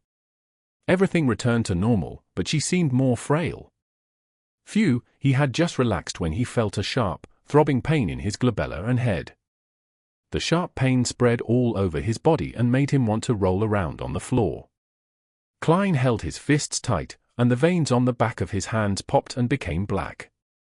They looked like moving worms. Simultaneously, he heard silent screams and the whispers that ripped at his mind. It took him nearly 20 seconds to survive the ordeal. His forehead and vest were soaked in cold sweat. The ritualistic magic I used sucked up all my spirituality and almost made my beyonder powers lose control. Klein made a rough guess of the situation. That also made him notice that he had digested quite a bit of the remaining energy in the potion. Based on his calculations, if he had the strength at the time he consumed the potion, he believed that there was no way he could have survived the ordeal. He could have become a monster straight away. Acting is quite effective after all. Klein tapped his glabella and wiped away his sweat. He turned towards the altar, tapped his chest 4 times, and said out loudly, "Praise the Lady." Finally, he placed the items back into the desk and used his silver dagger to dispel the spirituality wall seal. The sound of the wind echoed before subsiding. Klein let out a long sigh of relief and felt a sense of lingering fear. If I hadn't walked through the process beforehand and successfully completed the ritual, then things would have become troublesome. Besides, I still don't know who my opponent or enemy is. Thankfully, the room was carpeted, so I didn't damage my clothes while rolling. He shook his head and reached out to open the wooden door to Selena's bedroom. "How was it?" Elizabeth took 2 steps back and asked nervously. Klein looked at her terrified expression and took off his half-top hat before saying with a warm smile, "I've already corrected the mistake of her magic mirror divination. It's been resolved now." Chapter 87. Exhortation. "Has it really been resolved?" Elizabeth asked in disbelief. Klein smiled and nodded casually. "That last part was a lie?" he added inwardly. Perhaps it was the fact that Klein had been calm and collected all this time, or perhaps he was her only ray of hope. Either way, Elizabeth didn't doubt him anymore. She patted her chest and heaved a sigh of relief. "Thank you. You truly are a trustworthy gentleman. I was scared senseless just now. How is Selena? Is she fine now?" "She might remain unconscious for the next few minutes, but she's completely fine now." "Oh, 2 to 3 days of weakness is to be expected." Klein suddenly had a stern expression on his face as he asked, "Who taught her mysticism? Didn't he tell her about the basic taboos?" Elizabeth straightened up a little more like a student who had just been scolded by her teacher. She thought for a moment before saying, "Selena once mentioned that her teacher is Hannes Vincent. She met him a year ago at the Divination Club on House Street." Hannes Vincent. On the surface, he didn't seem to teach anything questionable about magic mirror divination, but he secretly been teaching dark divination. If I knew about this earlier, then I would have reported it to Captain and have raided him earlier. Klein felt some regret as he asked in a deep voice, was he also the one who taught Selena magic mirror divination? Klein was left with a lingering sense of fear because this matter had nearly affected his sister, Melissa. Yes, but Selena had tried magic mirror divination a few times without any success. Oh, today she told me that she had a peek at her teacher's hidden incantations and that there would be no problems. She was basically an expert at courting death. Klein massaged his temples to alleviate his headache. Do you still remember the incantation she recited? Well, although Hannas Vincent had not voluntarily imparted the dangerous knowledge to Selena, it's obvious that he had been experimenting with it to extend an invitation to a mysterious, unknown entity. This would become a problem sooner or later. It has to be dealt with quickly before it gets worse and becomes a problem for someone else. I remember a part of it. Elizabeth recalled. She recited it in Hermes. As you know, I was only exposed to Hermes just recently. All I remember is her using the terms revolve, spirit, creator, and grace. Creator? The true creator? Many underground mysticism enthusiasts believe in this ancient entity revered by many secret organizations. Yes, an entity that appeared 1,000 years ago during the early stages of the Fifth Epoch. Klein nodded amidst his thought and said, remember to ask Selena about the entire incantation after she wakes up, then find an opportunity to tell me. All right, Elizabeth replied without any reservations. But she immediately asked, feeling a little confused, Mr. Moretti, why don't you ask her yourself? I don't want to let Melissa know I enjoy mysticism. Can you help me keep that a secret? Klein asked in return. Elizabeth bit her lips, her eyes sparkling. No problem. Melissa prefers machines to mystery. She likes logic over instinct. Klein placed his hat in front of his chest and bowed gentlemanly. Thank you for your understanding. As for Selena, you do know that she's not someone who can keep a secret. A more accurate description is that she likes to share secrets with others, Elizabeth agreed. Klein put on his hat and thought for a moment before saying, remember to tell Selena after she wakes up that she suddenly fainted and shattered her mirror. I think her memory probably stopped at the point when she began the magic mirror divination. Seeing Elizabeth nod, he put on a stern expression once again and said, remember, be it divinations or trying other mysticism rituals, do not pray to any other entities other than the 7 orthodox divinities. You should immediately burn those types of incantations and stay far away from anyone distributing those materials. If I hadn't noticed this in time, Selena would have turned into a monster or an evil spirit in 10 minutes, and everyone here would have been killed, myself included. Thinking about the ice-cold Selena in the mirror, Elizabeth had no doubts about what Klein had just said. She sighed with lingering fear and said, I understand and I'll remember. I'll also keep an eye on Selena. All right, go and take care of Selena. Klein raised his black cane and walked toward the stairway. As he walked, his eyes became darker. He took out a single penny with his right hand and flicked it into the air. Klein quickly repeated the description, then caught the falling coin. He saw George III face facing upward. This was not a simplification of spirit dowsing. Instead, it was a simplification of dream divination. At that moment, Klein had forced himself into a state of sleep with the aid of cogitation in order to take a tour through the spirit world. The heads and tails of the coin were a symbolic manifestation. Heads represented affirmation, while tails indicated dissent. Great, everything is fine now. Klein twirled the bronze coin with his fingers happily. That was a simplification only a seer could accomplish. Elizabeth was staring at Klein's back and saw the flying coin before he caught it. Only when Klein vanished down the staircase did she turn to enter the bedroom. She saw Selena asleep on the floor with shattered pieces of the mirror beside her. She held her breath and tiptoed into the room as she looked at the fragments of the mirror. She made sure that the ice-cold Selena was no longer present, instead, the fragments were reflecting the ceiling. Phew! Put completely at ease, Melissa heaved a long sigh of relief. But despite her efforts, she couldn't move Selena to the bed. Instead, she nudged her awake. Elizabeth! What happened to me? Did I get drunk? Selena asked weakly, the glow in her eyes having turned considerably dull while her eyes were filled with confusion. Elizabeth thought for a moment and replied in a serious tone, No, Selena, something happened to you. Your magic mirror divination invited a malicious entity. Is that so? Selena weakly made her way to the bed with Elizabeth's help. She rubbed her temple as she said, All I remember is when I started the magic mirror divination. Elizabeth told a half-truth. You were a completely different person during the ritual. The you in the mirror was completely different from the you in real life. I was very scared. Using the excuse of giving you a surprise, I brought you into the bedroom before I snatched your mirror and shattered it onto the carpet. After that, you fainted. Blessed be the goddess, you're okay now. I don't remember anything. Selena muttered, her face pale. The more Selena tried to remember, the emptier her mind became, and the more afraid she felt.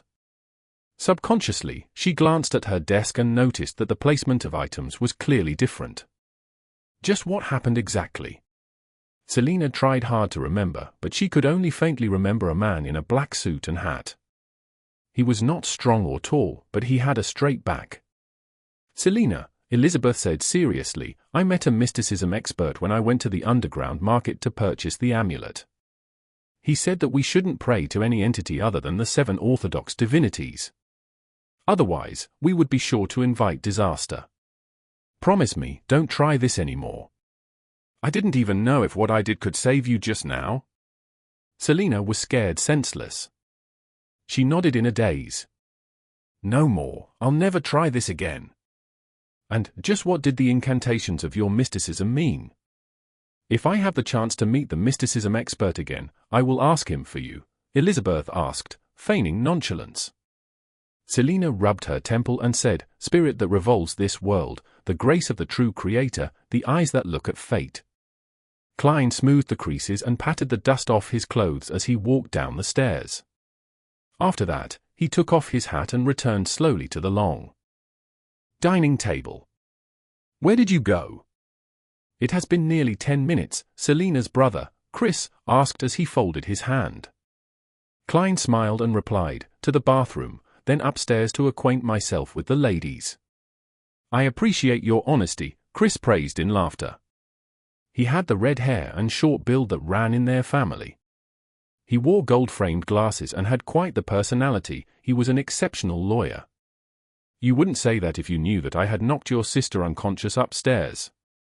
Klein replied humbly, we were merely engaging in academic discussion. He put down his hat and returned to his seat. He received his 2 cards as the new round started. Flipping up the corner of his cards, he saw the King of Spades and the Ace of Diamonds. Looks like I became luckier. Is this payback for doing a good deed? Klein took out a coin in preparation to place his bet. Since Hannas didn't intentionally reveal the incantation to Selena, there's no need for me to urgently report this to Captain. He continued his cautious play style in the following rounds, only betting when he had a good hand. He didn't take any chances to bluff and didn't win much. When the game ended at 10:30, he had won 6 pence. I won 2 solely and 8 pence. Benson fiddled with the notes and coins in his hand. I didn't expect you to be an expert at poker, Klein praised, laughing. No, I don't play often, but I know that this is the same as negotiation. You have to hide your cards and figure out the hidden cards that people have before using various means to scare or entice them. Benson hadn't finished his sentence when he saw Melissa and the rest coming down from the 2nd floor. It's time to go home, said Klein as he glanced at his sister and her friends while rubbing his temples. The throbbing pain in his head remained. After that, Klein went to the bathroom once more and took the opportunity to walk past Elizabeth and obtain the complete incantation. Returning to his siblings, he smiled and said, Oh right, I suddenly remembered something. I need to head back to the company for a while. Shall we go to Zootland Street first? It'll be quick. Chapter 88. Report. Translator at Atlas Studios. Editor at Atlas Studios. What is it? Benson asked casually. Melissa looked at her brother with a serious expression because she felt that Klein's behavior tonight was strange as well. In fact, it only looked slightly more normal than Elizabeth's behavior and, later, Selena's. Klein chuckled as he had long thought of an excuse and said, There was a mistake in one of the document descriptions, and I already informed my colleagues that I would hand it over to them when I arrive early at the company tomorrow morning. So, I can either amend it now since it's on the way or wake up at least half an hour earlier tomorrow morning. No doubt I've chosen to do the former. Ah, no wonder. I had a nagging feeling that your mind wasn't in the game, so you were actually thinking about work. Benson smiled, suddenly enlightened. No, I apologize. I should say, the card game helped you think. All right, we shall wait for you. Melissa looked away and smoothed out the ruffles of her engagements. As it was past the operation time for both track and trackless public carriages, the three siblings bid their hosts farewell before hiring a carriage nearby. It cost $2 solely for 45 minutes. I've heard that every carriage driver that rents out their own carriage adds ridiculous fees, Benson complained in a low voice. He had used most of the money that he won earlier to pay the driver. Klein smiled and replied, I think it's very acceptable.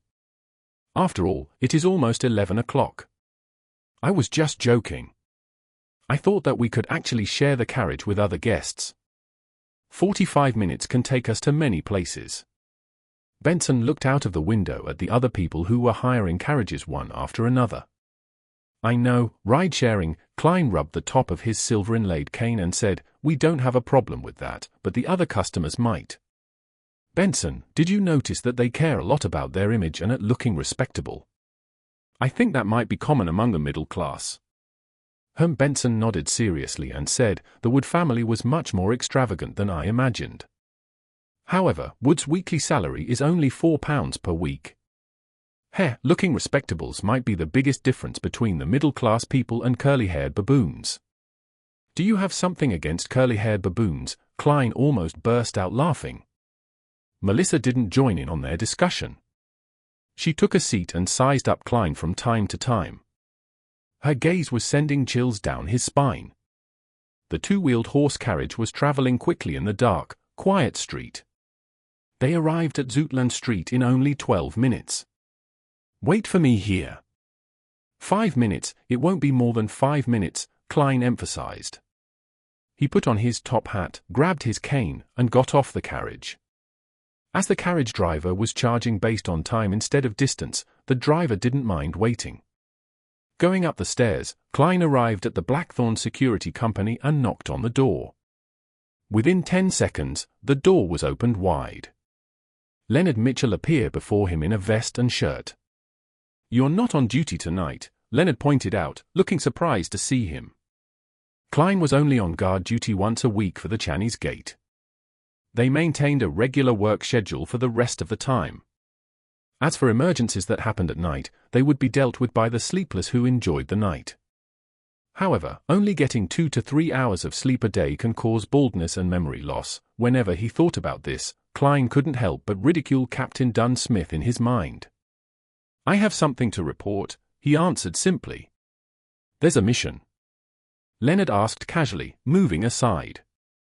When Klein entered the reception hall, he saw Dunn coming out in his black windbreaker. His grey eyes were dark as usual. Captain, I came across an incident involving the supernatural. Give me the details, Dunn asked directly. Klein recounted the whole story from earlier and reported the steps that he took to deal with it. So, I think there's a need to investigate Hannas Vincent. Back then he believed that since the evil entity that was invited by the magic mirror divination hadn't caused a disaster, and there was no indication that he was in extreme danger. That meant that the entity probably still needed more time. It didn't want to awaken or possess Selena ahead of time, therefore, as long as its goals were not exposed, the evil entity chose to observe the situation. Under such circumstances, it wasn't hard for Elizabeth to trick Selena to head to the entrance of the bedroom.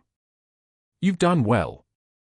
You seized the opportunity before the evil spirit fully materialized to possess her body completely.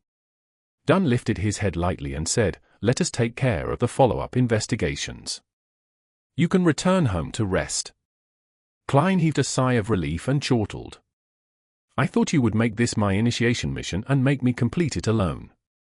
From the incantation that Elizabeth provided him, Hannas Vincent was certainly dangerous. That's because there's already an initiation mission for you.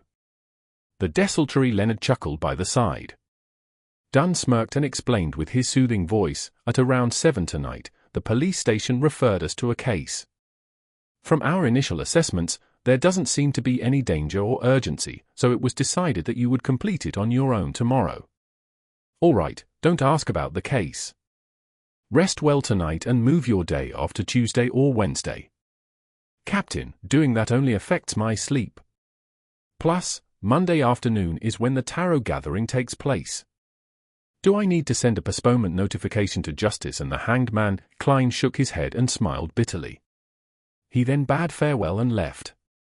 Exiting the stairway, he suddenly sensed something. He lifted his head to look towards the carriage that they had hired. He only saw Melissa looking at him silently through the window. When they made eye contact, Melissa suddenly looked away and sat properly. The corner of Klein's mouth twitched, and he got into the carriage, pretending nothing had happened. Under the crimson moon and pure night sky, the carriage moved quickly down one street after the other. When they returned home, Klein yielded the bathroom to Benson for his shower while he went to Melissa's bedroom and knocked twice. Melissa, who was planning to use the other bathroom, opened the door and looked at her brother suspiciously. "Melissa, do you have any questions that you'd like to ask?" "I know you do," Klein asked straightforwardly. "Don't just observe me in silence." Melissa's lips trembled and creased her eyebrows as she spoke. "Klein, what did you do to Elizabeth?" She seemed a bit off. And, later on, Selena started acting very strange too. "Do you know that Elizabeth and Selena are mysticism enthusiasts?" "Yeah, but I don't like it." "I don't think there's anything that can't be explained in this world," Melissa answered seriously after being momentarily taken aback. "Anything that seems unexplainable is due to the fact that the knowledge we have grasped is insufficient." "Yeah, I think so too," Klein echoed her sentiments guiltily. "I once thought so too, until I successfully courted death." He coughed lightly and continued, "Mysticism involves Hermes, the language used specifically for ancient worship ceremonies and prayers. Elizabeth knew that I am good at it. It is within a historian's domain after all. So, she asked me about the pronunciation of corresponding words and their actual meanings." Melissa nodded lightly, signifying her acceptance of her brother's explanation. It went according to her understanding of both parties. As for why Elizabeth and Selena became weird later on, I have no idea about the actual reasons. Klein removed himself from the picture first, then. He said, "But I can make a guess." "You managed to guess it?" Melissa blurted out in shock. Klein lifted his hand and patted his lips. "I could guess from the contents of what Elizabeth asked. The few Hermes words were related to divination, as well as the worshipping of evil entities. Yes, when Selena did the magic mirror divination, did she recite in Hermes?" He proactively brought that up in order to remind his sister to keep her guard up against similar situations. It would be even better if she could cut off contact with Selena and Elizabeth.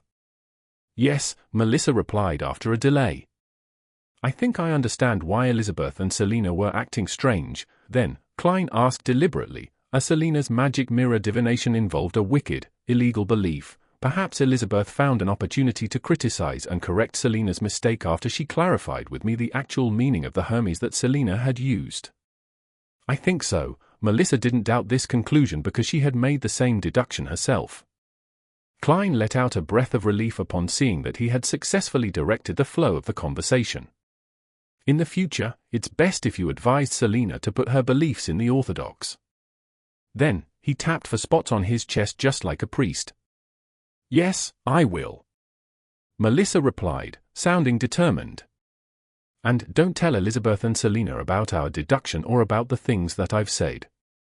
"I actually promised Elizabeth not to tell you," Klein emphasized. "Okay." Melissa nodded lightly. On Monday morning at 8, in the Blackthorn Security Company, Klein took off his hat and greeted Roseanne and Brett. After exchanging a few words, he entered Captain Dunn Smith's office. He pushed the door open and looked around. He suddenly had a shock, because Dunn's face was pretty pale and his grey eyes looked clouded, without their usual darkness. "What happened?" "Hannes Vincent?" Klein asked in concern and shock. Dunn rubbed his forehead, took a sip of coffee, and replied with a bitter smile, "Hannes Vincent is dead." Who killed him ahead of time? Klein sat before Dunn with his cane in hand. Dunn didn't answer immediately but sighed and said, Leonard and I went to look for Hannes Vincent last night. As his usual behavior didn't show any unusual signs and there was nothing odd about his house, I decided to enter his dreams to look for clues. In his dream, his eyes showed fear as Dunn repeated himself twice. That was when he said, in his dream, I saw a cross, a huge cross, one that blotted out the sky. On the huge cross there was a naked man nailed to it with black nails. His arms and legs were pinned with his arms extended outwards. He was hung upside down, his head hung low like a chandelier. There were strips of blood stains on his body. Upon seeing such a scene, I lost consciousness. I left Hannes Vincent's dream, and when I woke up, Leonard told me that Hannes had died in his sleep. Huge cross, hung upside down, the man covered in blood stains. It's similar to some of the stories of the true creator that some of the hidden organizations believe in, but there are considerable differences too. Klein made a deduction in suspicion. The few hidden organizations that believed in the true creator had only appeared in the last 2 or 3 centuries, such as the Aurora Order and the Iron and Blood Cross Order. However, similar such depictions had never disappeared over the past 1,000+ years. Dunn rubbed his forehead again. We'll follow up on this. As for you, go ahead and complete your initiation mission first. Chapter 89. A simple mission. Translator, Atlas Studios. Editor, Atlas Studios. Klein nodded and said, all right, but I still don't know what my mission is. Nothing dangerous. I haven't seen any signs of danger at the very least, Dunn emphasized. This is a case which was referred to us by Golden Indices Police Department. The famous philanthropist Sir Dewaville has been experiencing unusual harassment over the past month. Be it his bodyguards, the security guards he has employed, or the police, none of them have been able to find the culprit. Inspector Tolley, who is in charge of this case, suspects that it involves Beyonder powers and, thus, handed the case over to us. I saw Sir Dewaville at the library the other day and noticed that he was feeling down and lethargic. So it was a result of being harassed. Klein knitted his brows and asked, what kind of harassment is it? There hasn't been any physical harm inflicted yet, thus, the harassment wouldn't be considered dangerous. Sir Dewaville hears moans and cries every night, no matter where he is, be it Tingen or not. This has affected his sleep quality negatively. Dunn flipped the notes in his hands. He has seen a psychiatrist and has asked his butlers and servants to confirm that it was not an illusion. Having confirmed that it isn't a hallucination, thus, it is suspected that someone is harassing him. Closing the file, Dunn looked up at Klein. Change into your probationary inspector uniform in the break room, then meet Inspector Tolley, who is in charge of this case at the shooting club. He'll provide you with more details. Probationary inspector uniform? Klein asked instinctively. Dunn rubbed his forehead and smiled. Half of our salary comes from the police department, and the title of probationary inspector doesn't merely belong in the records. When you met Leonard and I for the first time, we were also wearing uniforms. This is a perk held by fully official members. Yes, the perks as Emperor Roselles would call it. Unfortunately, I can't wear it as a casual outfit. Otherwise, I'd be able to have another spare outfit when my clothes are being washed. Klein picked up his cane and bade farewell before leaving the captain's office. He headed toward the break room and saw a black and white checkered uniform, complete with leather boots, placed on the table. The uniform's peak cap was embroidered with the logo of the police department, 2 crossed swords and a crown. Located on the shoulder was a black and white epaulet with a shimmering silver star. This is a probationary inspector uniform. Klein glanced at the uniform and noticed a string of numbers under the silver stars, 6254. He had some understanding of the police rank structure in the Lun Kingdom. He knew that those at the top were the minister and the chief secretary of the police force. Under them were the respective commissioners, deputy commissioners, assistant commissioners of the various police departments. Those in the middle were superintendents and inspectors, while those at the very bottom were the sergeants and constables. After closing the door, Klein took off his suit and hat before changing into the uniform. He hung his suit up and left the room. He made his way into the clerk's office and looked at himself using the full-body mirror that Roseanne brought to him. The young man in the mirror had black hair with gentle brown eyes. The uniform on his body accentuated him with a heroic spirit. Not bad. Klein praised himself narcissistically. He left his cane in the office and left the Blackthorn Security Company.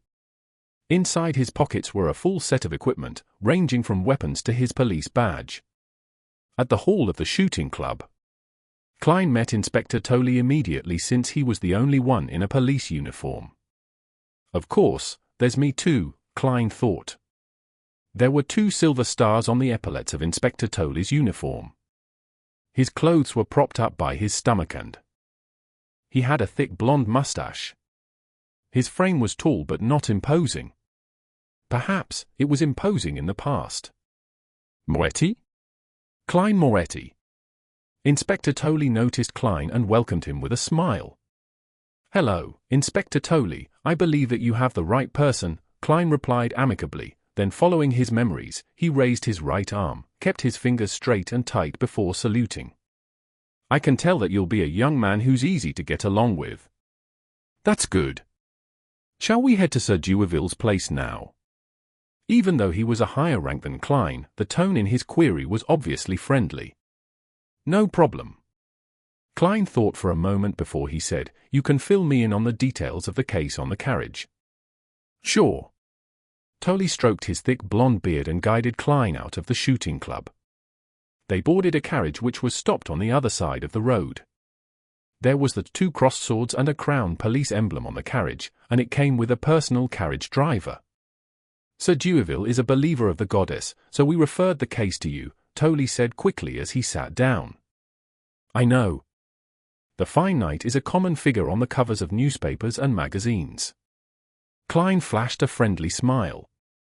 Tolley picked up the document docket beside him and removed the seal before taking out the materials inside. As he flipped through them, he explained, Regardless, even if you are aware of it, I need to provide you with the detailed briefing. Sir Dewaville is one of the richest tycoons of Tingen City. He built his career beginning with a lead and porcelain factory. It has now expanded to steel, coal, shipping, banking, and bonds. He is also a great philanthropist that has been praised by the king, having set up the Dewaville Charity Foundation, the Dewaville Trust, and the Dewaville Library. He was also knighted 5 years ago. If he were willing to run for mayor, I don't think anyone in Tingen City could contest with him. But Backland is his goal. He wants to become a member of parliament. We once suspected that the harassment might be related to this, but we have no clues to this date. Klein nodded slightly and said, We can't rule out that possibility, but there's nothing to confirm that suspicion as of now. Tolley didn't dwell on this point.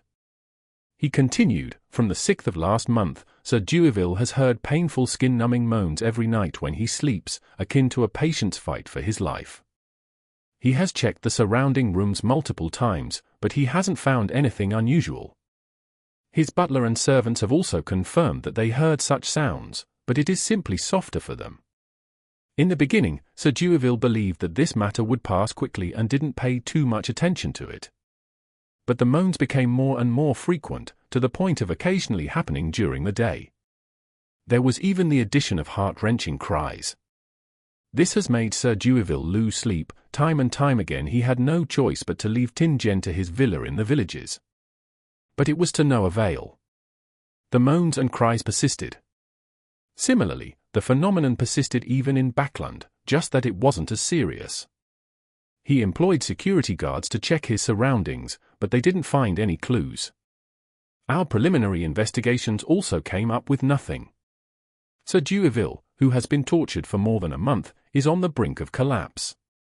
He visited psychiatrists time and time again but was unable to have his problems resolved. He told us that if this problem was not solved within a month, he would leave Tingen and head to Backland. He believes that there would be people who can help him there. After listening to Tolley's explanation, Klein quickly analyzed and came up with a few possibilities. He offended a Beyonder and is suffering from a curse? No, if he was suffering from a curse, the butlers and servants in his house wouldn't hear the same things. There's A beyonder with unknown motives hidden among his servants and bodyguards? But the problem stems from the point that there has been no requests made of Sir Dueville over the past month. Perhaps Sir Dueville accidentally came into contact with some vengeful evil spirit? That possibility cannot be ruled out.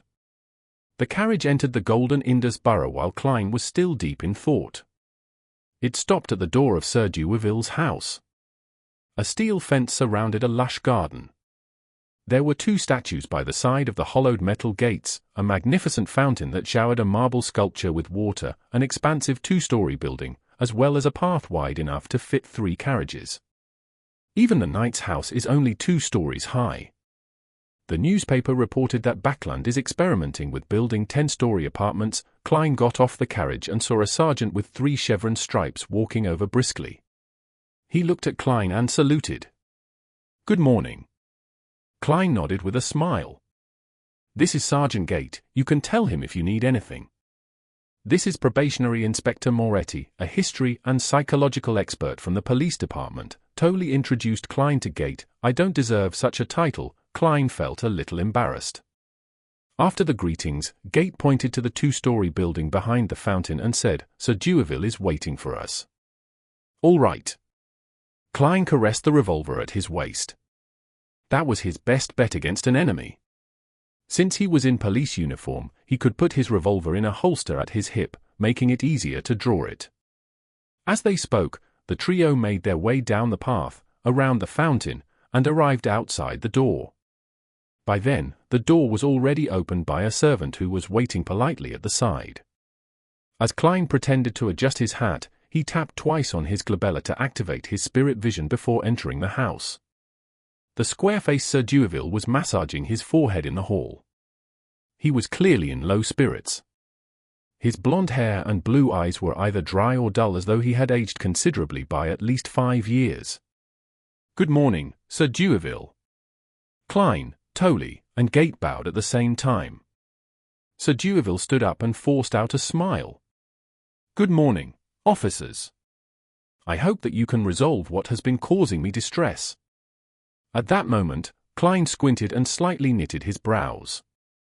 Other than his low spirits, Klein couldn't find any other problems with Sir Dueville.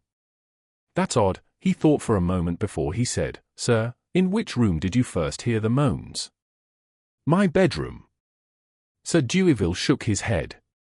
"Can we take a look?" inquired Klein. "Haven't you checked it many times?" the middle-aged butler interrupted from the side. It was clear that he didn't notice that Klein was the partner of the kind-hearted soul that had not pocketed the money that he picked up. "Those were my colleagues, not me." "Sir, this is an expert sent by the police agency," Tolley said, taking the opportunity to introduce him. Dueville looked at the young expert and said, "All right, Cullen, take him to my room." "Sir, I hope that you will come with us," Klein said seriously. Dueville hesitated for a few seconds before saying, "If that can solve the problem." He grabbed his cane as he spoke. He made his way feebly toward the staircase with the butler Cullen and several guards beside him, ready to support him if needed. Klein surveyed the surroundings as he followed behind them silently. 1 step, 2 steps, 3 steps, they arrived at the 2nd story and entered the master bedroom. Klein didn't have the time to survey the surroundings when the hair on his body stood on their ends. This was feedback from his spiritual perception. Chapter 90. Findings by Sight. Translator, Atlas Studios. Editor, Atlas Studios. Sir Dueville's bedroom was larger than the living room and dining room of Klein's house combined.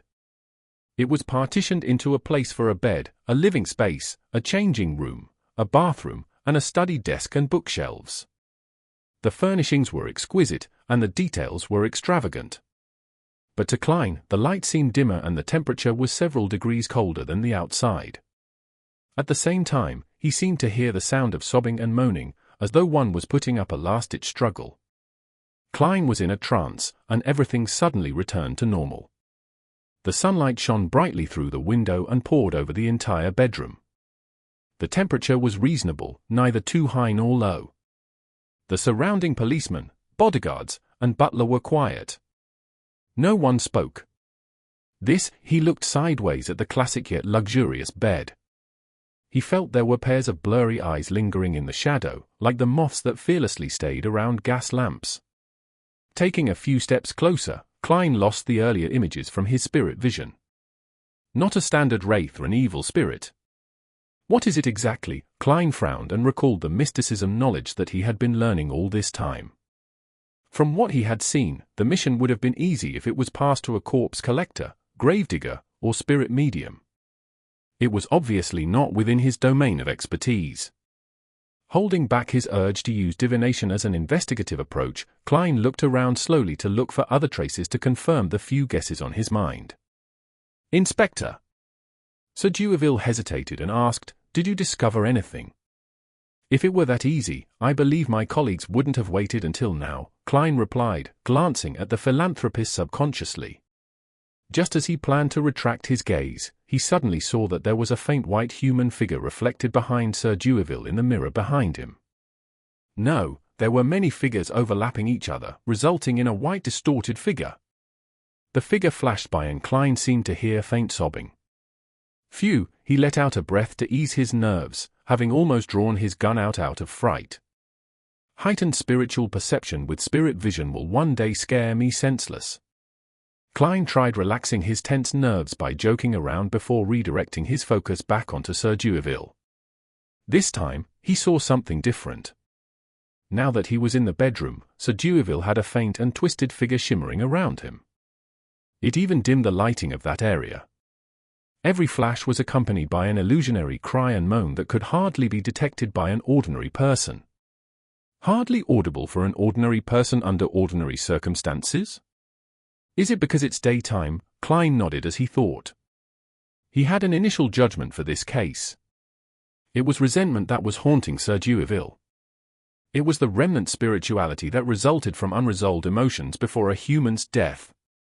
If such feelings of resentment stayed in this world over a period of time, they would become a terrifying wrathful spirit after becoming stronger. However, Sir Dewaville was a famous philanthropist. Even Benson, who was a picky person, was in awe of him. Why would he be bogged down with the resentment of the dead? Is he actually two-faced? Could it be the means of a beyonder with nefarious intentions? Klein guessed the possibility suspiciously. After some thought, he looked towards Dewaville and asked, "Honorable Sir, I have a few questions." "Please ask."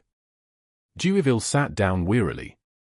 Klein organized his thoughts and asked, "When you leave here to go to a new place, such as the village or backland, do you temporarily get at least half a night's worth of peace before the situation resumes and gradually worsens?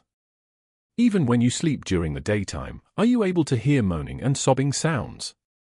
Dewaville's half-closed eyes suddenly widened as his deep blue eyes were suddenly beaming with hope. "Yes, did you find the root of the problem?"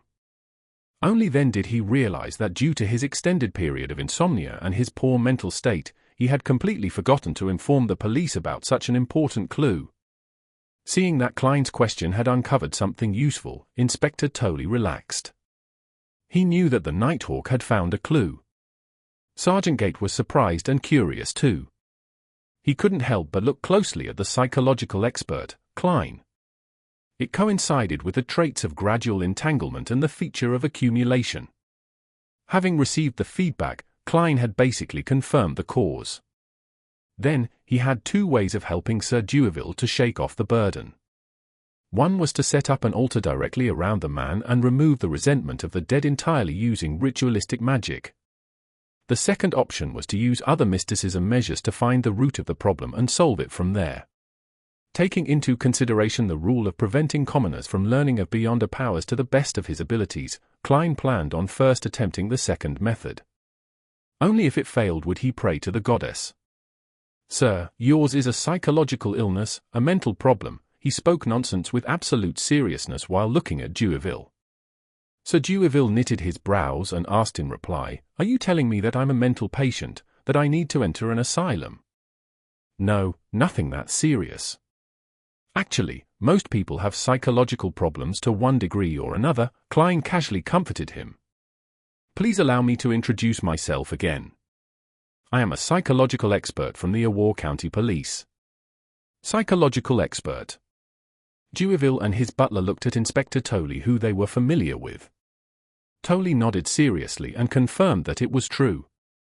"All right, what do you need of me for my treatment? Besides, I don't understand why my butler, my bodyguards, and my servants will hear the sobbing and moaning as well." Deweyville held his walking stick with both hands, looking confused. Klein replied professionally, "I will explain it to you after it's resolved. Please tell your butler, your servants, and your bodyguards to leave. Inspector Tolley, Sergeant Gate, please leave as well. I need a quiet environment to begin the initial treatment." "Of treatment with magic," Inspector Tolley added in his heart and nodded at Sir Deweyville. Deweyville fell silent for more than 10 seconds before saying, "Cullen, take them to the living room on the 2nd floor." "Yes, sir." Butler Cullen didn't retort since the request was made by a police officer, a probationary inspector, and a psychological expert. After watching them leave the room one after another and closing the door behind them, Klein looked at Deweyville, who had dark blonde hair and blue eyes, and said, "Sir, please lie down on your bed. Relax and try to sleep." "All right." Deweyville hung his coat and hat on the clothes rack before walking slowly to the side of the bed and then lay down. Klein drew all the curtains, turning the room dark. He took off his pendant and quickly used Spirit Pendulum to determine any dangers. Then, he sat on the rocking chair near the end of the bed, traced a spherical light in his mind, and entered cogitation. He allowed the world of spirituality to extend before his eyes. Then, he leaned against the back of the chair and fell into a deep sleep, allowing for his astral projection to make contact with the external world. He was using the technique of dream divination to let himself be in the spiritual environment like he was dreaming, so as to communicate with each and every resentment that plagued Sir Deweyville. Only communication would be able to give him an answer and solve the problem. A sad sob reverberated in Klein's ear, and he saw that the white translucent figures were floating around him. A painful groan echoed as Klein, who barely regained his mental processes, extended his right hand and touched one of them. Suddenly, the figures swarmed at him like moths darting toward a fire. The image before Klein's eyes suddenly turned blurry and his brain seemed to be cleaved into two. Half of his mind was calmly observing while the other half saw a mirror. In that mirror, there was a young girl dressed in worker garbs. She looked strong and fit as she walked in a dust-covered factory while her head throbbed in pain. Her eyesight occasionally turned blurry and her body became skinnier by the day. She seemed to hear someone calling her Charlotte, and the voice said that she had a hysterical illness. Hysterical illness? She looked towards the mirror and saw that she had a faint blue line on her gum. The mirror's view switched and Klein saw another girl called Mary. She too walked into the lead factory, young and lively. Suddenly, half of her face started twitching, followed by her arm and leg on the same side. "You have epilepsy," she heard someone say while her whole body was convulsing. As she twitched and fell, the intensity increased before she finally lost consciousness. There was another girl, and she was depressed. She was walking around the street in a daze, to the point of having a speech impediment. She had a very bad headache, and she had a blue line on her gums. She would also convulse from time to time. She met a doctor, and the doctor said, "Lafayette, this is a result of lead poisoning." The doctor looked at her with pity and saw her convulse again. She twitched continuously, and the doctor saw that her eyes had lost all their light. Many images appeared before Klein, and he remained immersed within them and calmly observed. Suddenly, he understood the plight of the girls. One. The female workers had been in extended contact with white lead. They had all died of lead poisoning as a result of long-term exposure to the dust and powder. Sir Deweyville had a lead factory under his name and also 2 porcelain factories. All of them hired comparatively cheaper female workers. Klein saw all of that in silence and felt that there was something that still had not been clarified.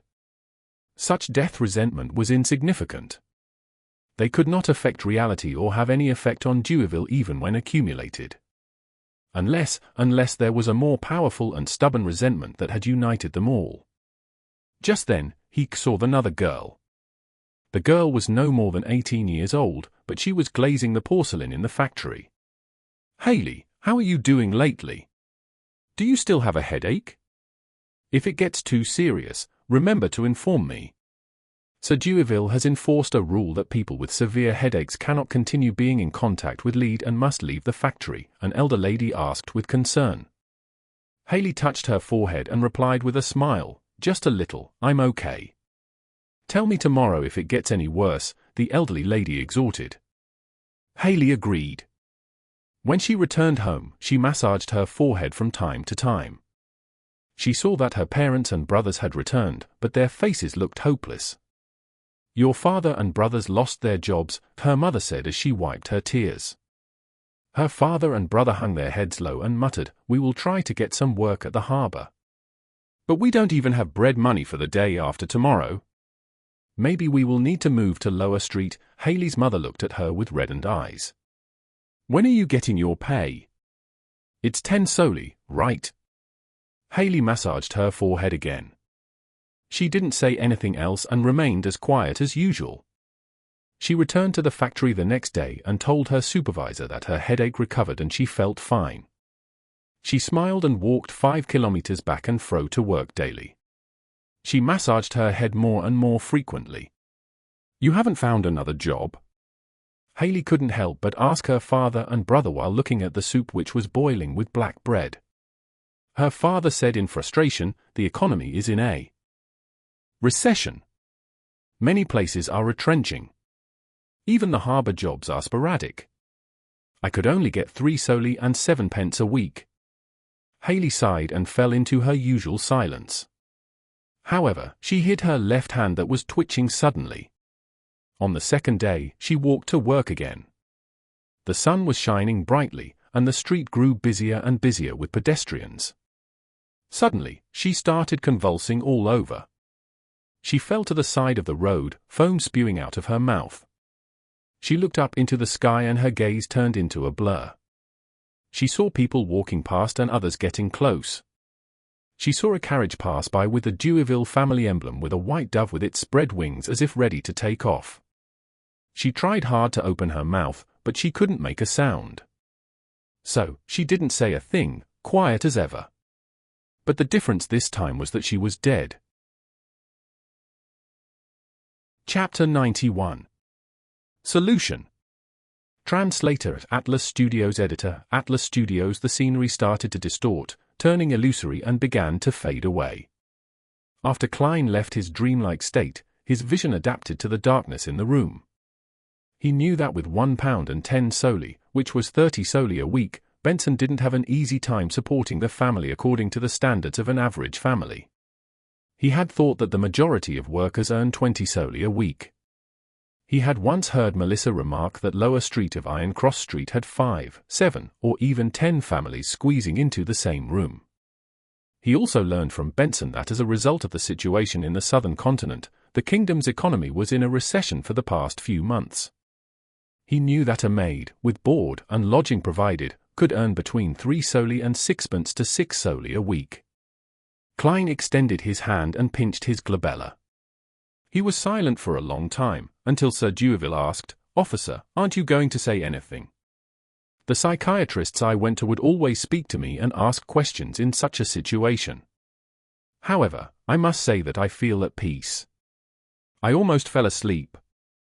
I haven't heard any moans or cries yet. Klein leaned back in the rocking chair. Instead of providing an answer, he asked with a gentle tone, "Sir, do you know about lead poisoning? Do you know about the dangers of lead?" Dewiville fell silent for a few seconds. "I did not know about it in the past, but I do now. Are you telling me that my psychological illness stems from my guilt toward the female lead and porcelain factory workers?" Without waiting for Klein to answer, he continued just like he always had, in his position of power during a negotiation. "Yes, I did feel guilty about this in the past, but I did compensate them.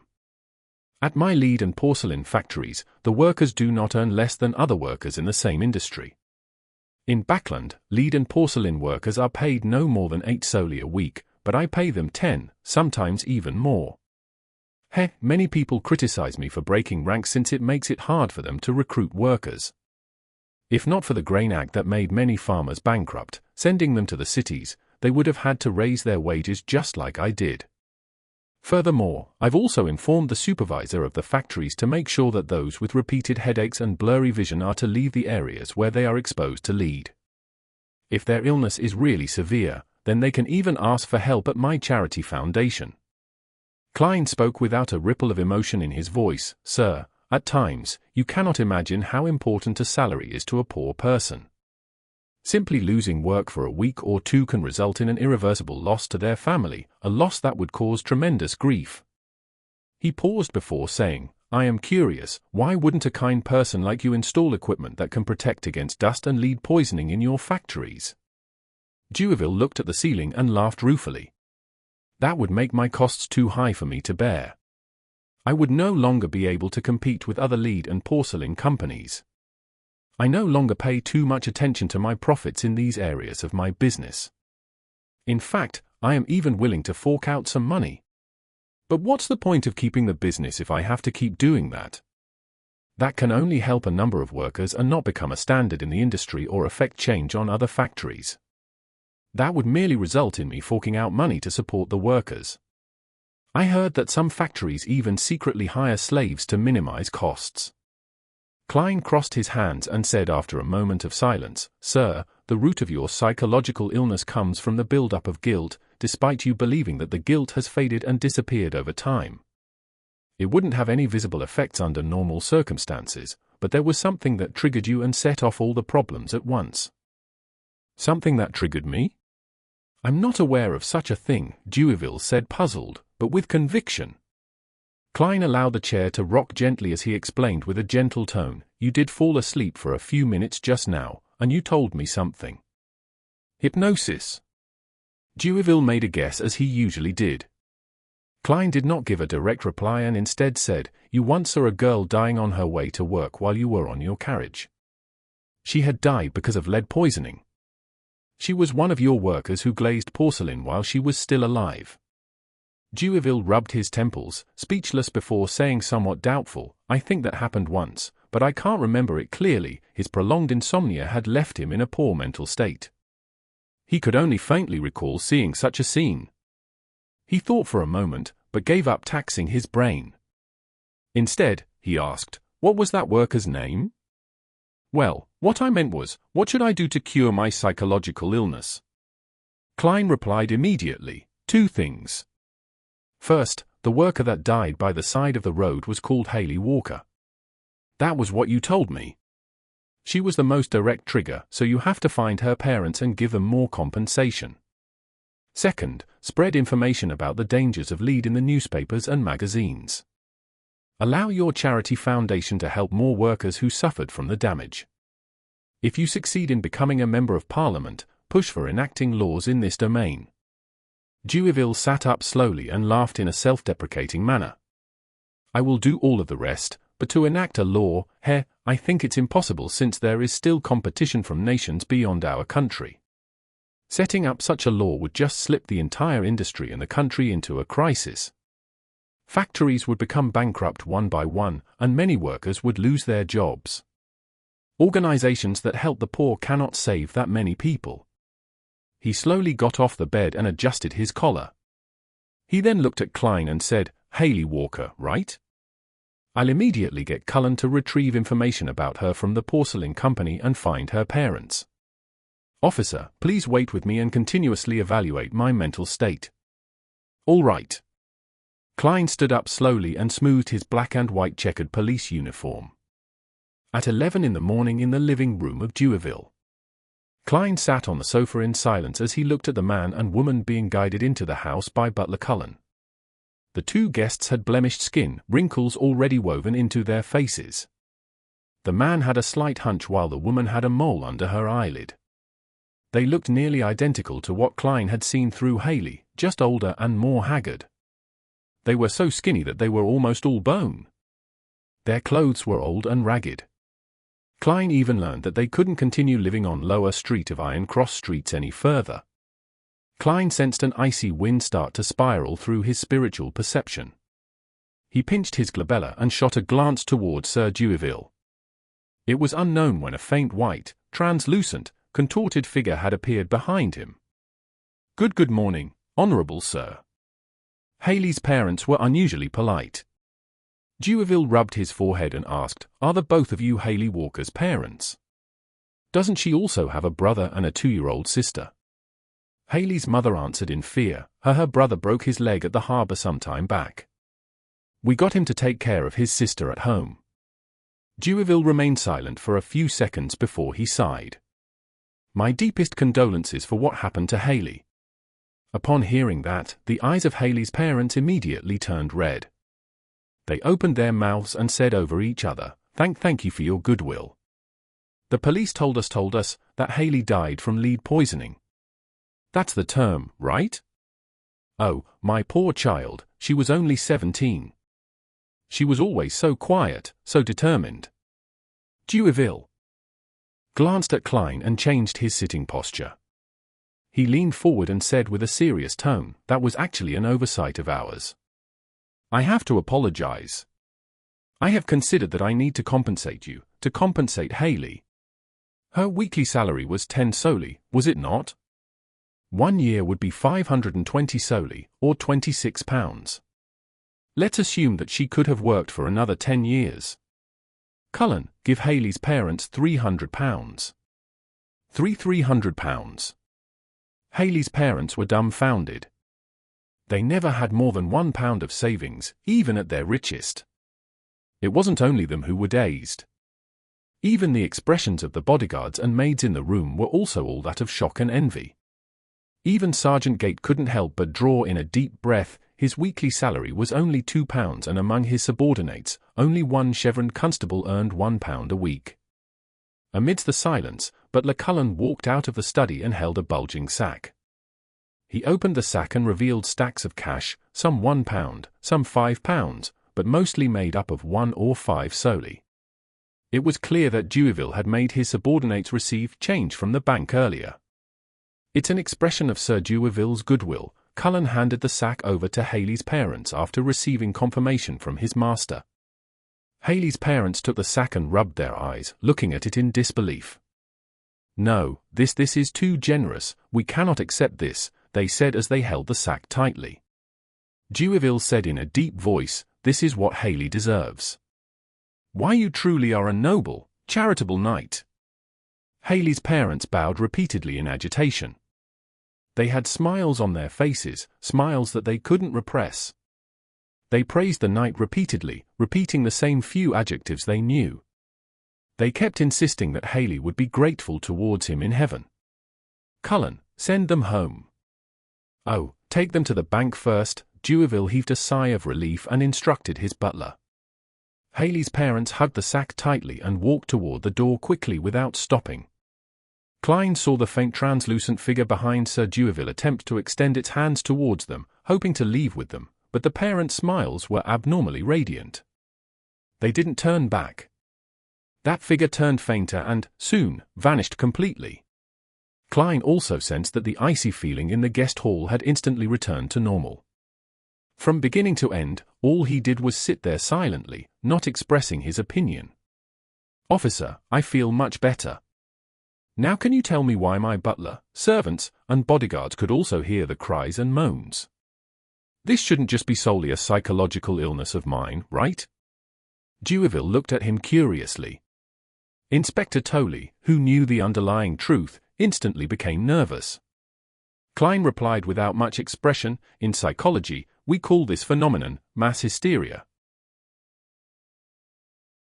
Chapter 92. Psychological Expert. Translator, Atlas Studios. Editor, Atlas Studios. Mass hysteria. Sir Dewaville, who had met many psychiatrists recently, ruminated over the term Klein had said. Despite their curiosity, his butler, bodyguards, and servants didn't make a single sound since they had not been given permission by him.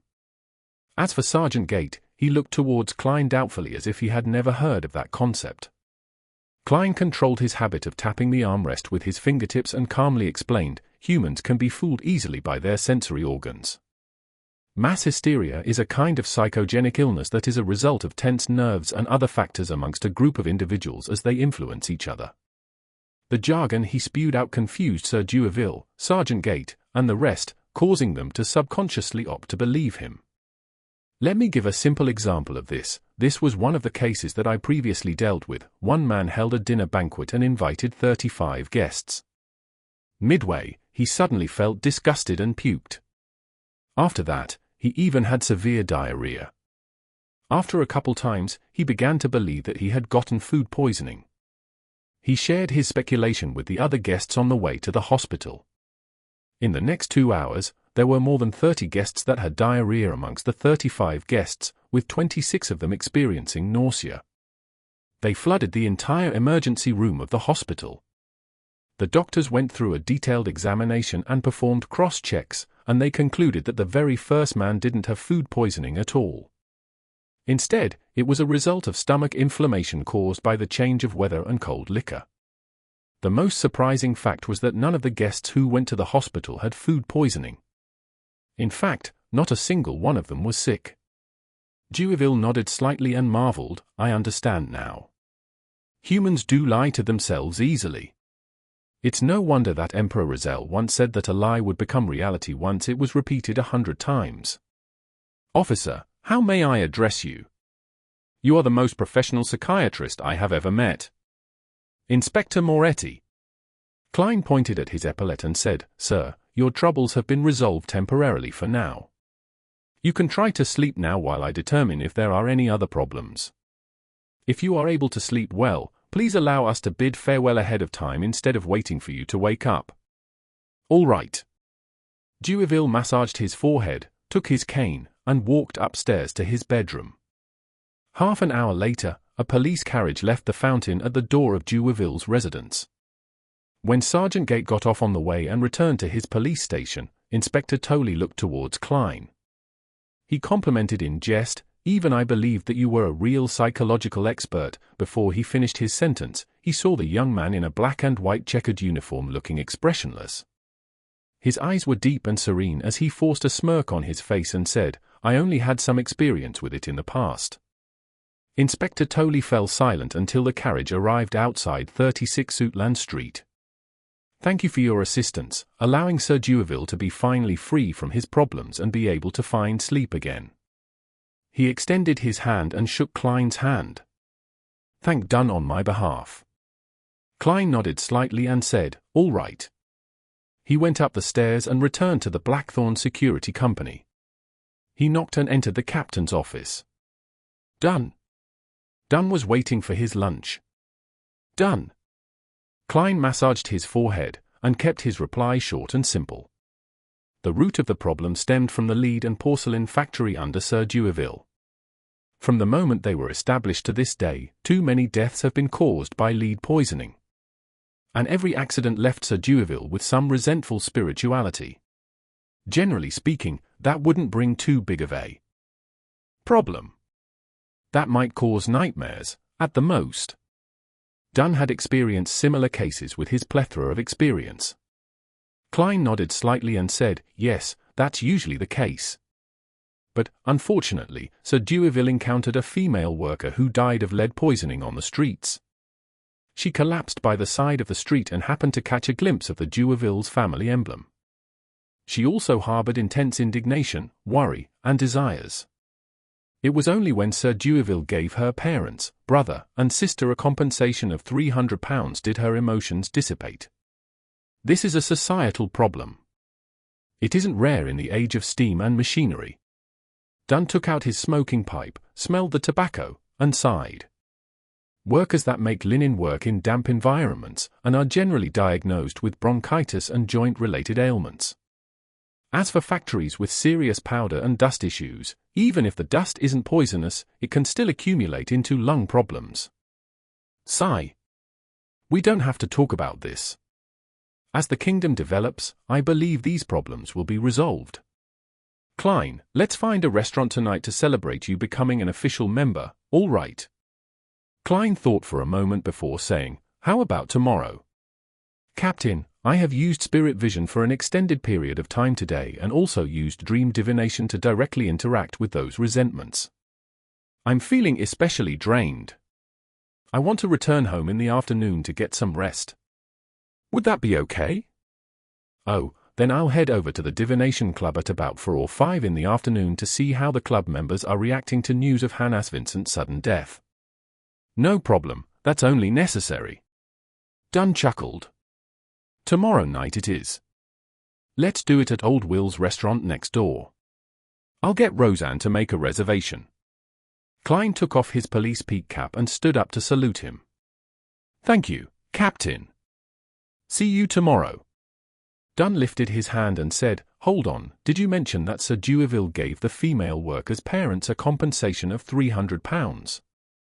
Yes. Klein nodded and immediately understood the reason why the captain had mentioned it. You are worried that they will get into trouble because of their wealth. I've seen many similar situations in the past. Pass me their address, I'll ask Henley to arrange for them to leave Tingen for another city, to start life anew. All right, Klein replied in a deep voice. With all of that done, he left Dunn's office and entered the break room diagonally opposite. He changed into his original suit and left the police uniform in his locker. Klein took the public carriage back to Daffodil Street in silence. He took off his coat and top hat. He then heated up the leftovers from last night and ate them with the last piece of wheat bread to fill his stomach. Then, he went to the second floor, hung his clothes, and slumped into bed. When he woke up, the pocket watch showed that it was already 2:10 in the afternoon. The sun was hanging high up in the sky and the sunlight shone through the clouds. Underneath the golden splendor, Klein stood next to his desk and looked out the oriel window. He watched the pedestrians in old ragged clothing as they entered or left Iron Cross Street. Phew, he let out a breath slowly, finally overcoming his low spirits. Every journey had to be taken one step at a time. Likewise, his sequence needed to be advanced one level at a time. Everything worked like that. He shook his head and sat down. He started concluding and reorganizing his encounter over the last week, so as to reinforce the important points in his mind to prevent himself from forgetting them. 5 minutes before 3 in the afternoon. Above a blurry, boundless, greyish-white, silent grey fog stood a lofty palace. An ancient mottled bronze table sat there quietly. On the seat of honor at the long table sat a man already engulfed by the thick grey fog. Klein leaned against the back of the chair and contemplated. He suddenly extended his hand and tapped on the crimson stars that represented justice, and the hanged man Audrey lifted her dress as she quickly walked towards her bedroom. Suddenly, she felt something and looked sideways at the shadow sitting on the balcony. As expected, she saw her golden retriever, Susie, who was sitting there in silence, observing her as always. Audrey sighed and drew a crimson moon on her chest. She then got closer and looked down at her golden retriever from a commanding position. Susie, that's not right. This is peeping. A spectator has to observe in an open manner. The golden retriever lifted its head to look at its owner and shook its tail. After nagging her dog, Audrey didn't delay any further and continued walking towards her bedroom again. In the few seconds of opening and closing the door, she suddenly had a weird idea. I wonder if Mr. Fool would allow Susie to enter that mysterious space. Then, there would be 4 members in the tarot gathering. And all of them would be beyond us. No way, Susie can't talk. If they were to let her express her opinion and share her thoughts, what would she do? Woof woof woof? Howl howl? Ew, why am I mimicking a dog's bark here? Just imagining such a scene feels really strange. A mysterious and solemn gathering with the sudden barking of a dog. Mr. Fool would definitely kick us out of the tarot gathering directly. Audrey locked the door and sat by the side of her bed. She took out a piece of old yellowish-brown paper from underneath her pillow. She read it repeatedly and entered her spectator state. In a particular area of the Sonia Sea, an old sailboat which was in pursuit of the listener had already left the Rorsted archipelago. Seafarer Alger Wilson was worried that the wall clock's machinery would malfunction, so he entered the captain's cabin about half an hour earlier in case he had misjudged the time, which would cause his subordinates to see him getting pulled into the tarot gathering. In front of him was a glass of nearly transparent liquor. The rich aroma swirled strand after strand into his nostrils. Alger trembled once again when he thought of the impending gathering, the boundless fog that presented itself in front of him in the hotel's corridor, and the mysterious fool who sat in the middle of the grey fog. He lifted his glass and took a gulp, using the burning sensation in his throat to ease the emotions that had stirred within him. Very soon, he restored his calm. He was as calm and stoic as he always was. Chapter 93. New Diary Page.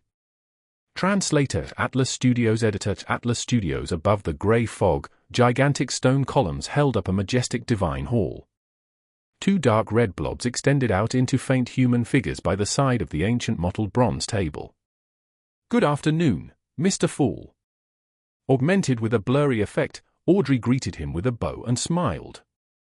"It is unfortunate that there is no wine here, otherwise, we could have a toast to your successful trial." She was referring to the ritualistic magic. "You are more powerful than we imagined," Alger Wilson praised as well. Klein was surrounded by the thick fog as usual. He pressed down with his right arm and spoke with his normal tone, replying as though it was natural. "Great, this means that we are on the path of excellence. If you have any matters to tend to that leave you unable to attend the gathering on Mondays, conduct the ritual and inform me. All you have to do is change the line in the incantation, 'I pray for a good dream,' with the reason." "All right," Audrey quickly agreed. "Mr. Fool, I obtained another page of Emperor Roselles' diary. I believe I still owe you one page. I was away from land this week and haven't found any new pages." Alger placed his right hand near his chest and bowed in apology. "No matter. I expected my request to take a long time." Klein leaned back into his chair and tapped the armrest with his index finger. He looked at Miss Justice and said, "You can express the contents of the diary now." Audrey bowed slightly and said, "As you wish." A pen suddenly appeared before her. She recalled the symbols that she had memorized and tried her best to transcribe them. In seconds, she saw that the goatskin was already filled with content. The strange symbols neatly covered the entire page. After checking the contents, she put down the fountain pen and said, "It's done." Klein raised his hand and the goatskin parchment appeared in his palm. Shifting his gaze down, he started reading without emotion. July 9th. I suddenly thought of an interesting question. Since the sequence pathways are also called the blessings of the divinities or the pathways of the divinities, then why would the stone slate that records the completed 22 sequence pathways be called the Blasphemy Slate? Blasphemy, what an interesting term. Just who is the one blasphemed? And who created the Blasphemy Slate? How could that person hold all of the sequence pathways? Just what other information was on the stone? I really want to see it. July 12th. I've realized another fact today. The sealed artifacts are an important component of a church's overall strength, even though some of the sealed items are very, very dangerous. Among the 7 churches, the God of Craftsmanship wields the least number of sealed artifacts, which are also relatively less dangerous. Did I join an organization without a future? No, I should think of it this way: only a blank piece of paper can produce a good painting. A weak organization is the best place for me to display my abilities. July 14th. I saw that mysterious Mr. Zaratul again. I never expected him to be the leader of an ancient organization, the Secret Order. Klein's pupils constricted when he read this. He nearly revealed an unnatural expression. The Zaratul family only had a certain connection with the Secret Order in the notes of the Church of the Evernight Goddess. But now, he learned from Emperor Roselles that the mysterious Mr. Zaratul was further determined to be the leader of the Secret Order. From the looks of it, it is an unquestionable fact that the Secret Order holds the Seer sequence pathway. While Klein was reading the diary, Audrey looked over and began observing him out of habit. However, her field of vision was completely obscured by the thick fog. Momentarily taken aback, Audrey snapped back to her senses and turned her head frantically to look at the other illusory dark red star. I was too reckless, too insolent, too foolish in trying to observe Mr. Fool. I was lucky that he isn't angry. Audrey stuck out her tongue secretly and pretended to admire the scenery. She was just short of humming a lively tune. Alger sat silently, his gaze never leaving the long bronze table. He knew his place, as if he was in the presence of a true god. Klein collected himself and scanned the last portion of the diary. After learning that I had become a savant, Mr. Zaratul mentioned that I had chosen a difficult, yet relatively safe path. I asked him why that was the case, but all he did was smile before telling me that the sequence pathway contained secrets beyond my imagination. I couldn't help but ask him which sequence pathway he selected. He told me that his sequence 9 was Seer. I intentionally mocked him and asked if every Seer only disclosed half-truths, never explaining things more clearly. Furthermore, he was clearly a powerful high-sequence Beyonder. There was no need for him to continue acting as a Seer. Mr. Zaratul told me that it was a habit he adopted from back when he was a Seer, and that this was a method that could pique my curiosity and make me cooperate with him. He hoped that I could help him steal a dangerous sealed item from the Church of the God of Craftsmanship, a relic of the Antigonus family. Clearly, this must wait until I become a core member of the Church of the God of Craftsmanship. I asked Mr. Zaratul how long it would take to digest the potion if I used the acting method, and what standards I should use to determine if I had digested it completely. He told me that for the lower sequences, it would only take half a year to digest the potion as long as one strictly used the acting method. In fact, in the fastest case, it might only take a month. And standard measure for progress was simple: every Beyonder would sense it immediately once the potion was completely digested. It is what it is. I asked him for more details, but he merely smiled at me. To hell with his smiles, I'll beat up every Seer I see when I become a high-sequence Beyonder. Rest in peace, Emperor. Klein read the diary several times before looking at Justice and the Hanged Man again. It is our honor. Audrey was still shocked, forgetting that she was a spectator. She looked at the Hanged Man and organized her words. Where can I find the psychology alchemists? Psychology alchemists. Klein suddenly recalled the man buying supplementary ingredients for the Spectator potion at the Tingen underground market.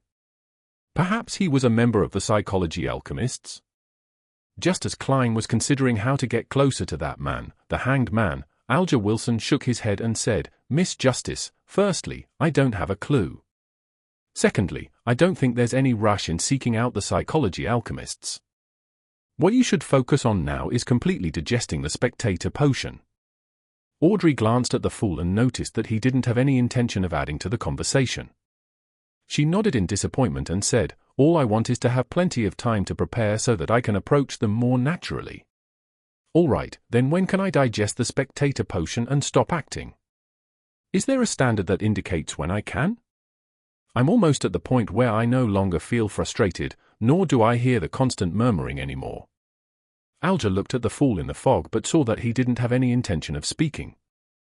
He then deliberated before saying, If you don't use the acting method, the typical rule of thumb is to wait 3 years and confirm that you no longer feel restless or receive any auditory or visual illusions. There is one simple test to determine when you can. That method is to exhaust your body to its limit. If you still don't hear any maniacal murmurings or see any strange things at that point, that would mean that you're ready to advance. With regards to the acting method, I have also just come into contact with it. It feels good, so I don't think it'll take 3 years. That wasn't useful at all. 3 years, that's too long, Audrey criticized inwardly. She had just thought about this when she heard an armrest being tapped. Audrey froze, then turned her head in joy. She saw the fool tapping on the edge of the long table. Alger sat straighter, waiting for the fool to speak. Klein said in his normal tone, For low-sequence Beyonders, as long as you strictly stick to acting, you should be able to digest the medicine in half a year. It's even possible to do it in a month. He looked at Justice and added, As for the signs of digestion, you'll know it when it comes. It doesn't need to be taught. 1 month. Great. Thank you, Mr. Fool. Audrey exclaimed while brimming with joy. Miss Justice, don't think that you are the chosen one. The key point is half a year. Klein lifted his right hand and placed it beside his lips. Half a year, Alger repeated softly. Audrey sensed joy, relief, and intense doubt in his tone. What is he suspicious about? Audrey thought as she asked, Mr. Fool, have you considered adding more members? Klein leaned back casually. He had long prepared an answer.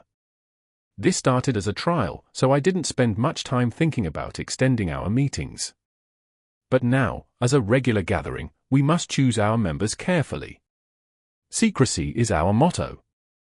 Audrey nodded gently and said, that is to say that we have to follow a process of observation, recommendation, and testing process. Yes, a process.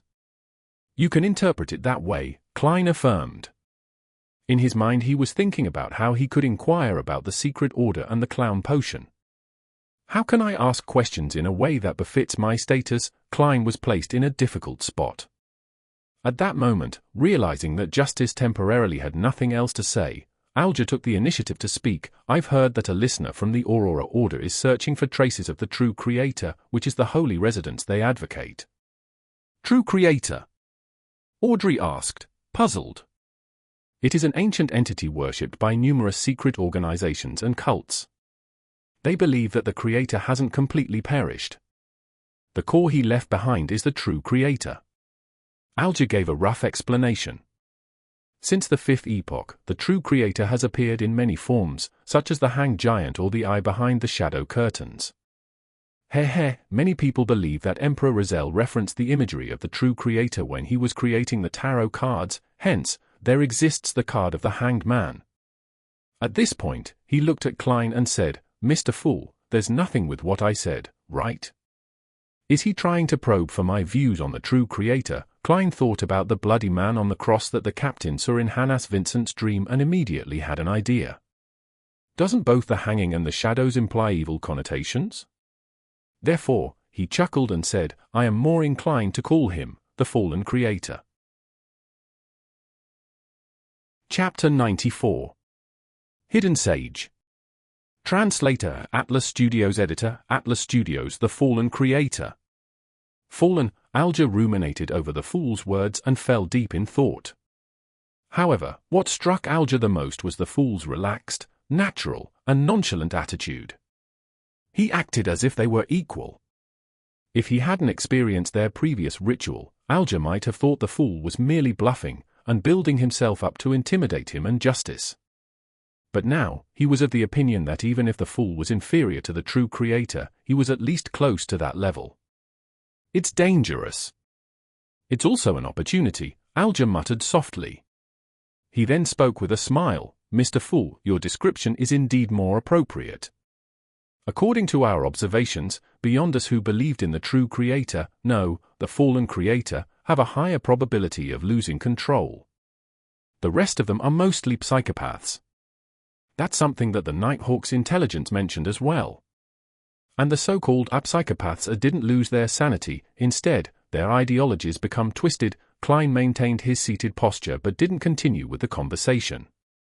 He was still considering how to inquire about the secret order and clown potion, but he couldn't figure out a way of asking the questions in a way that fit with his persona. It's such a pity that the gathering is still so different from an internet forum. Otherwise, I could create another Smurf account to join the gathering, and that account would be in charge of asking questions that are inconvenient for me to ask. Perhaps, one day, I'll learn mirror-related magic and give it a try. For example, I can make half the members here my Smurf accounts. There are 22 chairs here, and there are 22 cards in the tarot deck. That matches up perfectly. But when I created this divine hall, I didn't even name myself the Fools or have any intention of forming a tarot club. Do these symbolize the 22 different sequence pathways? I wanted a divine hall, so a divine hall appeared. If I wanted a Smurf account, would I get a Smurf account? Upon seeing the fool remain silently engulfed in the thick grey fog, Audrey asked both wistfully and curiously, that sounds scary. Mr. Hangman, could you share, in detail, information about each and every mysterious organization? And also the matters regarding each secret cult? It's hard for me to come into contact with them during my daily life. I can only understand them through the both of you. I'm willing to pay for it. May I know what you'd like in return? That's a great question. Miss Justice, you're playing the role of my Smurf account to a certain extent. This way, the Hanged Man will definitely bring up the secret order. You're the best. Klein's mind stirred when he heard that, but he didn't let his emotions show through his expression or movements. Alger thought for a moment before saying, I need money, £1,000. It'd be best if they weren't bills marked by a serial number. Or maybe gemstones that have just been unearthed. Price them according to the Backlund Jewelry Exchange's monthly average price. £1,000? That's a huge sum of money. It could be used to buy a house in a high-class street in Tingen City. Not everyone would have that available immediately. Captain might have an annual salary like that, I guess? Haley's death compensation was only £300.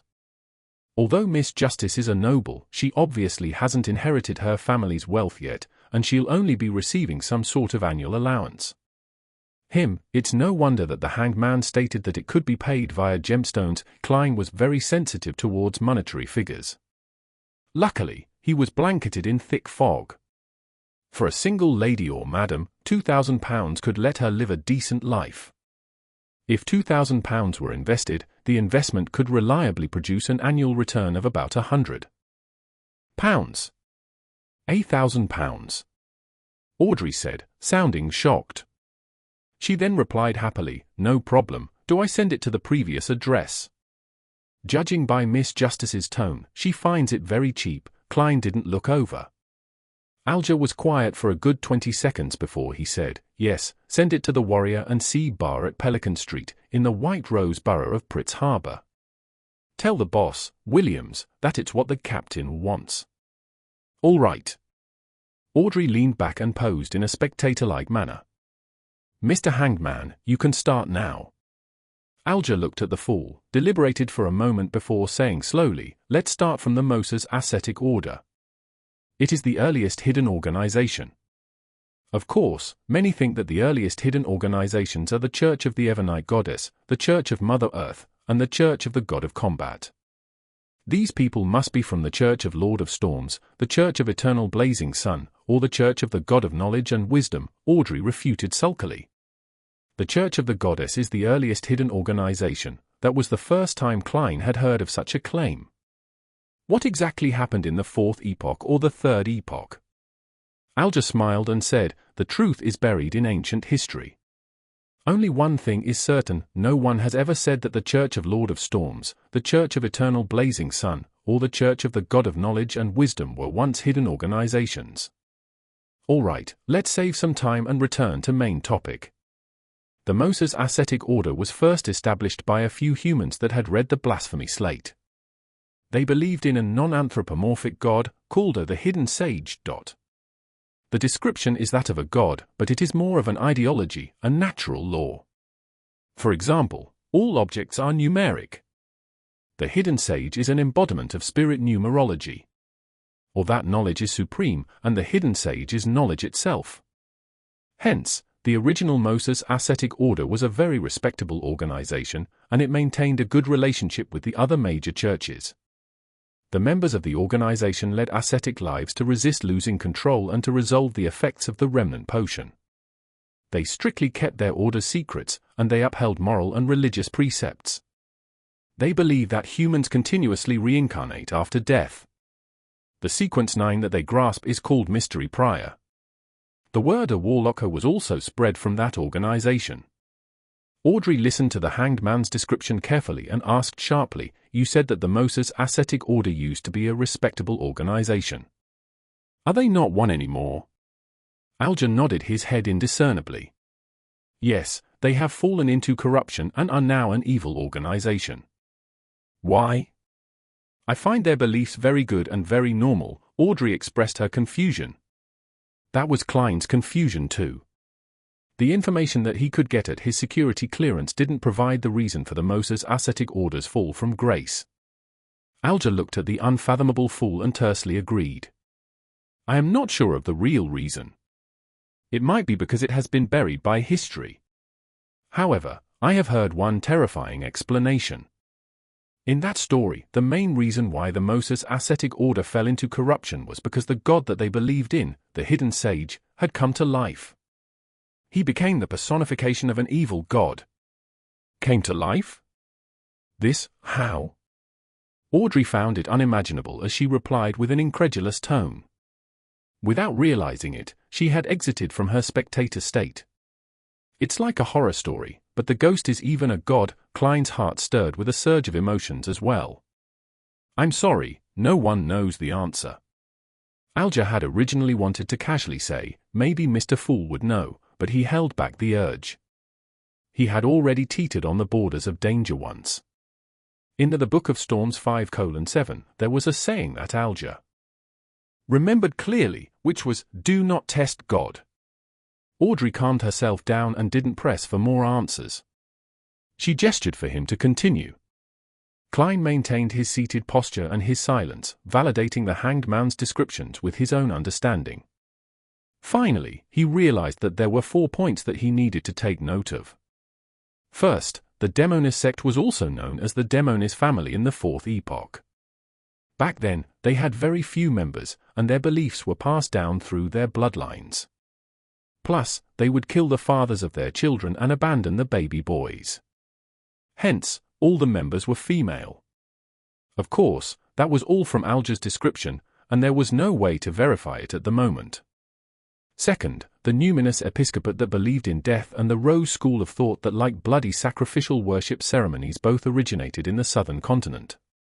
After the colonial era came, they almost vanished under attacks by the 7 churches. But as such, they began spreading to the northern continent.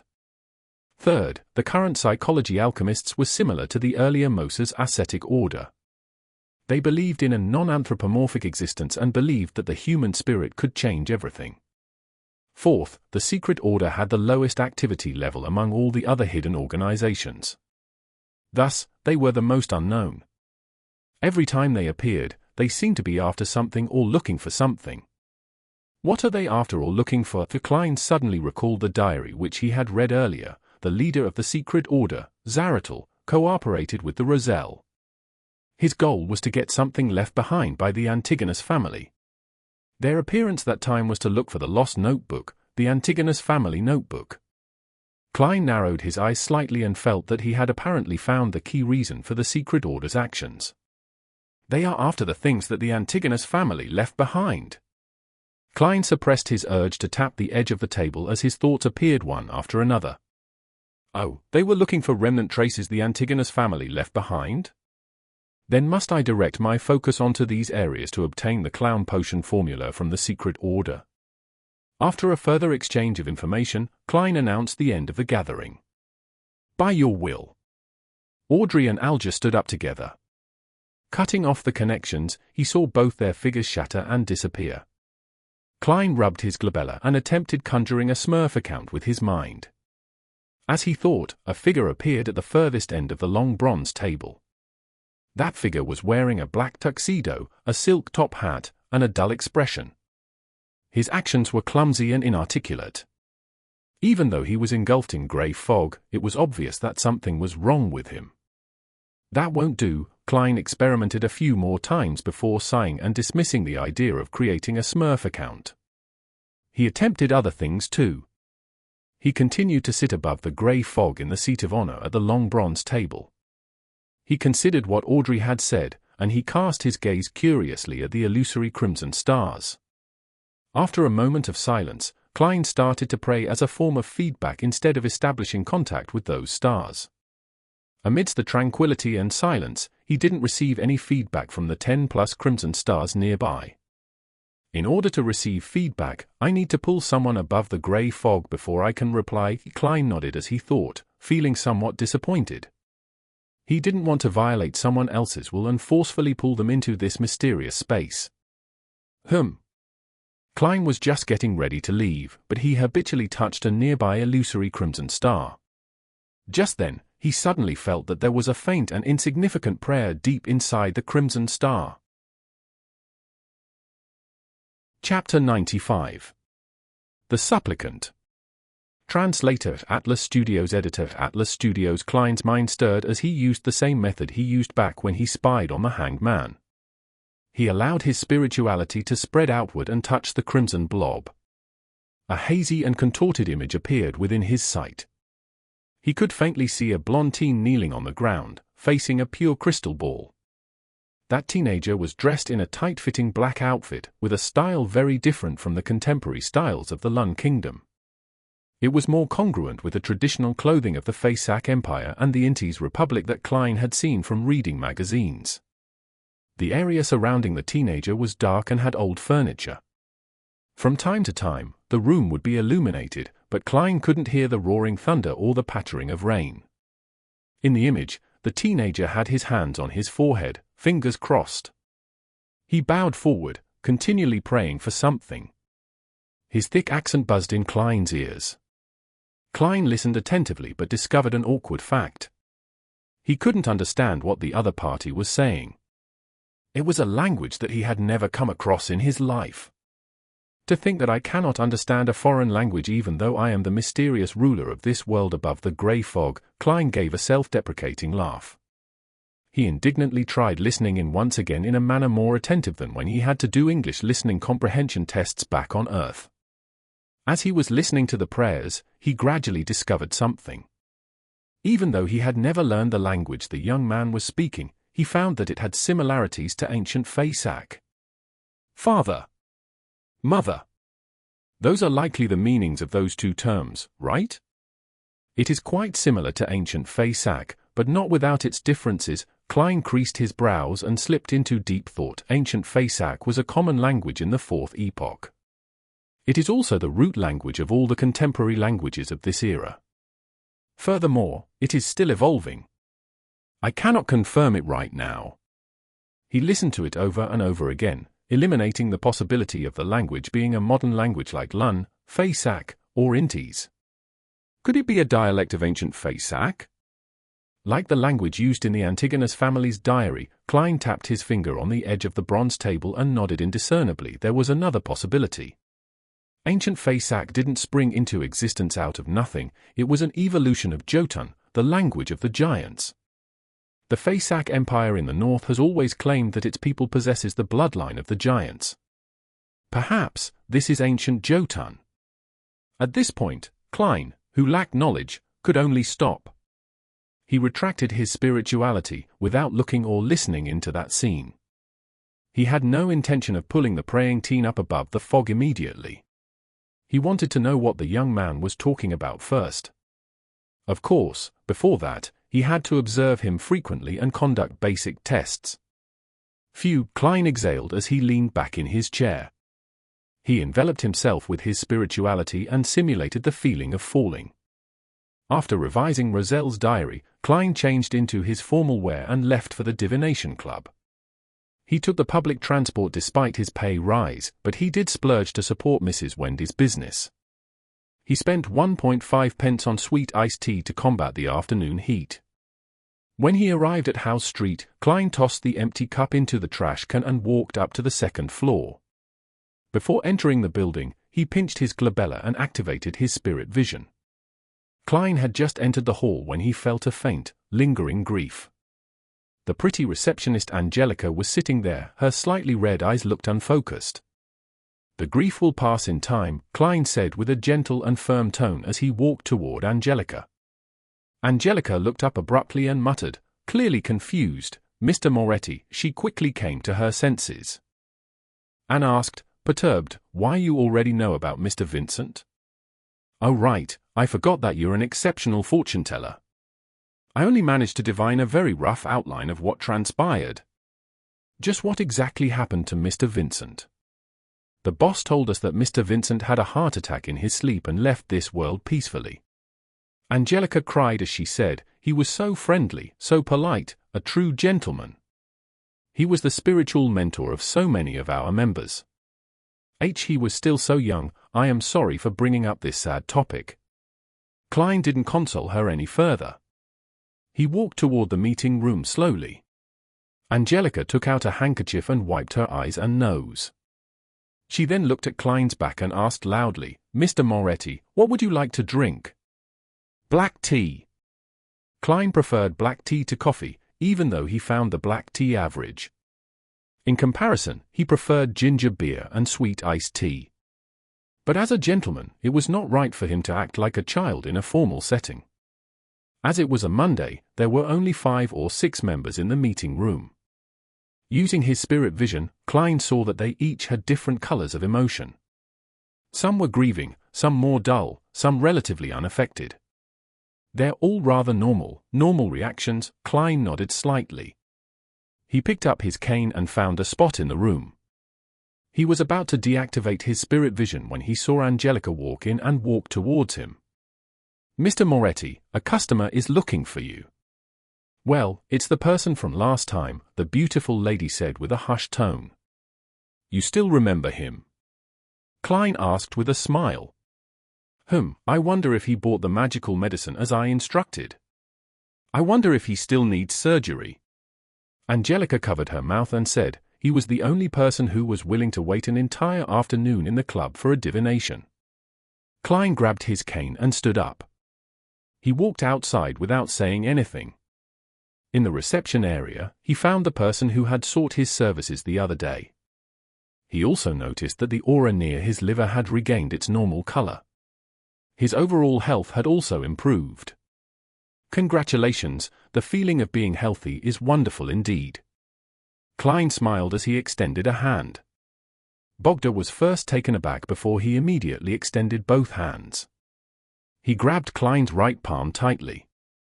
"Mr. Moretti, you truly can see my condition." "Yes, I have fully recovered. The doctors asked me questions over and over again, ran repeated tests on me, but they cannot believe that I recovered just like that." Upon hearing Bogda's ecstatic description, Klein calmly confirmed one thing: the apothecary at Lawson's folk herb store was definitely a beyonder. He had seen how severe the man's liver disease had been. Fully healing him in the span of a few days was beyond the capability of herbs and medical ability. The only possible explanation was that of a beyonder? Coupled with the incident with Glacis, there could only be one answer. "I have to repent to God. To think that I would suspect that miraculous doctor." Bogda refused to let go of Klein's hand. He continued on about his shame and gratitude. Those £10 were truly money well spent. "It bought my life back." "What? £10?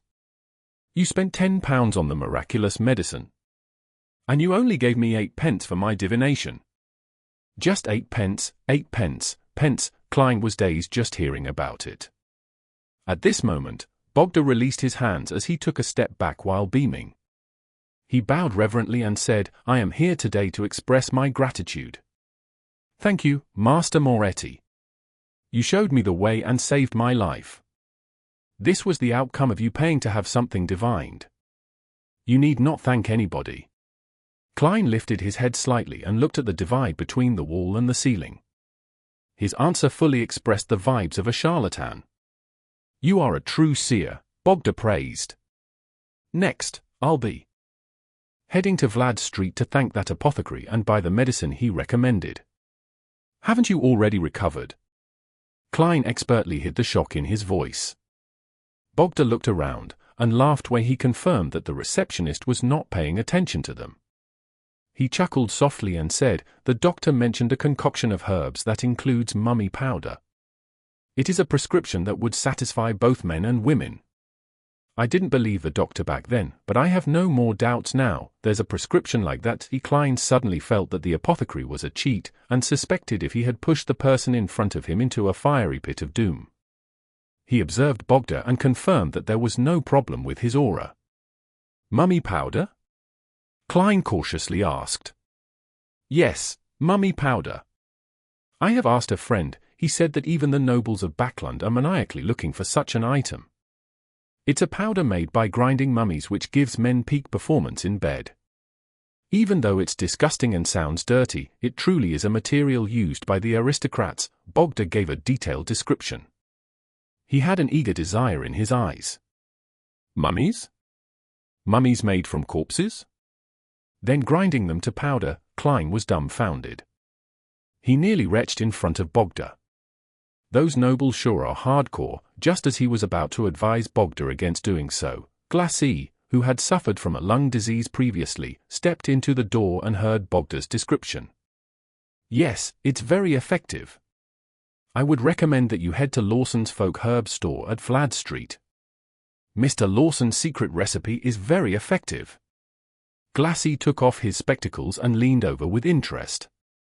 He recommended with a hushed tone, "My experience was very, very, very perfect." "You know of it too." I was just about to head to Mr. Lawson's Folk Herb Store.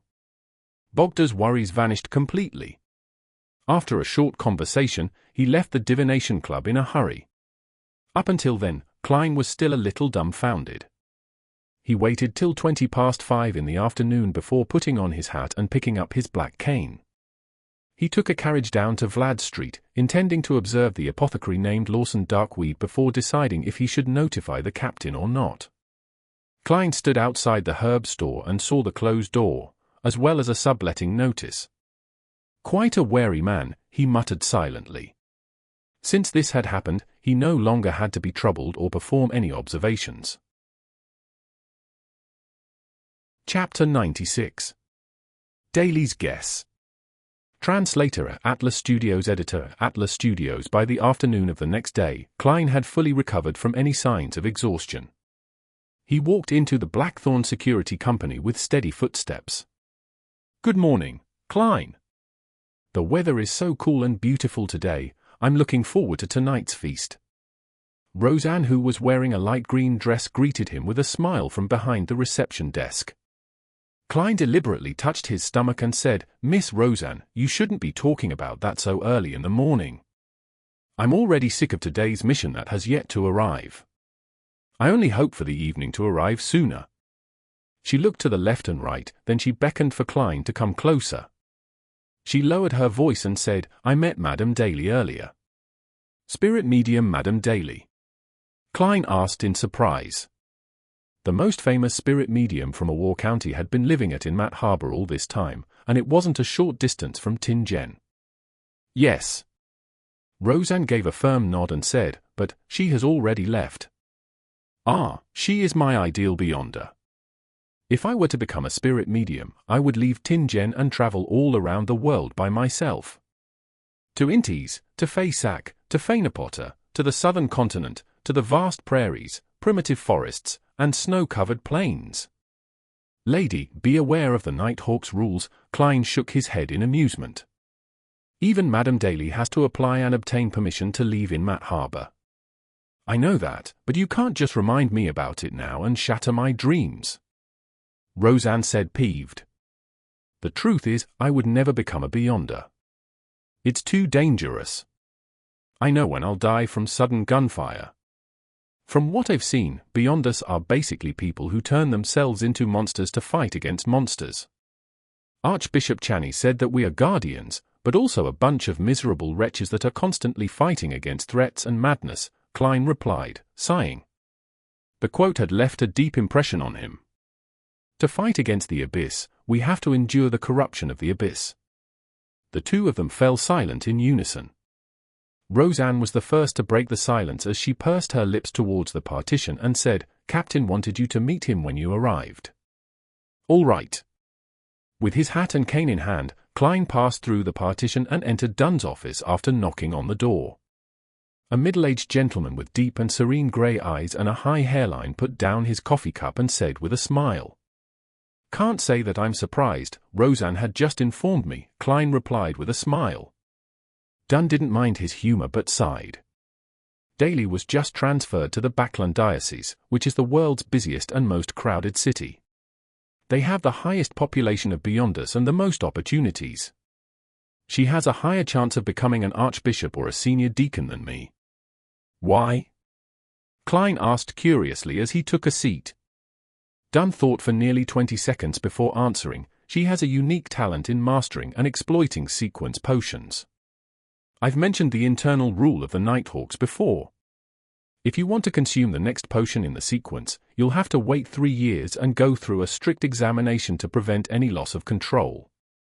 But typically, 3 years is far from sufficient. I spent 3 years going from a sleepless to a midnight poet. It took me 9 years to go from a midnight poet to nightmare, a full 9 years. And to go from nightmare to sequence 6, I've already spent 3 years. I have no idea how many more years I need. When our bodies age and our energy starts to decline, even if we overcome the latent dangers, we shouldn't attempt advancing anymore. This is because the risk of losing control at that point is so high that no one is willing to risk it. As for Daly and I, we are different from most Beyonders. After she became a corpse collector, she handed in a special application after only a year. She hoped to consume the follow-up potion immediately. What surprised everyone was that she actually passed through the stricter examination and obtained the Gravedigger potion. It only took her one more year to go from Gravedigger to Spirit Medium. This year will be her 5th year as a Beyonder. She is only 24 this year, young enough to have many opportunities ahead of her. On the surface, she's the most famous Spirit Medium in a war county, but she truly is an actual Spirit Medium. Isn't that acting? Old Neil had apparently mentioned that Madame Daly had similar tendencies. Klein felt that he had grasped the key reason for Madame Daly's quick ascension through the ranks. Captain, you're young enough as well. You're only in your 30s, Klein comforted Dunn, but added in his heart, it's just that your memory isn't that great. Dunn drank a sip of his coffee. He shook his head and smiled bitterly. Why didn't you ask Madame Daly about her method of mastering and exploiting sequence potions? Klein purposely asked. Dunn put down his coffee cup and massaged his temples as he spoke.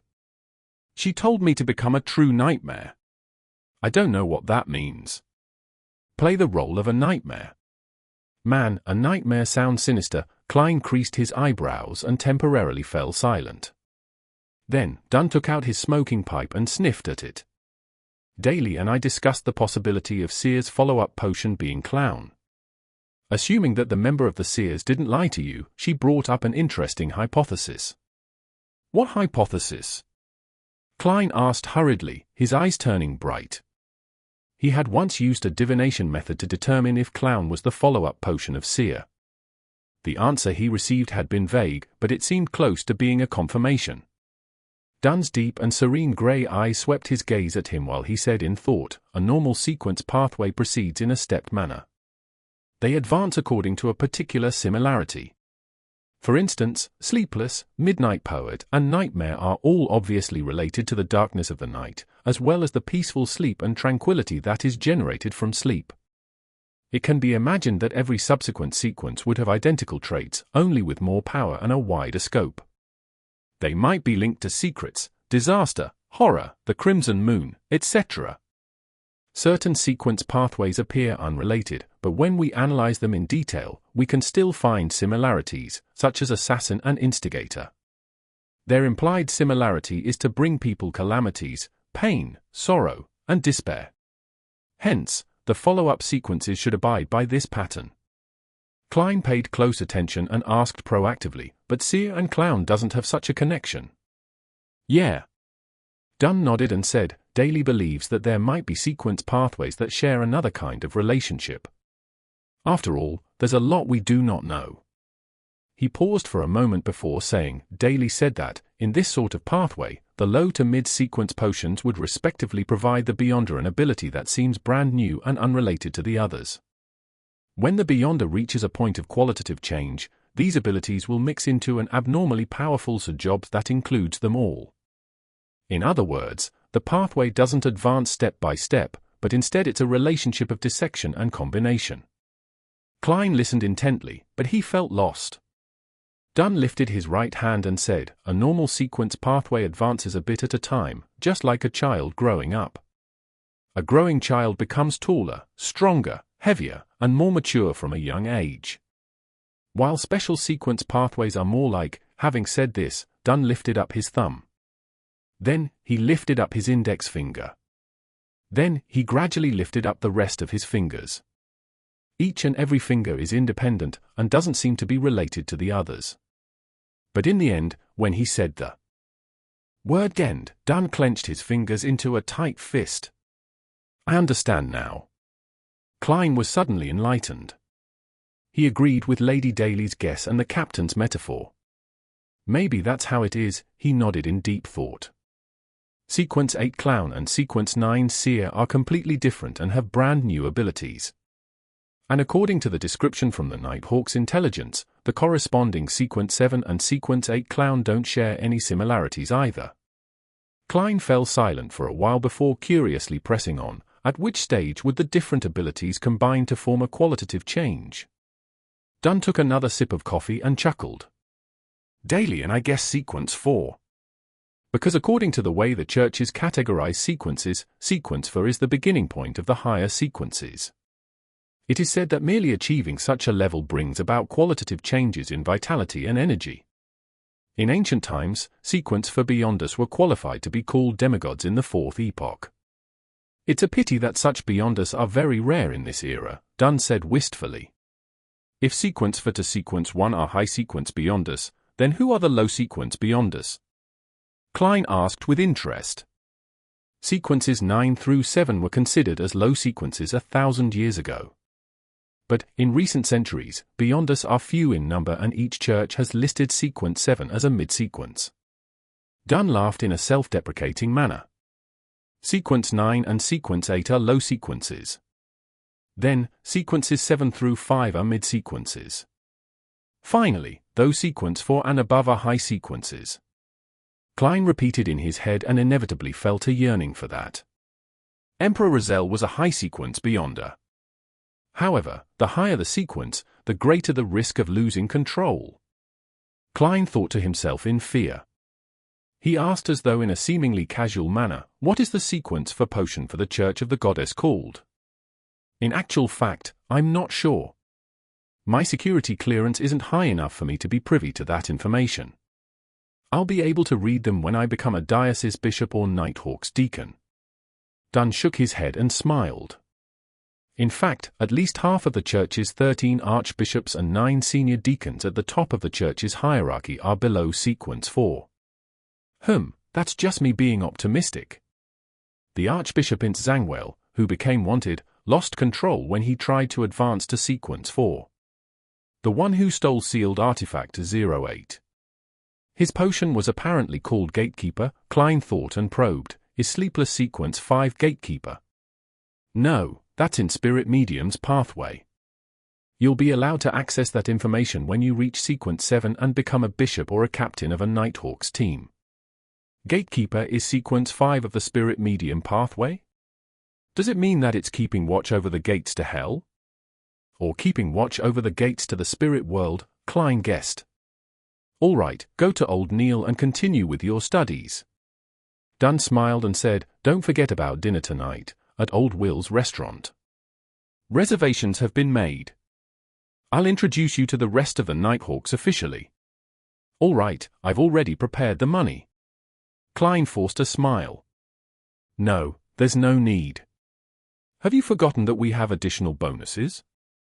The part about you completing an assigned mission. Dunn waved.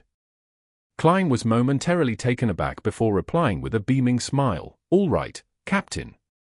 He turned around and walked towards the door, while counting inwardly 3, 2, 1. Why didn't Captain call me back? Klein dragged out 1 for a very long time, only to be surprised that Captain Dunn Smith hadn't forgotten at anything. In the armory, Old Neil stole a glance at Klein, who was in a good mood. Don't be obsessed with tonight's dinner. You still have a lot of things to learn, such as more ritualistic magic, ancient Hermes, Dragonish, Elvish, and many more. Yeah, every afternoon besides your day off, you have to have at least 2 hours of combat training with an instructor. Combat training? Captain didn't mention it. Klein was shocked. Old Neil nodded and didn't hesitate to answer. He forgot. Chapter 97. Combat Teacher. Translator at Atlas Studios. Editor, Atlas Studios at 2 in the afternoon, outside of a simple 2-storied building that was in disrepair at the outskirts of the North Borough. Klein, who was in his probationary inspector uniform, looked at the weed-filled garden and the vines that had crept up the walls. He turned his head in surprise. My combat instructor lives here. Shouldn't a combat artist who was selected by the Nighthawks be exceptional? Leonard Mitchell, who had guided Klein there, snickered and said, don't underestimate Mr. Garwan because of his residence's surroundings. Although he was never conferred an aristocratic title, he was a true knight back in the day. Having said that, the poetic Nighthawk, who was dressed in a white shirt, black trousers, and buttonless leather boots, suddenly felt melancholic. He was active during the waning era of the knights. The warriors donning their armors would storm through enemy ranks despite the gunfire and cannon fire, destroying their enemies and redefining the battle lines. But alas, they were quickly met with the invention of the high-pressure steam guns and six-barrel machine guns. From then on, the knights had to gradually step down. Mr. Gawain met the same fate. More than 20 years ago, the Awar Knights Order of Chivalry faced the most advanced weaponry of the Intis Republic Army. Sigh, every time I recall this, it seems like I'm touching the dust heaps of history. The poet in me stirs when thinking of this irreversible and fated destiny, but alas, I do not know how to compose the poem. Then what's the point in saying so much? Klein acted oblivious to Leonard's self-deprecation and gave a serious suggestion. My university schoolmate once told me that the composing of poems requires a certain degree of talent. It's best you start by reading the classical poems anthology of the Lun Kingdom. Leonard's mood changed on a whim. He replied with a light-hearted tone, I purchased that book a long time ago, as well as other titles, such as the selected poems of Emperor Roselles. I will work hard to become a true midnight poet. Mr. Seer, is he hinting at the cacting method? Klein replied, as though he couldn't understand him. You would still need books on grammar. All right, let's enter. Leonard extended his hand and pushed open the half-closed metallic gates. The two of them then followed the path towards the house. They were still a distance away from the house when Klein saw a tall man walking out from behind the main door. He had short blonde hair, his brows already laced with white hairs. His facial features looked like they had been ravaged through age, his wrinkles were etched deep across his face. What are you doing here? The aged man asked in a deep voice. Mr. Gawain, as per your contract with the police department, this probationary inspector will be learning the art of combat under your guidance, Leonard explained with a smile. Combat? There's no need to study combat in this era. Gawain looked at Klein with turbid eyes and said in a dead voice, you should learn how to draw your gun and shoot. You should master the most advanced weaponry. Was this the psychological trauma caused by the six-barrel machine guns and high-pressure steam guns? Klein didn't give a reckless reply. Instead, he smiled and looked at Leonard. The art of combat is still a skill a policeman has to master. Most of the criminals we face are not those who must be executed on the spot. Some might not even have weapons. In that case, we have to rely on combat techniques, Leonard said, obviously prepared for the situation. With a dark expression, Gawain fell silent for more than 10 seconds before saying, throw a punch. Klein, who was not holding his cane, remembered the boxing matches he had seen in his previous life. He raised his arm and threw it forward. Gawain's lips twitched indiscernibly. He thought for a moment and said, kick. Tilting to the side. Slightly and twisting his hips, Klein tightened his thigh muscles and kicked forward with his right foot. Cough, Gawain covered his mouth and cleared his throat. He looked at Leonard and said, I will honor my contract. But based on his foundation, he needs to come here 4 times a week, 3 hours each time, for the first month. You're the combat expert. It's up to you. Leonard nodded without hesitation. He smiled and said to Klein, see you at dinner. After Leonard walked out the metallic gates, Klein asked out of curiosity, Instructor, how should I begin practicing? Punching, or footwork? As a qualified keyboard warrior, he understood the importance of footwork in combat. Gawain stood akimbo as he shook his head lethargically. What you need now is strength training. See those? Those are 2 dumbbells made of steel. They shall be your partners for today. Other than that, you also have to practice deep squats, running, and rope skipping. Let us take those one set at a time. While Klein was still in a daze, Gawain suddenly raised his voice and said sternly, Understood. Understood. At this moment, Klein felt as though he had returned to military training and was facing an inhumane instructor. Change out of your clothes. There's a set of knight's training clothes on the sofa. Gawain suddenly sighed. He turned around and walked toward the black steel dumbbells. 6 in the evening, at a corner table of the Old Wool restaurant. Other than Fry, who was guarding Channy's gate, all the members of the Blackthorn Security Company were present. There were 6 Nighthawks and 5 civilian staff. A white tablecloth was draped over the long table. Waiters carried over plates of food, portioned them before serving them to each individual guest. Klein saw steaks drenched in black pepper sauce. He saw bacon, sausages paired with mashed potatoes, egg puddings, asparagus, and specialty cheeses. He even saw rose-colored champagne. However, he had no appetite. The training in the afternoon had nearly made him vomit.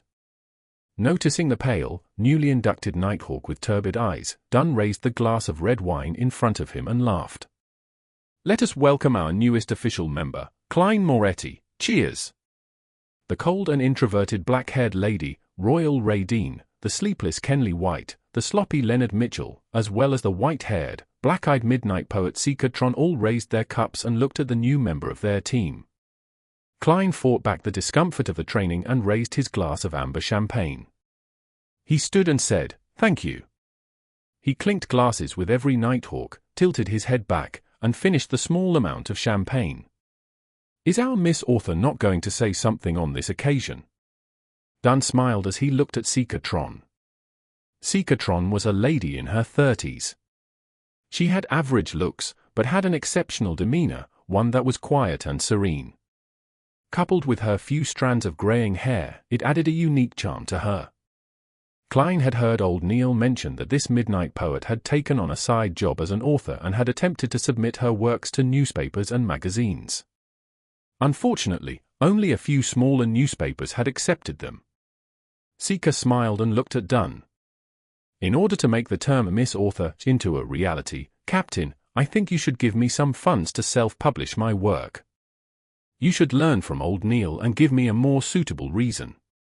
I'm most impressed with Mr. Neil in this department." Roseanne echoed in between her mouthfuls of roast mutton. Amidst the chatter and laughter, Leonard looked at Klein and said with a chuckle, "Are you so tired that you have no appetite to eat? If you haven't touched your food yet, I can be of assistance." Leonard acted as though he didn't want to waste any food. Klein didn't mind. He nodded and said, "That wouldn't be an issue." And with that, a good portion of the food in front of him was eaten by Leonard and the rest. Nearing the end of the dinner, the waiters served plates of beef pudding and ice cream. Klein tasted ice cream and found it cold and sweet. It was particularly appetizing. Before he realized it, he had finished the ice cream drizzled with a blueberry sauce. And as a result of this, he started to feel the hunger pangs. It was a hunger which demanded recharging food that came after intense exertion. Swallowing his saliva, Klein looked to the front, only to see that all the plates were empty. There were no leftovers. "Let's end the dinner here and give Klein a final toast," Dunn suggested. Before finishing his sentence, Klein asked, "Captain, may I order another plate of food?" The group fell silent after hearing such a request, only to break out into chuckles moments later. "Ha ha, you finally recovered. No problem, order 2 plates if you want to." Dunn shook his head and laughed. While patiently waiting an unbearable amount of time, Klein heard his stomach growling. Finally, a freshly prepared black pepper steak was served before him. His fork and knife danced as Klein finished the medium-done steak in 90 seconds, tears nearly falling from his eyes. The meat juices and the fragrance of the sauce lingered in his mouth. Some time later, Klein let out a satisfied sigh as he looked at his empty plate. He put down his knife and fork and took a sip of his champagne. "Waiter, the bill please." Dunn turned around and called for the waiter. The waiter went to the counter, then returned with the check.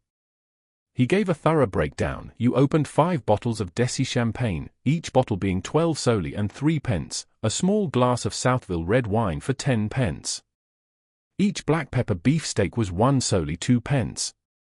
Each serving of beef pudding was 6 pence, the servings of ice cream was 1 soli each. The total would be £5, 9 soli, and 6 pence. £5, 9 soli, and 6 pence? That's nearly my weekly salary.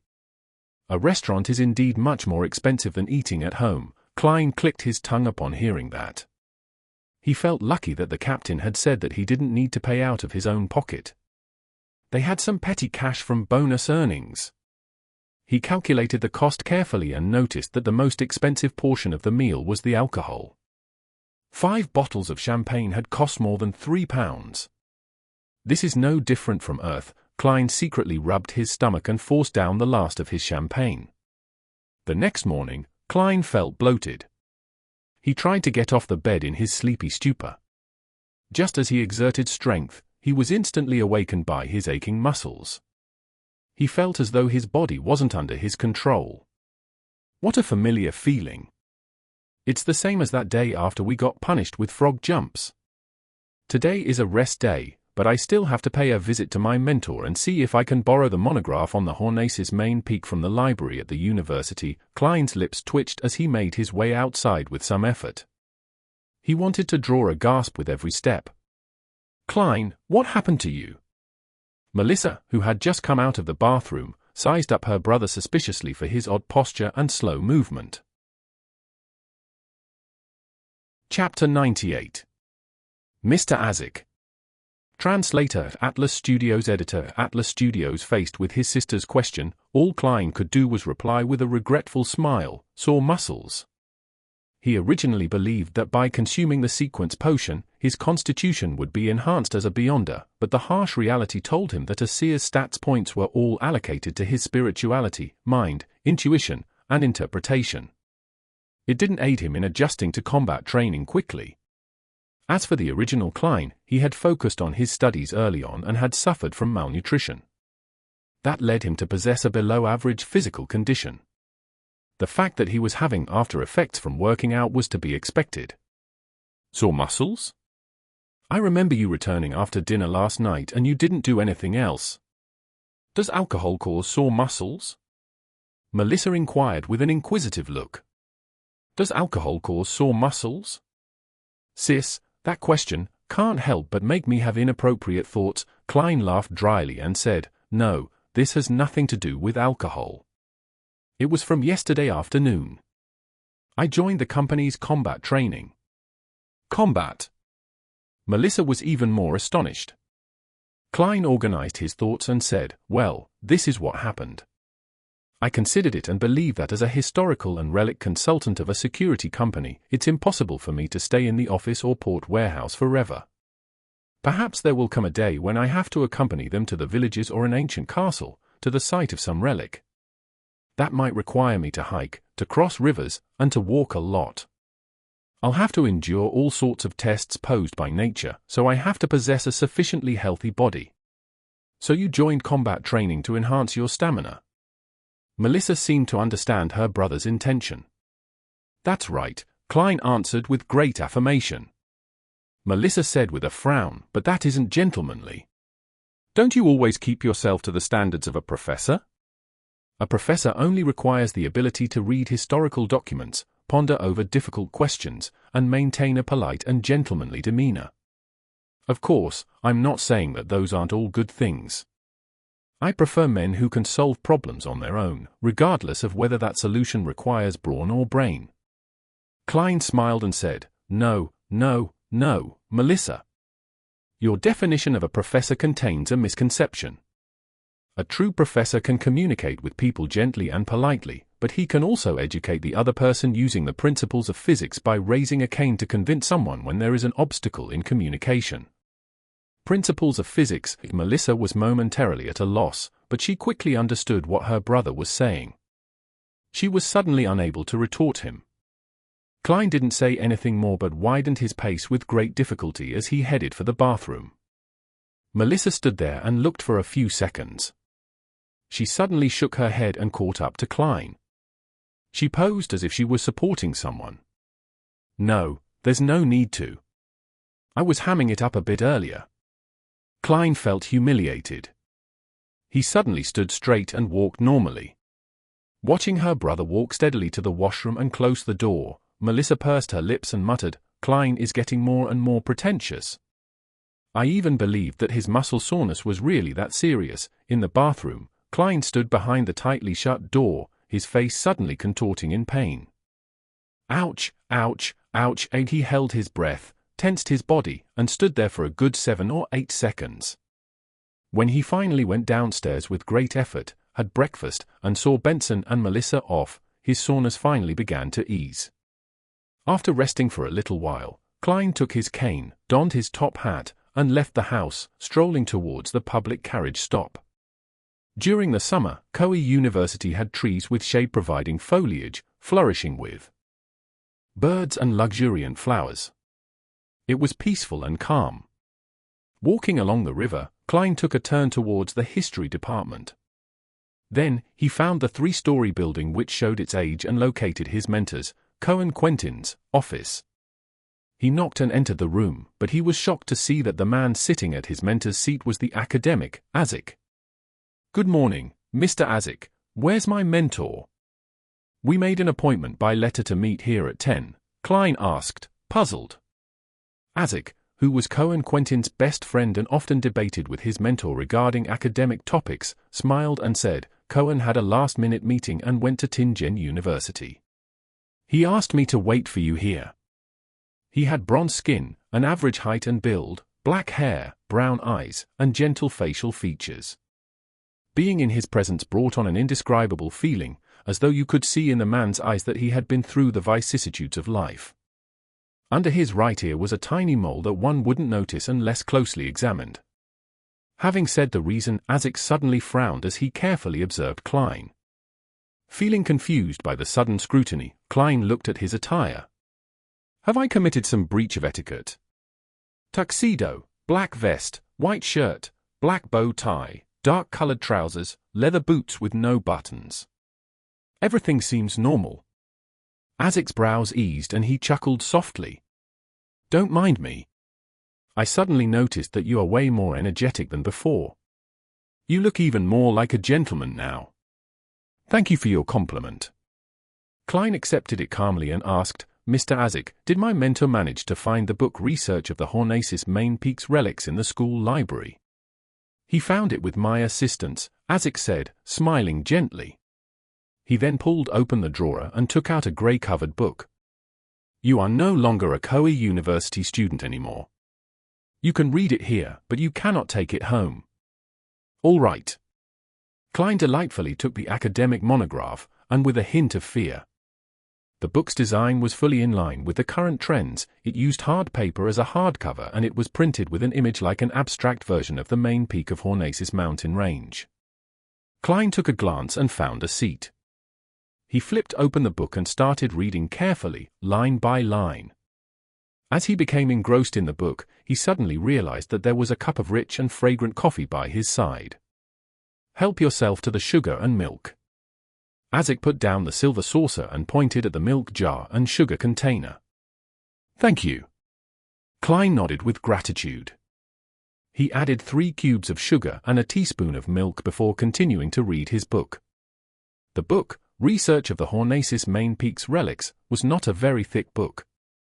Klein finished reading it when it was almost noon. He took note of a few noteworthy points. First, the settlement on the main peak of Hornacis Mountain and its surrounding area was obviously an advanced civilization which existed as part of an ancient nation. Second, from their wall murals, their perspective on life appears similar to that of humans. I can assume for now that they were human. Third, they revered yet feared the darkness of the night. Hence, they called their god the ruler of the Evernight, mother of the sky. Fourth, the weirdest part is that researchers haven't found any graves in the entire area, which initially seems to indicate that the people didn't need to be buried, because they didn't die. However, that would be contradictory to the contents of the wall murals. In the wall murals, the people in the nation believed that death is not the end. They believed that their deceased family would protect them in the night. Hence, they would keep their deceased family members at home, on the bed, by their side, for a full 3 days. There is nothing beyond that for the wall murals as it doesn't involve burials. Klein took another sip of coffee and continued to write down his afterthoughts in his notebook. Mother of the Sky, Sky Mother is such a grand title, while the ruler of the Evernight obviously overlaps with the Evernight goddess. Is this a contradiction at its roots? In the ancient remains on the main peak of the Hornaces mountain range and its surrounding area, every arrangement and decoration was well preserved. Even the wall murals didn't have any signs of damage. Before it was discovered, there seemed to be no disturbance at all. The table was arranged with cutlery, and there were dried stains of rot on the dining plates. In some rooms, there were half-filled bottles of alcohol that had almost turned into plain water. What happened to the nation's people? They seemed to have left their homes in a hurry, without taking anything with them, and they never returned. Considering how there are no burial grounds, this only makes it weirder. The author, Mr. Joseph, also mentioned that when he first discovered the remains, he even had the belief that the people residing there had just vanished all of a sudden. Klein stopped writing and cast his gaze at an illustration. On John Joseph's third visit to the main peak of the Hornaces mountain range, he had used a new camera model to shoot a monochrome photograph. In the photo, the lofty palace had a collapsed wall and was overgrown with weeds. It followed a grandiose style for its design. When he flipped to the photograph, Klein's first thought was that of the palace he had seen in his dream. The two styles were identical. The only difference was that the one he had dreamed of was on a peak and it was way more magnificent. It also had a huge chair, a seat of honor, that looked like it didn't seat a human. Countless translucent maggots clustered together and squirmed slowly beneath the chair. I can confirm that my dream is related to the ancient remains on the main peak of the Hornaces mountain range. That should be the nation of the Evernight which was referenced in the Antigonus family's notebook. Klein nodded slightly and closed the book. At that moment, Azik, who was sitting opposite him, touched the inconspicuous mole under his right ear and said, "How was it? Found anything?" "Quite a bit. Take a look, I've written so many pages of notes." Klein pointed at the table and smiled. "I don't understand why you're suddenly so interested in this matter." Azik sighed and said, "Klein, when I was studying at the Backlund University, I had dabbled with some divination and did quite a bit of research on that. Well, I discovered that there is disharmony in your fate." "What? Divination? Are you talking to me about divination?" As a seer, Klein looked at Azik the academic in amusement. "Have you encountered many strange coincidences in the past 2 months?" "Coincidences?" As he was indebted to Mr. Azik, Klein didn't dispute his question as he subconsciously began thinking. If we are talking about coincidences, the most obvious matter was when we were after kidnappers. We actually managed to find clues of the Antigonus family's notebook that was lost for days in the room opposite the kidnappers. Also, Ray Bieber didn't flee from Tingen in a hurry. Instead, he found a place to digest the power bestowed by the notebook, allowing for sealed artifact 249 to track him down easily. That seemed to be against common sense. Although Aya Harson gave a reasonable explanation, I always had a nagging feeling that it was somewhat coincidental. Oh, Selena had stolen a glance at Hannas Vincent's secret incantations, but she held back till her birthday dinner banquet to try it out, and I happened to discover it, which is quite a coincidence too. Otherwise, Hannas Vincent wouldn't have been the only one to die so suddenly. Klein thought about it seriously for a few minutes and said, "There are 3. Neither too many, nor too frequent. Furthermore, there was nothing that indicated someone's involvement and guidance. As Emperor Roselles once said, a single coincidence is encountered by anyone. Twice is still normal. Thrice is when one should consider what internal factors are influencing those coincidences." "Can you tell me anything else?" Klein probed. Azik laughed and shook his head. "I can only tell that there's some disharmony, but nothing else. You have to understand that I'm not a real seer. Isn't that basically equal to saying nothing? Mr. Azik is quite odd. He's playing a charlatan in front of a charlatan like me." Klein let out a breath, seizing the moment when Azik stood up. He pinched his glabella and activated his spirit vision. When he looked over, Azik's aura fully appeared before his eyes and everything seemed fairly normal. "Unfortunately, I can only see the ether body and astral projection of a person above the grey fog," Klein thought carefreely as he tapped his glabella again whilst standing up. Chapter 99. Red Chimney. Translator, Atlas Studios. Editor, Atlas Studios. Late in the afternoon, Klein returned home and drew the curtains, allowing his room to slip into darkness. He took out his pen and paper and thought for a long time, finally writing down a sentence: the kidnapping of Elliot was due to extraordinary elements. As a seer, Klein had tried to divine if those coincidences were a consequence of unnatural developments, but the results showed otherwise. This time, he was influenced by Azik to look into these events again. He also drew lessons from the suited clown. He seriously designed an appropriate divination statement, eliminating any descriptions that might be vague or cause confusion. Yes, I should break down the three coincidences and divine them separately, Klein nodded in thought as he slowly removed the topaz from his wrist. He held the spirit pendulum with his left hand and allowed it to hang close over the divination statement on the paper. He collected himself and entered a state of cogitation. With his eyes closed, Klein started chanting repeatedly, the kidnapping of Elliot was due to extraordinary elements. As he recited the statement over and over again, Klein opened his eyes and looked at the pendulum, only to see the topaz turning counterclockwise slowly. It's still a negative, Klein muttered to himself. He designed several other divination statements, but the results persisted. There was nothing strange about that incident. He then separately divined the event of Ray Bieber's stay in Tingen and Selena's magic mirror divination incident, but the answers for both events were normal. Was I, a real seer, frightened by the charlatan Mr. Azik? Besides, Captain and the others didn't feel that anything was off. Klein laughed and shook his head. But he remained cautious. He planned on using the dream divination technique to get a final confirmation. After some thought, he changed the divination statement to fit the change in method. The true reason for Elliot's kidnapping. As he scribbled with the fountain pen, Klein paused and pondered over his words. After reading it over and over again, he tore the slip of paper and walked toward his bed. He relaxed and laid down. With the divination statement in hand, Klein quickly fell asleep with the help of cogitation. He found himself in a contorted, broken world. Regaining his senses, he began swimming through the blur. Gradually, he saw the few kidnappers. He saw them lose their final chip at a gambling table, saw them obtain guns from underground sources, and saw them survey the area. They even rented the apartment across Ray Bieber's apartment as their hideout. These didn't form a continuous scene, instead, they were presented in the form of flashing pictures. Klein couldn't find anything that was abnormal. Furthermore, it had also aligned with the statements given by the kidnappers. After exiting the dream, Klein separately divined the other two incidents but had the same result. Their developments followed logic.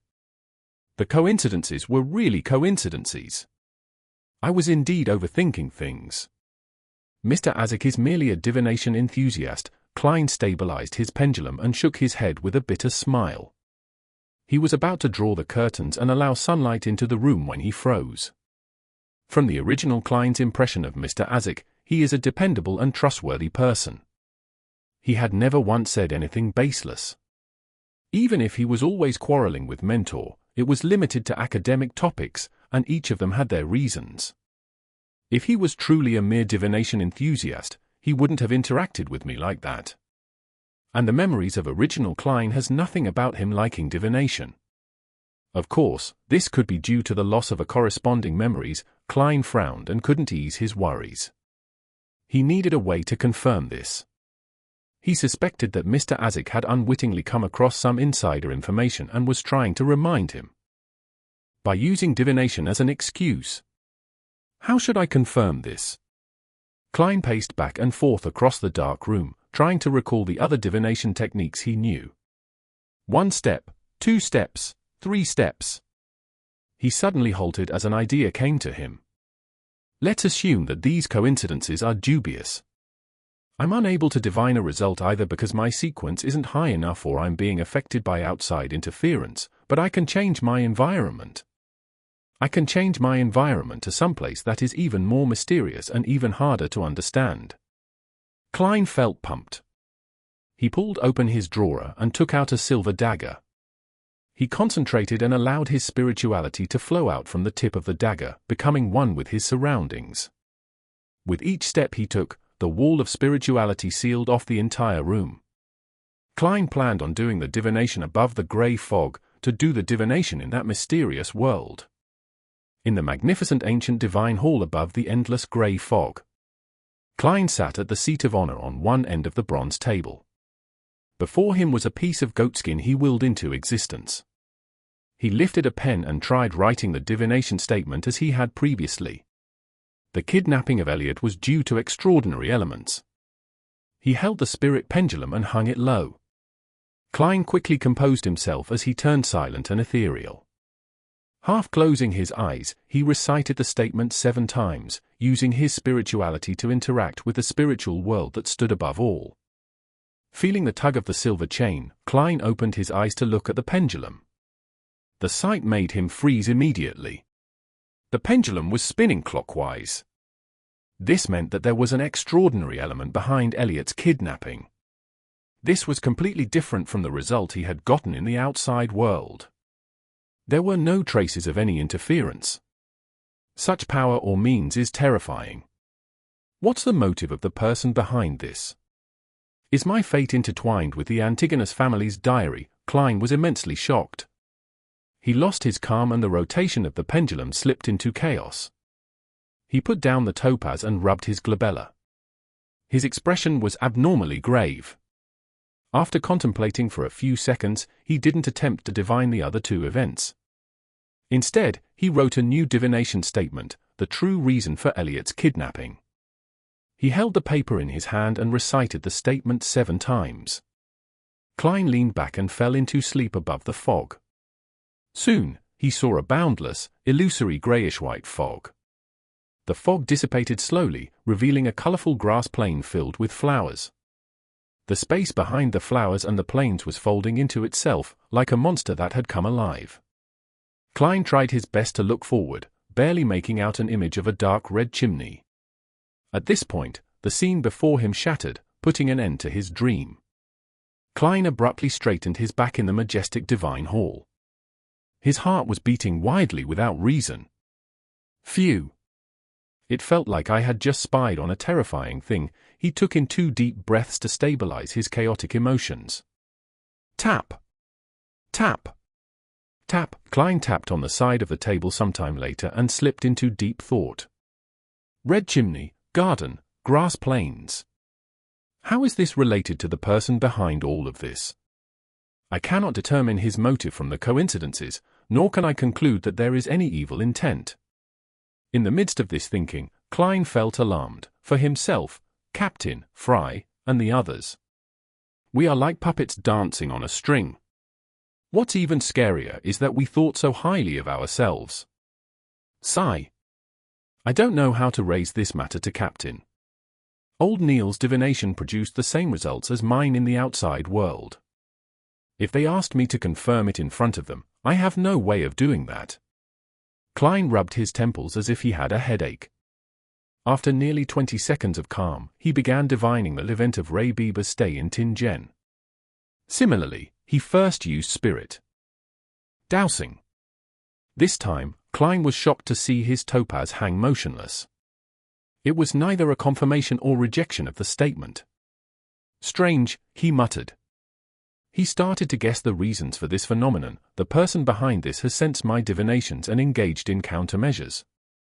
The results of Selena's magic mirror divination incident were the same. Klein could almost confirm his conjecture at this point. Since he had no way of notifying Captain Dunn Smith for the time being, he had an unprecedented motivation to improve his abilities. I must head to the Divination Club later and quickly succeed in my acting to digest the Seer potion. Also, I have to confirm whether the Clown potion is indeed the subsequent sequence of Seer, as well as gather clues about it. In addition, I have to interact more with Mr. Azik and see if I can dig up whatever inside information he holds. Klein held his forehead with his right palm and quickly drew up a plan, and determined his focal point. After some thought, a goatskin appeared in front of him again. He picked up his pen and wrote, the corresponding sequence 8 of sequence 9 Seer is Clown. From his prior experience, the present Klein was completely convinced that his divination abilities were augmented and enhanced above the grey fog. Just like how raids are usually successful, is this the result of having good luck? He muttered and picked up his spirit pendulum. Sometime later, Klein received a definitive answer. The corresponding sequence 8 of sequence 9 seer was clown. He then wrote on the paper once again. The corresponding sequences 8, 7, 6, and 5 of seer would grant at least one brand new, unrelated power. Klein exhaled as he tried spirit dowsing again. However, he saw the topaz hang motionlessly without any rotations. There isn't enough information to complete the divination and receive a revelation, he muttered to himself while seemingly deep in thought. Then, he set down the silver chain and began considering the required statement for a dream divination. Nearly 20 seconds later, he picked up his fountain pen and wrote seriously, clues to the clown potion. Chapter 100. Interpreting Symbols. Translator Atlas Studios. Editor Atlas Studios. On the seat of honor at the ancient bronze table, Klein repeated the divination statement a few times before leaning back and entering a deep sleep. His surroundings quickly became peaceful and quiet. He saw a hazy view, with countless distorted and blurry scenes flashing past, just like drops of morning dew on tender flower petals. Gradually, Klein grasped his spirituality and came to his senses. He saw a fireplace before him with a rocking chair in front of it. Sitting on it was an old woman dressed in black and white. Although he couldn't see her face since she was hanging her head low, Klein's gut feeling told him that she was an old lady. And he was pretty certain about it. The old lady was facing a desk directly. There were newspapers and tin cans inlaid with silver on the desk. Klein found the scene before his eyes very familiar, and he quickly recognized what he saw. This was where Bieber and his mother stayed. This was where he saw a bloated cadaver for the first time. There are clues that point to the clown potion here. Just as Klein's thoughts flashed past, the scene around him transformed. It was a grayish-white warehouse, hidden among identical buildings. There were white bones scattered all around, and a few balls of flesh that looked like they had been squashed by a boulder. In the middle of the warehouse was a grayish-white object that was the size of a fist. Its surface was filled with ditches and it looked soft but ductile. It looked like a brain that had been extracted out of a living being. Just as Klein recognized the scene and recalled something, the scene before him distorted like rippling water before transforming into another new blurry scene. A naked body was laid on a long table covered with a white cloth. There were some bluish, discolored patches on the corpse's skin. Klein suddenly knitted his eyebrows and muttered, it was first the images of Bieber's hiding place and his remains, and now, it's related to the brand on the suited clown's wrist. Just as he attempted to speculate what the scenes meant, the scene suddenly changed again. A marble coffee table, a set of 2 leather couches, and a chandelier that hung high on the ceiling. There were 3 people, Klein Moretti, who had black hair, brown eyes, and a scholarly temperament, a wealthy man with a chubby body and pale skin, and a beautiful young lady with fishnet gloves. The Antigonus family's notebook. Klein suddenly sat up straight and the dream vanished. Looking outside the divine hall where there was boundless grey fog and crimson stars, he thought in both shock and confusion. I was divining for clues to the clown potion. Why would the Antigonus family's notebook show up? Let me think, that chubby guy was Welsh. Yes, Welsh, an unfortunate fella who bought the Antigonus family's notebook and triggered a sequence of incidents. The beautiful young lady wearing fishnet gloves was Naya. I remember, the marble coffee table and leather couch combination is a hallmark of Welsh's place. I saw spirit medium daily there. In other words, what I saw was Welsh's living room. It was a scene where the original Klein and his 2 classmates were discussing the notebook. Klein calmed himself down and tapped on the edge of the long bronze table rhythmically. Then, what does the last scene represent? The notebook appeared, Welsh appeared. Could it be the scene where he bought the ancient item? There were another 2 people, and one of them looked very familiar. I feel like I've seen the middle-aged man in the classic black robe somewhere before. That spiky brown hair, severe dark eye circles. Yes, I know who is he now. Hannas Vincent from the Divination Club, the Hannas Vincent who had died peacefully after Captain snuck into his dream, having learned that Selena secretly obtained the secret incantation from him. No way, he was the one that sold the notebook to Welsh? Everything appears to be coming full circle. The world sure is small. No, Tingen is really small. On careful thought, it really is a possibility that Hannas Vincent wasn't an ordinary fortune-teller. He was obviously deep into mysticism and obtained the attention of an ancient evil god. He had the channels, ability, and opportunity to acquire the notebook that was accidentally released by the secret order. It's no wonder Captain and company never figured out where Welsh bought the notebook. Their investigative approach was entirely wrong. They had attempted to investigate via the antique market. But when the actual whereabouts of the notebook was found, they gave up on that lead. What a pity, Hannas Vincent just passed away not too long ago. Otherwise, we definitely could have found out something regarding the notebook. Since he was involved in mysticism, he should have researched the notebook. His death was way too coincidental. However, there was another person at the scene, a man in his 50s. He might know quite a bit of what happened. Klein stopped tapping his fingers on the edge of the table and looked through every scene of his dream divination once more. Ray Bieber's house, Ray Bieber's hideout spot, the remains of Ray Bieber, the brand on the suited clown's wrist, Welsh's house, Welsh, Naya, and original Klein's exchange, Welsh, Hannas Vincent, and the Antigonus family notebooks group photo. Besides the brand on the suited clown, everything else is directly related to the Antigonus family's notebook. But I had divined for clues to the clown potion. This isn't scientific, nor does it make mystical sense. After becoming a seer, Klein once tried to divine where Welsh had bought the Antigonus family's notebook, but he never considered using the unique qualities that the area above the grey fog possessed. As such, he had failed to receive any revelations, but now, he had chanced upon the truth by divining something separate. After spending nearly 20 seconds to calm down, Klein summarized the context provided by Roselles' diary and attempted to interpret his dream divination. The first possibility, Zaratul, or should I say, the secret order, was searching and pursuing the relics of the Antigonus family. So, the symbolic meaning of the dream is to use matters related to the Antigonus family to lure the secret order into appearing, so as to obtain the clown potion's formula. The second possibility, the clown potion's formula, is directly recorded in the Antigonus family's notebook. The fact that the Zaratul family is seeking the relics of the Antigonus family implies that they share very deep connections. They could have been allies or enemies. Hence, it seems fairly natural that the Antigonus family possessed parts of their sequence. Things would be obvious if they were allies, but enemies are the ones who would know each other the best. But the second explanation wouldn't be able to link it to the brand on the suited clown. Sigh, I do wish that the second explanation were true though. When the Holy Cathedral finds an expert to interpret the notebook, I would be able to obtain the clown potion without any risk.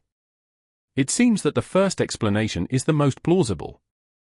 My gut feeling as a seer tells me that there might be a deeper symbolic meaning. Having thought of this, Klein massaged his forehead and suddenly realized the limitations of a seer.